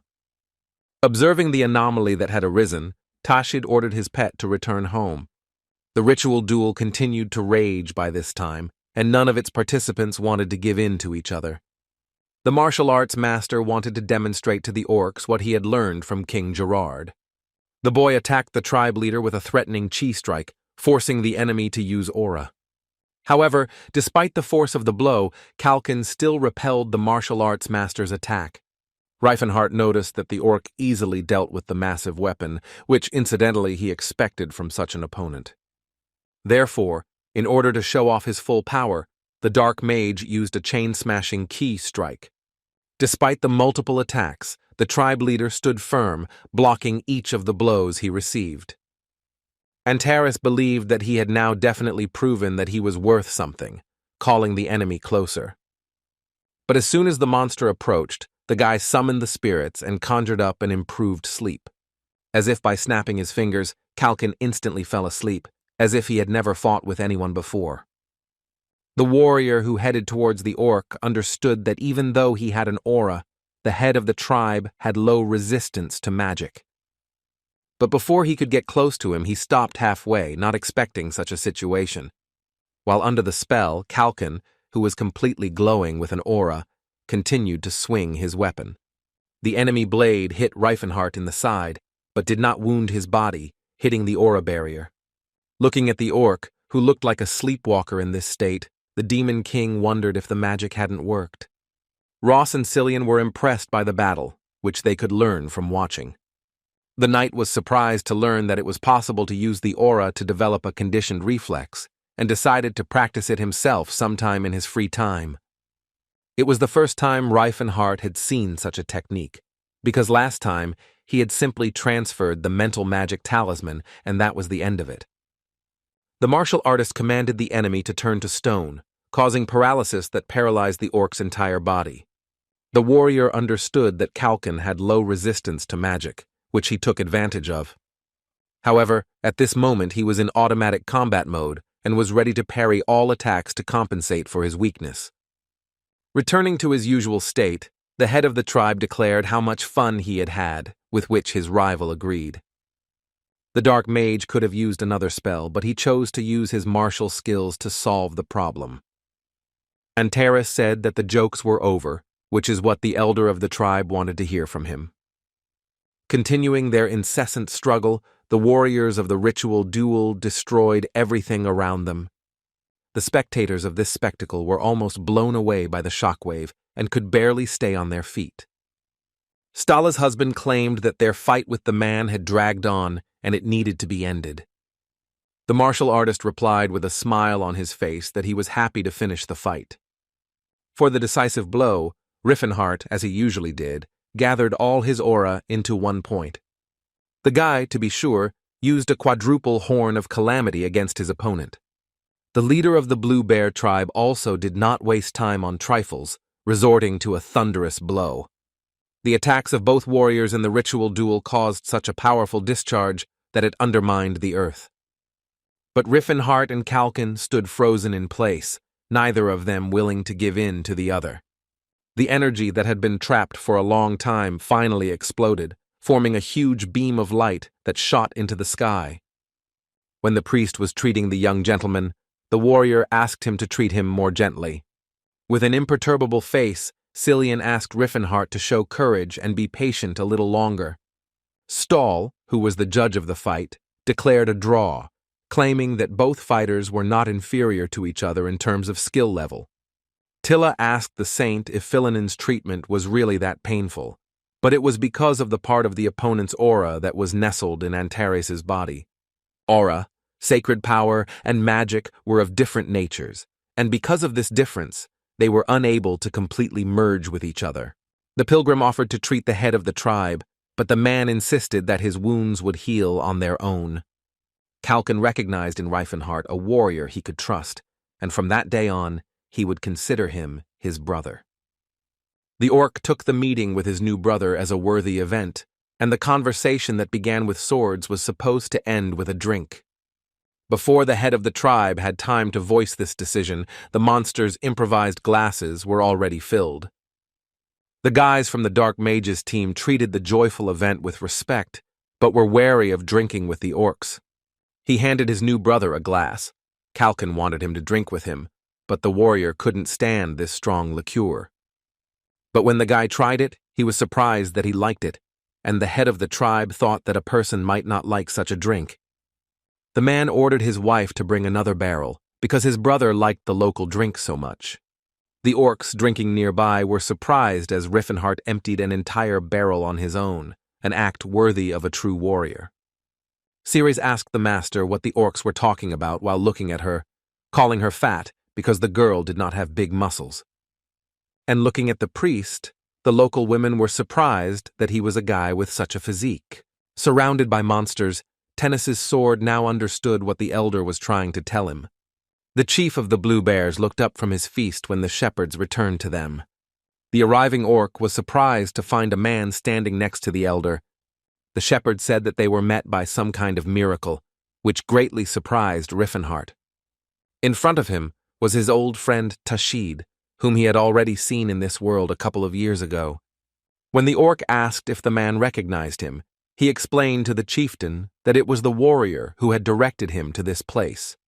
Kalkin was amused by this strange coincidence of circumstances, which he could not have imagined. Turning to the guest, Stala's husband asked him what brought the guy to these parts. Riffenhart explained that he wanted to find lands where the Blue Bear tribe could live even better. But to do this, the boy needed the leader to lend him his physical strength. Having summed up the warrior's story, the orc clarified that if they agreed to fight, they would be able to receive land in return. Antares summarized that this was indeed the case, but his goal now was the county of Gelfan, which bordered the great mountain of Gloten.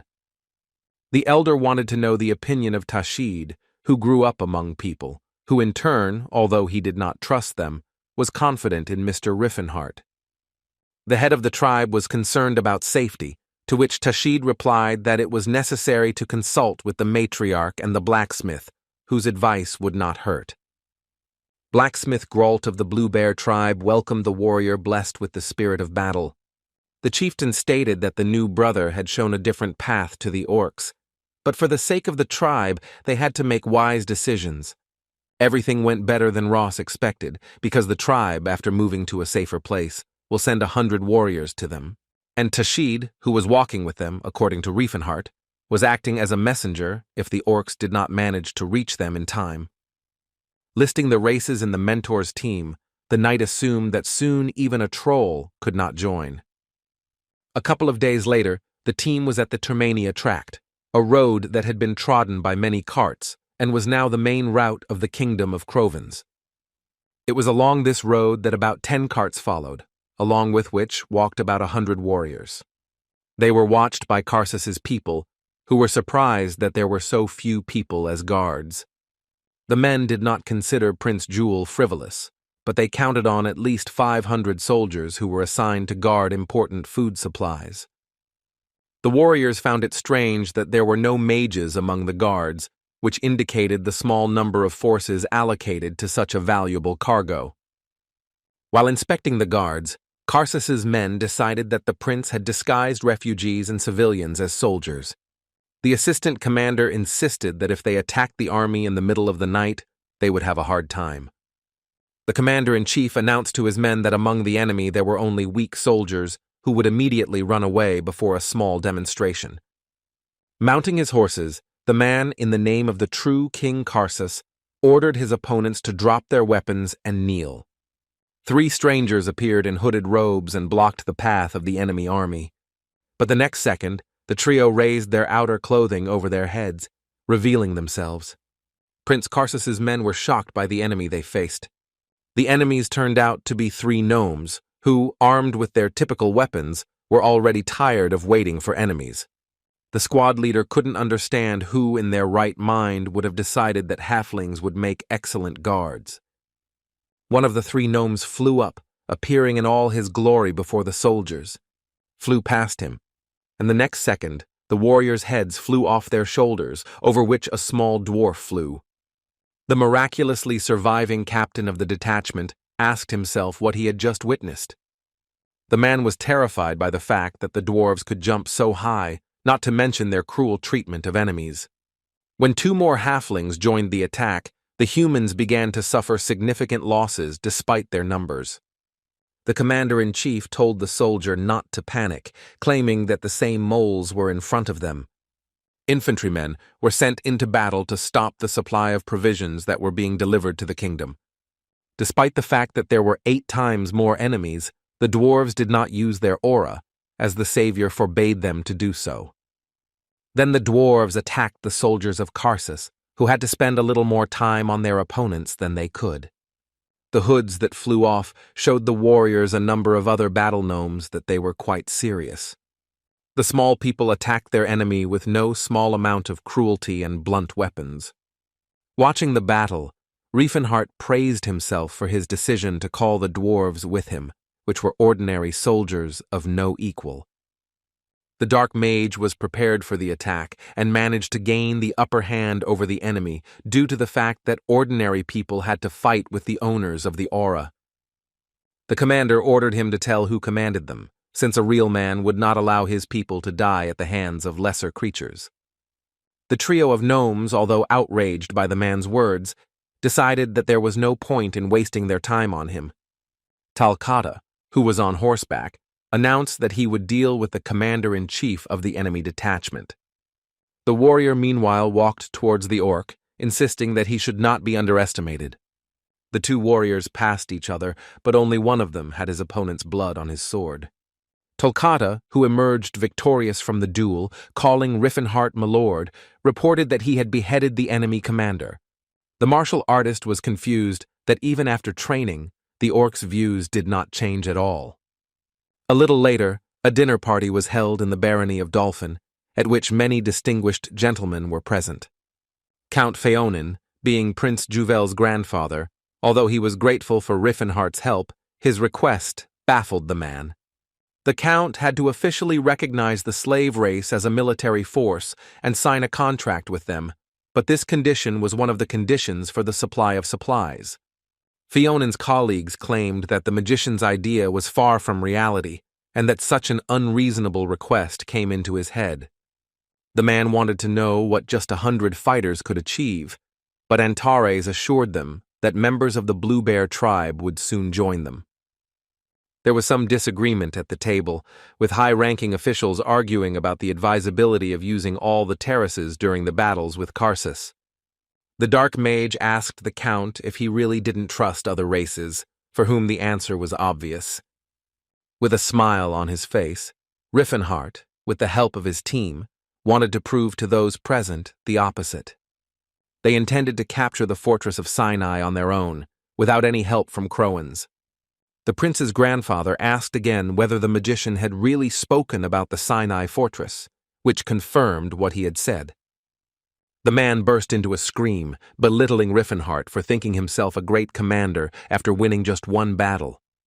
Despite the presence of Sir Teswalt's fortress, the warrior claimed that if his men were treated properly, they would ensure victory for Prince Jewel. One of those sitting at the table was indignant that the magicians did not understand anything about war, but the prince ordered that the disagreements be stopped. Croans did not understand what exactly the commanders did not like, that they were unhappy with the fact that His Highness was sending such valuable slaves to their deaths. He also reminded that for his ally, supplies were much more important than enemies, and that he would only take a week's supply of provisions with him on the road. The heir to the throne claimed that most of the supplies would remain with them, and that 100 soldiers would not be physically able to consume such a quantity of food. The prince, in the name of the royal family of Crovens, ordered Riefenhart to prove his loyalty and capture the fortress of Sinai. Bowing, the warrior replied that he would certainly carry out the order given by His Highness. After a meaningful conversation, Antares returned to the camp to his comrades. Ceres reported that Tashid, together with the Black King, had already moved forward, as agreed. Ross was still a little worried, because more than 200 warriors were needed to capture the fortress, especially against 3,000. The master replied that the knights of the kingdom were no match for the warriors of the Great Forge or the Blue Bear tribe. Cillian noted that the orcs and dwarves would soon improve their position on the continent. A man intervened in the conversation and asked those gathered not to forget about the elves. It was Elder Relhard who wanted to help the patron who contributed the resurrection of their Elvenheim. He claimed that people would not be able to speak to them from a position of strength by spraying fire in their hand. From the flames emerged a huge demonic monster that was made entirely of flame. Relhard assured that in time, the others would also feel the rebirth of the great tree. Looking at the fire demon he had summoned, the elder was afraid that his actions would cause a fire. Another person joined the discussion, and it was because of him that everyone present gathered. Prince Juval came with his beloved Finia, who wanted to meet other dwarves. The young man was curious whether the magician thought they had a chance of winning, and Antares, confident of victory, advised them to be prepared for the consequences. Be that as it may, the guy felt better as soon as a smile appeared on Finia's face. Crowans trusted the dark mage more than his vassals, as long as their goals coincided. Jewel allowed Reifenhart to do as he saw fit, and the master insisted that he would not let him down. With the arrival of spring warmth, the fire of war reached the Sinai fortress, but not in the way most people were accustomed to seeing it. The city's watchman trumpeted loudly about the enemy approaching their fortress, only came because he was informed of an enemy attack. The subordinate reported that the enemy had indeed approached their walls, but their numbers did not impress the owner of the aura. The man, having examined the composition of the troops, asked his assistant whether they really were enemies. There was not a single human among the warriors, only elves or dwarves, but the coat of arms belonged to the forces of Prince Juvel. However, after thinking it over, Fernando declared that the lives of slaves were worth more than human lives, not understanding why it was necessary to throw so much money down the drain.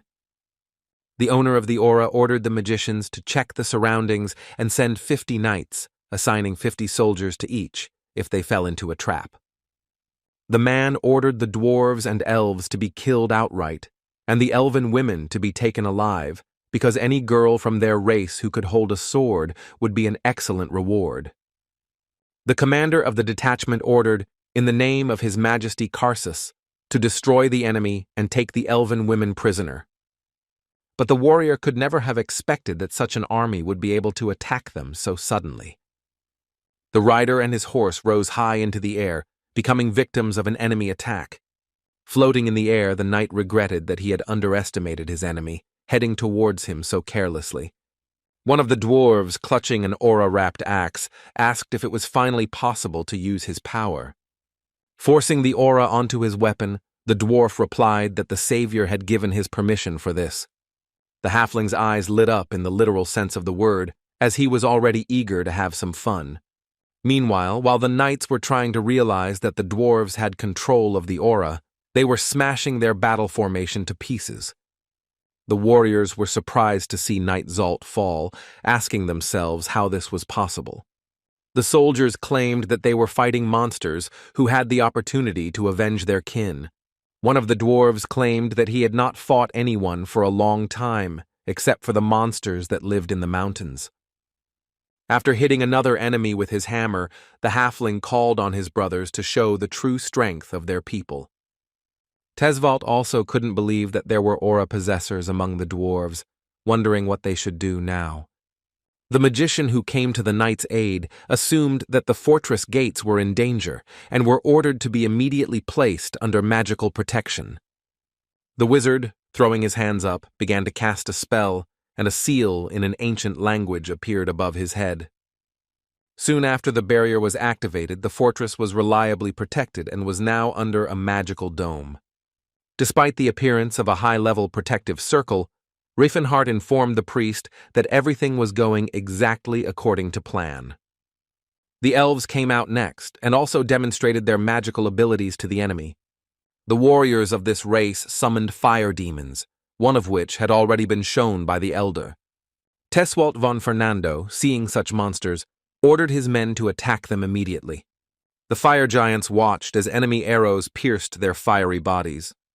The knight claimed that it was similar to spirit magic, but his commander insisted that elves were not capable of using spirit magic. after which one of the fire giants approached the fortress's protective barrier and struck it with force. The dwarf praised Relhard for the help he had given him, and was now ready to begin the attack. The axe in the halfling's hands filled with a red aura, giving the weapon incredible power. Despite all the efforts of the magicians and their magic circle, the enemy still managed to break through the gate. Shouted at the top of their lungs that the enemy managed to penetrate the territory of the Sinai fortress. Along with the huge fire monsters, their masters, the elves and dwarves who walked ahead, also made their way inside. Having saddled his horse, the owner of the aura ordered the knightly order of Fernando to go into battle. Tesvalt ordered his men to deal with the monsters while he took care of the dwarves. One of the dwarves decided to fight the knight, who was warned that the enemy could also possess an aura. An angry Fernando wanted to put the upstarts in their place, arguing that halflings could not possess such power. Swinging his axe that glowed with a red aura, the dwarf attacked the kingdom's renowned swordsman. The warriors crossed their weapons, each of which emitted a powerful stream of energy. Having locked blades, the man did not expect that his opponent would be much stronger than him. In turn, the dwarf also noted that the enemy was strong despite his age, making sure that people learned much faster than other races. The commander's soldiers were surprised that, being the owner of an aura, the dwarf also fought on par with Sir Tesvalt. Riffenhart informed Cillian that they were very lucky that Cardamite could compete with Fernando. But at the same time, their magicians, who were entirely made up of elves, were beginning to get tired. When Ross asked why they did not interfere with the course of events, the mentor replied that the world needed to see the strength of all races. Holy Sword. Cyrus insisted that if they lost, there would be no point, which the Dark Mage couldn't help but agree with. Turning around, the Demon King saw a column of dust rising in the air from the arriving orc army. Tashid apologized for the delay, citing that it had taken them longer than they expected to avoid people's eyes. Antares said that they had little time and needed to get to the battlefield as soon as possible.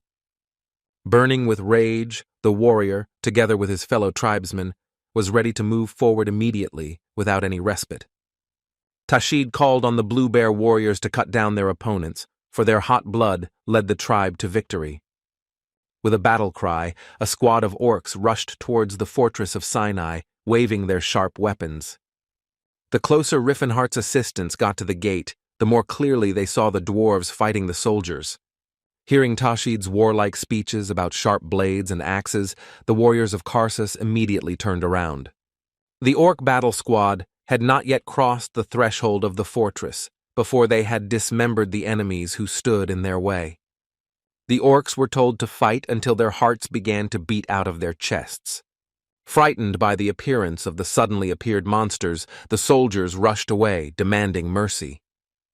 The knights who were in charge of the soldiers ordered them to stop panicking, because the monsters were not as scary as it seemed to them.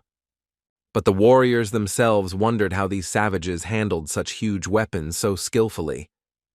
Riffenhart was pleased that the orcs had shocked their opponents, as the humans still had no idea how other species fought. Closer to sunset, an unexpected report about the prince was waiting in the capital of Croton. The boy asked his servants again if he had heard wrong, but the information he had heard was the purest truth. In a detached voice, Karsus wanted to clarify important information regarding Sir Tesvalt, but he could not pull himself together. The officers confirmed that, according to the surviving soldiers, Teswalt von Fernando died during the battle. The young man calculated that they had an average of 12,000 soldiers left, and there were only 4 in the capital. Karsus announced that he needed to contact his father and grandfather and also call all the noble soldiers to the capital. The guy kept saying that Prince Juvel had a crown and a signet ring, and if he held the coronation in the capital, everyone would side with him. The day after the battle, Croans could not believe that he was really in Sinai, that it was like a dream. Riefenhart reminded the prince that he had not let him down, as he had promised, to which the boy only laughed. The Dark Mage explained that the nobles were not happy while his soldiers enjoyed the comfortable rooms here. Juvel claimed that all this was only thanks to Antares, deciding to find out what the losses were on their side. Unfortunately, they lost 17 dwarves and 9 orcs, while the elves escaped with minor wounds. Compared to the enemy's losses, the Demon King's losses were very small, but due to the small army, these losses were still noticeable. Antares was surprised that the prince was wiser than he thought, since at first he even doubted the choice he made. In this way, Riefenhart made sure that there was no one in the young prince's army who would dare to underestimate other races. The only problem was that people, having learned about the skills of other races, wanted to buy them from the martial arts master. The boy replied that they were allies, not slaves, but the buyers took this as a reluctance to sell such a valuable commodity.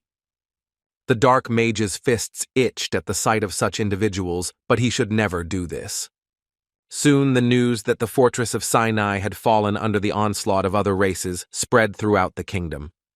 Not only the soldiers, who were close to this, discussed this, but also the aristocrats, expressing their concerns about this incident. In one of the kingdom's taverns, one of the owner's slaves brought chopped firewood directly into the establishment and received a scolding from the man. The tavern patrons, looking at the orc, convinced themselves that the rumors could not be true. However, it was said that the gnomes were controlled by St. Philinens, and that there were even witnesses to this. The men found this strange, since the temple did not use slaves, and they did not notice that someone was eavesdropping on their conversation. To one of the tavern's patrons, and asked him to tell her about the incident in a little more detail.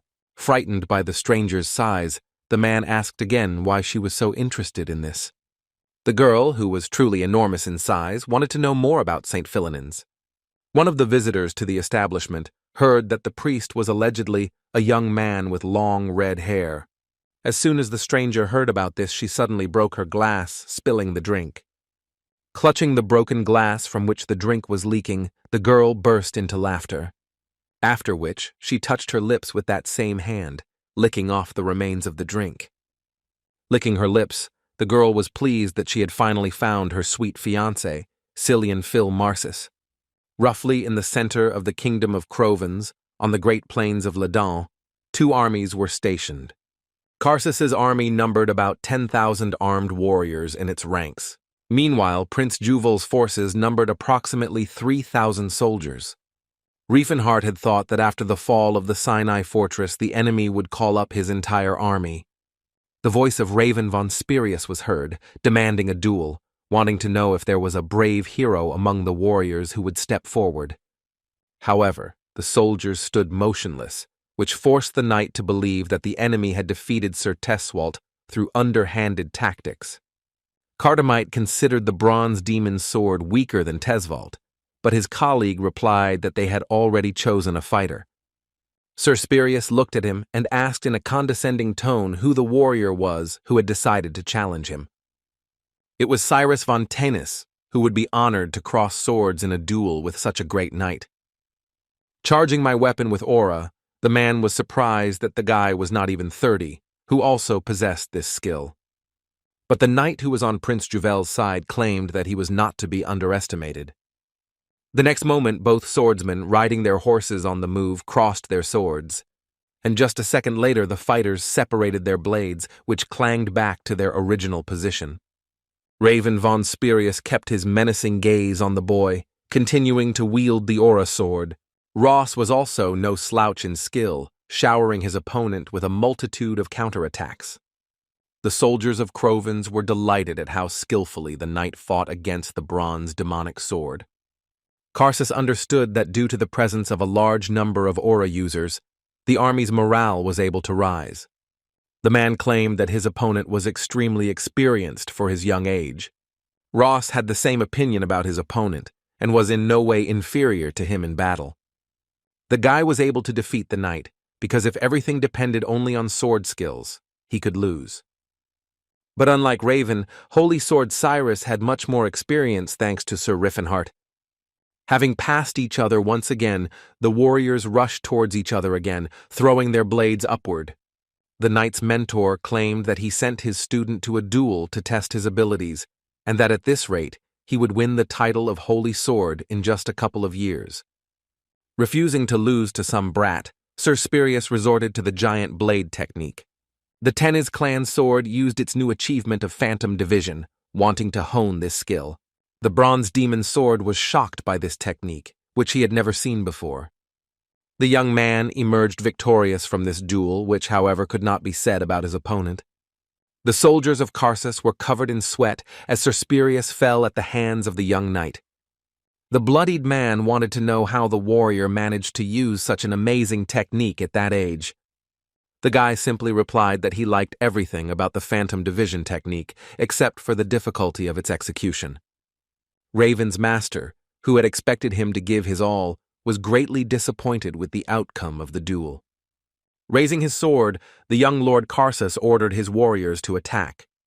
And at that very moment, the enemy army similarly rushed forward, holding out its weapons in front of itself.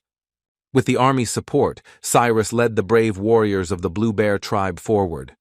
Riding on the backs of wolves, the orcs insisted that they had to fight until their hearts beat out of their chests.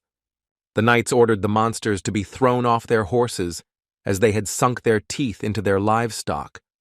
The warriors did not immediately notice that the orcs were riding not horses, but wolves, which were also an additional combat unit. Cirrus couldn't believe that the rumors were true, wondering where the head of the Special Forces unit, Sir Cid, was at that time. As it turned out, Sir Cid was unable to reach headquarters, where 200 enemy soldiers were waiting for him. The guy didn't understand how a 1,000-strong army couldn't break through to the prince's base, which had only 200 people. And in the midst of the battle, a fiery monster appeared, which was summoned by the elves in exactly the same way as in the Sinai fortress. Cirrus ordered his mages to respond with a spell. However, they were unable to use their magic due to the interference that was created to the flow of mana. The wizards of the kingdom wondered why the powerful mages on the enemy's side simply did not use high-level spells. Riffenhart, who had a hand in this, claimed that even if he lacked mana, no one could take away his talent. When Sirius entered the battle, her opponents, in horror, called her an elf witch. To his great regret, Cirrus was forced to order his men to retreat. Raising their blades above their heads, the army of Crovens, led by the prince, rejoiced at the victory they had won. Historians will call this war the Battle of Ledant, which ended in victory for Prince Juvel. Near the plains in Vandrick County, the locals welcomed the true king, Prince Juvel. It was strange to the boy that just yesterday these same people called Cirrus their king, who retreated to Croton to prepare for the next battle. Count Veta and Bron Terzin wanted to swear allegiance to the prince, while Sirs Hardsbergen, Grandiard, and Seichlich continued to remain neutral. Count Fionin offered to convince the trio to switch to their side, since it now seemed entirely possible. The prince did not understand why this was necessary, and His Highness's grandfather himself asked himself the same question. The young man kept telling himself that he had to become a king who would sincerely care for his subjects. Security posted at the entrance to Vandrick County blocked the way for one of the travelers. Guard asked what brought a person resembling the paladin Sayer to this place. The soldier felt that something was wrong here, because the stranger had the face of a beauty. However, her body was unusually large in size for an ordinary person. Meanwhile, Cillian was practicing push-ups, so that after a short rest he could move on to squats. The young man was ready to begin his next training session, but Riffenhart insisted that the saint needed rest. The pilgrim needed to quickly become a muscle man, since after the battle he was nicknamed the Young Saint, the girl who treated the wounded on the battlefield. Cillian looked at the elf and wondered if she was busy with something, most likely trying to make friends. Ceres asked the spirit for forgiveness, claiming that the situation forced her to act that way. Antares warned that the spirit could get angry, but the girl was sure that in a couple of days she would not remember it. The warrior asked himself if his beloved had always been like this in her past life. Suddenly a guard approached the martial artist and said that a girl wanted to see him, but the guards immediately added that the girl had actually come to see the young saint, but it was somehow connected with Riffenhart. In the reception room, the girl introduced herself as Christina, who was a paladin and Sayer's sword. The dark magician asked what brought the girl here, who was looking for the priest Cillian Phil Marsis. Riffenhart thought the guard meant him because of the girl's gigantic stature and was interested in why Christina was looking for the pilgrim. Just at that moment, Cillian himself appeared, claiming that someone wanted to see him. And as soon as the girl saw her beloved behind the mighty warrior, she immediately blossomed. But the priest Philinens was very frightened when he saw Christina, as he did not expect their meeting. The girl asked how long the guy would run from his destiny, but the young man did not think that he was her love. Stuck between the pair, Riffenhart, shocked by what he heard, wanted to know from the paladin how exactly she was connected to Cillian. The martial artist's words made the priest's beloved think for a moment, after which the girl joyfully declared that their marriage was concluded in the name of the great god. Returning to his quarters, the priest planned to leave this place as soon as possible. The dark magician asked the saint to calm down, as the girls suggested waiting in the reception room.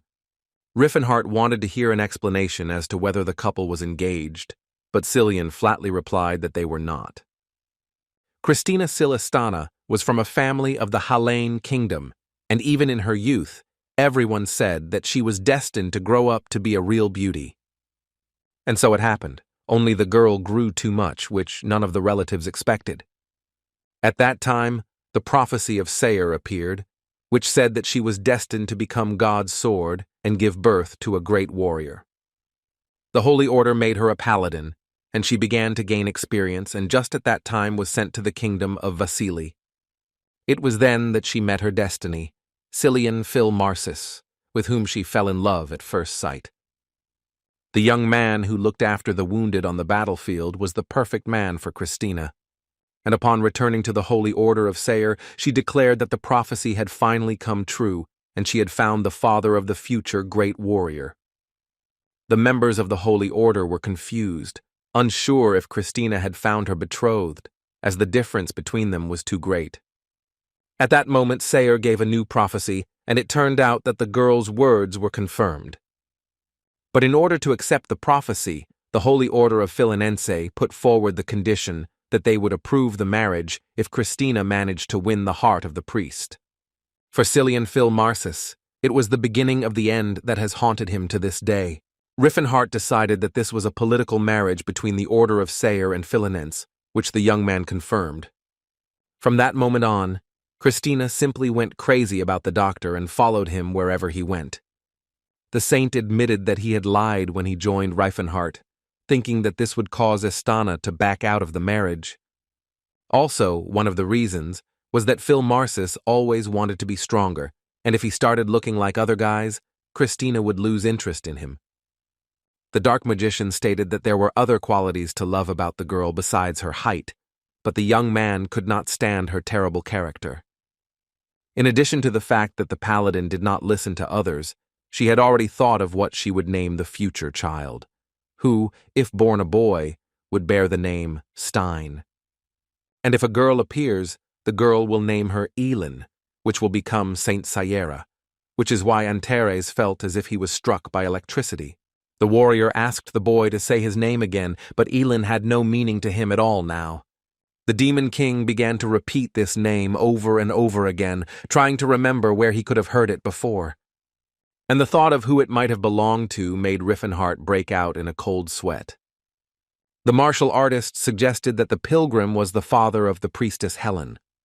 The girl was one of the 5 strongest warriors on the continent that fought the Demon King at one time.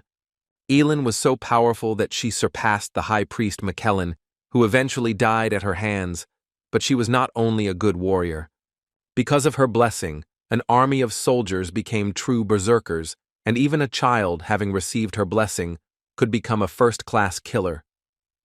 It was hard for Riffenhart to fathom that this woman-shaped monster could be Cillian's daughter. On the other hand, watching the guy, the warrior understood that Elin's divine power was extremely unnatural. It was created by a sorcery known as the Holy Grail Plan, which was forbidden by the Holy Fire Sayera. The plan was that when a child was born, it would become a sacred vessel in a special barrier and absorb its parents. During this plan, the parents were sacrificed to create the Holy Grail, and Antares explained that if Cillian married Christina, he would die. If the boy was indeed Elin's father, it would explain why the Demon King had not heard of him before, advising him not to marry the girl. The priest was glad that at least someone began to understand him, but immediately declared that he had to run away as quickly as possible. The guards of Vendrick, observing how the saint was going somewhere, assumed that she had quarreled with the young master. Cillian was glad to stay, but he did not know what could happen in such a case, with which Antares partly agreed. Since the young man had become an important member of the team over all this time, the warrior asked him to think carefully before leaving. The pilgrim insisted that he had no other choice, asking the gentleman if he was planning to stop Christina. Riffenhart, without taking his eyes off Cillian, asked if he was really just abandoning him when they were halfway to fulfilling their dream. The young man replied that he did not want to leave, but he still could not influence the situation. And besides, it was now the height of the war, and the guy could not call the young master along with him. The warrior asked the saint to try to convince the girl that by pursuing her, she was only fueling his hatred for her. With a sad face, Cillian stated that if this plan had worked, he would not have had to leave the Holy Order of Philinense. The guards who were watching the conversation between their comrades were completely immersed in their atmosphere. But at that very moment, the young man's beloved intervened in the conversation between the warrior and the priest. Having found a suitcase in the guy's hands, the girl assumed that he had packed his things in order to quickly go to church and get married. The young man, when he heard Christina's voice, accused Riffenhart of being the reason the girl found him. Estana asked the boy to come home with her, where they would live happily ever after while she gave birth to a daughter and a son. The dark mage noticed that the paladin was not listening to what the saint was telling her, asking her directly what she liked about Cillian. With a smile on her face, the girl replied that if they got married and had children, they would have ideal height, which was quite reasonable. Christina was sure that the young man did not want his short stature to be passed on to his children, and neither did she. Sword Saira was convinced that the problem with her height was solved by fate itself with their meeting, and their union had already been made in heaven long before they met. The priest asked his faithful comrade for help, but he did not know how exactly he could help. And in that moment of complete despair, when the shadow of a sinister smile fell on Cillian's face, an idea came to him. The young man asked Christina for forgiveness for not being able to admit earlier that he had already found his love. The priest stated that he had actually met with Riffenhart and therefore could not accept Estana's feelings. For the girl who had been thinking all this time about how to marry a saint, her whole world was destroyed in 1 second. The master of martial arts himself did not expect such a development of events, and in that moment he turned into stone. The palace guards were shocked by this news, and until the very end they were convinced that the saint was a girl. Cillian Philmarsis claimed that he and the warrior were connected by the red thread of Philinense, and technically, this was true. The young man, remembering how he and Cirrus were looking for the young master, came to the conclusion that their paths were intertwined thanks to the goddess by a common destiny. The knights who were eavesdropping on the conversation between their comrades decided that everything had come together, since the couple had previously talked about some kind of separation. Riffenhart asked Cillian why he was chosen to be the one who would shock Christina. Hugging the warrior, the saint insisted that he did not want to reveal their relationship in this way, but he was simply left with no choice. Pomragnev, Estana was understanding of the fact that his lover's heart was already taken. The pilgrim was surprised that the crazy paladin would retreat so easily that he was ready to relax. But the girl, with a crazy expression on her face, replied that true love could not be imagined without trials. In the name of her love with the pilgrim, Christina Sil Estana challenged Riffenhart to a duel. The palace guards began to recount the events of the unfolding drama to their colleagues who had just arrived. This spectacle attracted the attention of the elf, who watched what was happening from the crowd with interest. The paladin of the Order of Sayre took hold of the hilt of her sword and began to draw it from its sheath. Warrior with a saint.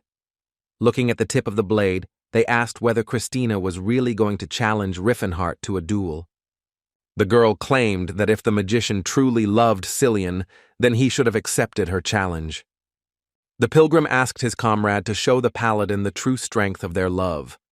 The warrior wasn't thrilled that he had to fight this girl, but according to the saint, it was the only way to save him. Ceres also appeared at the same time and asked the young master if he had really met with Cillian. Being a paladin of Sayre, the girl allowed the priest's lover to make the first blow. Riffenhart knew he had no choice but to actually fight this girl. The guy wanted to take advantage of the opportunity and put Christina to sleep from the very beginning.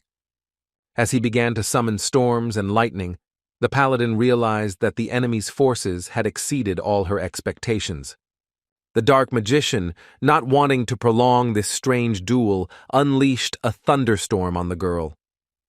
Antares was not supposed to kill her, and so he weakened the spell, which should have been enough to make his rival lose consciousness.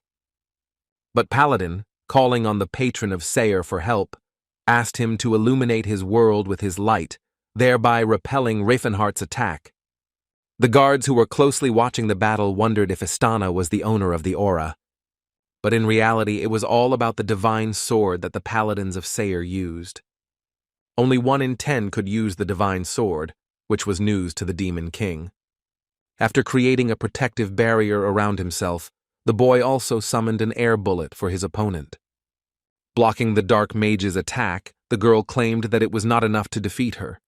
Cillian asked the warrior why he used only magic, since his life depended on the outcome of this battle. But Riffenhart used high-level magic, so this time he decided to change his battle tactics. The Demon King cast the Frozen Shadow spell, but the paladin managed to escape from it as well. At least that's what the girl herself thought, until her leg became trapped in the ice. It will take half a minute to get out of the ice, and this time will be more than enough for Antares. But Christina was ready for this, who was going to use the power that Sayre himself had given her. The paladin, having tuned herself, took a calm breath before beginning the technique. And the very next second, the girl, clenching her teeth, began to push hard, trying to free herself from the ice. Riffenhart, watching the girl's efforts, was skeptical about her skills. However, after a couple of seconds, Istana, using only physical strength, managed to escape from the trap. The saint asked the paladin if she also possessed an aura, but the girl only had a power that was comparable to the aura that Sayre had given her. The dark magician immediately demanded that his rival tell him where she learned this breathing technique. Christina said that even before her ministry, she met an old man who assured her that she would become healthier if she learned this technique. Only now did the girl understand that the man had been sent to her by Sayre himself, who was definitely the warrior Gerard's mentor. Because of the old man, the girl, having learned the breathing technique of the indestructible, accelerated her growth, and that is why it became so difficult for her to get married. Riffenhart guessed that Gerard had done this with the best of intentions, but he decided not to upset the girl by telling her the truth. Then the paladin decided to continue the battle for the heart of the person dear to her. The dark mage attacked the girl with a wind slash, while he himself was thinking about the breathing technique of the indestructible. The paladin was able to easily repel his attack, which only proved that Christina had been diligently practicing this technique, which had borne fruit. The warrior chose not to use this technique, but his opponent was able to practice it, which spoke of the opponent's amazing talent. Not everyone could master the breathing technique, and its owner asked the enemy to give up already. The warrior did not understand why he had to surrender since he did not start the duel, but the girl believed that he had seduced Cillian in a similar way. Christina wanted to show the warrior the power of her love, but if he did not know what it meant, she sincerely sympathized with him. But before the girl had time to demonstrate it, she encountered a blocking barrier. A second later, the paladin was no longer next to Riffenhart, who pushed her away from himself with another spell. Towering over Istana, the boy declared that, apparently, victory was still his, asking him to stop pursuing the priest. Rising to her feet, the girl said that, apparently, she simply had no other choice. Shaking from defeat, she asked her lover for forgiveness, because now she did not have the strength to snatch the young man from the clutches of the villain. The paladin was terrified to imagine how the mage had mocked Cillian, who in turn had demanded that he stop saying such strange things. The young man insisted that they were connected solely by their hearts, but Riffenhart muttered that he would prefer not to have anything to do with the pilgrim. But in order not to fall out of character, Antares played along with Cillian, forcing a smile out of himself against the backdrop of sorrowful tears. Christina also cried, and while running away in tears, she promised the priest that she would return and save him. Before the guys had time to come to their senses, the girl had disappeared without a trace, as if she had never appeared at all. The warrior asked the saint how he planned to deal with the consequences, to which the young man replied that this was already a problem for the future. However, the next day no one decided anything, and rumors quickly reached Count Fionin. And at the evening ball, only the lazy did not discuss Riffenhart's connection with the priest Philinens. But this incident also forced representatives of different races to discuss this case, speaking out from their own perspective. Hans, talking with an orc named Jalcado, found out that knights usually took boys who looked like girls. During this conversation, the warrior came to the conclusion that he and the monster could become friends in the future. Ceres was pleased that true friendship was emerging between humans and other races, which was bringing us closer to the peace that Lord Riefenhart had dreamed of. The elf asked the magician if he wanted to leave his room, where he lay wrapped in a blanket. The warrior insisted that Cillian was to blame for everything, but the young man tried to soften his anger, arguing that tears would not help matters. Ceres didn't think there was any need to worry, since the rumors had spread because of Cillian's handsome face, which was why he trained hard every day. The girl's words made the guys find a solution to the problem, and looking at each other, they thought about the same thing. Antares intended to make a real man out of the saint, who, in turn, had been waiting for this for so long. Looking at the guys, Tashid believed that at this rate there would be many more rumors, but this phenomenon was temporary. Soon, Prince Juvel's army formed at the walls of Croton, demanding that the traitor Karsas pay for his sin. His Highness's army ordered the gates to be opened and to bow before the true king. The commander of the enemy army responded that the prince had consorted with demons, and this event would be an indelible stain on the pride of the kingdom of Crowans. The commander-in-chief ordered the prince to disband his army and pay for dishonoring the honor of the royal family. But despite all this chatter, the battle was inevitable, and Juvel Ren Crowans led his warriors into the attack. And although the soldiers were attacked by archers from the first seconds of the battle, they were ordered to hold the line. The knights, with their shields raised, insisted that none of them should be afraid to climb the wall and cover their allies. Looking back at the numerous army, the prince ordered everyone to attack without exception. The leader of the Blue Bear tribe, inspired by the upcoming battle, rushed off on his tame wolf. The gnomes who rode horses were not happy that they had to ride these creatures, but Cirrus assured them that they did a great job. Both the owners of the aura, in the form of a knight and dwarves, as well as the elf Cirrus, rushed towards the gates of the fortress.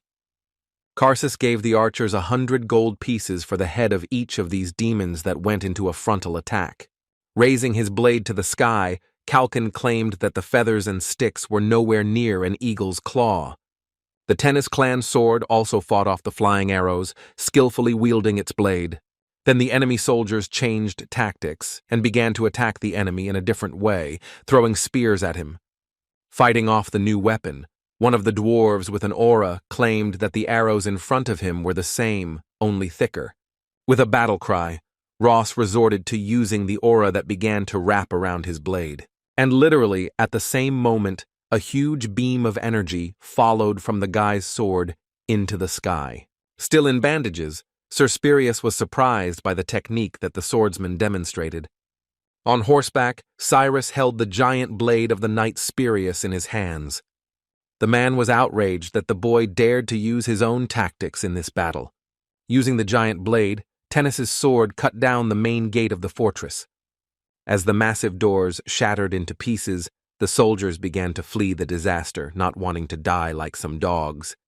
As he climbed up the wall, The tribal elder praised Ross's Karuga for his amazing strike, and as soon as he reached the wall itself, he decided to demonstrate his skill as well. The guards who were on the wall at that time were covered by a huge shadow of the orc's powerful aura. The monster chose a thunderous fall as its landing, shattering the surrounding environment. As soon as the smoke cleared, Kalkin appeared before the enemy army in all his glory, riding on a black wolf. The leader of the Blue Bear tribe looked menacingly at the opponents, who were his next target. The soldiers watched in horror as the warriors acted and discovered the power that the aura possessed. Stala reported to Riffenhart that everyone was doing an excellent job of their assigned tasks. The Dark Mage asked Kalkin's wife to focus on the walls of the fortress to demonstrate all her ferocity to the enemy. The woman replied that she couldn't be the only one who would remain on the sidelines, whose blades had already been summoned by the aura. Raised into the air, awaited their mistress's command to demonstrate their full power. The warrior ordered her sisters to attack the wall, who instantly flew towards the fortress. With a clanging sound, the swords entered halfway into the solid stone structure, continuing to exude aura. Stala called to her sisters, causing each of the blades to detonate. And the next moment, the entire wall opposite their army was covered by massive explosions of orc weapons. Sir Spirius, covering Mr. Karsus with frightened eyes, asked himself what had caused such destruction. The tribal elder wondered if his wife was capable of such a thing. Cardamite, Malloyd, and Sloit were encouraged when they saw the orcs work, and they would definitely be called upon to help during the next building demolition. Meanwhile, Ross Tennis was pleased to have added another skill to his list that he needed a little practice to master. Karsus avoided a siege precisely because of this situation, and Sir Spirus stated that if there had been fewer enemies, he would have tried to defeat them. The man suggested to the owner that they retreat to the royal palace, since they had no other choice. But at that very moment the soldier turned to His Highness and reported that Yuve's army had begun to retreat. The boy wondered what his rival was planning, whose soldiers were treating him like a traitor, and whose lives were already in the prince's hands. The knights continued, explaining that Juvel could enter the royal palace at any moment. But being a true king, the guy could not put the lives of the capital's residents in danger by offering Karsus to raise the white flag and face justice. His Highness could not accept the fact that they had decided to portray him as a scoundrel and a traitor. Riffenhart argued that Karsus was unlikely to continue the siege, which was agreed with by Prince Juvel, who was already ready to announce victory in this war to everyone. However, his grandfather suggested returning to the estate of Viscount Zedrin, since they had shown their strength, and there was no point in shedding unnecessary blood. On the same day, all the commanders-in-chief who had taken part in the siege were gathered in the royal palace. Duke Fernando asked his son if there was a way they could win. One of the captains replied that it was unclear how, but the enemy side had the overwhelming majority of aura holders. The soldier suggested that Karsus abandon the siege of the capital and retreat, but the guy did not want to abandon it because it contained a crown with a seal. By gaining access to the sacred hall, Yuvel could gain the opportunity to hold the coronation, so if they lose the capital, they will lose the war itself. One of the commanders suggested turning to Chatan or Vasily for help, but without outside intervention from the state, Croans would face collapse. The man insisted that otherwise Karsus would simply not be able to avoid defeat. The warrior's words made everyone present think as there was some truth in them. But the guy himself understood that collapse would await not only him, but also everyone else who was in the same boat with him. But what irritated Karsus more was that his father and grandfather agreed with the majority opinion. The aristocrats proposed to get rid of the dirty prince immediately, but their previous attempts were not crowned with success. Fernando asked Spirius's opinion, who, despite all the prince's sins, stated that the blood of his majesty flowed in him and could not allow himself such betrayal. The words spoken by the knight caused the aristocrats to whisper among themselves, although they were far from honor and the knightly code. But at the same time, the man could not help but agree with the idea of murder, which surprised those present. However, the bronze demonic sword immediately corrected itself that it was not talking about Prince Yuvel. The conversation was about the mysterious magician Reifenhart, whose support Croans had enlisted. At this time, Prince Juvel's group set out for the county of Vendrick, setting up camp near the estate of Viscount Zedrin.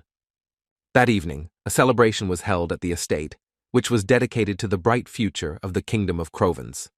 Since the victory was achieved through common efforts, all those present could eat and drink as much as they wanted, all thanks to the true king.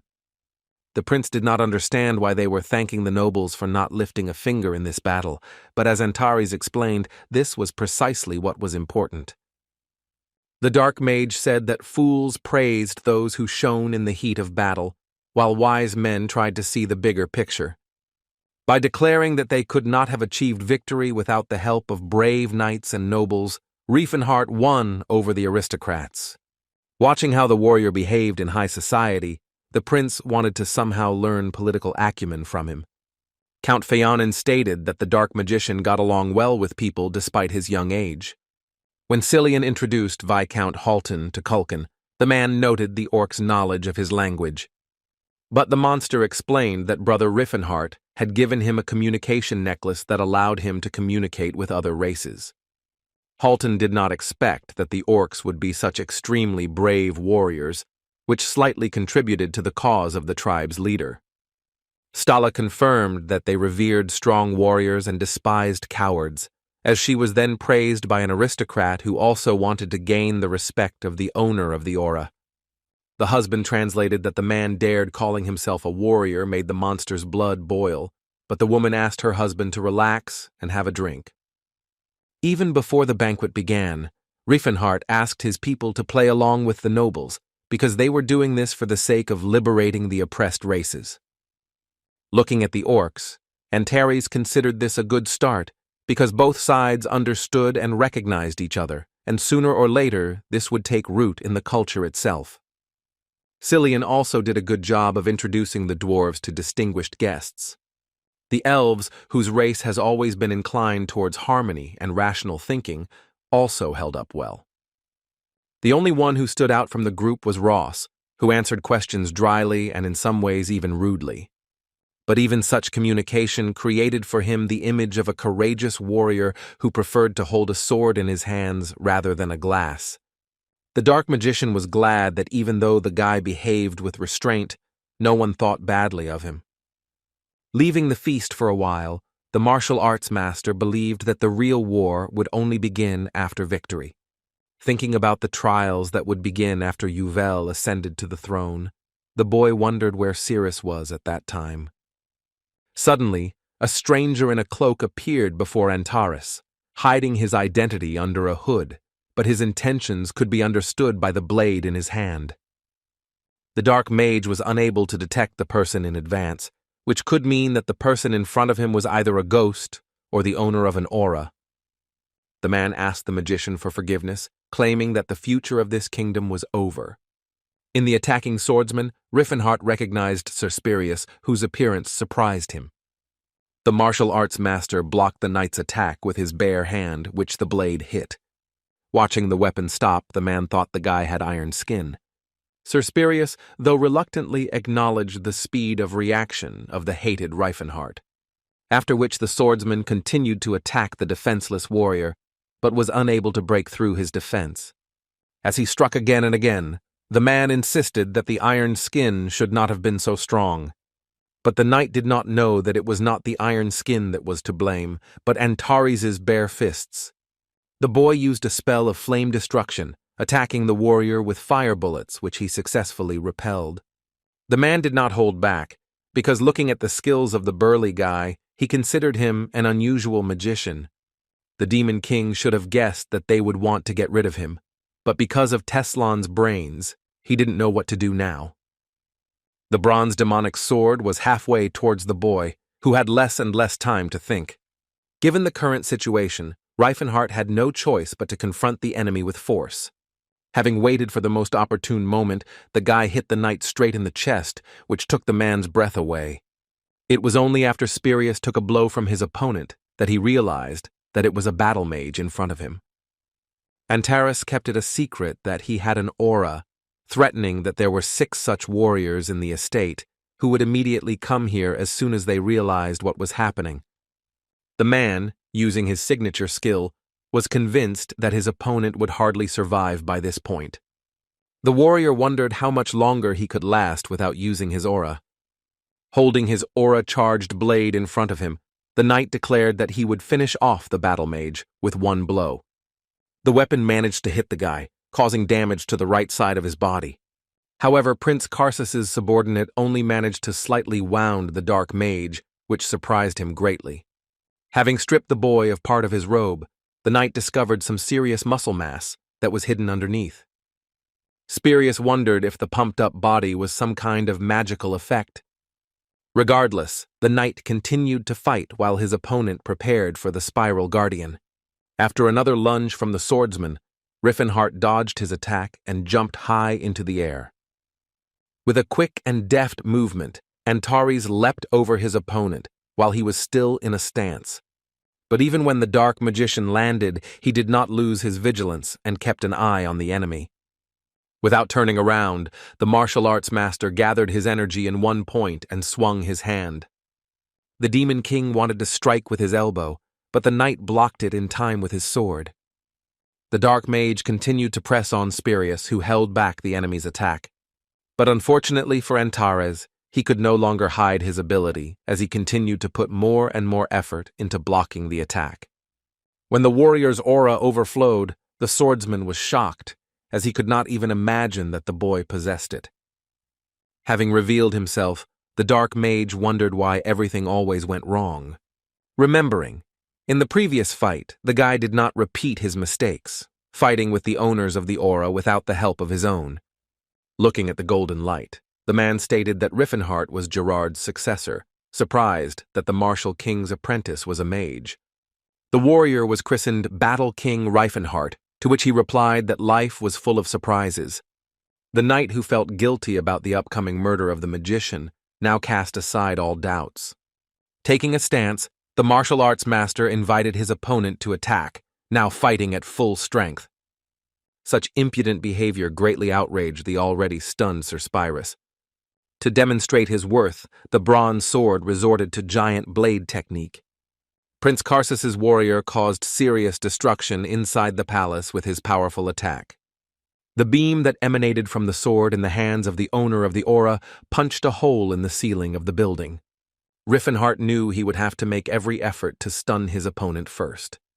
However, even the power of the giant blade was unable to stop the killing machine that was the dark mage. Having escaped the enemy's attack and being forced to leave the palace walls, the man shouted that the boy had finally shown his true strength. Landing on the roof of the building, Antares claimed that the knight himself started it all. Maddened by his sense of duty, Sir Spirius declared that he would leave no trace of the battle mage. Since the warrior was in the open, he could finally use the spiral guard. A huge wave of energy rushed towards the knight, but it was not effective against opponents who did not have an aura. However, immediately after his attack, Riffenhart appeared right in front of the bronze sword's nose. The Demon King jumped and attacked his opponent with a kick called Gestrazane. This blow turned out to be much stronger than the one the boy had dealt the knight with his fist when they were in the castle. Alarmed guards rushed out into the street, unable to understand what had caused such destruction. An angry Antares decided to finally put an end to his battle with the knight. Grabbing the man, the boy began to spin around properly before swinging the lariat.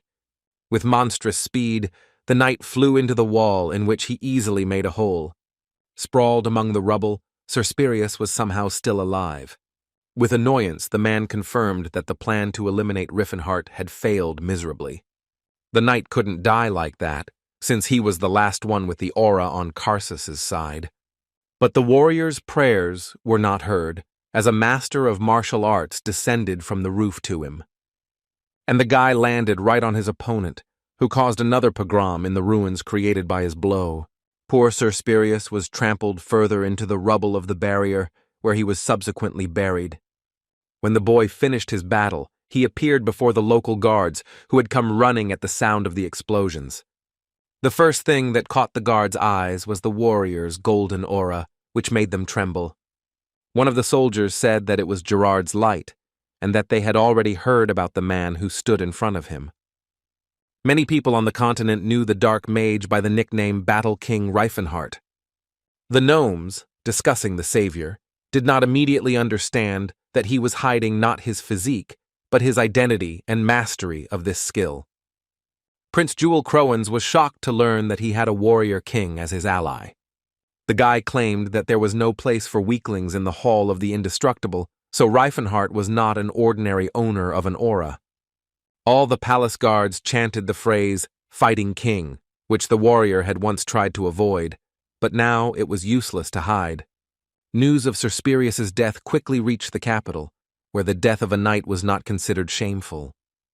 The warrior fell at the hands of the new Battle King, unlike Sir Teswalt, who died at the hands of a dwarf whose glory turned out to be false. Cillian claimed that many people were convinced of the power of other times, but some simply refused to acknowledge this fact. Since the last battle in the capital, the walls had not been rebuilt, so the prince's army had no trouble entering the city. Karsus' army, in turn, barricaded itself inside the castle in order to minimize losses.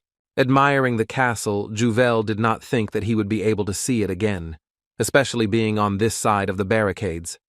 It seemed strange to Yuvalu that Karsus decided not to surrender after 3 days of siege, but Reifenhart was sure that it was the work of his subordinates. Count Feonin suggested that they needed to attack, but before that, the Fighting King wanted to see the guy first. The saint was wary because Antares did not want such confrontations, but once his identity was revealed, he no longer had to restrain himself. As the warrior began to approach the castle gates, Juvel's army continued to admire him, continuing to call him the Fighting King. While the guards on the walls said the opposite, that in front of them was an ordinary man. The chief gave the order to the archers to shoot, and they released a couple dozen arrows at the enemy. However, Reifenhart did not appreciate the quality of the weapon, which did not even tickle him. Things were going a little better with the catapult, whose giant stones caused a slight tremor to run through the body. Fire arrows were not far removed from ordinary ones, which caused the warrior only one inconvenience, namely putting out the fire on himself. Having tried many types of attacks, the wall guards could not understand what was wrong with this warrior, who was a real monster to them. Some soldiers left their positions prematurely, but Reifenhart remained at the gate. Having started to concentrate energy in his fist, the guy advised the guards to run away if they valued their lives. As the Dark Mage prepared to strike, Prince Croven's army supported him in every way. The warrior wondered what the people were reacting so violently to, since he was doing everything exactly the same as in his past life. But 2 days earlier, when the warrior's identity was revealed, the nobles began to praise Antares' achievements, something they had not done before. People began to discuss how the guy, having personally selected the orcs, wanted to take up their training, which was a great honor for the creatures themselves. The Dark Magician could not understand such a change in people because when he was the Demon King, everyone kept saying that they had joined evil. Ceres explained that magicians were treated differently, and every person had the right to dream of becoming a warrior with the opportunity to hold a sword in their hands. Magic was only available to a limited number of people, so it was difficult for others to associate themselves with magicians, and so the Demon King terrified everyone. Being a fighting king and using his fists in battle made it easier for people to relate to the warrior as if he fought with magic. The elf explained that the master could fight as he wished, since he was the Battle King Reifenhart. Mana was a power that was only available to the chosen few, while muscles and fists were available to everyone. That's why Reifenhart wanted people to look at him with admiration, not fear, because instead of magic, he chose aura. The enemy army claimed that they would die with honor for his majesty, as befits knights. But the next moment, even with the blessing of the true king, Karsus' army suffered defeat. The Fighting King demanded that they stop the senseless resistance, and then they would spare the lives of the warriors. The prince who personally guarded the throne room was ready to meet his main enemy. Juvel, who appeared with an army of knights and his beloved, claimed that everything was over. But the narcissistic Karsus did not want to hear anything about the defeat, saying that he had not seen his opponent for a long time. The martial king, standing behind Prince Yuvel, wondered if he had had the same expression on his face in the past. Crowens wondered where the others were, who in turn had managed to evacuate before the army arrived. Count Phaonin stated that Karsus's father and grandfather had already been labeled traitors who had no place in this kingdom. The guy said that they went to Chatan, where, although without the previous power, their family will continue to live, and that will be more than enough. Yuvel's grandfather compared the traitor's flight to Chatan to how Lantas fled from the kingdom of Takon. His Highness asked why Karsus did not leave with his family. But the guy suggested that his opponent answer this question himself, since he already knew the answer. If the prince had done this, it would have led to the start of a war, and the guy did not want to become a puppet, so he preferred to die in this place. This decision of the enemy deserved to be respected, but Yuvel was ready to put an end to it with his action. Extending his sword forward, the boy was glad about this. He wanted to check the rumors about the prince, who according to them was very tactful. When asked which of those present was to finish him off, Prince Jewel volunteered.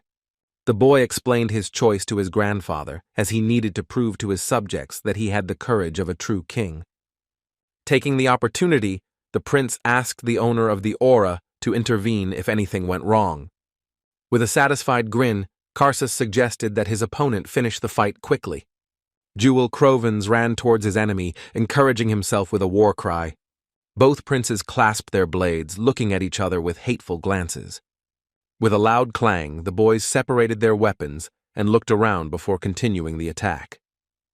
Karsus was sure that his opponent was skipping training to spend time with his dwarf, but in reality, he was hiding his skills.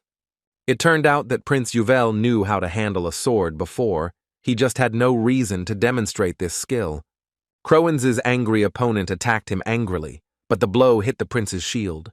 The boy's grandfather was surprised that his grandson had managed to acquire such power, but this sight did not touch Antares at all. This same question was asked by His Highness Prince Karsus, who asked the enemy to stop hiding behind the shield. Ignoring the comments made towards him, Yuvel continued not only to hold his position, but also to counterattack his opponent.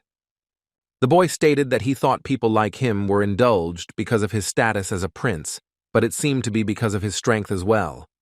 Yuvel claimed that while playing with Finya, he never missed a single leg workout to be on par with her, which made the dwarf blush. It seemed logical to Riffenhart, since being in the company of a strong dwarf meant he couldn't afford to skip training. But Juve's opponent continued to claim that his skills were still not enough. The enemy found it funny that after training with the dwarf, the boy had the courage to go against a real knight. Since Crovens had learned martial arts from a dwarf, his fighting technique was hers, which was ill-suited for a human body with a high center of gravity. The young man looked at the fighting king with a pitiful look, demanding his help. Shouting that the prince was in danger, Riffenhart ran as fast as he could onto the battlefield. Outraged by such a prank, Karsus argued that it was impossible to interfere in a sacred duel, which violated the code of honor. The warrior, hitting his elbow on the guy's blade, declared that his martial art didn't care about honor. The guy cursed filthily when he realized that his words would not be able to convince the dark mage to back down. Riffenhart concentrated all his strength into his fist to put the final point in this duel. This was the first time Karsus had seen such a strong concentration of aura, not to mention its color. The throne room was filled with a bright flash that filled the entire space around. The light from the impact was so bright that some soldiers had to cover themselves, even though they were wearing head-to-toe armor. Riffenhart's blow penetrated every crevice of the castle, filling every corner with light. When the attack's effect was over, Count Phaonin finally removed his hand from his face to see the consequences. Riffenhart's blow was so powerful that it easily knocked down the wall of the palace's throne room. The martial king grabbed Karsus by the hair in order to address the Juval army. Raising his severed head, the warrior declared that the traitor had paid for his actions. The heir to the throne realized that from now on, nothing and no one stood in his way. The guy walked with a firm and confident step towards the throne, which now rightfully belonged to him. Looking at the ring, the young man ordered that the traitor's head be seen by everyone else, after which His Highness placed the crown on his head, which made him a full-fledged king. Fina, admiring how her beloved took the throne, shouted the cherished phrase, "Long live the new king." The words of the gnome girl were picked up by all the others, who, chanting her, greeted the appearance of the new ruler. And all of his subjects, without exception, bowed their knees before Ren.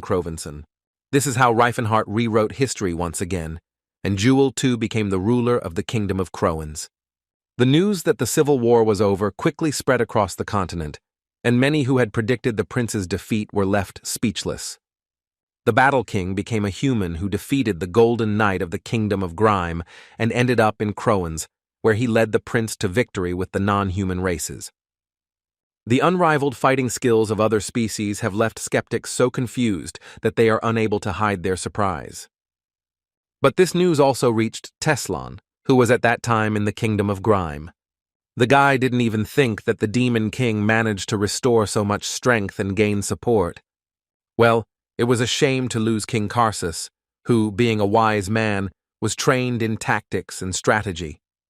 The boy understood that Riffenhart was trying to get rid of any opposition that had not yet had time to take root. Burst into Teslan's office, reporting that Ross was alive and had defeated Sir Spirius. The boys began to repeat in turn that if the traitorous mudblood had had even a drop of honor left, he would have turned around and begged for mercy.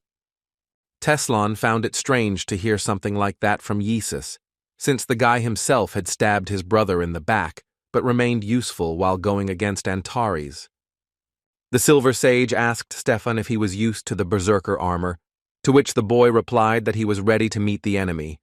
Unable to put off the moment any longer, Teslan declared that the time had indeed come. The magician's loyal subjects were interested in how soon they would be setting out on their journey. Teslan replied that they were setting out immediately to kill Reifenhart once and for all. At this time, in the capital, Croton considered everything that had happened to be a bad precedent. The aristocrats assumed that no one would dispute the warrior's contribution, but granting him independence was going too far.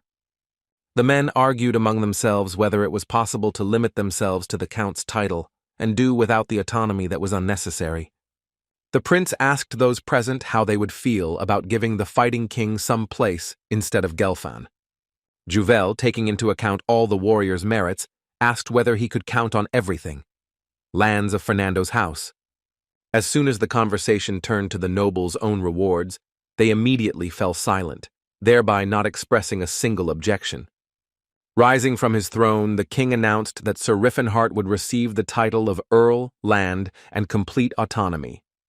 From now on, these lands will be called the County of Antares, which was located in the Kingdom of Crowans. Thus, by assisting Prince Yuval, the Dark Magician, as planned, received a land where all races could live in peace. In the White Palace of the county, bright sunlight fell into one of the many rooms. The sun's rays penetrating the room also illuminated the body of the peacefully sleeping boy. Their warm touch woke up the young man, who, upon opening his eyes, could not figure out where he was.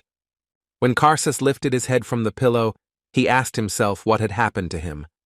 Looking around the room, the boy clearly remembered how he fought with the Battle King Riffenhart. Just at that very moment, Tilla entered, and the young man immediately noticed the gnome. The girl greeted Lord Karsus, after which she introduced herself, mentioning that she was Lord Riffenhart's companion. The dwarf was already starting to worry, since the guy was not coming to his senses, and was wondering why he was still alive. Putting down the tray with the drink, Tilla replied that the gentleman had hit the guy so hard that it took him half a day to recover.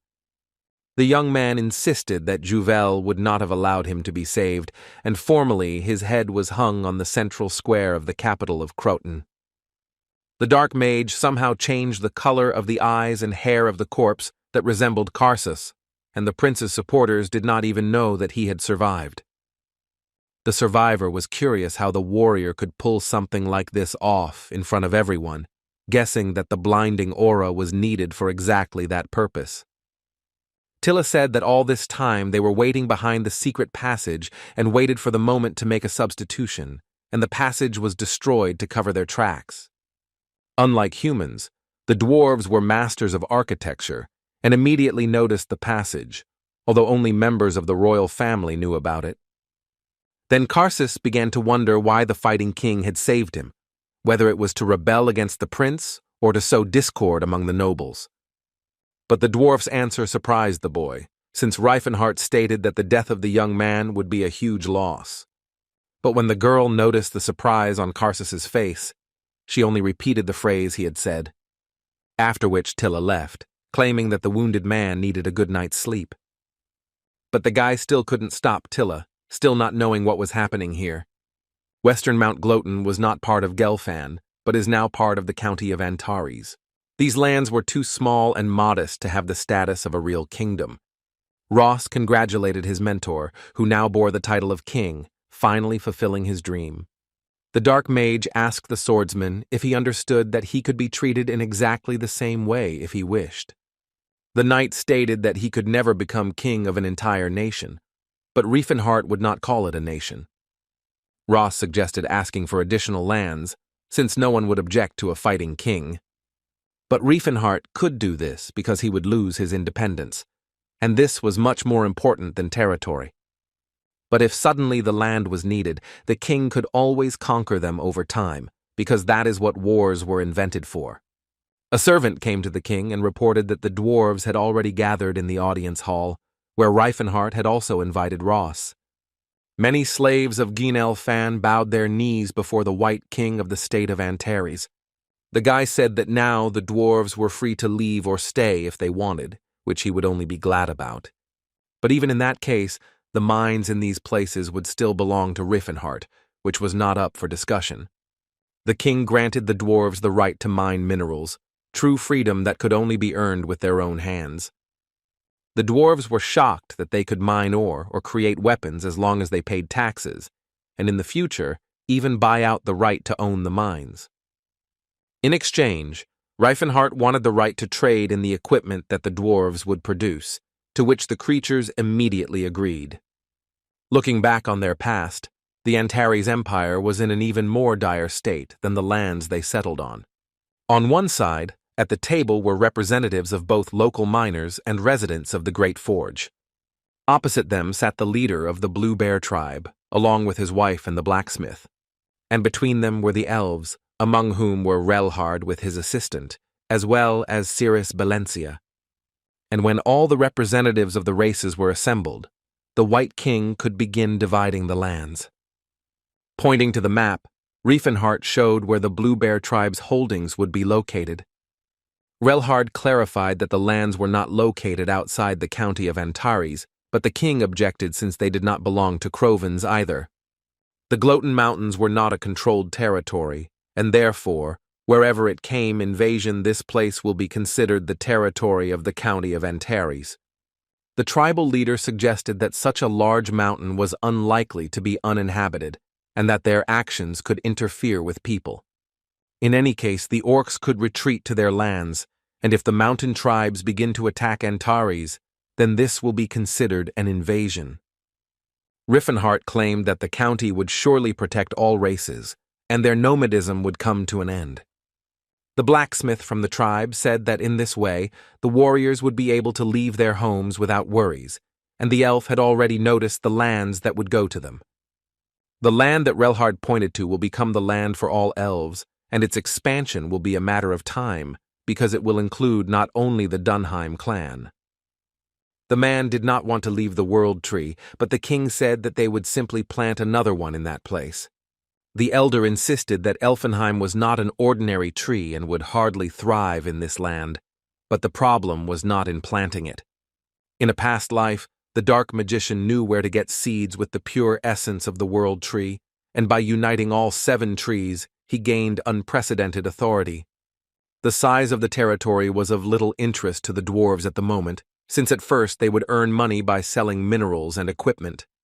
The dwarves wanted territory closer to the Settlard Mountains, so that the journey to the Great Forge would not be so difficult. However, the king chose this land because the Dungeon of Chloe was located in Mount Gloten. The dungeon was connected to the ruins of Diamond by a portal, but in order to get into it, everything had to be thoroughly cleared. The dwarves of the Great Forge asked their savior to leave this matter to them, who would take care of everything. Relhard's assistant was interested in who would own the plot of land between the territories of the elves and the orcs. Riffenhart replied that the lands were intended for those they would meet very soon. One beauty was located northeast of the Gloaten Mountains in the snowy lands. Meanwhile, the second representative of the new race was in the forests of the Gallian kingdom of Mount Gitarin. A month had passed since the end of the war for the throne of the kingdom of Croans, and the county of Antares had existed for the same amount of time. Within its walls, two strong warriors, the knight Ross and the orc Tashid, practiced the art of swordsmanship. The guy was telling his opponent from which side he would deal damage so that the monster could fight it off. "Throw Dakar at your blade!" the brute shouted, aiming at the head of the younger brother of the Tennies clan. But even knowing where the punch would land, Ross had a hard time focusing on honing his technique. The guy asked the orc if he understood that by throwing a sword at an enemy, he remained disarmed, but it was unacceptable for Tashid to take up another weapon. Despite the orc's claims, Cirrus cited the example of his colleague Jalcato, who had twin blades. The tribal warrior stated that his colleagues were simply lucky, while he had no intention of making any more sworn friends. The fighter's conversation was interrupted by a loud yawn from the Black King, who was lounging nearby at that moment. Ross noted that the wolf was not like himself in battle, which made his owner even ashamed, since the animal had become too lazy. Tashid suddenly asked the resting knight to demonstrate the blade's aura. The warrior of the Blue Bear tribe sinned that he would not be able to receive the blessing of the warrior spirit until he was 10 years old. Looking at the knight's face, the orc explained that he was now 9 years old, and if you translate his age into human terms, then they were the same age. Having finished asking about the aura, the warrior wanted to continue training, claiming that they had rested enough. Cirrus Balencia watched from the balcony of the palace as the warriors trained diligently. Not far behind them was the priest Philinins Cillian, who still wanted to have a pumped-up body. Tilla, who was walking around the castle with Karsus, also coped with her task. The young man could not get used to the new face, but it was necessary to hide the prince's identity. The gnome explained that if Juvel or anyone else found out that Karsus was alive, then everyone, including Mr. Riffenhart, would be in trouble. The guy asked if Tilla was tired of always looking after him, who was indeed the second busiest person in this palace. And the first was a man who was still sleeping, despite the fact that the sun was already at its zenith. Ceres, who came to wake up the master, told him to get up, otherwise he would gain weight again, for which it would not be a problem. The dark magician did not understand why, when it came to moralizing, the elf became similar to her past self. The girl told Riffenhart to at least drink some tea if he had no appetite, which he immediately headed to the table as soon as he saw food on it. Looking at the light breakfast or lunch, the guy asked why the girl was cooking and not the servants, who, as it turned out, were busy, unlike the king. Stuffing himself with food, Riffenhart announced that it was time to get to work, but Cirrus couldn't imagine what kind of work. The warrior explained that it was necessary to find fragments of the world tree, and the closest to them was the staff of the blue sky, Gerunting. The elf asked if this fragment was something like Nihilin, and she was absolutely right. This relic contained the essence of the world tree, at the mention of which Balencia recalled that she liked her bow. The king replied that he would certainly do something similar, surprising Cirrus that I would be capable of this too. However, everything depended on whether Riffenhart had enough mana for this, so he took advantage of the moment to remind everyone that he was a 10th circle mage. The guy needed to increase the amount of his mana, even though his body was not designed for such manipulations. But be that as it may, the master ordered Balencia to call the others, because they had to move out already. Their path would lie southeast of the Settlard Mountains in the Matos Highlands, where the land of Kelt was, where the Gerunting was kept. If the squad uses Damon's portal, they can get there in a week. 3 days after Riffenhart had reassembled his team, someone visited the trading city of Zarud. Teslan was disappointed when he learned that the Dark Mage had already left the place they were heading to. Felena learned from the merchant that Riffenhart had set out on a journey and would be gone for about a month, but if they hurried, they would have time to catch him. The girl asked whether they would wait for the king's arrival, while Stefan was no less upset than his master. A man passing by heard the swordsman cursing at the king, advising him to watch his language. He explained that the boy was talking about the fighting king, but Jesus objected because he was not in the city now, and therefore there was nothing to be afraid of. The man explained that Riffenhart was a hero who stopped the Civil War, and his subordinates destroyed all ideas about slave races.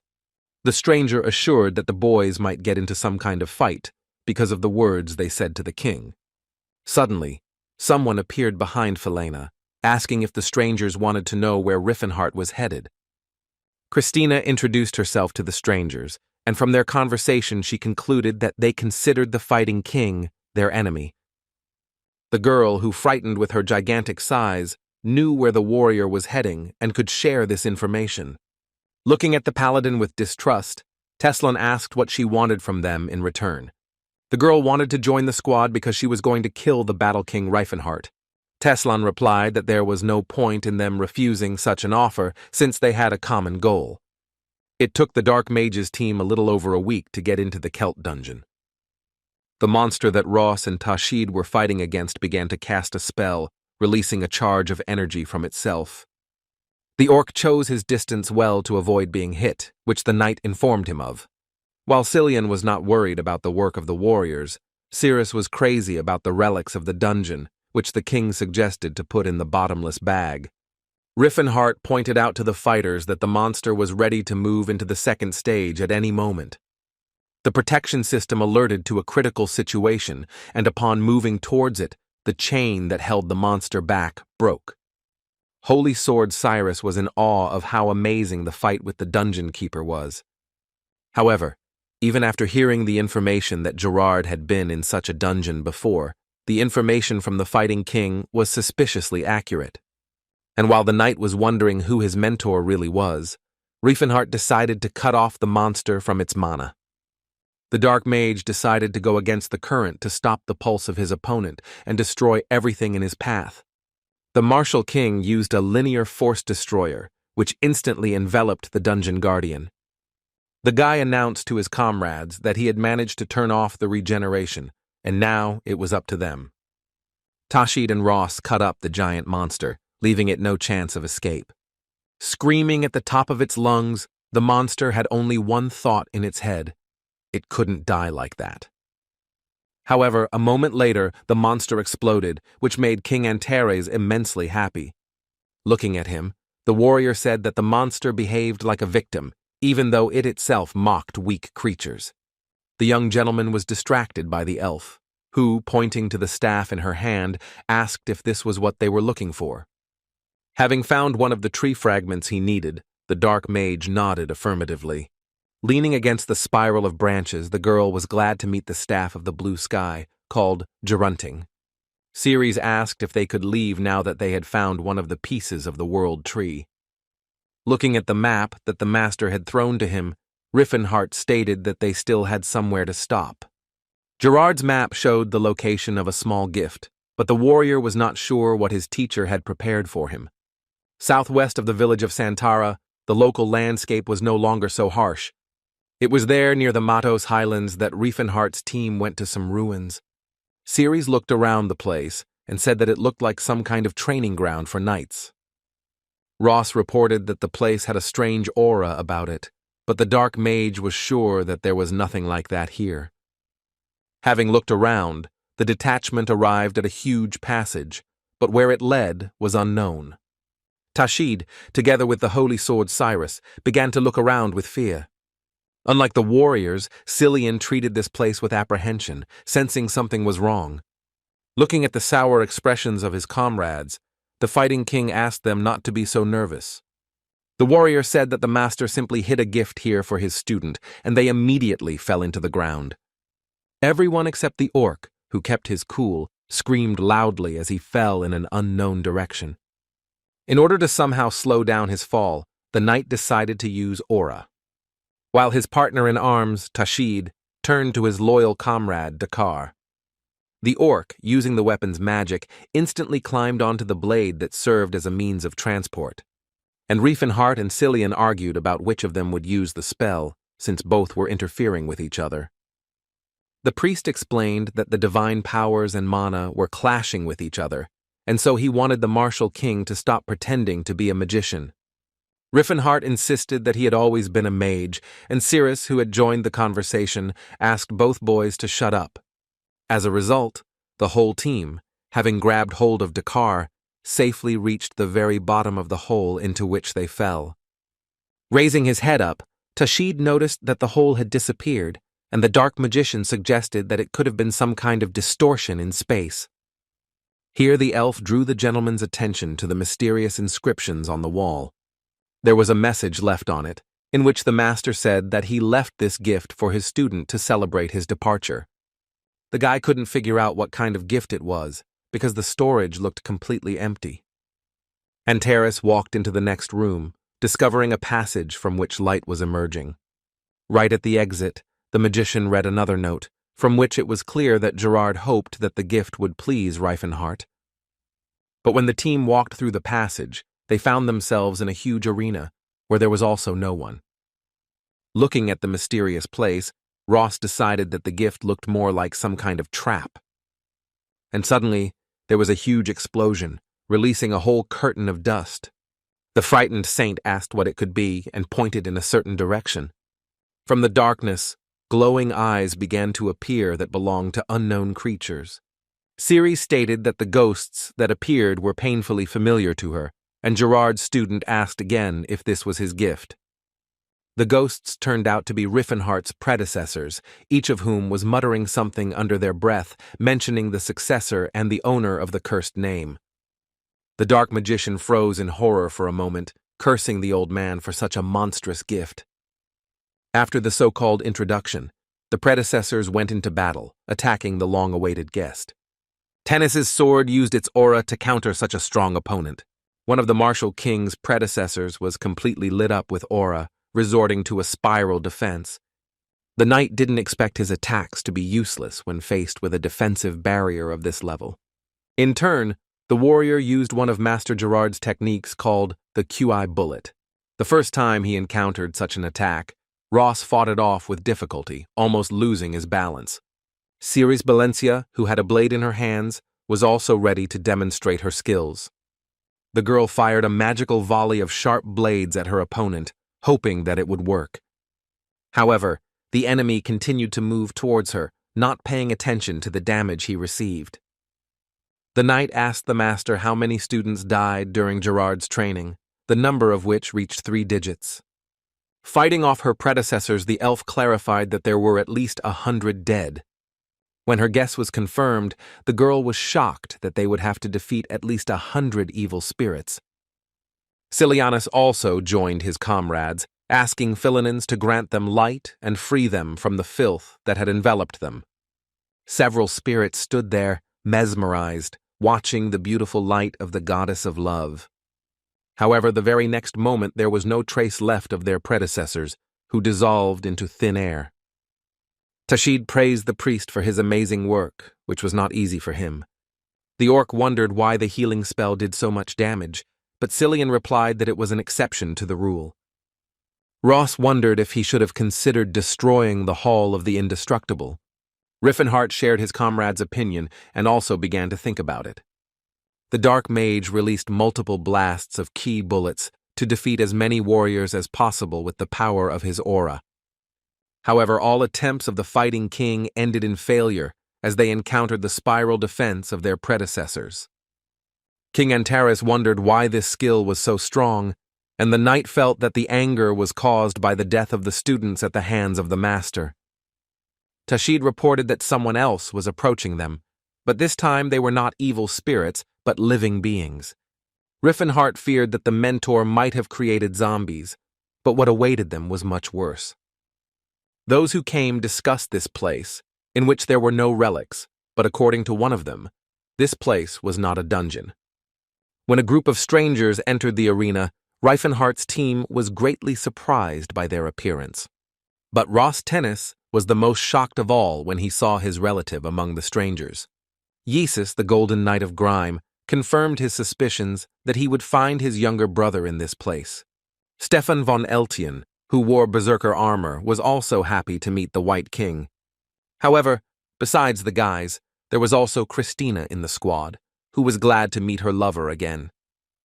Cillian, breaking into a shout, asked the girl what she was doing here, especially with these people. But the Battle King was surprised when he discovered an old acquaintance among the enemy squad. Felena, who was an assistant in the magic tower of Delphia, was also here for some reason. The guy noted that in a past life she was his best friend and was always there for him. Riffenhart understood that his former assistant, being here, could not appear without her master. Coming out of the passage into the arena, the magician announced that he had finally found the Demon King. And when the stranger came into the light, the White King recognized him as his enemy Teslan. But when the opponents looked at each other from head to toe, they asked who each of them was. The Dark Magician, looking at the warrior, asked who he was, since in his past life he was not so small. Teslan insisted that, in addition to the fact that the magician took his body, he couldn't even take proper care of it. But Riffenhart was also indignant, because his body was very different, that in his past life he was slightly shorter than Cirrus. The Dark Mage wondered if his body really had such potential, but it was all about the warrior who had put in a lot of effort to bring him to such a state. Antares attacked Teslan, insulting his brain, which made it difficult for him to remember the simplest basic spell. Cillian, watching how the sworn enemies communicated, asked himself if they were really childhood friends. Teslan stated that they were not close enough to chat so carelessly when they both had the same goal. The warrior intended to finish off the Dark Mage so that the continent would not suffer at his hands again. The Silver Sage did not expect that Riffenhart would come looking for the teacher's gift, finding it quite touching. Looking at his opponent, who found the master's trap touching, Antares was glad that he did not become like him. When Teslan declared that it was time to end this nightmare, the Battle King replied that his brain had definitely found a way to benefit his opponent. The Dark Magician repeated that fate itself brought him to this place to correct the mistake made by the Demon King. Riffenhart did not consider his actions a mistake, but rather that he had a chance to fix everything. Having swung properly, the White King reminded himself that the body in front of him was no longer his, and therefore there was no need to hold back. Teslan, on the contrary, thought that the enemy would be afraid to break his dear body, which is what he will take advantage of. And while the Silver Sage was armed with a blade, the Fighting King only had his fists at his disposal. When the two opponents collided, a powerful explosion was created, causing Antares' comrades to hold their breath. However, Stefan also wanted to join the fight and was eager to try out his armor in a real battle. True, the guy was not allowed to do this, because at that very second, Tashid stood in his way, who ordered him not to interfere in the Savior's battle. At the same time, Jesus Tennis wanted to erase the shame from his family by dealing with the bastard. But in Ross's eyes, it was the older brother who was the disgrace for abandoning the knightly code of honor. The Golden Knight, throwing down his huge sword, ordered the enemy to be silent and Eldrin to open his eyes. The warrior wanted to show his younger brother which of the two was the real tennis ball. Christina, who was in love with the priest, swore that she would save the boy from the clutches of the terrible villain. Cillian asked Cirrus to protect him, who in turn asked Sylph for help to protect her sword. Despite her master's requests, Felena also wanted to intervene in the battle to help Stefan. The girl knew that the orcs were weak against magic, so she wanted to try one spell first. The sorceress called upon the spirit of hell to come to earth and become her spear in order to strike her enemy. The pilgrim did not stand aside, but, thanks to his goddess, called upon the divine sword to thwart Felena's spell.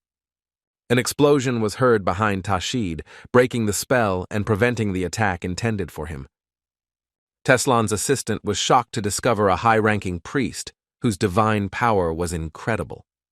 Cillian understood that they belonged to different classes, and his level was much higher, so defeating the girl should not be difficult.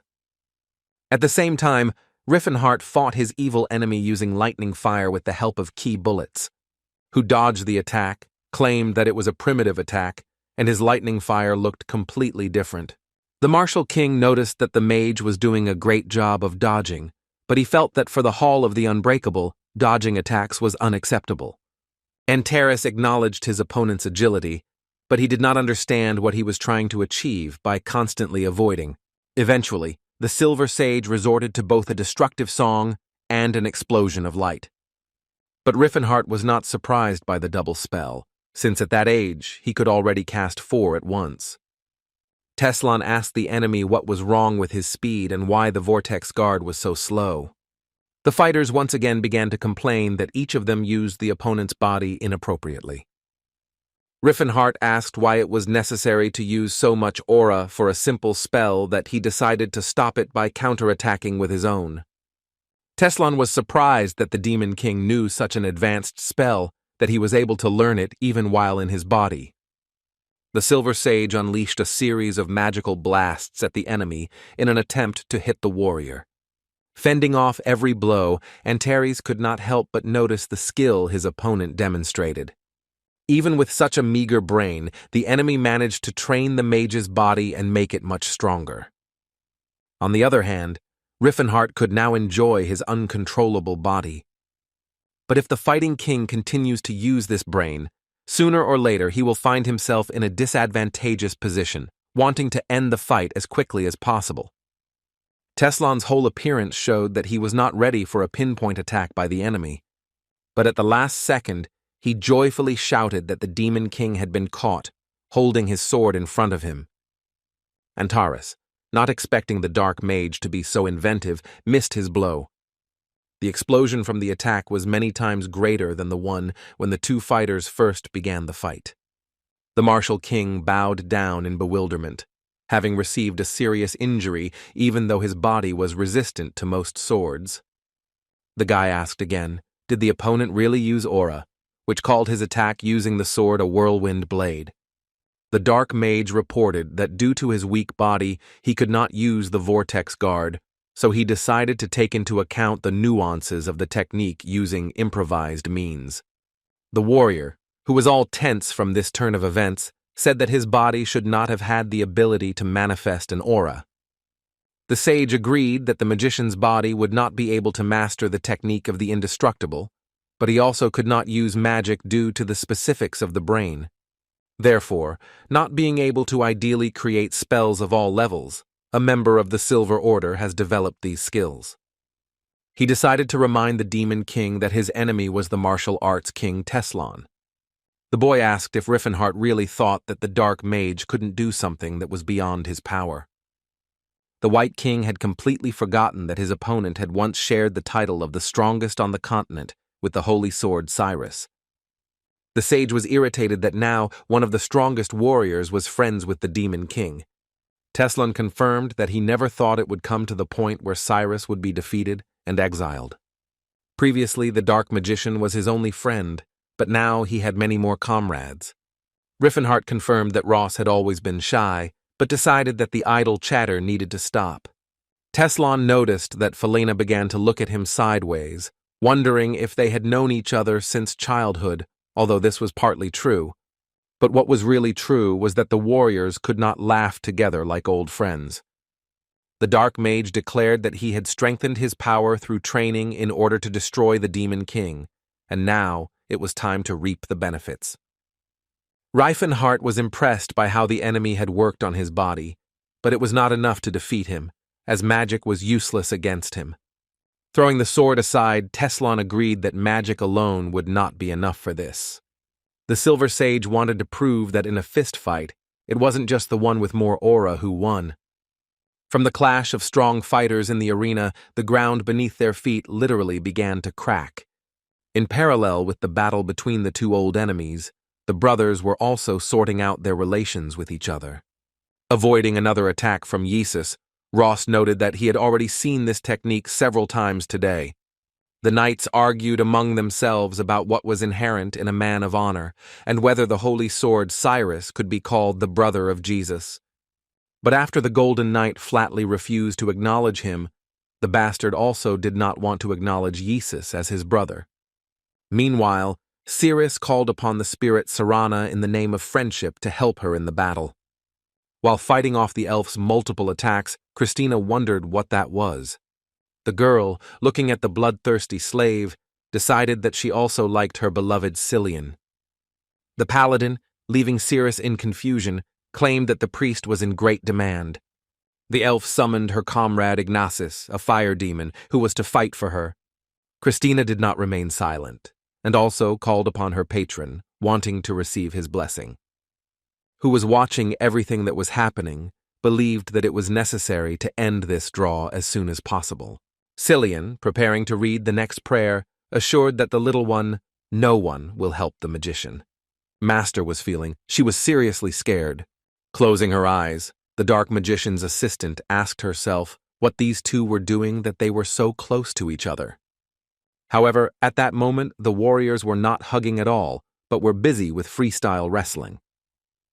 Teslan claimed that the Demon King did not know about such techniques, since Gerard taught him to take a blow only while standing. The master was against the shameful rolling on the ground, which he also insisted was not worth wasting time, and it would have been better to hit again, harder. Riffenhart wondered how he could strike while in a position where his legs were being twisted.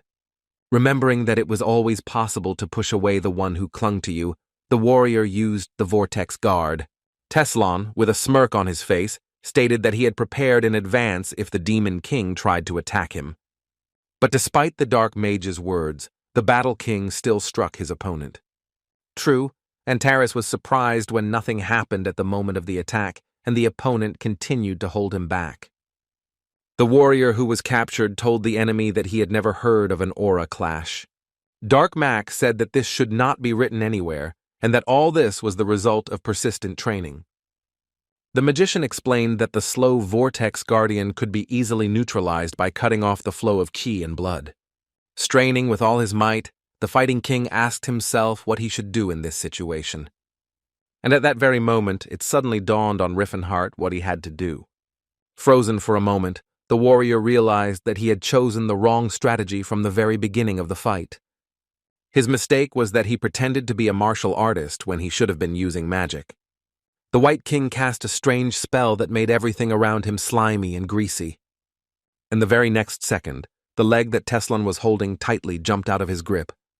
The sage wondered how a spell that reduced friction between objects could work, which was not intended for living beings. Riffenhart was inspired to do this trick by the moment with Cillian, because this body was not recognized as a normal human one. However, a second later the warrior was lying on the floor again, and Teslan used Karzan's technique on him, not thinking that it would ever be useful. The fighting king wanted to try to repeat his success by shouting the word fat, thereby setting it into action. The Dark Mage called upon barrier-breaking magic, namely its destroyer, to neutralize the enemy's spell. Antares noted that once Teslan mastered magic, he became a real problem for him, which he could only get rid of in one way. The warrior claimed that it was not proper for a fighter of the Unbreakable Hall to lie on the ground, but the mage in this era was no longer a warrior and could easily do this for the sake of peace on the continent. The martial king began to ridicule the posture his opponent was in, but the Silver Sage insisted that it was a very advanced move. Then Riffenhart asked him to look at Felina, whose expression spoke for itself.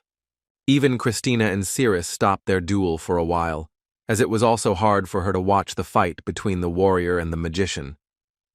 Realizing that he really did look very stupid, Teslan lost his guard for a moment. It was this moment that Riefenhart took advantage of to free himself from capture. But the member of the Silver Order did not give up trying to close the distance, because the warrior had no chance of defeating him. The martial artist understood that he had no one to rely on, because all his comrades were now very busy. While the Tennies brothers were resolving a family conflict, Eltian, in armor, confronted Tashid. The swordsman pressed forward against the orc, but his opponent skillfully parried each of the attacks inflicted upon him. But it was also worth noting the strength of Stefan's blows, which forced the monster to move from its place. Riffenhart could not imagine that his old friend would lose in battle to a knight. Dragging a heavy sword behind him, the boy said that he did not expect more from an inferior race. Stefan ordered the enemy, who was no match for him, to lay down his arms and fall on his knees before him. Tashid angrily shouted at his opponent that the warriors of the Blue Bear tribe never surrendered. The swordsman considered the orc's words to be some kind of nonsense, and he even imagined himself to be a valiant knight. With the declaration that the orcs were no better than mindless beasts, Stefan pounced on the enemy. One of the tribe's warriors sent Dakar's loyal comrade into the attack, throwing his blade at the knight. As he approached the monster, the boy saw his counterattack as just another strange spell. Gripping the blade tighter in his hand, the boy summoned all the magical power that the armor was capable of, after which he brought it down on the orc, calling on the pathetic spawn to immediately perish. Tashid screamed piercingly from the damage he received, which was truly incredibly strong, even for him. The knight, despite his race, praised the warrior, because not everyone was able to resist him for so long. Bear representative, who had survived the strong attack, continued to look at him even more angrily. In Stefan's eyes, which burned with vile contempt for him, the warrior saw how people always looked at them. Day after day, the orc fought for his life as a gladiator for the amusement of the aristocrat. Tashid was covered in the blood of hundreds of monsters and had to fight with old, rusty swords. And among the warrior's opponents, both his relatives and convicted criminals entered the arena. The spectators, rich and fat, were delighted with the show they were given, and they also admired the rapid growth and proud soul of the gladiator. The orc was of the opinion that a true warrior could lose his life, but should never lose his honor. Riefenhardt's comrade put his soul into the weapon, which has seen him through hundreds of battles. During his first encounter with the Dark Mage, the orc decided that this meeting was predetermined by heaven, vowing to repay his savior for his kindness. And now, the heir of the great warrior mole of the axe, Lata, was ready to prove it. Stefan von Eltian was shocked that such a being could wield an aura sword. Tashid explained that it was a blessing from the spirits of battle, a feeling that was impossible to describe. The knight in berserker armor was sure that the monster had pulled some trick again, but there couldn't be an aura in front of him. The swordsman considered the awakening of such a force as an act of insolence on the part of the orc, who was already preparing for battle with Dakar. Both warriors crossed their swords once again, causing a powerful shockwave. Stefan fought back with all his might against the attacks of the orc's renewed sword, which could now match his weapon in strength. Tashid fought against the knight, gaining a second wind, not retreating a single step. Enraged by this state of affairs, Stefan cried out in despair that this simply could not happen. Until the very end, the guy did not believe that the monster's blade was endowed with an aura, which is why he gradually began to lose control of himself. Swinging Dakar, the orc said that even after seeing her with his own eyes, the knight continued to deny everything, which was shameful for a warrior. And after Tashid shamed Eltian, he dealt him a strong blow, which the guy had to withstand. However, the pressure on the young man was so powerful that he fell to one knee, and even the berserker's armor was not able to withstand such an attack. Stefan suddenly realized that he was about to lose to a representative of an inferior race. This gave the warrior strength, who began to swing his sword chaotically in front of him in order to keep the enemy from getting closer. Twirling the blade in his hands, Riefenhardt's comrade said that it was time to end this fight. Gritting his teeth, the Blue Bear tribesman prepared to deliver the final blow. When the warrior rushed past the knight, his opponent had no chance to repel this attack. Tashid hit with restraint and concentration, and all so that his blow would put an end to this battle. Stefan von Eltian also squeezed out a clot of blood with an inarticulate wheeze. The warrior, who even the berserker's armor could not protect, fell to his knees, exhausted. The orc, who emerged victorious from this duel, silently looked at his defeated enemy. Ross said that no matter how much Tashid grumbled, he eventually awakened the power within himself. Jesus, like his fellow swordsman, could not believe that the orc was able to use aura. The younger brother explained that the warrior simply trained hard, which was something that was so difficult for the aristocrats to accept. Continuing to deny such a thing, Grimes' Golden Knight rushed towards his opponent. Due to the warrior being overcome with blind rage, the warrior managed to dodge his attack.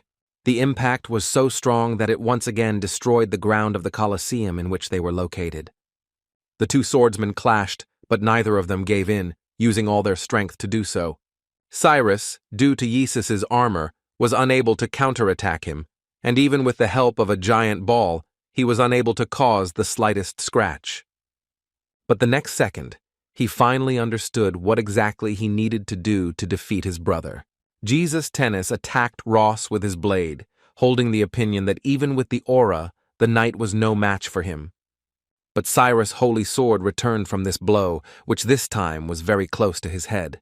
Swinging his giant blade filled with aura, Ross prepared to make his final attack. The warrior fired multiple copies of his sword at his older brother, each shaped like an aura. The Golden Knight was unable to dodge any of the shots that hit their target. Pleased with the failed attack, Yesus explained to the bastard that Eldril could not be crushed in this way.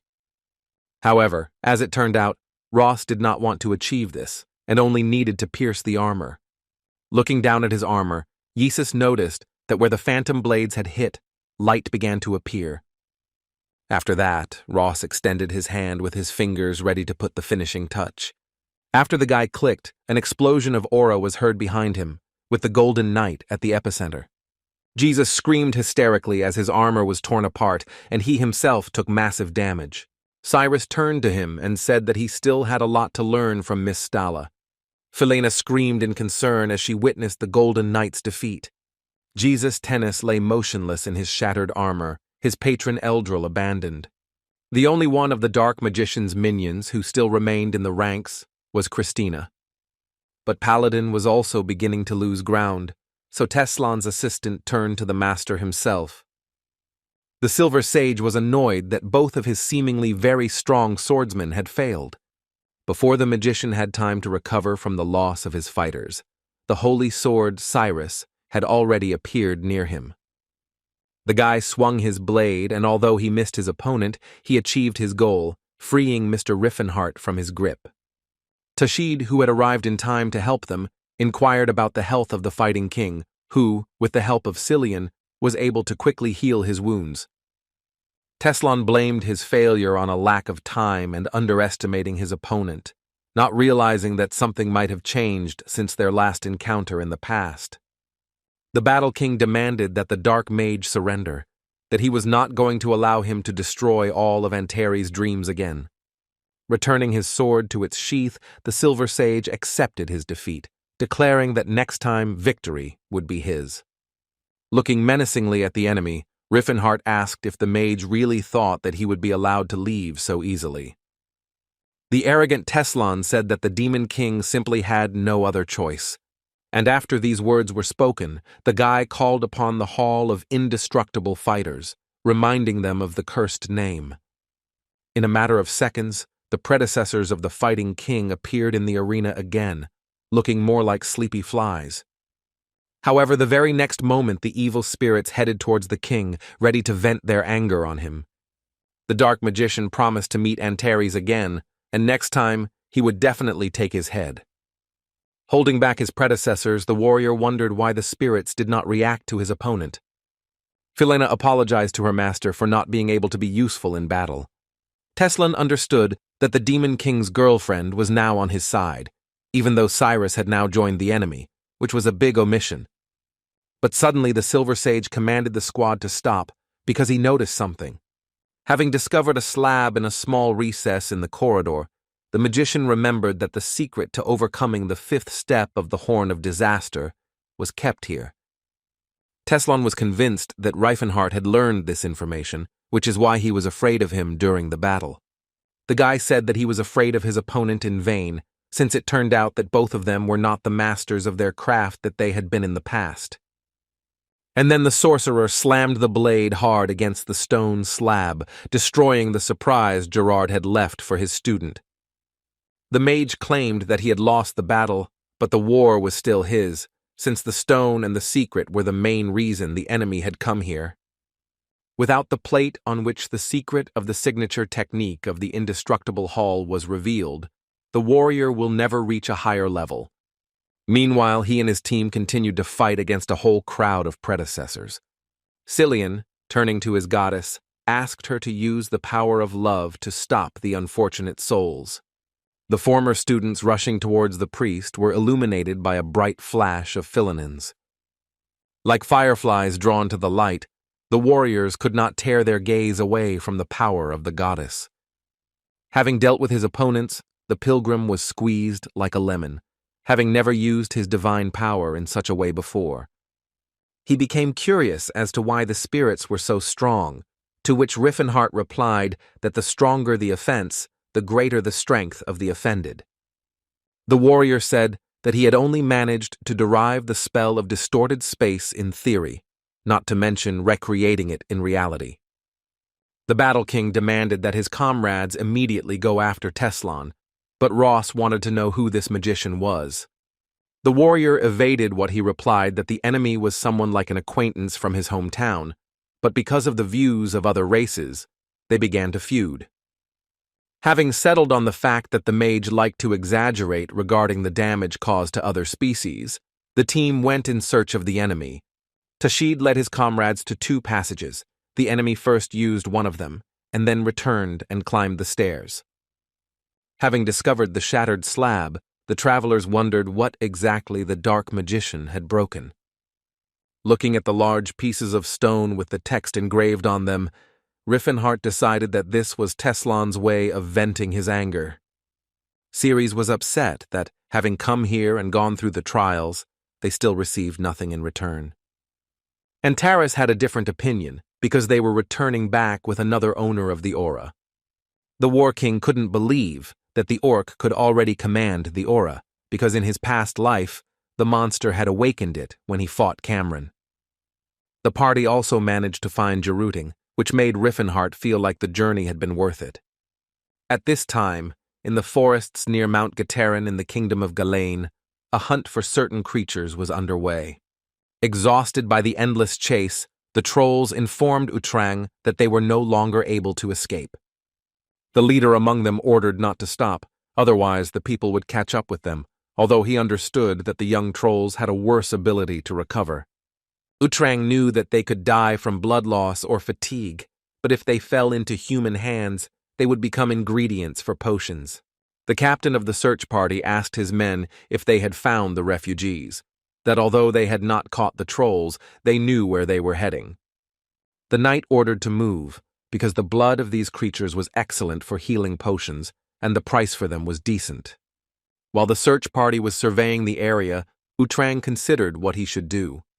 The troll blamed himself for everything, because it was he who went to the waterfall, even though he was warned not to do so. The chief ordered the young men to remain in cover while he himself took the blow. Like a bird, the troll showed itself to the enemy in order to distract his attention from the nest and save the offspring. Appearing before the people, Utrang began to pronounce a set of incoherent phrases that were spells. The squad leader told his men not to be afraid of the troll's magic and to try to ignore it. One of the knights of the hunting party froze in his tracks when the enemy appeared in front of him. With an evil look, the troll rushed straight towards the guy, armed with a weapon. Feeling great fear, the warrior, even with his eyes closed, attacked the creature, spilling its blood. The commander, surprisingly, was also afraid of the mage and the troll, ordering his subordinates to shoot arrows at him. Utrang was instantly hit several times by the archers, whose arrows penetrated deeply into his body. But as soon as the monster pulled out one of the arrows, his wound immediately began to heal.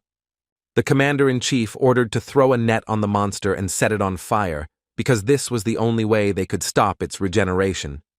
Before the knight's eyes, the monster suddenly began to increase in size, taking the people by surprise. The leader of the hunting squad shouted that the monster had begun to transform into a giant.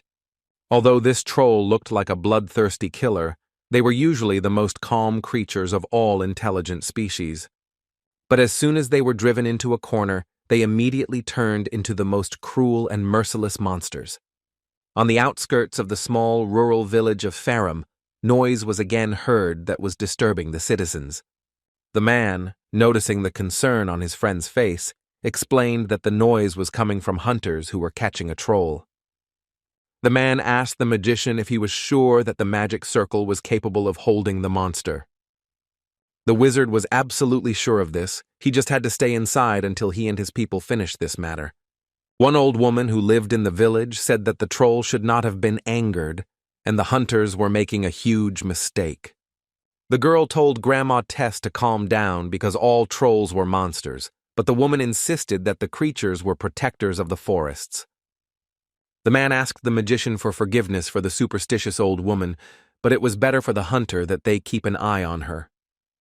When Russo entered his people, they found out whether he had prepared everything for further action. The man saw that he had even installed 3 level barriers, but his subordinates did not think that the magician would set traps in the village itself. Since it was unclear where exactly the troll would appear, which could jump out near the village, it was better to lure the monster into a trap before it attacked. Russo was interested in where Captain Rundon was, because the magic circle cost a lot of money, and it took 3 whole days to draw it.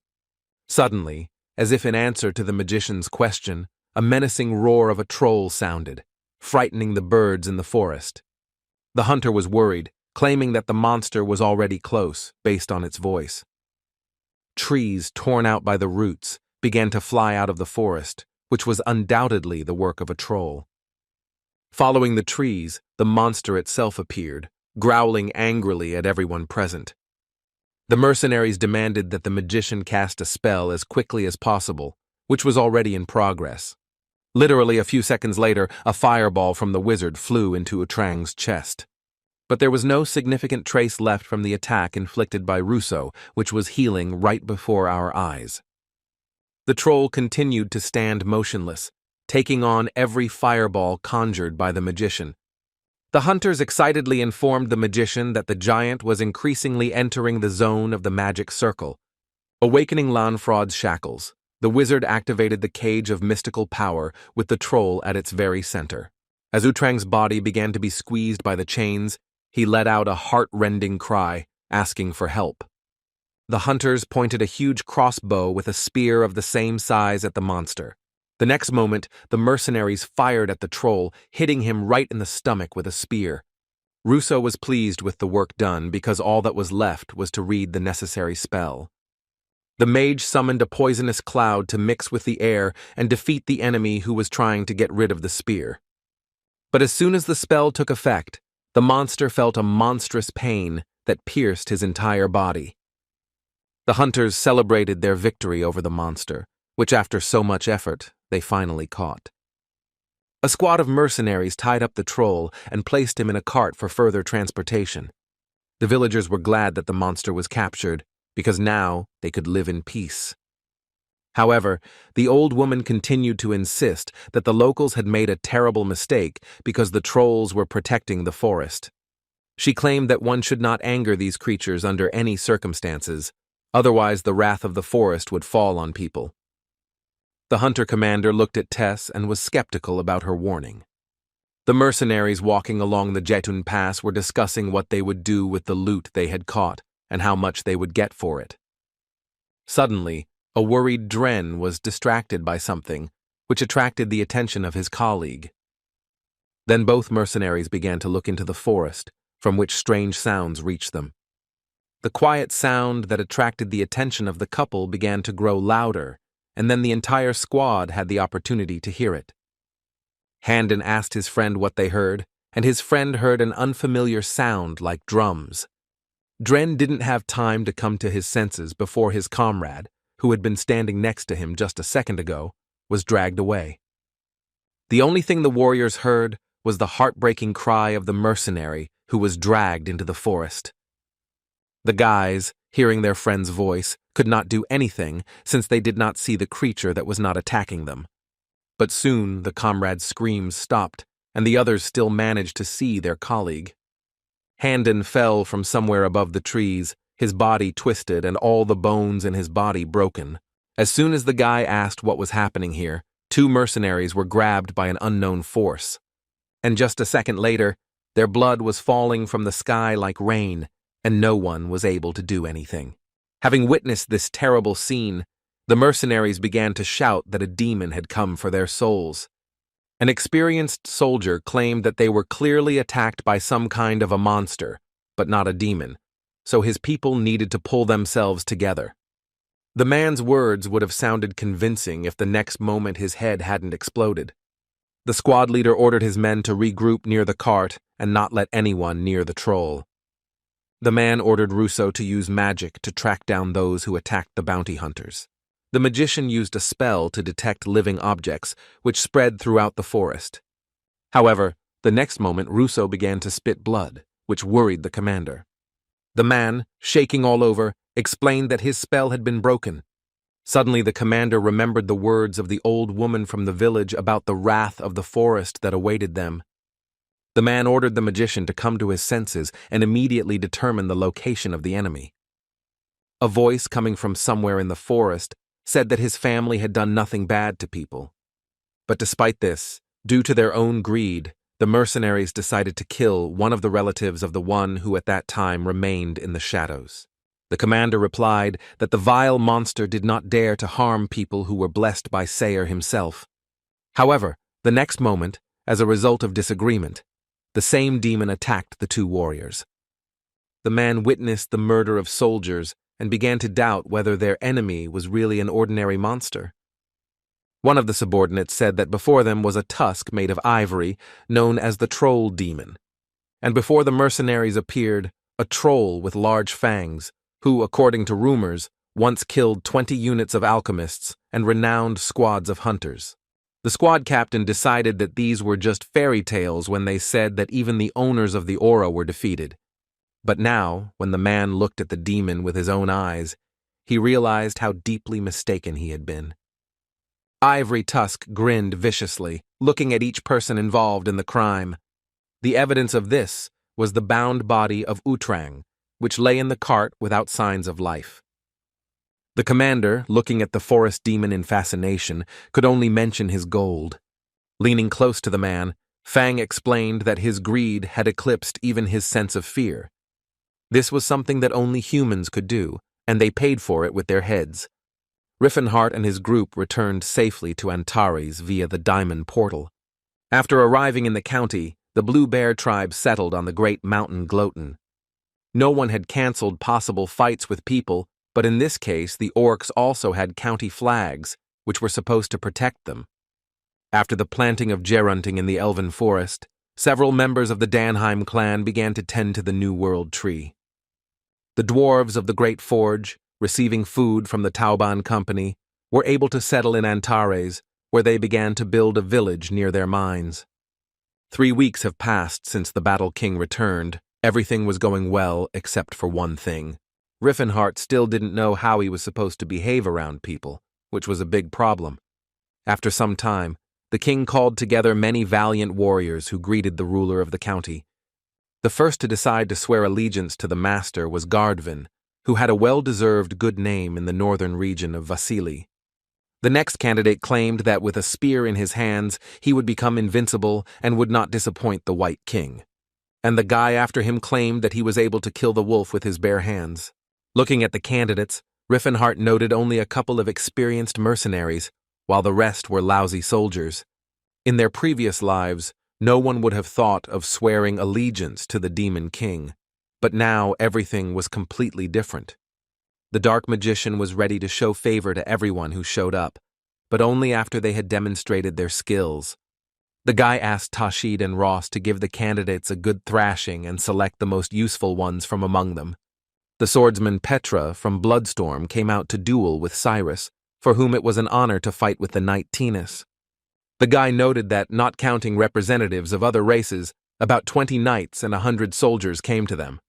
Even though the candidates were inferior to the dwarven warriors, the king still had to give credit to everyone except those who discriminated against other races. One of the knights looked at Tashid and was surprised that some orc was able to assess the level of his skills.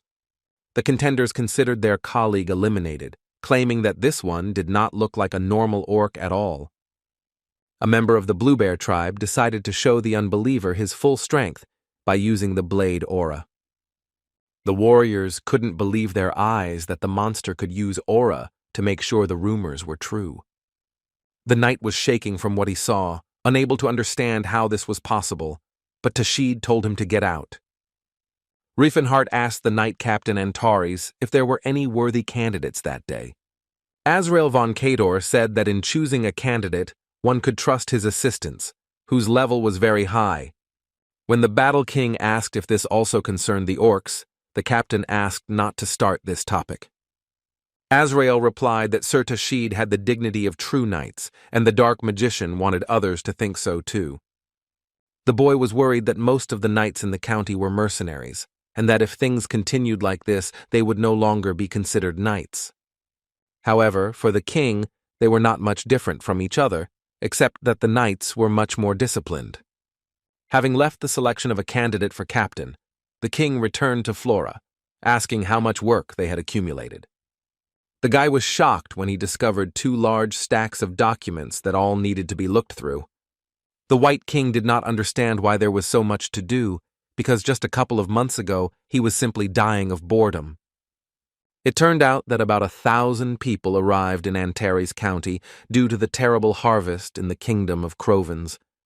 When Cirrus brought the master some tea, he complained to her that because of these papers he would not leave the castle anytime soon, and he needed to find 4 more relics.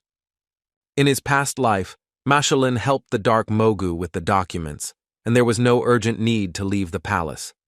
Calling a gnome would not help the situation, because if a representative of another race were to manage the ruler's affairs, then people would begin to express their discontent. The Martial King really wanted someone to take on this job, but there weren't many people suitable for the position. The girl suggested Sir Azrael as a candidate, but Riefenhardt would not dare leave the whole county to the guy. However, Riefenhardt said he still had one candidate in mind. The magician spoke about a man who had a sufficient level of skills to not die from his attack. When they saw Karsus and Tilla, the knights asked each other who this idler was who kept wandering around the palace. Some thought the man looked like some kind of aristocrat, but even Captain Azrael did not know the origin of this stranger. The dwarf, watching the gentleman, assumed that he wanted to practice his sword skills, but the guy replied that he was simply distracted by his gaze. The girl insisted that no one would stop him from touching the blade, but the prisoner believed that giving him the weapon was not the best idea. Karsus died in that battle and now became a nameless man, but only now could he feel more free.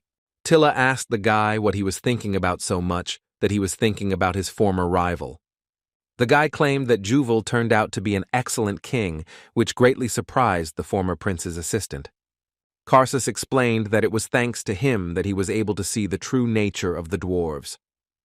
It was about the beauty, wisdom, and resourcefulness that other races possessed. At least Tilla possessed these qualities. The girl claimed that all knights used this hackneyed technique, saying something similar.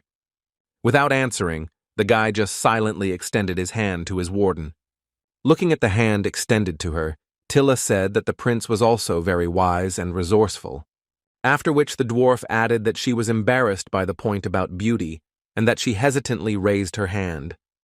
The girl offered to grow Karsus a beard, which the guy was ready to start immediately. And when the girl's fingers were in the prince's palm, he asked if Tilla could tell whether he was telling the truth or a lie. The prisoner wanted to know how his assistant would react if he said that he had fallen in love with her. Hearing such words, the dwarf immediately blushed, as she did not expect to hear a declaration of love. The guy understood that they both belonged to different races, but the girl immediately replied that she didn't care what race Karsus belonged to. After which, the former prince asked the girl if he would mind if he confessed his love to her. After joking that the dwarf would continue to keep an eye on him, the prisoner said that he had no right to judge Juvel for his choice. Finally, the long-awaited meeting between Riefenhardt and the candidate for the role of his deputy took place. When asked how he was living, Karsus replied that he was probably the happiest prisoner in the whole world. The Battle King was pleased to hear this, but he suggested that the boy stop being a prisoner, which meant that the free food was cancelled. The guy said that, watching how things were going in the castle, he felt some guilt, and the Dark One was pleased that the knight himself understood everything. Karsus already knew about the king's dream and plans for the future, and at first thought that the ruler had gone mad. However, the dark magician had heard such things too often and was no longer offended by such statements, because even Cirrus initially took him for a madman. All this time, while the former prince was in the castle, he observed representatives of other species and realized that he had been thinking too narrowly all the time. Only now the boy realized that treating individuals like animals would not allow their civilization to exist for long. But now the knight was ready to become part of a movement that could change this world, if it was really within their power. The prisoner stated that he was ready for anything, starting from the position of assistant or officer, confident that he could cope with it. Looking at the guy, Riffenhart realized that even if he hadn't called him, after a while he would have come to him himself. The fighting king handed Karsus a box that was the seal of the Count of the state of Antares. The warrior explained that the former prince himself said that he was ready to do anything, so he was offered to become the king's deputy. The guy was not ready to accept such an important position, considering that he was a former enemy and could have ulterior motives. Riffenhart explained that the seal would only allow the boy to command people who served in the White Palace. The White King wanted to know what the knight would do if he really had some kind of secret plan. After some thought, Karsus replied that he had nothing like that in mind, but he had some thoughts in his head. The only people there were knights and over 1,000 refugees, so the boy asked what if he trained the people and turned them against the king, to which the dark magician stated that such an act would make Tilla cry. When the prisoner spoke about this, he did not even think that his betrayal would really hurt the feelings of his beloved. Karsus swore that he would do everything in his power, to which the Battle King suggested that the deputy count choose a new name for him. The warrior wanted to shorten the boy's name to Sass, but not wanting to sound like some kind of disease, the knight chose the name Karl. He also wanted to receive the title of Chancellor, and for Riffenhart it made no difference what title his deputy would bear, as long as it did not affect his duties. And when Karl took over as Chancellor, he began to deal with each problem one by one and was extremely competent. Previously, the dark magician was an emperor, but he had never had to do administrative work, and Karl noticed any of his mistakes no matter what he touched. The first thing the guy did was evaluate the skills of the elves and assign them to the appropriate positions, which increased their productivity. The Chancellor also took up the organization of the military structure and left the previously appointed knights of the county as a separate force. 2 knights with experience in commanding an army took up training the soldiers in order to exert the necessary pressure on them in their training. After that, he classified the refugees, appointed useful people to mid-level positions, and sent the farmers to the fields. Watching the Chancellor at work from the side, Riefenhart told Tilla that they had done a good job of keeping him alive, advising the dwarf to hold on to the boy tighter. And along with them, Cirrus honed her skills, trying to conjure a fire arrow. As a result, the elf managed to hit the center of the target with a magical weapon. The girl didn't even know that she had a talent for magic, and the dark magician noted that he would soon begin to teach her as before, once Cirrus reached the 3rd circle. Flora, turning to the Lord, informed him that the people he was looking for were waiting in the meeting room. Valencia asked Tilla how things were going with Karl, who was becoming more and more beautiful to the dwarf every day. And Steelhammer, in turn, was curious about how things were going between the elf and Riefenhart. Ceres perceived him more as a father, to which her friend asked her not to say such things in front of him, otherwise the gentleman could lock himself in his room again. The dwarf thought that the Battle King really did look like an old man, thinking that it was all because of his physique. The meeting took place with the mercenary Jakal and his comrades, who were honored to meet the fighting king. The squad leader heard that the Count was seeking a meeting with them through the Tauban Trading Company. Riffenhart wanted to assign the mercenaries a certain task, presenting a dossier on Teslon and his henchmen. In addition to the Dark Mage and the unknown owner of the aura, Christina and the Golden Knight Jesus were widely known, and the team decided to start the search with them. The guy had already paid 100 gold pieces as a deposit, and if the mission was successfully completed, the mercenaries would receive an additional reward. Having declined, Jacques pledged to do everything possible to find these people who were saving the Count from unnecessary trouble. One of the employees presented the Lord with the report of the Grade Trading Company for the current month. Looking through many documents, the rulers of Antares saw in them only useless information. He cared little about the appearance of orcs in the kingdom of Vasili, or the giant octopus that attacked the sea roots of Grime. However, among all the trash that was brought to him, Riffenhart found what he had been looking for so long. In the southern jungles of the kingdom of Gallon, monster hunters tracked down trolls who had been attacked by Ivory Tusk. The monster's name was an old nickname for Altica, causing the Fighting King to call for an immediate general assembly. Meanwhile, in Kaltazan, the southern coastal city of the Galain kingdom, something was happening. It was there that the southern branch of the Alchemists' Guild was located, called Santana's Tears. Inside the offices, there were many different vessels and devices for making potions. However, in the basement of the guild, not everything was so rosy and carefree, from where plaintive groans could be heard.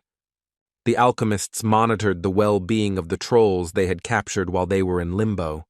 One of the southern branch staff noted that number 3 needed to be given more rations to last another month. The alchemist, serving the prisoner a large portion, noted what amazing creatures the trolls were. Due to the lack of stomach upset, these creatures could eat only scraps without any problems, so in addition to earning money, they also cleaned up trash.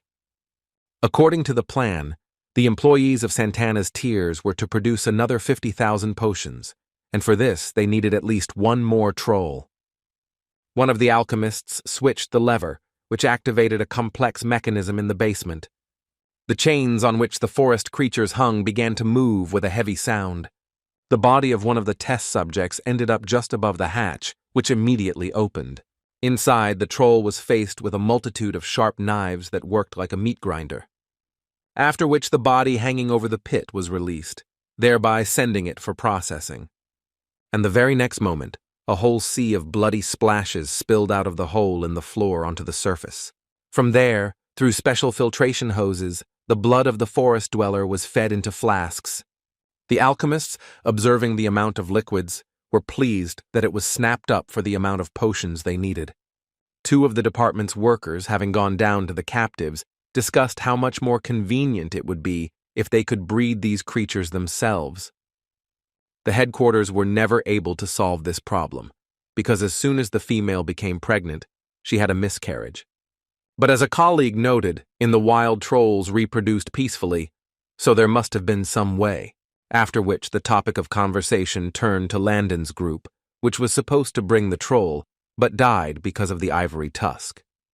The guys were discussing the fact that no matter what, the monster wouldn't dare to come here, since it was already on the guild's territory.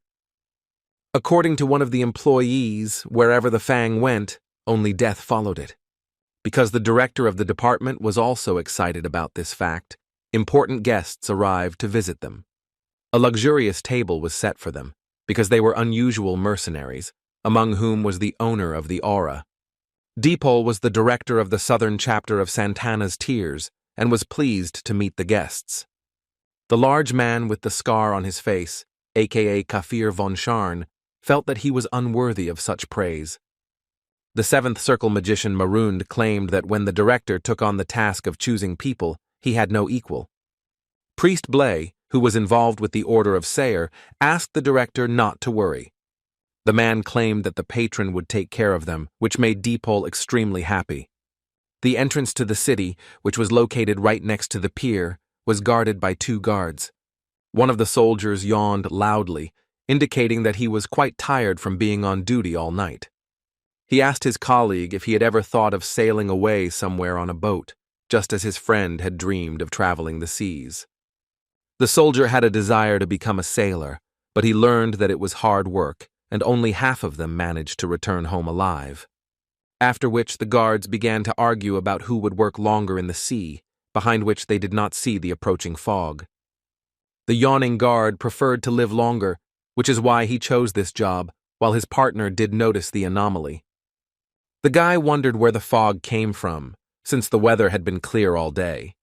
As the fog began to thicken, the soldiers became wary, as its appearance was extremely strange.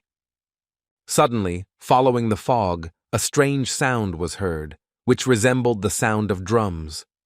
And then strange sounds reached the soldiers, which could have been nothing other than the troll's spell. After the spell was read, both boys instantly fell asleep, collapsing onto the floor. The troll who appeared said that he had not touched the innocent, but had only asked them to sleep for a while. Ivory Tusk spoke of the cry he had heard rushing across the dark skies. The forest guard claimed that he was the personification of the fog that spread throughout the city. Throwing a cloak over himself, the creature continued to repeat that he was a soporific darkness that flew like the wind and disappeared without a trace. Riffenhart had been in this place for 3 days already, and he was bored as hell. But when the Fighting King saw the fog, he realized that it was time for fun. The troll, using his magical abilities, spread the fog all the way to the Alchemist's Guild. The guards guarding the main entrance to Santana's Tears paid for their employer. The full moon that set that evening could be called the Blood Moon, as Ivory Tusk decapitated both guards. Having dealt with the guards, the troll had no trouble getting into the southern branch of the guild. The guards who filled all the corridors shouted about the appearance of a monster, for whose death they could get 1,000 gold coins. The Kafir asked what the noise was outside, and the priest suggested that some robber had broken in. Dipole apologized because it was at the moment when he was receiving guests that something irreparable happened.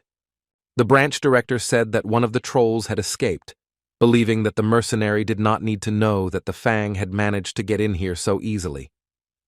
This time, according to Dipole, the troll turned out to be more cruel, but he assured that the warriors would certainly defeat him, and the guests decided to join in his capture. The man wanted to assure Sir Kafir that the pathetic troll could not compare with the owner of the aura, and it was not nice to ask such a thing of guests. Von Scharn replied that the owner of the house could consider their help as a kind of payment for the dinner. Meanwhile, the Ivory Tusk was racing along the corridors of the southern section. The guards, armed only with spears, were frightened by the sight of the formidable monster. The soldiers pounced on the enemy at once, but the creature managed to escape all attacks. And as a result, the warriors not only lost their weapons, but also suffered at the hands of the troll. The soldiers began to die one after another, since none of them had the ability to resist such an enemy. Those of the guards who remained alive were terrified by the cruelty of the creature, unable to do anything. Fong found it funny that people talked about cruelty when they themselves were making money off the blood of his relatives. The monster insisted that his opponents must be prepared to pay with their own blood for what they had done. The soldiers looked in fear at the monster who was telling them that he had heard life pulsating in their vessels. Without realizing it, the warriors threw down their weapons, driven mad by the troll's magic. And the next moment, the soft pastel tones of the corridor were painted with the dark red color of blood. Ivory Tusk, thanks to his magic, did nothing but snap his fingers. This was quite enough to defeat the enemy and draw blood. After repeating the same procedure, the forest guard finished off all the guild soldiers. The troll wanted to leave, but people appeared who prevented him from doing so, knowing who he was.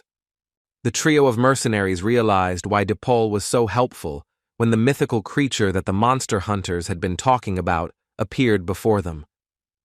However, Marund understood that there was nothing free in this world, and they would be paid well for this specimen. Kafir von Scharn asked his colleagues what they would do with the mythical creature. Priest Blay felt cheated and wanted to talk to the director after they were done here. Ivory Tusk looked at the mercenaries and felt that they were very strong opponents. Kafir was interested in the talking troll, who was the first of the three to come out to fight him. The hunter insisted that it was necessary to finish with him as soon as possible and definitely talk to Dipole.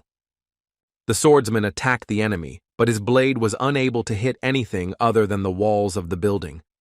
The man complained that some pathetic troll dared to dodge his sword, ready to chop him into pieces. Ivory Tusk, who had escaped the attack, meanwhile armed himself with wooden clubs, and when Scharn attacked the monster, he met with its defense, which, thanks to its clubs, blocked its attack. The 7th-level mage couldn't believe that the troll was able to block the blade's aura. The forest guard replied that the mother's mercy was a wide and boundless sea and no one was able to harm her.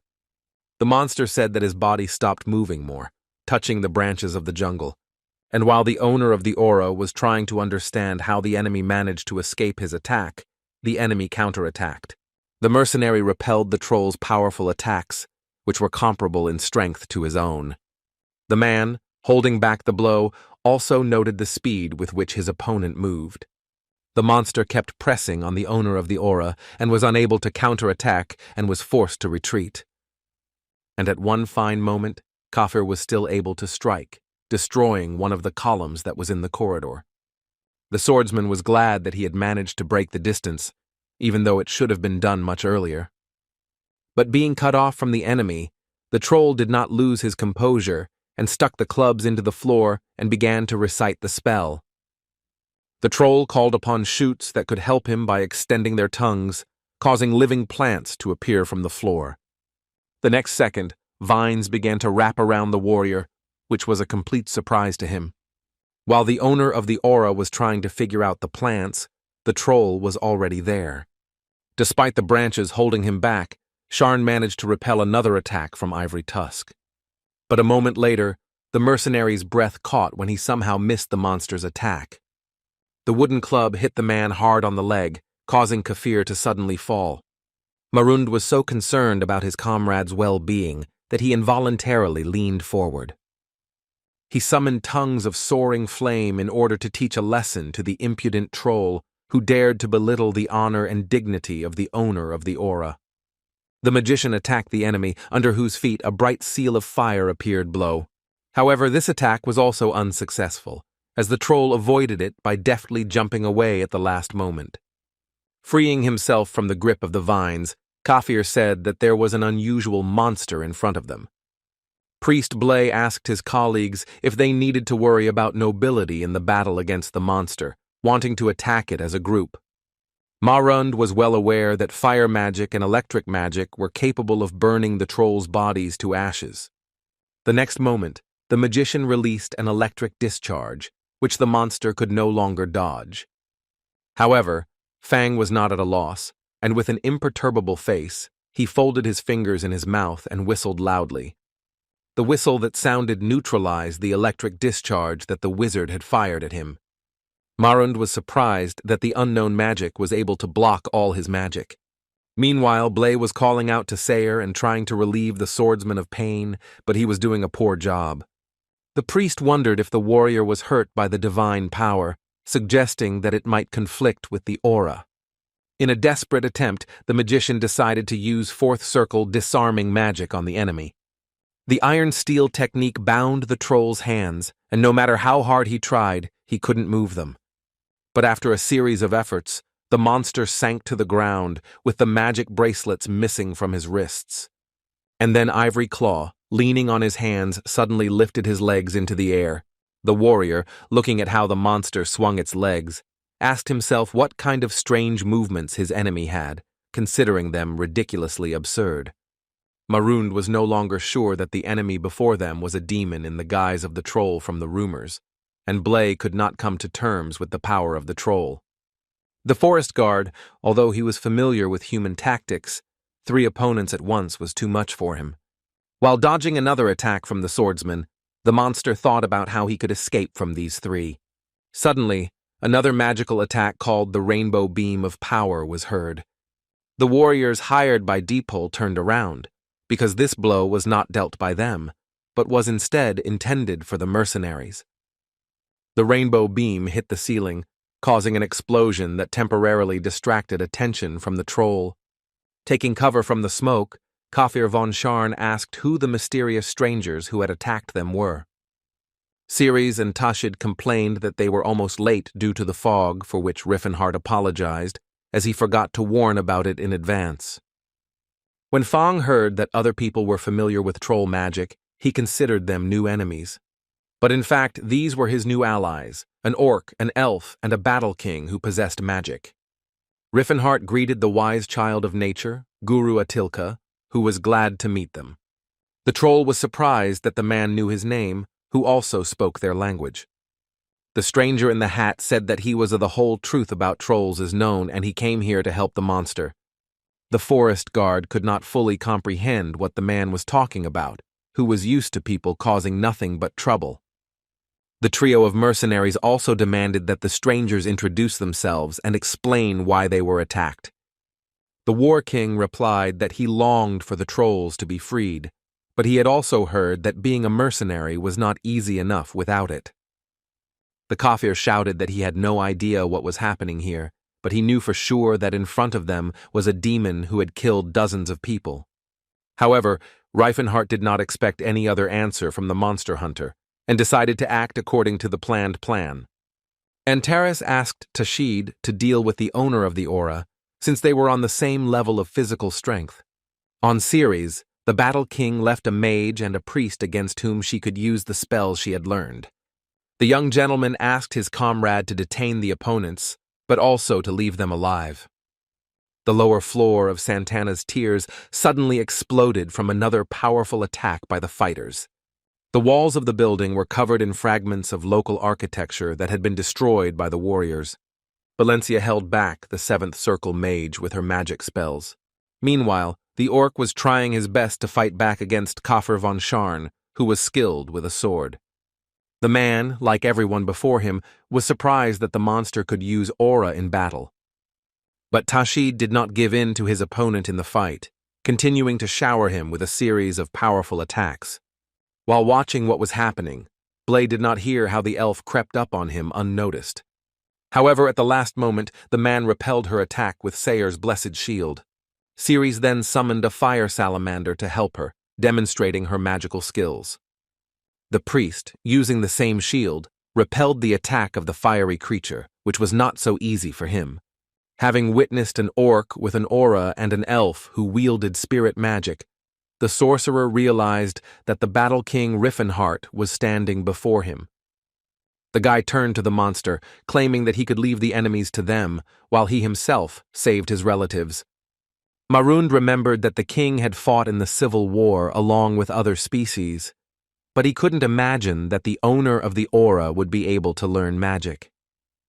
The magician asked the enemy directly if he was the same Battle King, to which the warrior asked the enemy to answer this question himself. Riffenhart summoned a magical seal and attacked the enemy with a power cannon. One of the mercenaries who fought against the warrior used similar spells, but it was called a photon beam. A second later, both energy attacks met halfway, creating a powerful explosion. And then Antares found himself under a massive barrage of attacks from the wizard, hiding from them behind a barrier. The opponent, in turn, did not go far, defending himself from the spells with a force field. The Martial King was certain that the 7th Circle Mage was now extremely puzzled. To his regret, Marund discovered that his magic, which had taken him half a century to study, did not work against the enemy. The sorcerer wanted to cast another spell, but Reifenhart got ahead of him by using the darkening layer. This attack from the ruler of Antares was so strong that it managed to break through the magician's defense. The mercenary cried out in pain and lost consciousness for a moment from such a strong blow. Meanwhile, Kafir continued to fight against the orc, measuring the strength of his aura against him. Tashid continued to press on the monster hunter, thereby proving his superiority. Scharn repeatedly fought off the powerful blows of the monster, which he had no opportunity to properly counterattack. To turn the tide of battle, the orc called on Dakar for help, throwing him at the enemy. However, the blade missed, as the swordsman with the scar on his face managed to dodge the attack. The warrior claimed that it was foolish to throw away his only weapon, and took advantage of the opportunity to attack the enemy. Before Kafir could attack the monster, he felt a blade approaching, which he never expected. Not only did Dakar hit his target, he also dragged it along the floor, increasing the damage done. Having returned the sword to his hand, Tashid emerged from this duel as the winner, since his opponent had underestimated him. Longer able to continue the battle, Riffenhart was pleased with how the orc controlled the power of his aura and manipulated his spiritual weapon, which spoke to the benefits of constant sparring with Ross. Ceres asked the master if it was worth leaving the mercenaries alive, since they could understand who the person who attacked them was. If the guy had wanted to hide his identity, he would have used a mask, but even in that case, the criminals did not have strong evidence against him. Atilka expressed his gratitude to Antares for his help, but the warrior wanted to leave this place as soon as possible. After some time, a fire was declared in the southern branch of the Alchemists' Guild. The soldiers demanded that calm be maintained during the evacuation so as not to create a crush during it. DePaul watched with tears in his eyes as Santana's tears burned to the ground, unable to believe it. And while the building where the trolls were slowly burning down, a row of carts with surviving creatures was walking nearby. Cillian, with the help of the goddess of love, Philinense, tried to heal the trolls' wounds. Ross claimed that the trolls looked creepy because he had seen orcs all his life, so he didn't think much about their appearance. Noting how thin the trolls were, Cirrus also realized that they had not had the opportunity to learn a common language. By the fire and during the rest stop, Atilka reported that the rumors about Riffenhart were untrue. Guard had not heard of the warrior king using magic, to which the warrior replied that he had tried to hide the fact, but people still found out about it. But even the presence of magic did not change the fact that the guy remained a fighting king, asking if the Fang doubted him. The troll replied that, looking at this aura, no one would doubt it, which confirmed the rumors that the king treated non-human races as well as humans. But that didn't explain how Riffenhart knew their language, and also knew the name of the forest guard. The guy replied that he once met a troll from the Bavar tribe, which was located in the forests of Deinharf. The warrior tried to piece together the memories of his past life, but the trolls from that tribe would not be able to confirm his words. Atilka once passed through those lands for whom it became clear how the man knew so much about them. After which the dark magician told the troll about the world he desired and about the future he wanted to see. The monster was interested in this prospect, since he had wandered the world for 10 years saving his relatives, but had not changed anything. The War King asked if Atilka was ready to help him with his plans, mentioning that land had already been prepared for the trolls in the county of Antares. Before giving his answer, the guru wanted to know why the man was so worried about the representatives of other races.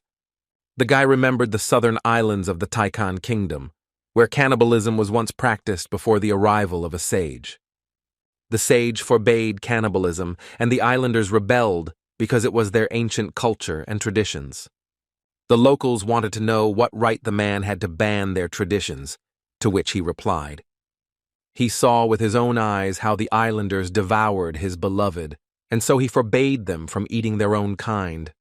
Ivory Tusk listened to the story without the slightest movement, beginning to understand its essence. The martial king mentioned people he knew and had been through a lot with.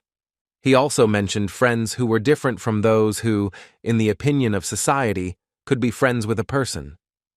But he didn't forget about his beloved, whom he loved with all his heart and wished only the best for her. The warrior refused to accept how strangers treated them like some kind of slaves. In the southern kingdom of Grime, there was a city called Alkenberg, which was also known as a city of alchemists. At the main headquarters of Tears of Santara, they were just discussing the incident with the guild branch that had happened the other day. Orunmid, who was the head of the guild, asked if the identity of the culprit had been established. Dipole couldn't answer, to which the chief stated that if not only a Fang but also a person was involved in what happened, then that would change the matter radically. The owner of the southern division said they had some suspicions. They had their eye on the ruler of County Antares, War King Riefenhart, but there was no hard evidence. According to the magician Marund, the man who attacked him was a skilled magic user who did not rely on aura. The king also left the White Palace at the time when the branch caught fire, having been absent for only about 2 weeks. Orunmid suggested that the warrior could have used a double, however. As his subordinates noted, the guy's appearance was not very expressive. One of the alchemists claimed that they were talking about the famous ruler of nations and had no right to accuse him without strong evidence. One of the participants in the meeting said that according to rumors, Riffenhart was all he set it up, which only undermined the guild's authority. The leader realized that given all the circumstances and the warrior's history, it had to be him, which created a real problem for them. And while the alchemists were tearing their hair out, the fighting king was enjoying his alibi, which worked while the enemies did not know about the spatial portals. At the moment, everything was going according to plan, and avoiding a combined attack by the people while simultaneously gathering forces was already a huge victory. The dark magician could not help but be glad that all his old comrades, Cirrus, Tashid, Atilka, and Michelin, were in their places. At this time, in one of the mines, under the subdued light of torches, work was in full swing. The gnomes worked tirelessly, wielding a pickaxe with collars on. The work gang's overseer used a whip to force the dwarves to work faster if they wanted a break. The miners were ready to tear people to shreds if their families were not being held hostage. One of the alchemists, in the absence of signs of adamantium or orichalcum, demanded that the dwarves work faster so as not to anger Viscount Kelburn. Suddenly, a piercing scream was heard in the mine, which attracted the attention of the guards. The local security guard, upon seeing the stranger, asked who he was and how he got in here. However, instead of an answer, the guy received a strong blow from a hammer, which should have explained the stranger's intentions. Sloydel said that as much as he didn't want to, he wouldn't kill the worker, because he didn't know anything. Another of the warriors of the great forge of Justea informed the commander-in-chief of the enemies ahead. The mine overseer couldn't understand where so many gnomes came from, which caused him to panic. One of the gnomes, casting the suppression rune, replied that they had come to free their kin. The man was surprised to discover that the halfling had used magic, and such an advanced spell at that. When the warden lost the ability to use magic, Justea took over. The girl told the captives that they were warriors of the great forge from the clan of the Steelhammer. The warrior insisted that the slaves approach them one by one to remove their magical shackles. Upon discovering the problem, a dwarf with magical powers freed the workers by removing their collars. The mine worker stated that their families were being held hostage by the aristocrats, but the arriving warrior told them not to worry about it. While they were busy working here, the comrades from the great forge were already defending the village. With a sharp blow of her axe, Tilla got rid of another guard, sprinkling his blood on the ground. The girl was glad to find Grandfather Kitos in the village, which she immediately told the old man about. Kitos was surprised by Tilla's sudden appearance, wondering what she was doing there. The girl arrived on the orders of Lord Riffenhart, who wanted to save all the inhabitants. In the Steelhammer clan village, all the dwarves had finished their preparations and were ready to leave this place. Tilla was also pleased with her father, Leortica, who immediately noticed how much his daughter had grown. The man noted that the girl was so old that she could already get married. Galpid asked Sloitel what their next plans were, to which the warrior replied that the time had already come. Many halflings followed the rescue party and waited by the water. 3 small ships appeared from the passage in the mountain and were sailing right in the direction of the gnomes. There were people on the ship that the dwarves had not yet had time to examine, since they were quite far away. The elder asked if the great forge had prepared the ships for them, but Sloitel replied that they were not from the forge. And when Galpid saw that there were people on the ship, he was very surprised. Karl, who was the leader of the orcs on the ship, assured those present that they were allies. The halflings began to doubt that the man would help them escape from this place, as they saw only evil in them. However, Tilla de Steelhammer could radically change their relationship with the stranger to whom she was rushing so quickly. Chancellor Antares, seeing his beloved, blossomed, and also went to meet her. The man said that he was very worried about the girl and, despite his busy schedule, did not want to miss the chance to meet her family. Lurtik turned red when she saw that some man dared to touch her daughter. The dwarf introduced her father and her lover to each other, whom Karl called his father-in-law. The dwarf was very angry when he heard such an address addressed to him, since he did not give permission to call himself that. A little later, in Diallo, the largest city in the western kingdom of Galain, the night's silence was broken. The guards of the western branch of the Tears of Santara fired at him to prevent the enemy from escaping. One of the guards claimed that the front ones were Ivory's Tusk, urging his colleagues to use firebombs. Entire area around the branch was strewn with small explosions, behind which nothing could be seen. But the troll, whom the alchemists were so desperately trying to catch, deftly evaded all the incendiary bombs. Atilka whispered a spell in his language to get rid of the persecution of people. With a quick and agile movement, the troll rushed past the guards, wounding each of them. The senior guard drew the attention of his subjects to another troll that had appeared. And as soon as the soldiers, along with the alchemists, noticed the monster, they tried to burn it in every way available to them. Looking up at the night sky, Ivory Tusk said that now was the time. After which the monster jumped high, allowing his opponents to observe his figure. Ramdran, as the leader of the Western Branch, assured his employees that he was not like Deepole and would not let the monster get to his slaves. However, at that very moment, his loyal subject ran to the chief, who was very worried. The man reported that, without understanding how, the trolls escaped from the dungeons. Upon hearing this sad news, Romand immediately became depressed, realizing that he was no better than his colleague. In the city of Kentry in the northern kingdom of Rastil, there is a coliseum for battles of various times.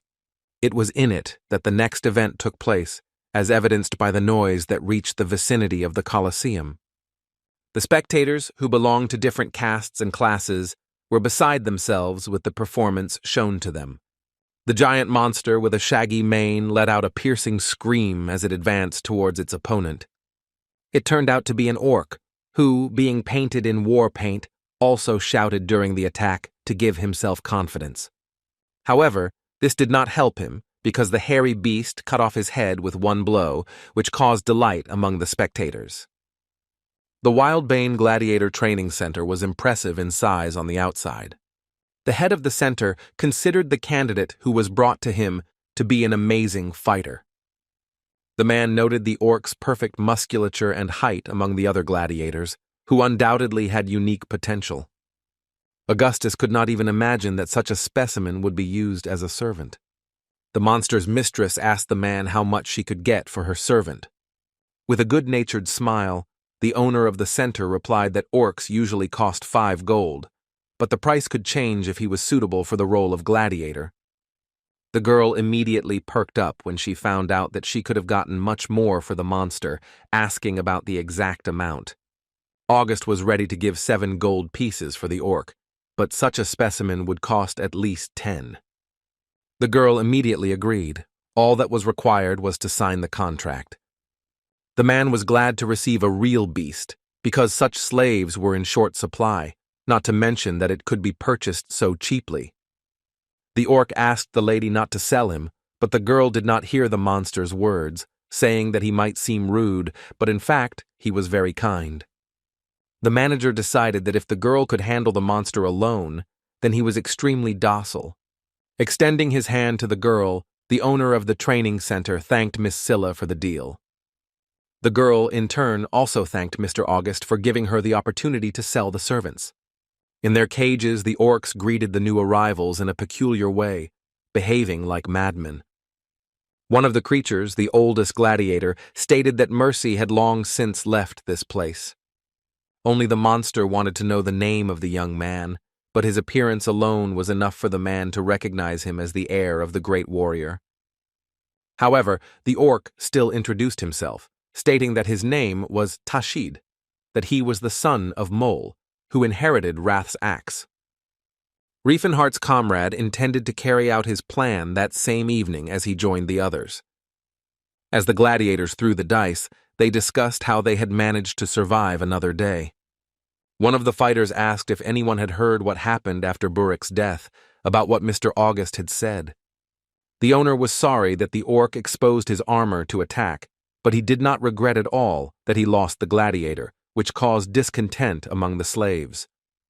The monsters began to talk about the rumors that were circulating about the county of Antares, where orcs blessed by Ruan fought against humans. Some said that the orcs who lived in the county had pride and the spirit of true warriors running through their veins. The old gladiator asked the boys to stop talking about these ridiculous rumors and go to bed. The monster insisted that it had nothing to do with them, but the newcomer argued with him, which attracted the attention of all the prisoners. Tashid, who had not changed his clothes, sat in the corner, removed from everyone. Looking at his brothers, the orc said that if the slaves had the opportunity to become as strong as their brothers from Antares. Looking questioningly at the newcomer, the guard asked again what he was talking about. Instead of talking, the orc decided to demonstrate everything visually, using his aura on the shackles. And literally the next moment the monster broke the shackles, demonstrating his strength to the prisoners. The representatives of the other race were shocked when they saw that their fellow was the owner of an aura. When asked who he really was, the monster replied that he had come from the county of Antares to show the way to his brothers. Tashid raised his hand and called upon his adopted brother Dakar, while the slaves watched his actions in fascination. A few seconds passed before the wall of the dungeon suddenly shattered into pieces. In front of the monsters, Tashida's blade levitated in the air, causing them to express genuine delight. Grabbing their weapons, the orcs exclaimed that before them was a spiritual weapon that only a true warrior could wield. Tashid, breaking into a scream, demanded that his fellow tribesmen answer him. Were they warriors or talking cattle? If there was even a drop of warrior blood in them, they had to take up arms and fight, breaking the chains that bound them. The neat and snow-white walls of the training center were smeared with blood up and down. The guards cursed the rebellious slaves with the worst words, but this did not help them withstand the blow. Roaring fiercely, the orcs rushed towards their opponents, promising to tear them into small pieces. One of the servants decided to hide under the table, shedding tears and shaking uncontrollably. Sensing his scent, one of the former slaves lifted the tablecloth and discovered the hiding man. With eyes full of hatred, the monster swung his blade to get even with the man. But the next moment the orc's sword was knocked out by Dakar, who appeared out of nowhere. The monster asked why the warrior had stopped the retaliation, to which Tashid replied that the man was an ordinary servant. The angry warrior asked the freed slave what he desired, freedom or revenge. Froze for a moment, as they thought about the words that the owner of the aura said. The innocent waiter looked at Tashid with hope, although he still continued to shake. In the end, the monster answered his savior that he understood everything, and after that, he did not do anything with the man. The orc warrior appealed to his kin to avoid unnecessary bloodshed and to show mercy to humans for the sake of their own freedom. Sir Augustus began to shower the slaves with the last words, claiming that the orcs were ordinary animals who did not know the feeling of gratitude. The prisoner asked the savior whether it was necessary to show mercy to the master, but it turned out that this quality lost its value if it was abused too much. Hearing these words, the aristocrat looked in horror at the monsters he had been holding captive all this time. The local magician was amazed that such a fuss was raised by the slaves with their escape, who, however, would not be able to resist a mental spell. After a couple of phrases, the wizard caused mass paralysis, causing the creatures to freeze like statues.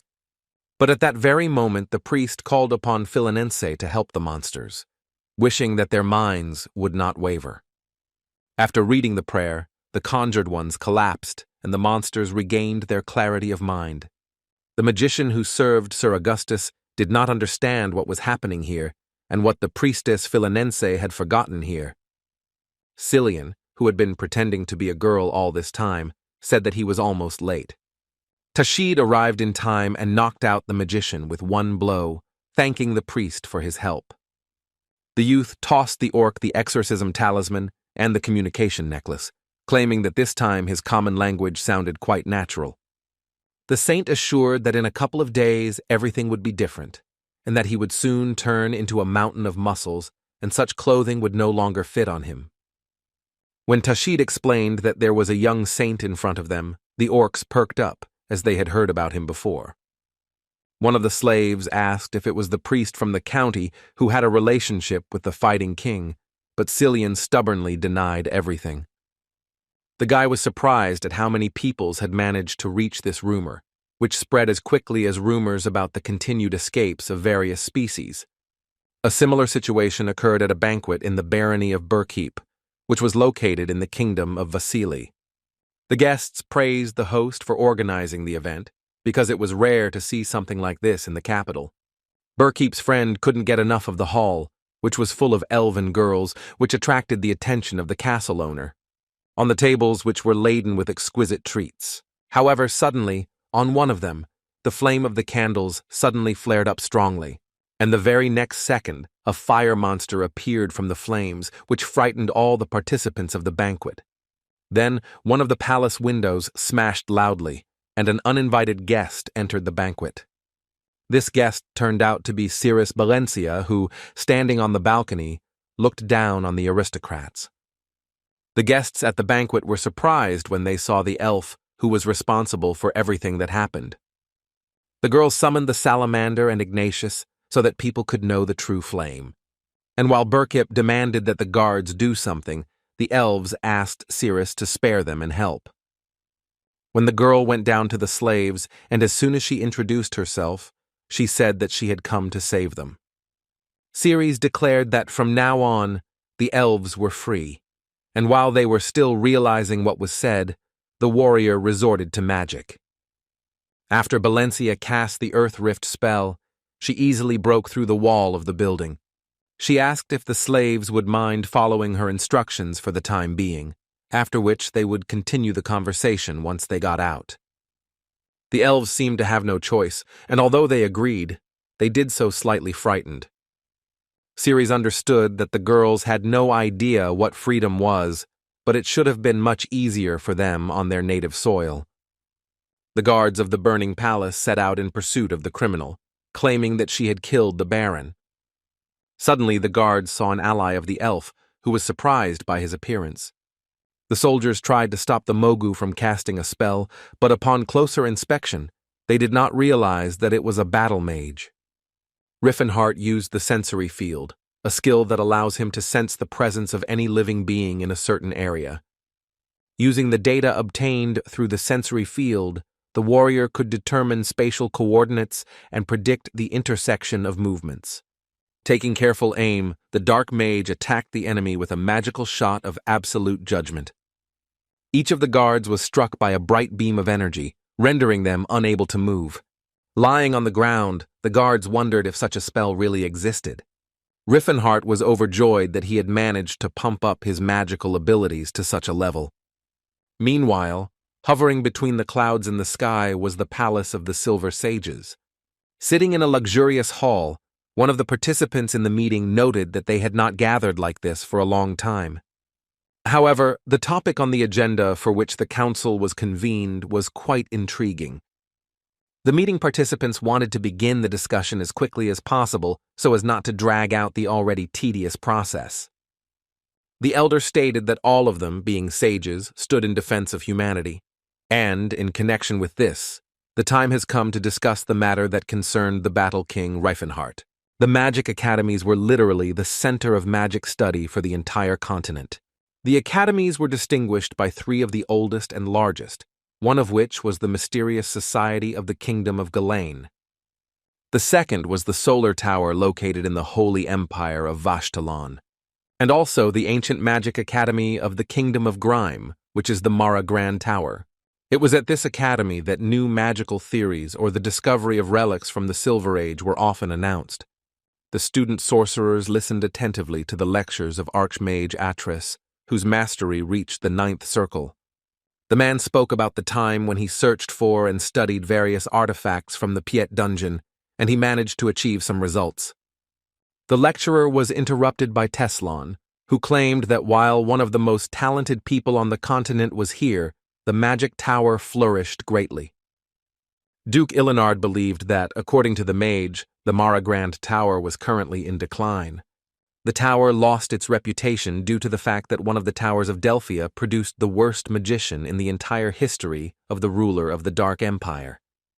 The boy thought that Mara Grande might feel that they had been treated unfairly, even though this man would have achieved the same results in any of the academies. He left the Tower of Delphi at the 6th circle, which was extremely low for his age, and the mages in the tower were afraid of his talent and refused to teach him. As soon as Riffenhart entered the open world, his power began to grow, and at the age of 30, he became an archmage of the 9th circle, but he could have become one much earlier. Teslan didn't understand why it was taking him so long to learn that he was still on the sixth circle. Atres revealed that most of the artifacts were known to the world, wanting to tell the students about the others. Holding it out in a necklace, the magician explained that the artifact was capable of maintaining the temperature of its owner at an ideal level. The guy turned to Ilinard to clarify whether in front of them was that same forbidden object for which they still had not found a way to activate it.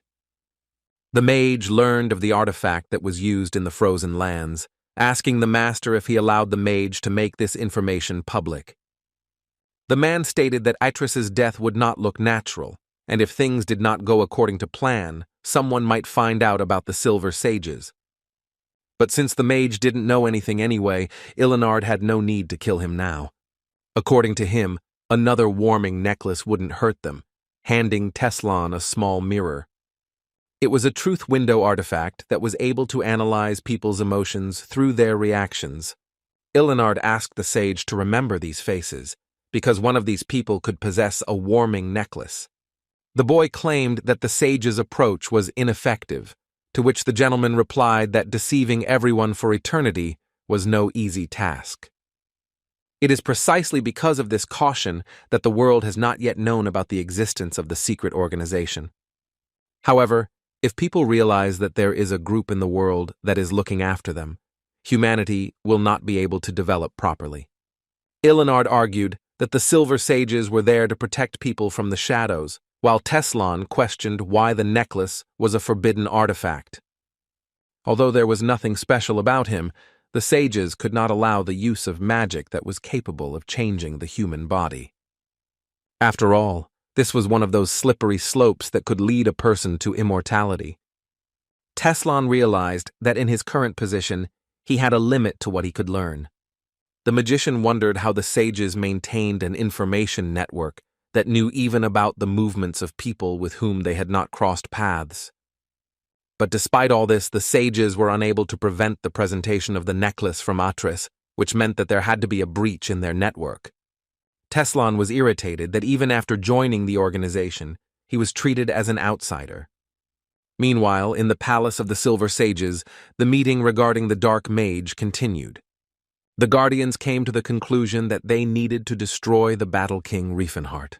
Silver Keeper Stuhlen believed that the warrior was a rat that was defiling the order of this world. His colleague Arclight believed that such aura owner could not be called by such words.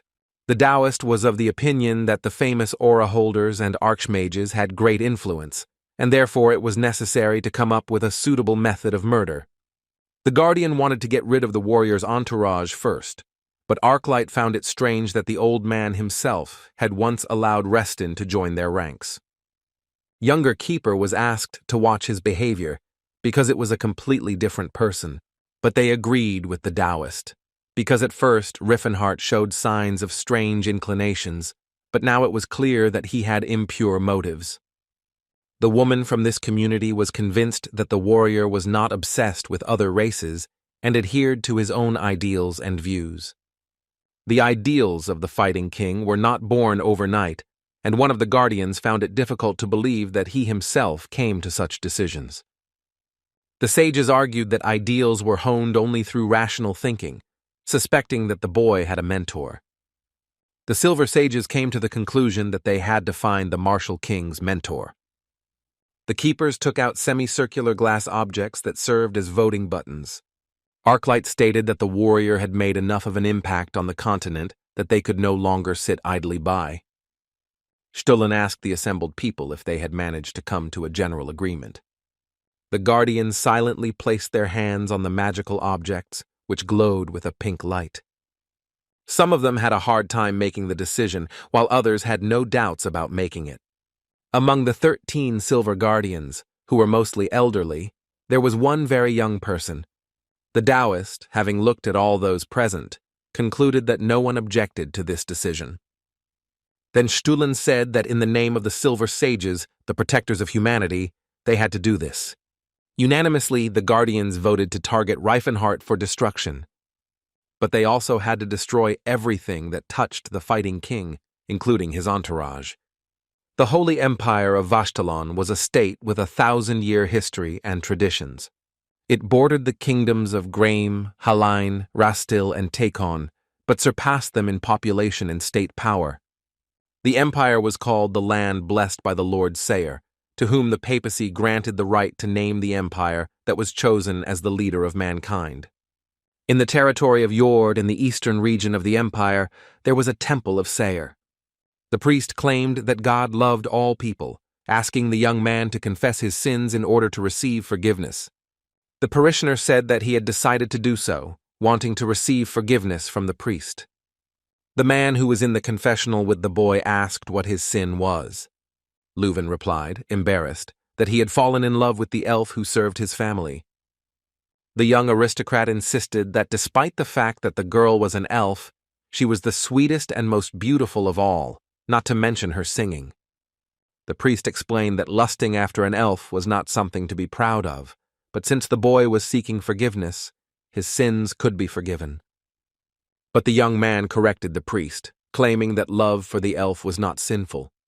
The saint asked again what the problem was, and it was that the guy was planning to leave his house with the girl.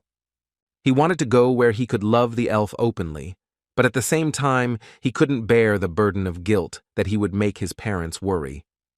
The priest replied that, according to Sayer, these races were destined to be slaves, and denying their destiny was a mortal sin.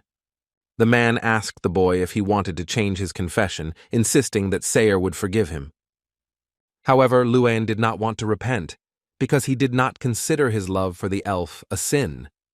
He came only because he was worried about parents, to atone for the guilt that hurts their hearts. The priest tried to reason with the guy, claiming that an elf would remain a slave in any place, and suggested that the lover leave the girl as a servant. But Leuven unexpectedly replied that he was going to go to the 100 states of Antares. After talking with the saint, the young man left the temple of Sayer, looking at it as his past life. He wanted to apologize to his parents, but he also couldn't lie to his heart forever. The boy had to go with the elf to a place where they could live together with honor, without fear of condemnation. Returning to the large tree in the clearing, Leuven began to call Baretti, but the girl did not respond. He could not understand where his beloved had gone since they had agreed to meet under Zelkova. Looking around, the guy raised his head and glanced at the lush crown of the tree. Suddenly, the young aristocrat discovered the body of his beloved hanging on one of the branches. In her dying letter, the girl insisted that she could not accept the love of her master and would not dare to commit a sin by remaining near him. Baretti claimed that she would have brought the wrath of the gods and their souls would have gone to hell by asking Leuven to meet not a low elf, but a noblewoman. The guy looked at the body of his beloved with an uncomprehending look as she swayed, asking for forgiveness for tempting him all this time. Unable to cope with the overwhelming grief, the aristocrat screamed, shedding tears. At the same time, near the Uran River, which bordered the kingdoms of Halain and Takon, there was a wooden house. In it, the girl sitting at the table was pleased that she had finally finished the manuscript. Looking at the written sheets, Trudy wondered if the orc from the garden would change people's minds after they read her manuscript too. The writer was a priestess of Sayer who could not perceive the orcs in the gardens as slaves, hoping that her story would change their lives a little. In her prayer, the girl mentioned that the order taught something completely different, but she was sure that this was what Sayer himself wanted people to learn. Suddenly the door of the hut opened and a stranger appeared on its threshold, whom Trudy did not expect to see at all. The young man, without saying a word, silently looked at the girl until she spoke. Introducing herself as Sayer's subject, the girl asked what had brought the stranger to her. However, the man remained silent, boring into the girl with a frightening gaze. But as soon as the stranger tore his gaze away from Trudy, he stopped it on the manuscript that was lying on the table. Watching where the man was looking all this time, the girl realized that she had problems. The man's expression changed, and he said with a creepy look that Trudy was the one. And in just a few minutes, the wooden house near the river was completely engulfed in flames. But the worst thing was that the owner of the building was also inside. In all these cases, silver keepers were involved who administered justice through the hands of others. On the shelves of their storage room were many magical crystal balls. And in the very heart of the tower there was a special artifact, which was the Order's information network. Thanks to him, the Guardians learned about Leuven, whose love story ended tragically. The Order also watched the priestess Sierra, who wanted to cloud the minds of ordinary people with her manuscript. These incidents were observed by the members of the Silver Sages through the eyes of Sayer, who used the ears and eyes of those who used divine power in his name. The Keeper informed his colleague that many people had been influenced by the Fighting King, which forced them to hide the material they had viewed. Arclight felt sorry that they sacrificed people without explaining anything to them, but it was all for the good of humanity. The priests and followers of Sayer provided the Keepers with information without knowing it, and the artifact itself could be compared to divine power. But despite all this, they had no data on the Fighting King, from which one could conclude that those around him did not believe in Sayer. Arclight was interrupted from looking at the materials by his colleague, who, upon entering the room, called out to him. She turned out to be the Keeper of Siren, whose arrival the man was very surprised by. The girl decided to visit the information network just like that, saying that she sent Arclight's younger brother to deal with Riefenhart. The Keeper claimed that the king would not be able to cope with someone armed with ancient spells. Siren then showed up at the command post, trying to find information about the warrior. After a series of manipulations, the girl discovered the ruler of Antares, finding him during the battle. The dark mage addressed his opponent, declaring that he was the one who would destroy the flow, and by interfering with what was said, put an end to it. Guardian Arclight was shocked when he saw with his own eyes who they were fighting against. The man didn't expect that the Martial King would be able to use magic as well. In the Chloe dungeon, which was located in the Great Mountain Gloaton, there was a relic of the Silver Age, the Diamond Portal. Through it, Tashid, Cillian, and the freed gladiators entered the dungeon. The monsters were surprised that they had moved to another place in an instant while the priest blocked the entrance to the portal. The saint asked his comrade if it was not necessary to keep the portal a secret, but there was no other way to safely transport the slaves. The Chloe dungeon used to be teeming with monsters and demons, but now it has been fortified and defaced by dwarves, serving as a passage from the 100 states of Antares. Meanwhile, the watchtower of Chloe was built at the entrance, but already on the surface. Talcata towered over the former gladiators and was supposed to make real warriors out of them. To inspire his brothers, the monster raised his hand above his head and called for a scandal. The orc's blade began to tremble, and the next second it was covered in a white aura. A moment later, the weapon, brightly glowing with aura, was in the hands of the former slave's trainer. The creatures, having witnessed the demonstration of power, exclaimed that their teacher possessed a spirit weapon, which only a true warrior could do. Talcata shouted that it was not impossible, and he was no different from the crowd of his brethren in claiming that they could do the same. The man insisted that the weapon in their hands might seem strange and difficult to master, but at the same time, it was their only companion. Jalcato, who was Talcata's assistant, noted that even warriors of his tribe would suffer from training at that level. The coach's assistants motivated the orcs with the hope of freedom, that they had to listen to how their soul would respond while holding a sword in their hands. Watching the former slaves work, Talcata declared that they would soon become stronger. As he and the priest brought new recruits to his comrade. The orc welcomed the new monsters to the land of freedom, and then Cillian asked him where Mr. Rifen had gone. Talcata replied that the White King was on the battlefield, but when asked if the 100 states of Antares were currently at war with anyone, the young man received an ambiguous answer. A group of mercenaries known to the common people as the Locust carried out their mission conscientiously. A whole crowd of cruel criminals, on the orders of Baron Chetas, sought to wipe out all living things in their path. The Locusts went on a rampage with arson, pestering each of the city's residents, whom they attempted to assassinate. The man tearfully begged the mercenary to spare him and his family kneeling before him. However, no pleas for mercy could stop the knight who had no honor. Having gotten rid of the head of the family, the Locust set its sights on his wife, who looked quite attractive to her. the man with a creepy expression on his face said that the word pity was not in his dictionary. But as it turned out, these were the last words of the criminal, whose head suddenly flew off his shoulders.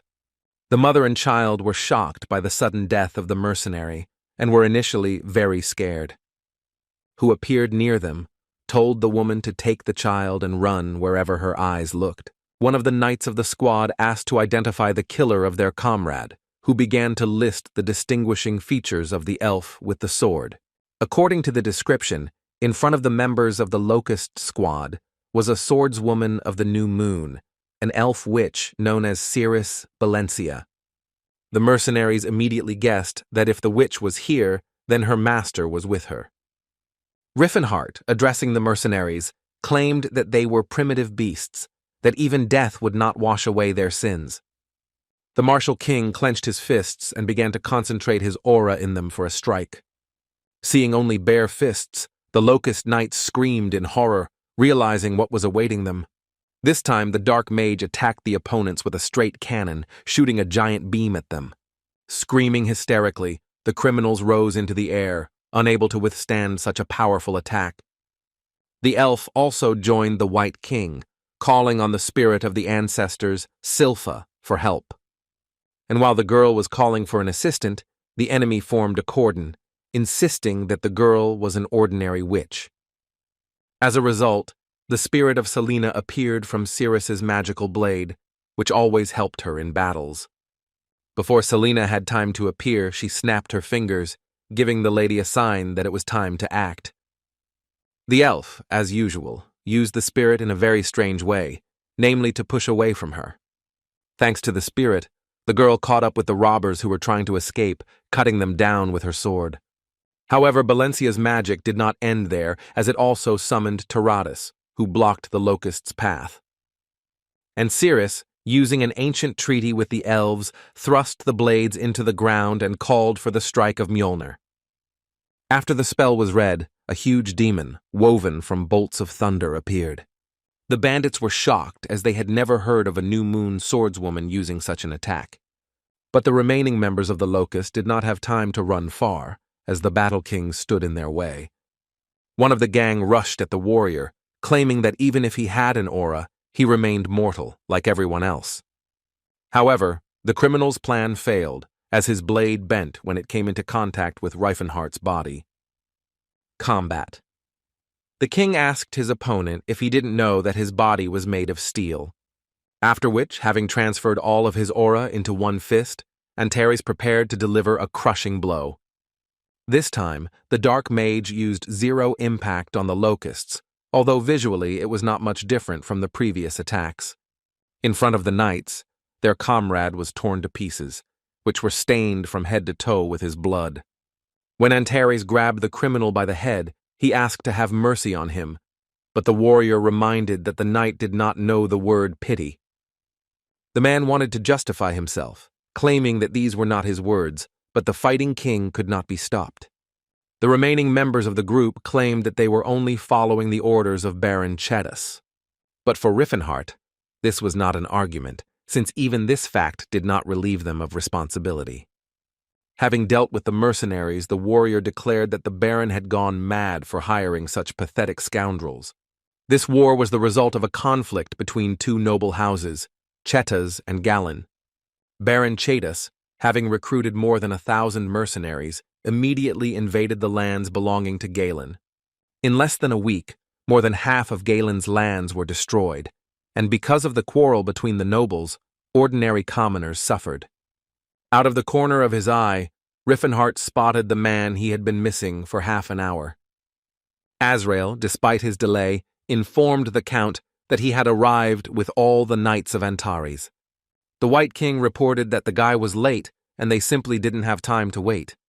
Riefenhart announced to the entire army that from now on, 100 states of Antares would take part in this absurd war. Thus, having intervened in the disagreements between the barons, the Dark Magician began to fight again. Baron Chetas was one of the most influential nobles in the southern regions of the Kingdom of Crovens. The lord was very rich thanks to his fertile lands and the trading city of Zarud, and at the same time he was a long-standing enemy of Baron Galen.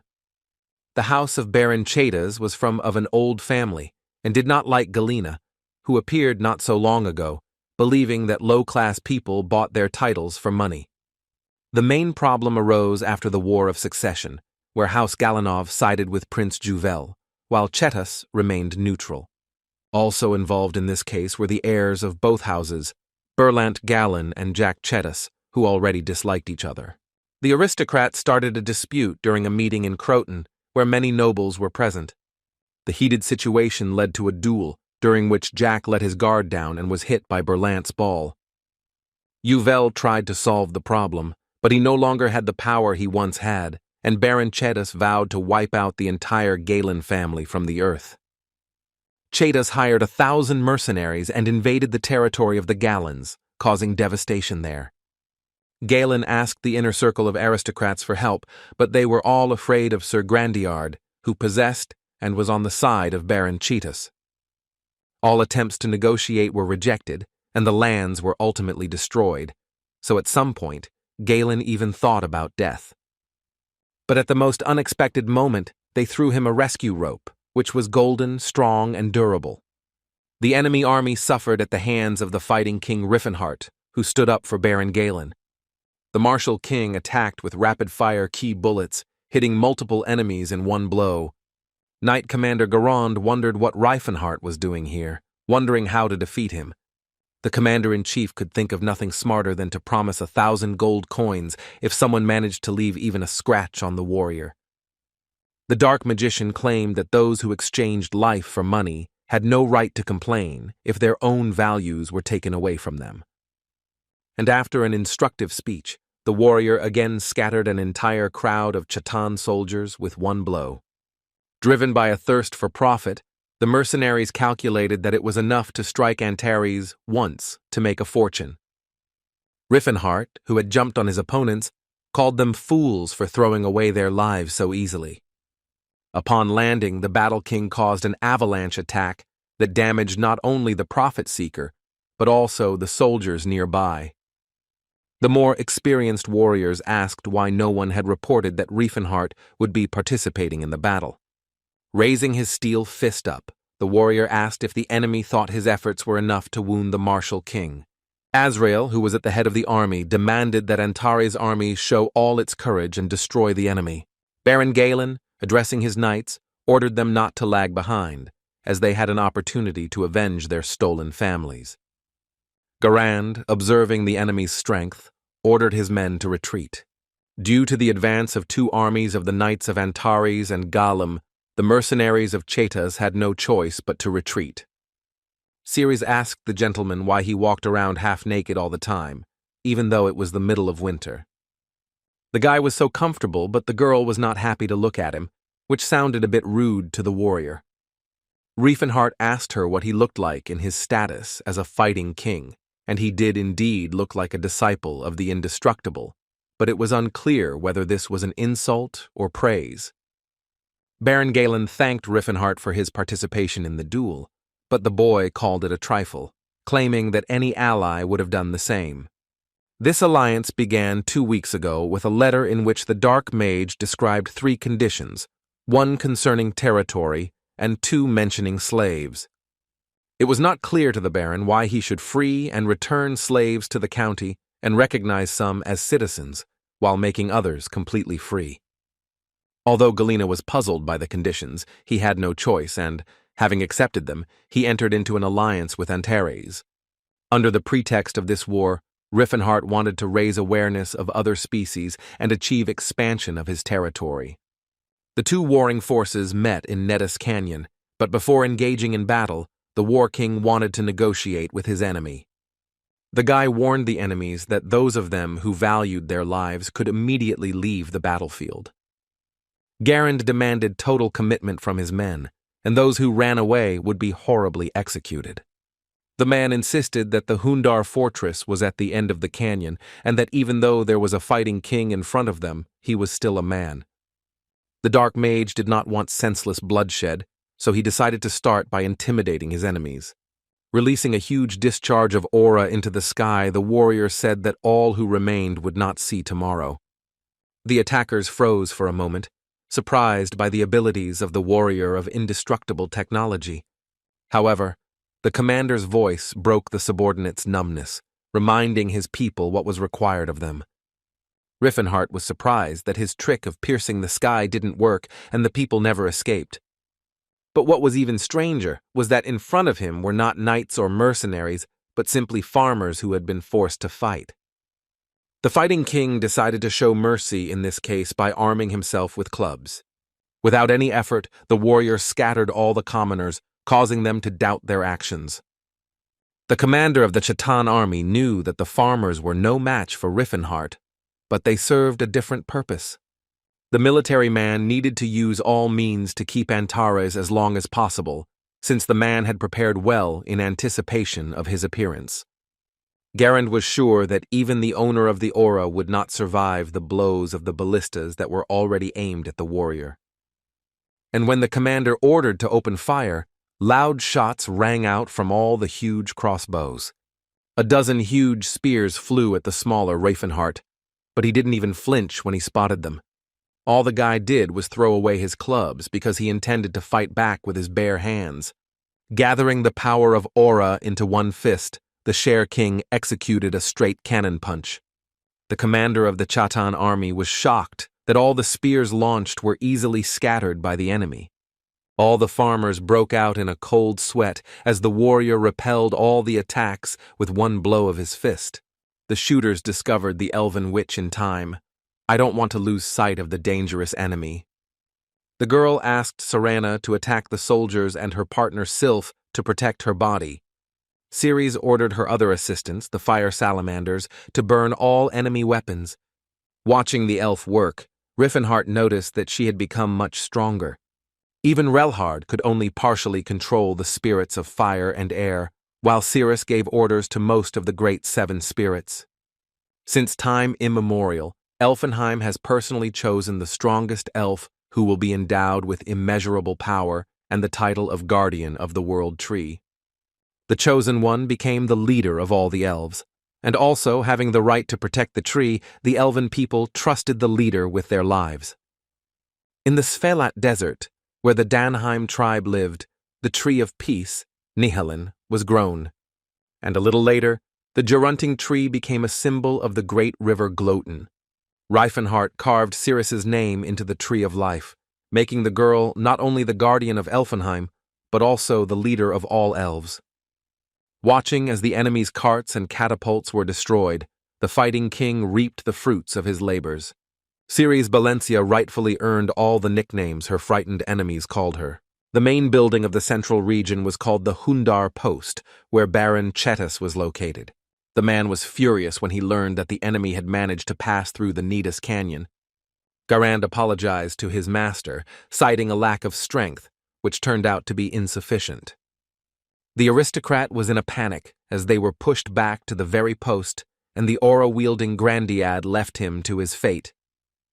As much as he didn't want to do it, Chetas realized that he had no other choice. The man the Baron wanted to address was pestering his daughter at that time. The guy was unhappy when someone came to him at the wrong time and interrupted his entertainment.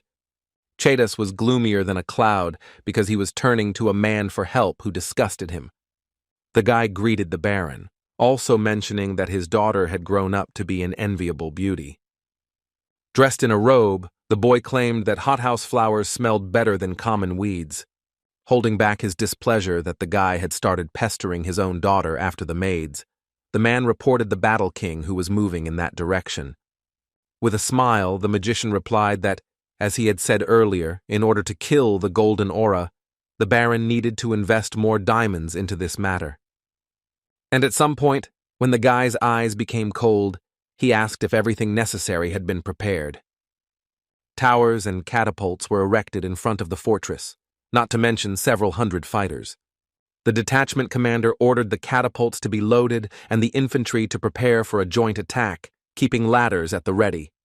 The commander-in-chief ordered to open fire, and the next moment all the catapults began to fire one after another. Each catapult attack achieved its goal, gradually destroying the Hundar fortress. The army continued to advance, using the ladders on the towers to form a kind of bridge to reach the wall. Among the ordinary soldiers was also Captain Azrael, who was climbing one of the stairs to the fortress. One of the guards spilled boiling oil on the knight because he considered the followers of the martial arts king to be short-sighted.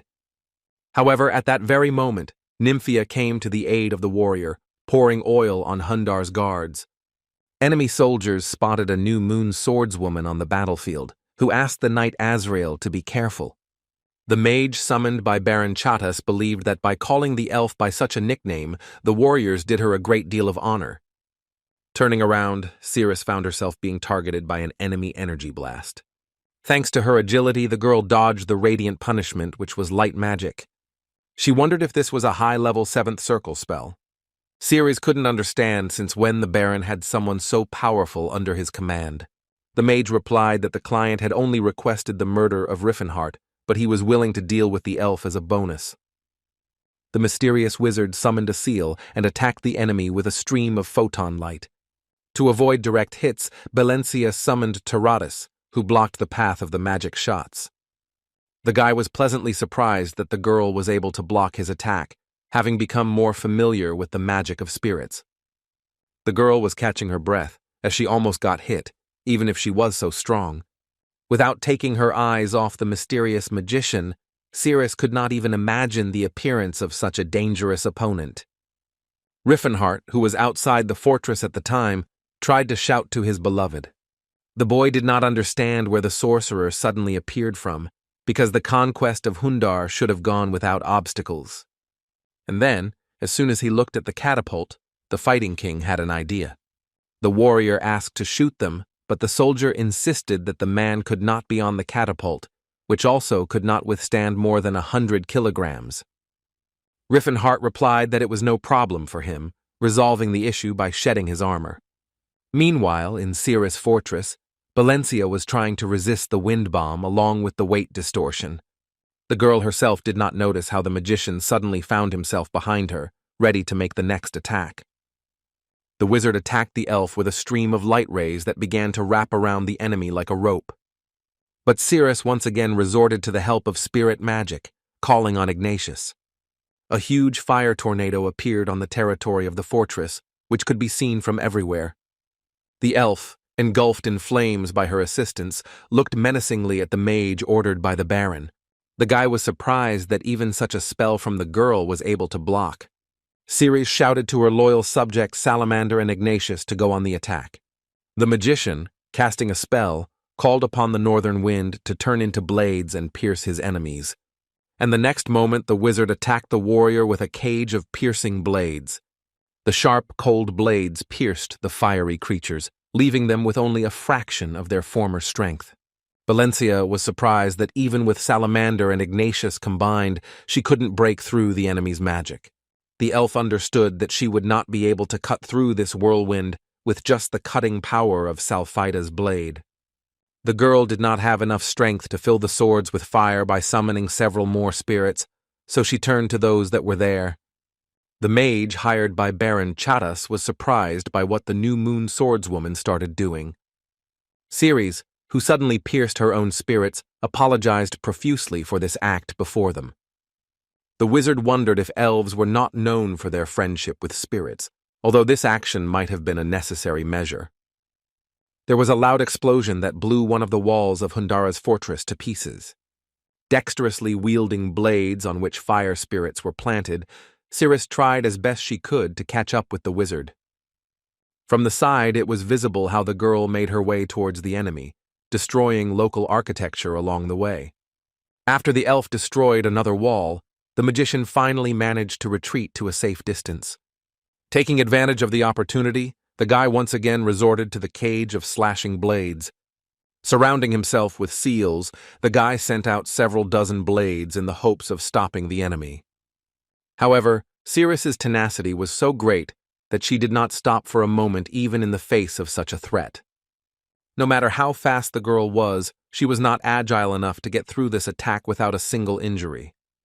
The sorcerer, although he had wounded his opponent, was still dissatisfied with the fact that the elf did not give up. Suddenly the boy realized that he was cornered. where he was an excellent target for the swordswoman. With a battle cry and blazing eyes, Valencia attacked the wizard, putting all her strength into the blow. Her attack was so powerful that it managed to cut through the tower that was in front of her. The next second, flames appeared from the cuts in the building, and the tower itself sank slightly. But only when the girl looked up did she realize that the fight was not over yet. The elf, whose vision was clouded by a veil of rage, slashed the wall of the tower, but the magician was not nearby. Turning around, Valencia quickly found the sorcerer hovering high above the ground. The enraged boy couldn't believe that some pathetic elf could use flash step. The girl was convinced until the very end that she had the advantage, not wanting to know whether the enemy had a teleportation artifact. An artifact with such power should have been well known throughout the continent, and the magician was preparing for another attack. He felt sorry that he had to waste this power on such an opponent, whose glove glowed, and various holograms appeared in front of it. Cirrus, watching the sorcerer's actions closely, asked herself what kind of power it was, magic or an aura. With a satisfied expression on his face, the mercenary waved his hand, thereby activating his weapon. The elf deftly dodged an energy beam of unknown origin launched at her. However, when he hit the wall behind her, he cut through the building with unprecedented ease. And immediately after this, a larger piece of the destroyed tower broke off and fell down with a roar. Watching as part of the fortress was destroyed, the girl could not believe that the magician possessed such enormous power.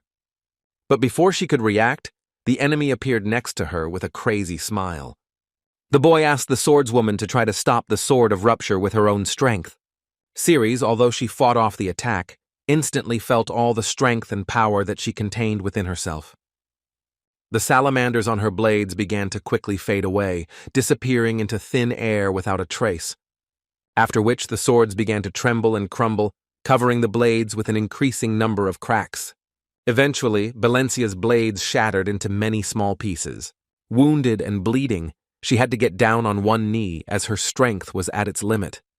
Bursting into laughter, the magician declared that, now crawling at his feet like a dog, the girl already looked more like the elf he was used to. Having calmed down, the guy looked with contempt at the girl, who, in his opinion, behaved arrogantly. The sorcerer hired by the Baron was outraged that the elf dared to evade his magic. Swinging his sword, the mercenary prepared to use the flaming sword, since his opponent also loved fire. Cirrus was ready to accept her death since she would not be able to survive the attack, but this never happened. Suddenly, a projectile launched from a catapult flew into the wall, causing a huge explosion. However, there was no major destruction, and once the smoke from the explosion settled, the picture could be seen more clearly. She was still alive. Riefenhart, who found himself next to her, asked if she was okay, ordering her once again not to move so that the wounds would not bleed. Embarrassed that the gentleman was again half naked on the battlefield, the girl asked to be put on the ground. Wanting to figure everything out, the Battle King, looking at the enemy, noted that he did not look like a third-rate magician. The boy didn't expect the warrior to use a catapult. He had heard about ignorance in the blood of the fighting kings, but he didn't think it was that bad. Looking closely at the guy's appearance, the dark magician caught himself thinking that his face seemed suspiciously familiar to him. And suddenly it dawned on the warrior who exactly was in front of him, causing him to freeze completely. The White King wondered what Jade Arclight, who had once been one of the continent's strongest fighters, was doing here. He was the second son of the Arclight house, which promoted its great mages in the Vashtalon Empire, which had long oppressed Antares. Jade attained the 7th circle at the age of 20, but was unknown among the common people because he never left the Tower of the Sun. But the mage was almost forgotten when Riefenhart appeared on the scene, eclipsing the rising star with his presence. The guy's presence here was strange, since his family was rich, and he was willing to kill the warrior because of the contract with Baron Chetas. The dark mage couldn't figure out if Jade really needed to earn some extra money during her trip.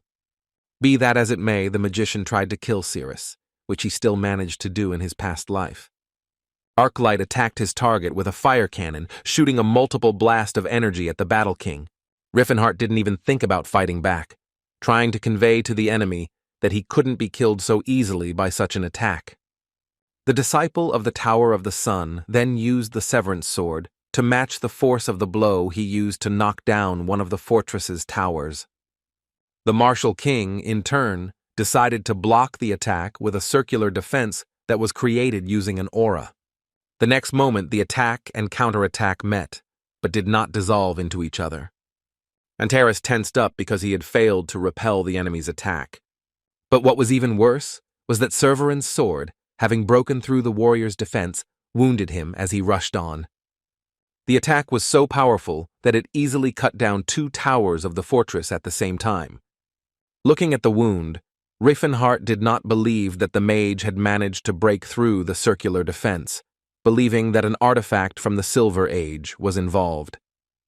Arclight's power could be compared to Ysis's technique, Eldrin's Light, as the mage himself pointed out, stating that even a warrior could not resist the ancient forces. As he prepared to attack, the Dark Mage tried to remember if Jade really had such a valuable artifact that surpassed Eldrin. Riffenhart struck the wizard with rapid-fire bullets of chi, sending them flying in all directions. Although the attack was powerful, the guy easily defended himself from it with an anti-gun barrier. But for some unknown reason, the foot of the Fighting King appeared right in front of his face.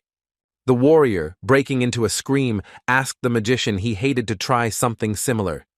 The Martial King launched a powerful kick, destroying many bricks of the Hundar fortress. But as soon as the dust raised in the air settled, Riffenhart was surprised by the result.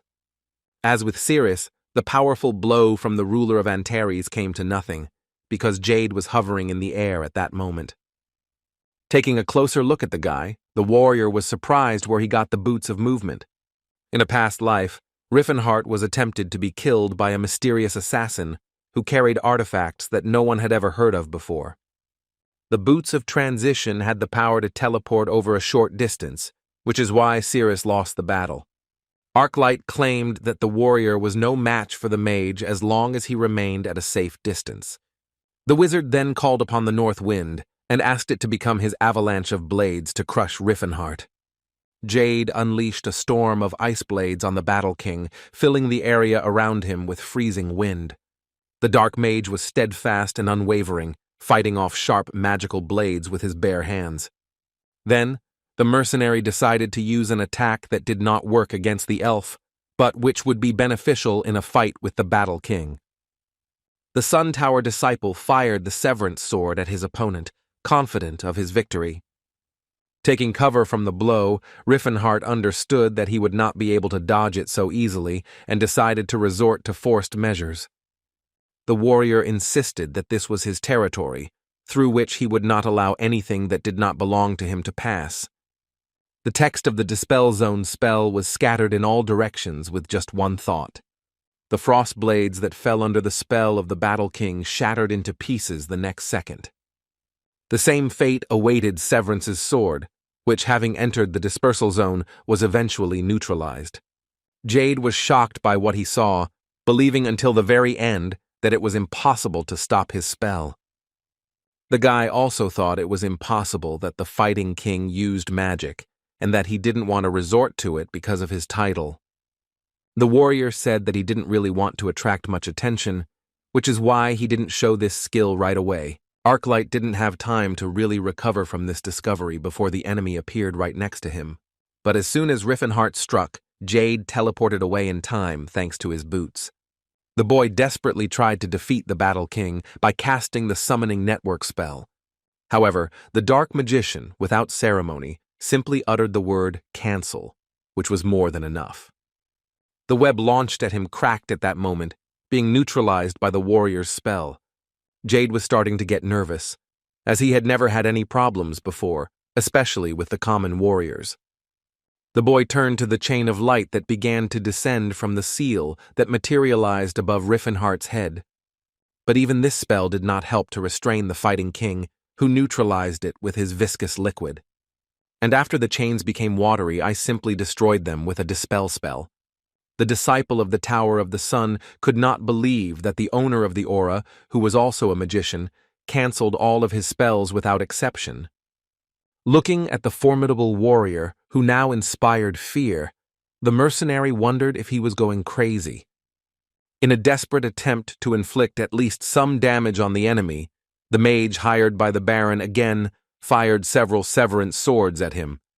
Riffenhart couldn't help but notice the impressive power of the enemy's attacks. But there was one caveat. Since they were of the light type, the Martial King easily blocked them with a mirror reflection. The blades launched at the warrior returned like a boomerang to Arclight, which inadvertently destroyed another part of the fortress. The guy was ashamed to admit it, but the warrior used more advanced magic than he did, who was on the 7th circle. Wherever Jade moved, the Battle King followed him, destroying everything around him. The enemy army no longer fought with Antares' army, whose only task was to avoid being hit by two powerful fighters. However, everyone who was in the affected area could not hide from the magical powers of the White King and his rival. The battle between the mage and the warrior dragged on so long that it covered most of the fortress's perimeter. The mage hired by the Baron used Severance's sword time and again, which, if it didn't stop the enemy, at least left cuts on him. Riffenhart noted how unpleasant this artifact was for him, that in his past life he would have dealt with the mage with one shockwave. However, despite the difficulties that stood in his way, Antares was determined to stop Arclight by any means necessary. The warrior began to attack the enemy with a dispel spell as if he were using normal attacks. Jade couldn't imagine anyone throwing magical attacks, because no one had such an ability. But the enemy took advantage of the fact that the guy was distracted by his technique, and in one jump, he found himself right above him. Turning around, the mage of the Sun Tower, as soon as he noticed the Battle King, immediately activated his boots. The mercenary had no idea that his ability to move from place to place would misfire. This is exactly what happened at that very moment, when the guy discovered that the warrior was not aiming exactly at him. Riffenhart knew that if he destroyed everything within the enemy's range, his skill would become useless. Therefore, when the Martial King landed, he used the avalanche strike that had the properties he needed. The shockwave of the attack was so great that it even affected soldiers who seemed to be quite far away. Cirrus, who was at a safe distance at that moment, had to take cover from the avalanche explosion. The legendary artifact, along with its owner, was unable to resist the powerful aura attack. Jade Arclight screamed as he was hit by the shockwave of the avalanche strike.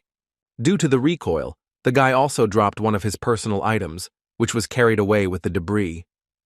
After a while, the attack ended, and when the smoke cleared, one could see the damage it had done to the fortress. Riffenhart, who had emerged from the smoke, claimed that Cirrus had complained of weakness, and that anyone who had not encountered the boots before would have already been defeated. The White King watched the defeated magician, who, having made just one mistake, lost the battle. Jade replied that he always defeated aura users by keeping his distance and using his magic. But the guy didn't expect the warrior to use such tactics on him, and in the past it was thanks to his style that he defeated the elf. Cirrus began using boots after the assassin's invasion, and in the fight with the girl, Jade resorted to magic with a large radius of damage, preventing her from moving. Even in a losing situation, the mage was unwilling to admit defeat, having snuck up on Riffenhart from behind. But literally a moment later, the bloody boots of teleportation, along with the feet of its owner, found themselves in the air. Looking angrily at Arclight, the warrior said that Mac would no longer be able to use this artifact. The guy fell to the ground, holding onto his severed limbs and groaning in intense pain. Smeared with blood, sweat, and tears, the mage of the Sun Tower looked at the Battle King with hatred.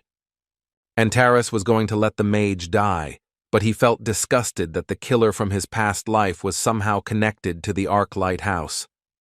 The killer was equipped with items that the mage had never encountered before, despite his experience in the dungeons, but thanks to them, he was able to create 10th circle magic. Having found a clue, having gone beyond time and space, Riffenhart wanted to ask his opponent a couple of questions. But Jade wasn't going to tell anything, and he didn't even think that he would spend one of the stolen artifacts with his brother here. The guy took out the Feather of Return, which was capable of teleporting to a pre-designated coordinate. The artifact began to glow brightly as the mage touched it, preparing to flee the battlefield. Antares was surprised when he saw such an object and therefore did not know its purpose. The martial king tried to stop Jade with a wave of his hand, but it only hit air. The only thing the Dark One managed to get was the bag that Arclight left behind. Looking around, the guy wondered if the mercenary had managed to disappear so easily. The warrior shouted that the wizard would not be able to escape from him, confident that it was just some kind of trick. Riffenhart used sensor field technology to track the fugitive as quickly as possible. But even when the Battle King reached its maximum range, he did not detect the presence of the Sun Tower Mage. With disappointment, Antares noted that the enemy had indeed escaped, thanks to an artifact that was akin to a portable portal. After which, the Dark Magician began to think about the feather, how it worked, and whether it was possible to somehow track its trail. However, at some point, the warrior stopped thinking about theories, because now was not the time for that. A small object caught the White King's eye and caught his attention with its glare. Picking up the item, he said that it looked exactly like the item he found on the killer in his past life. The warrior didn't know how they were connected, but what he was sure of was that the Arclight house needed to be investigated. The soldiers of Antares shouted about the death of Baron Chetas, rejoicing in their victory in this battle. Hearing this, Riffenhart was glad that the war was over, noticing something in the ruins. The Martial King found the bag that the Sun Tower Mage had dropped when he was running away from him. The guy became curious about what could be in Jade's limitless bag. Upon opening it, the warrior found at least tens of thousands of gold coins, which the late Baron Chetas was ready to pay for his head. Riffenhart was pleased with the find, which would help his country, which was in dire need of money. Up until this point, Antares had managed to save over 1,000 otherworldly species that were now among their own kind. But due to the influx of refugees fleeing the drought, the state needed money. As a result of this war, the Dark Mage was able to capture Chetas and the trading city of Zarud, which will bring him a lot of money. When the ruler met with the elf, he asked about her health, which was interesting to know what happened to the magician who attacked her. Ceres, when she learned that the enemy had managed to escape, blamed everything on the strange boots that the warrior had just given her. The soldiers, watching the gentleman and the elf, believed that the guy had also given her amputated legs, which delighted the girl. Valencia was surprised that they fit her perfectly, that they could adjust to the owner's size if they were close to it. The soldiers of the Antares army were ordered to capture the fortress and deal with the remaining forces and take those who surrendered as prisoners. The war that began because of the death of the heir of Chetas, the young man Jack, who died in a duel, has come to an end. Baron Galen was cornered, but the fighting king extended a lifeline before him, which it would have been a sin not to grab onto. Thanks to Antares's help, Galen was able to remove the noose from his neck and place his opponent in it. Since the House of Chetas was an outer wing of the House of Marquis Vontaran, it owned an estate much larger than the named county of Antares. However, due to the contract with Baron Galen, Antares increased his territory almost threefold. Charles refused to completely capture Chetas, since too much expansion of territory in a short period of time could cause indignation among the nobles. Riffenhart did not mind, since it was enough for them to capture just one Zarud, which would bring great profit to the county. A year passed, and with the arrival of spring, green colors appeared in the once barren Fetland. The vast pastures were not suitable for farming, so no one settled there. This territory was used by nomads due to the frequent appearance of monsters. They bred horses and sheep, and many of their tribes settled throughout the pastures, but there were people who tried to unite the nomads by using them as a military force. Because there was no risk of invasion, the nomads had no need to unite, and there were no wars in Fetland, apart from conflicts between tribes. But despite all of the above, Fetland began to participate in the war for the first time in a couple of centuries. An army of 10,000 gathered on the Wolf Mountain, which consisted of many tribes of Fetland. The commander-in-chief of the nomad army wondered if they could defeat these monsters. They were opposed by an army of hostile orcs, whose numbers also numbered in the thousands. Armed mainly with spears, the monsters looked at the people with undisguised hatred. Seeing such a strong enemy, the soldiers of Fetland were horrified, since they had previously fought only with people. It was the first time that the leader of the Grey Falcon tribe, Handarsam, fought side by side with so many of his brothers. The leader of the Blue Bear tribe, Kalkin, was in the same situation, reminding that Riffenhart had kept his promise. Kinjir, who ruled the Brown Boar tribe, thought it was wonderful that they would not have to worry about the armies of people beyond the mountains. Kalkin explained that it was not magic, but diplomacy, a human way of negotiating a compromise. Azrael ordered the enemy to surrender to Antares, insisting that those of them who swore allegiance would be treated with kindness. But the leader of the nomads shouted that they were free people of the plains and did not recognize anyone. An entire army of free people was ready to fight for the freedom of the plains, on which their way of life directly depended. The leader of the Blue Bears called on his brothers to go into battle and make amends for the many years of humiliation they had suffered at the hands of humans. The sons of valiant warriors were confident that their great ancestors would protect them in the battle they went into with a thirst for revenge. Swinging his blade, Kalkin demonstrated the true power of the orcs' spiritual weapons. The commander-in-chief of the nomads did not believe that the rumors about the orcs using aura were true. However, what made people even more wary was the presence of two more leaders who possessed similar power.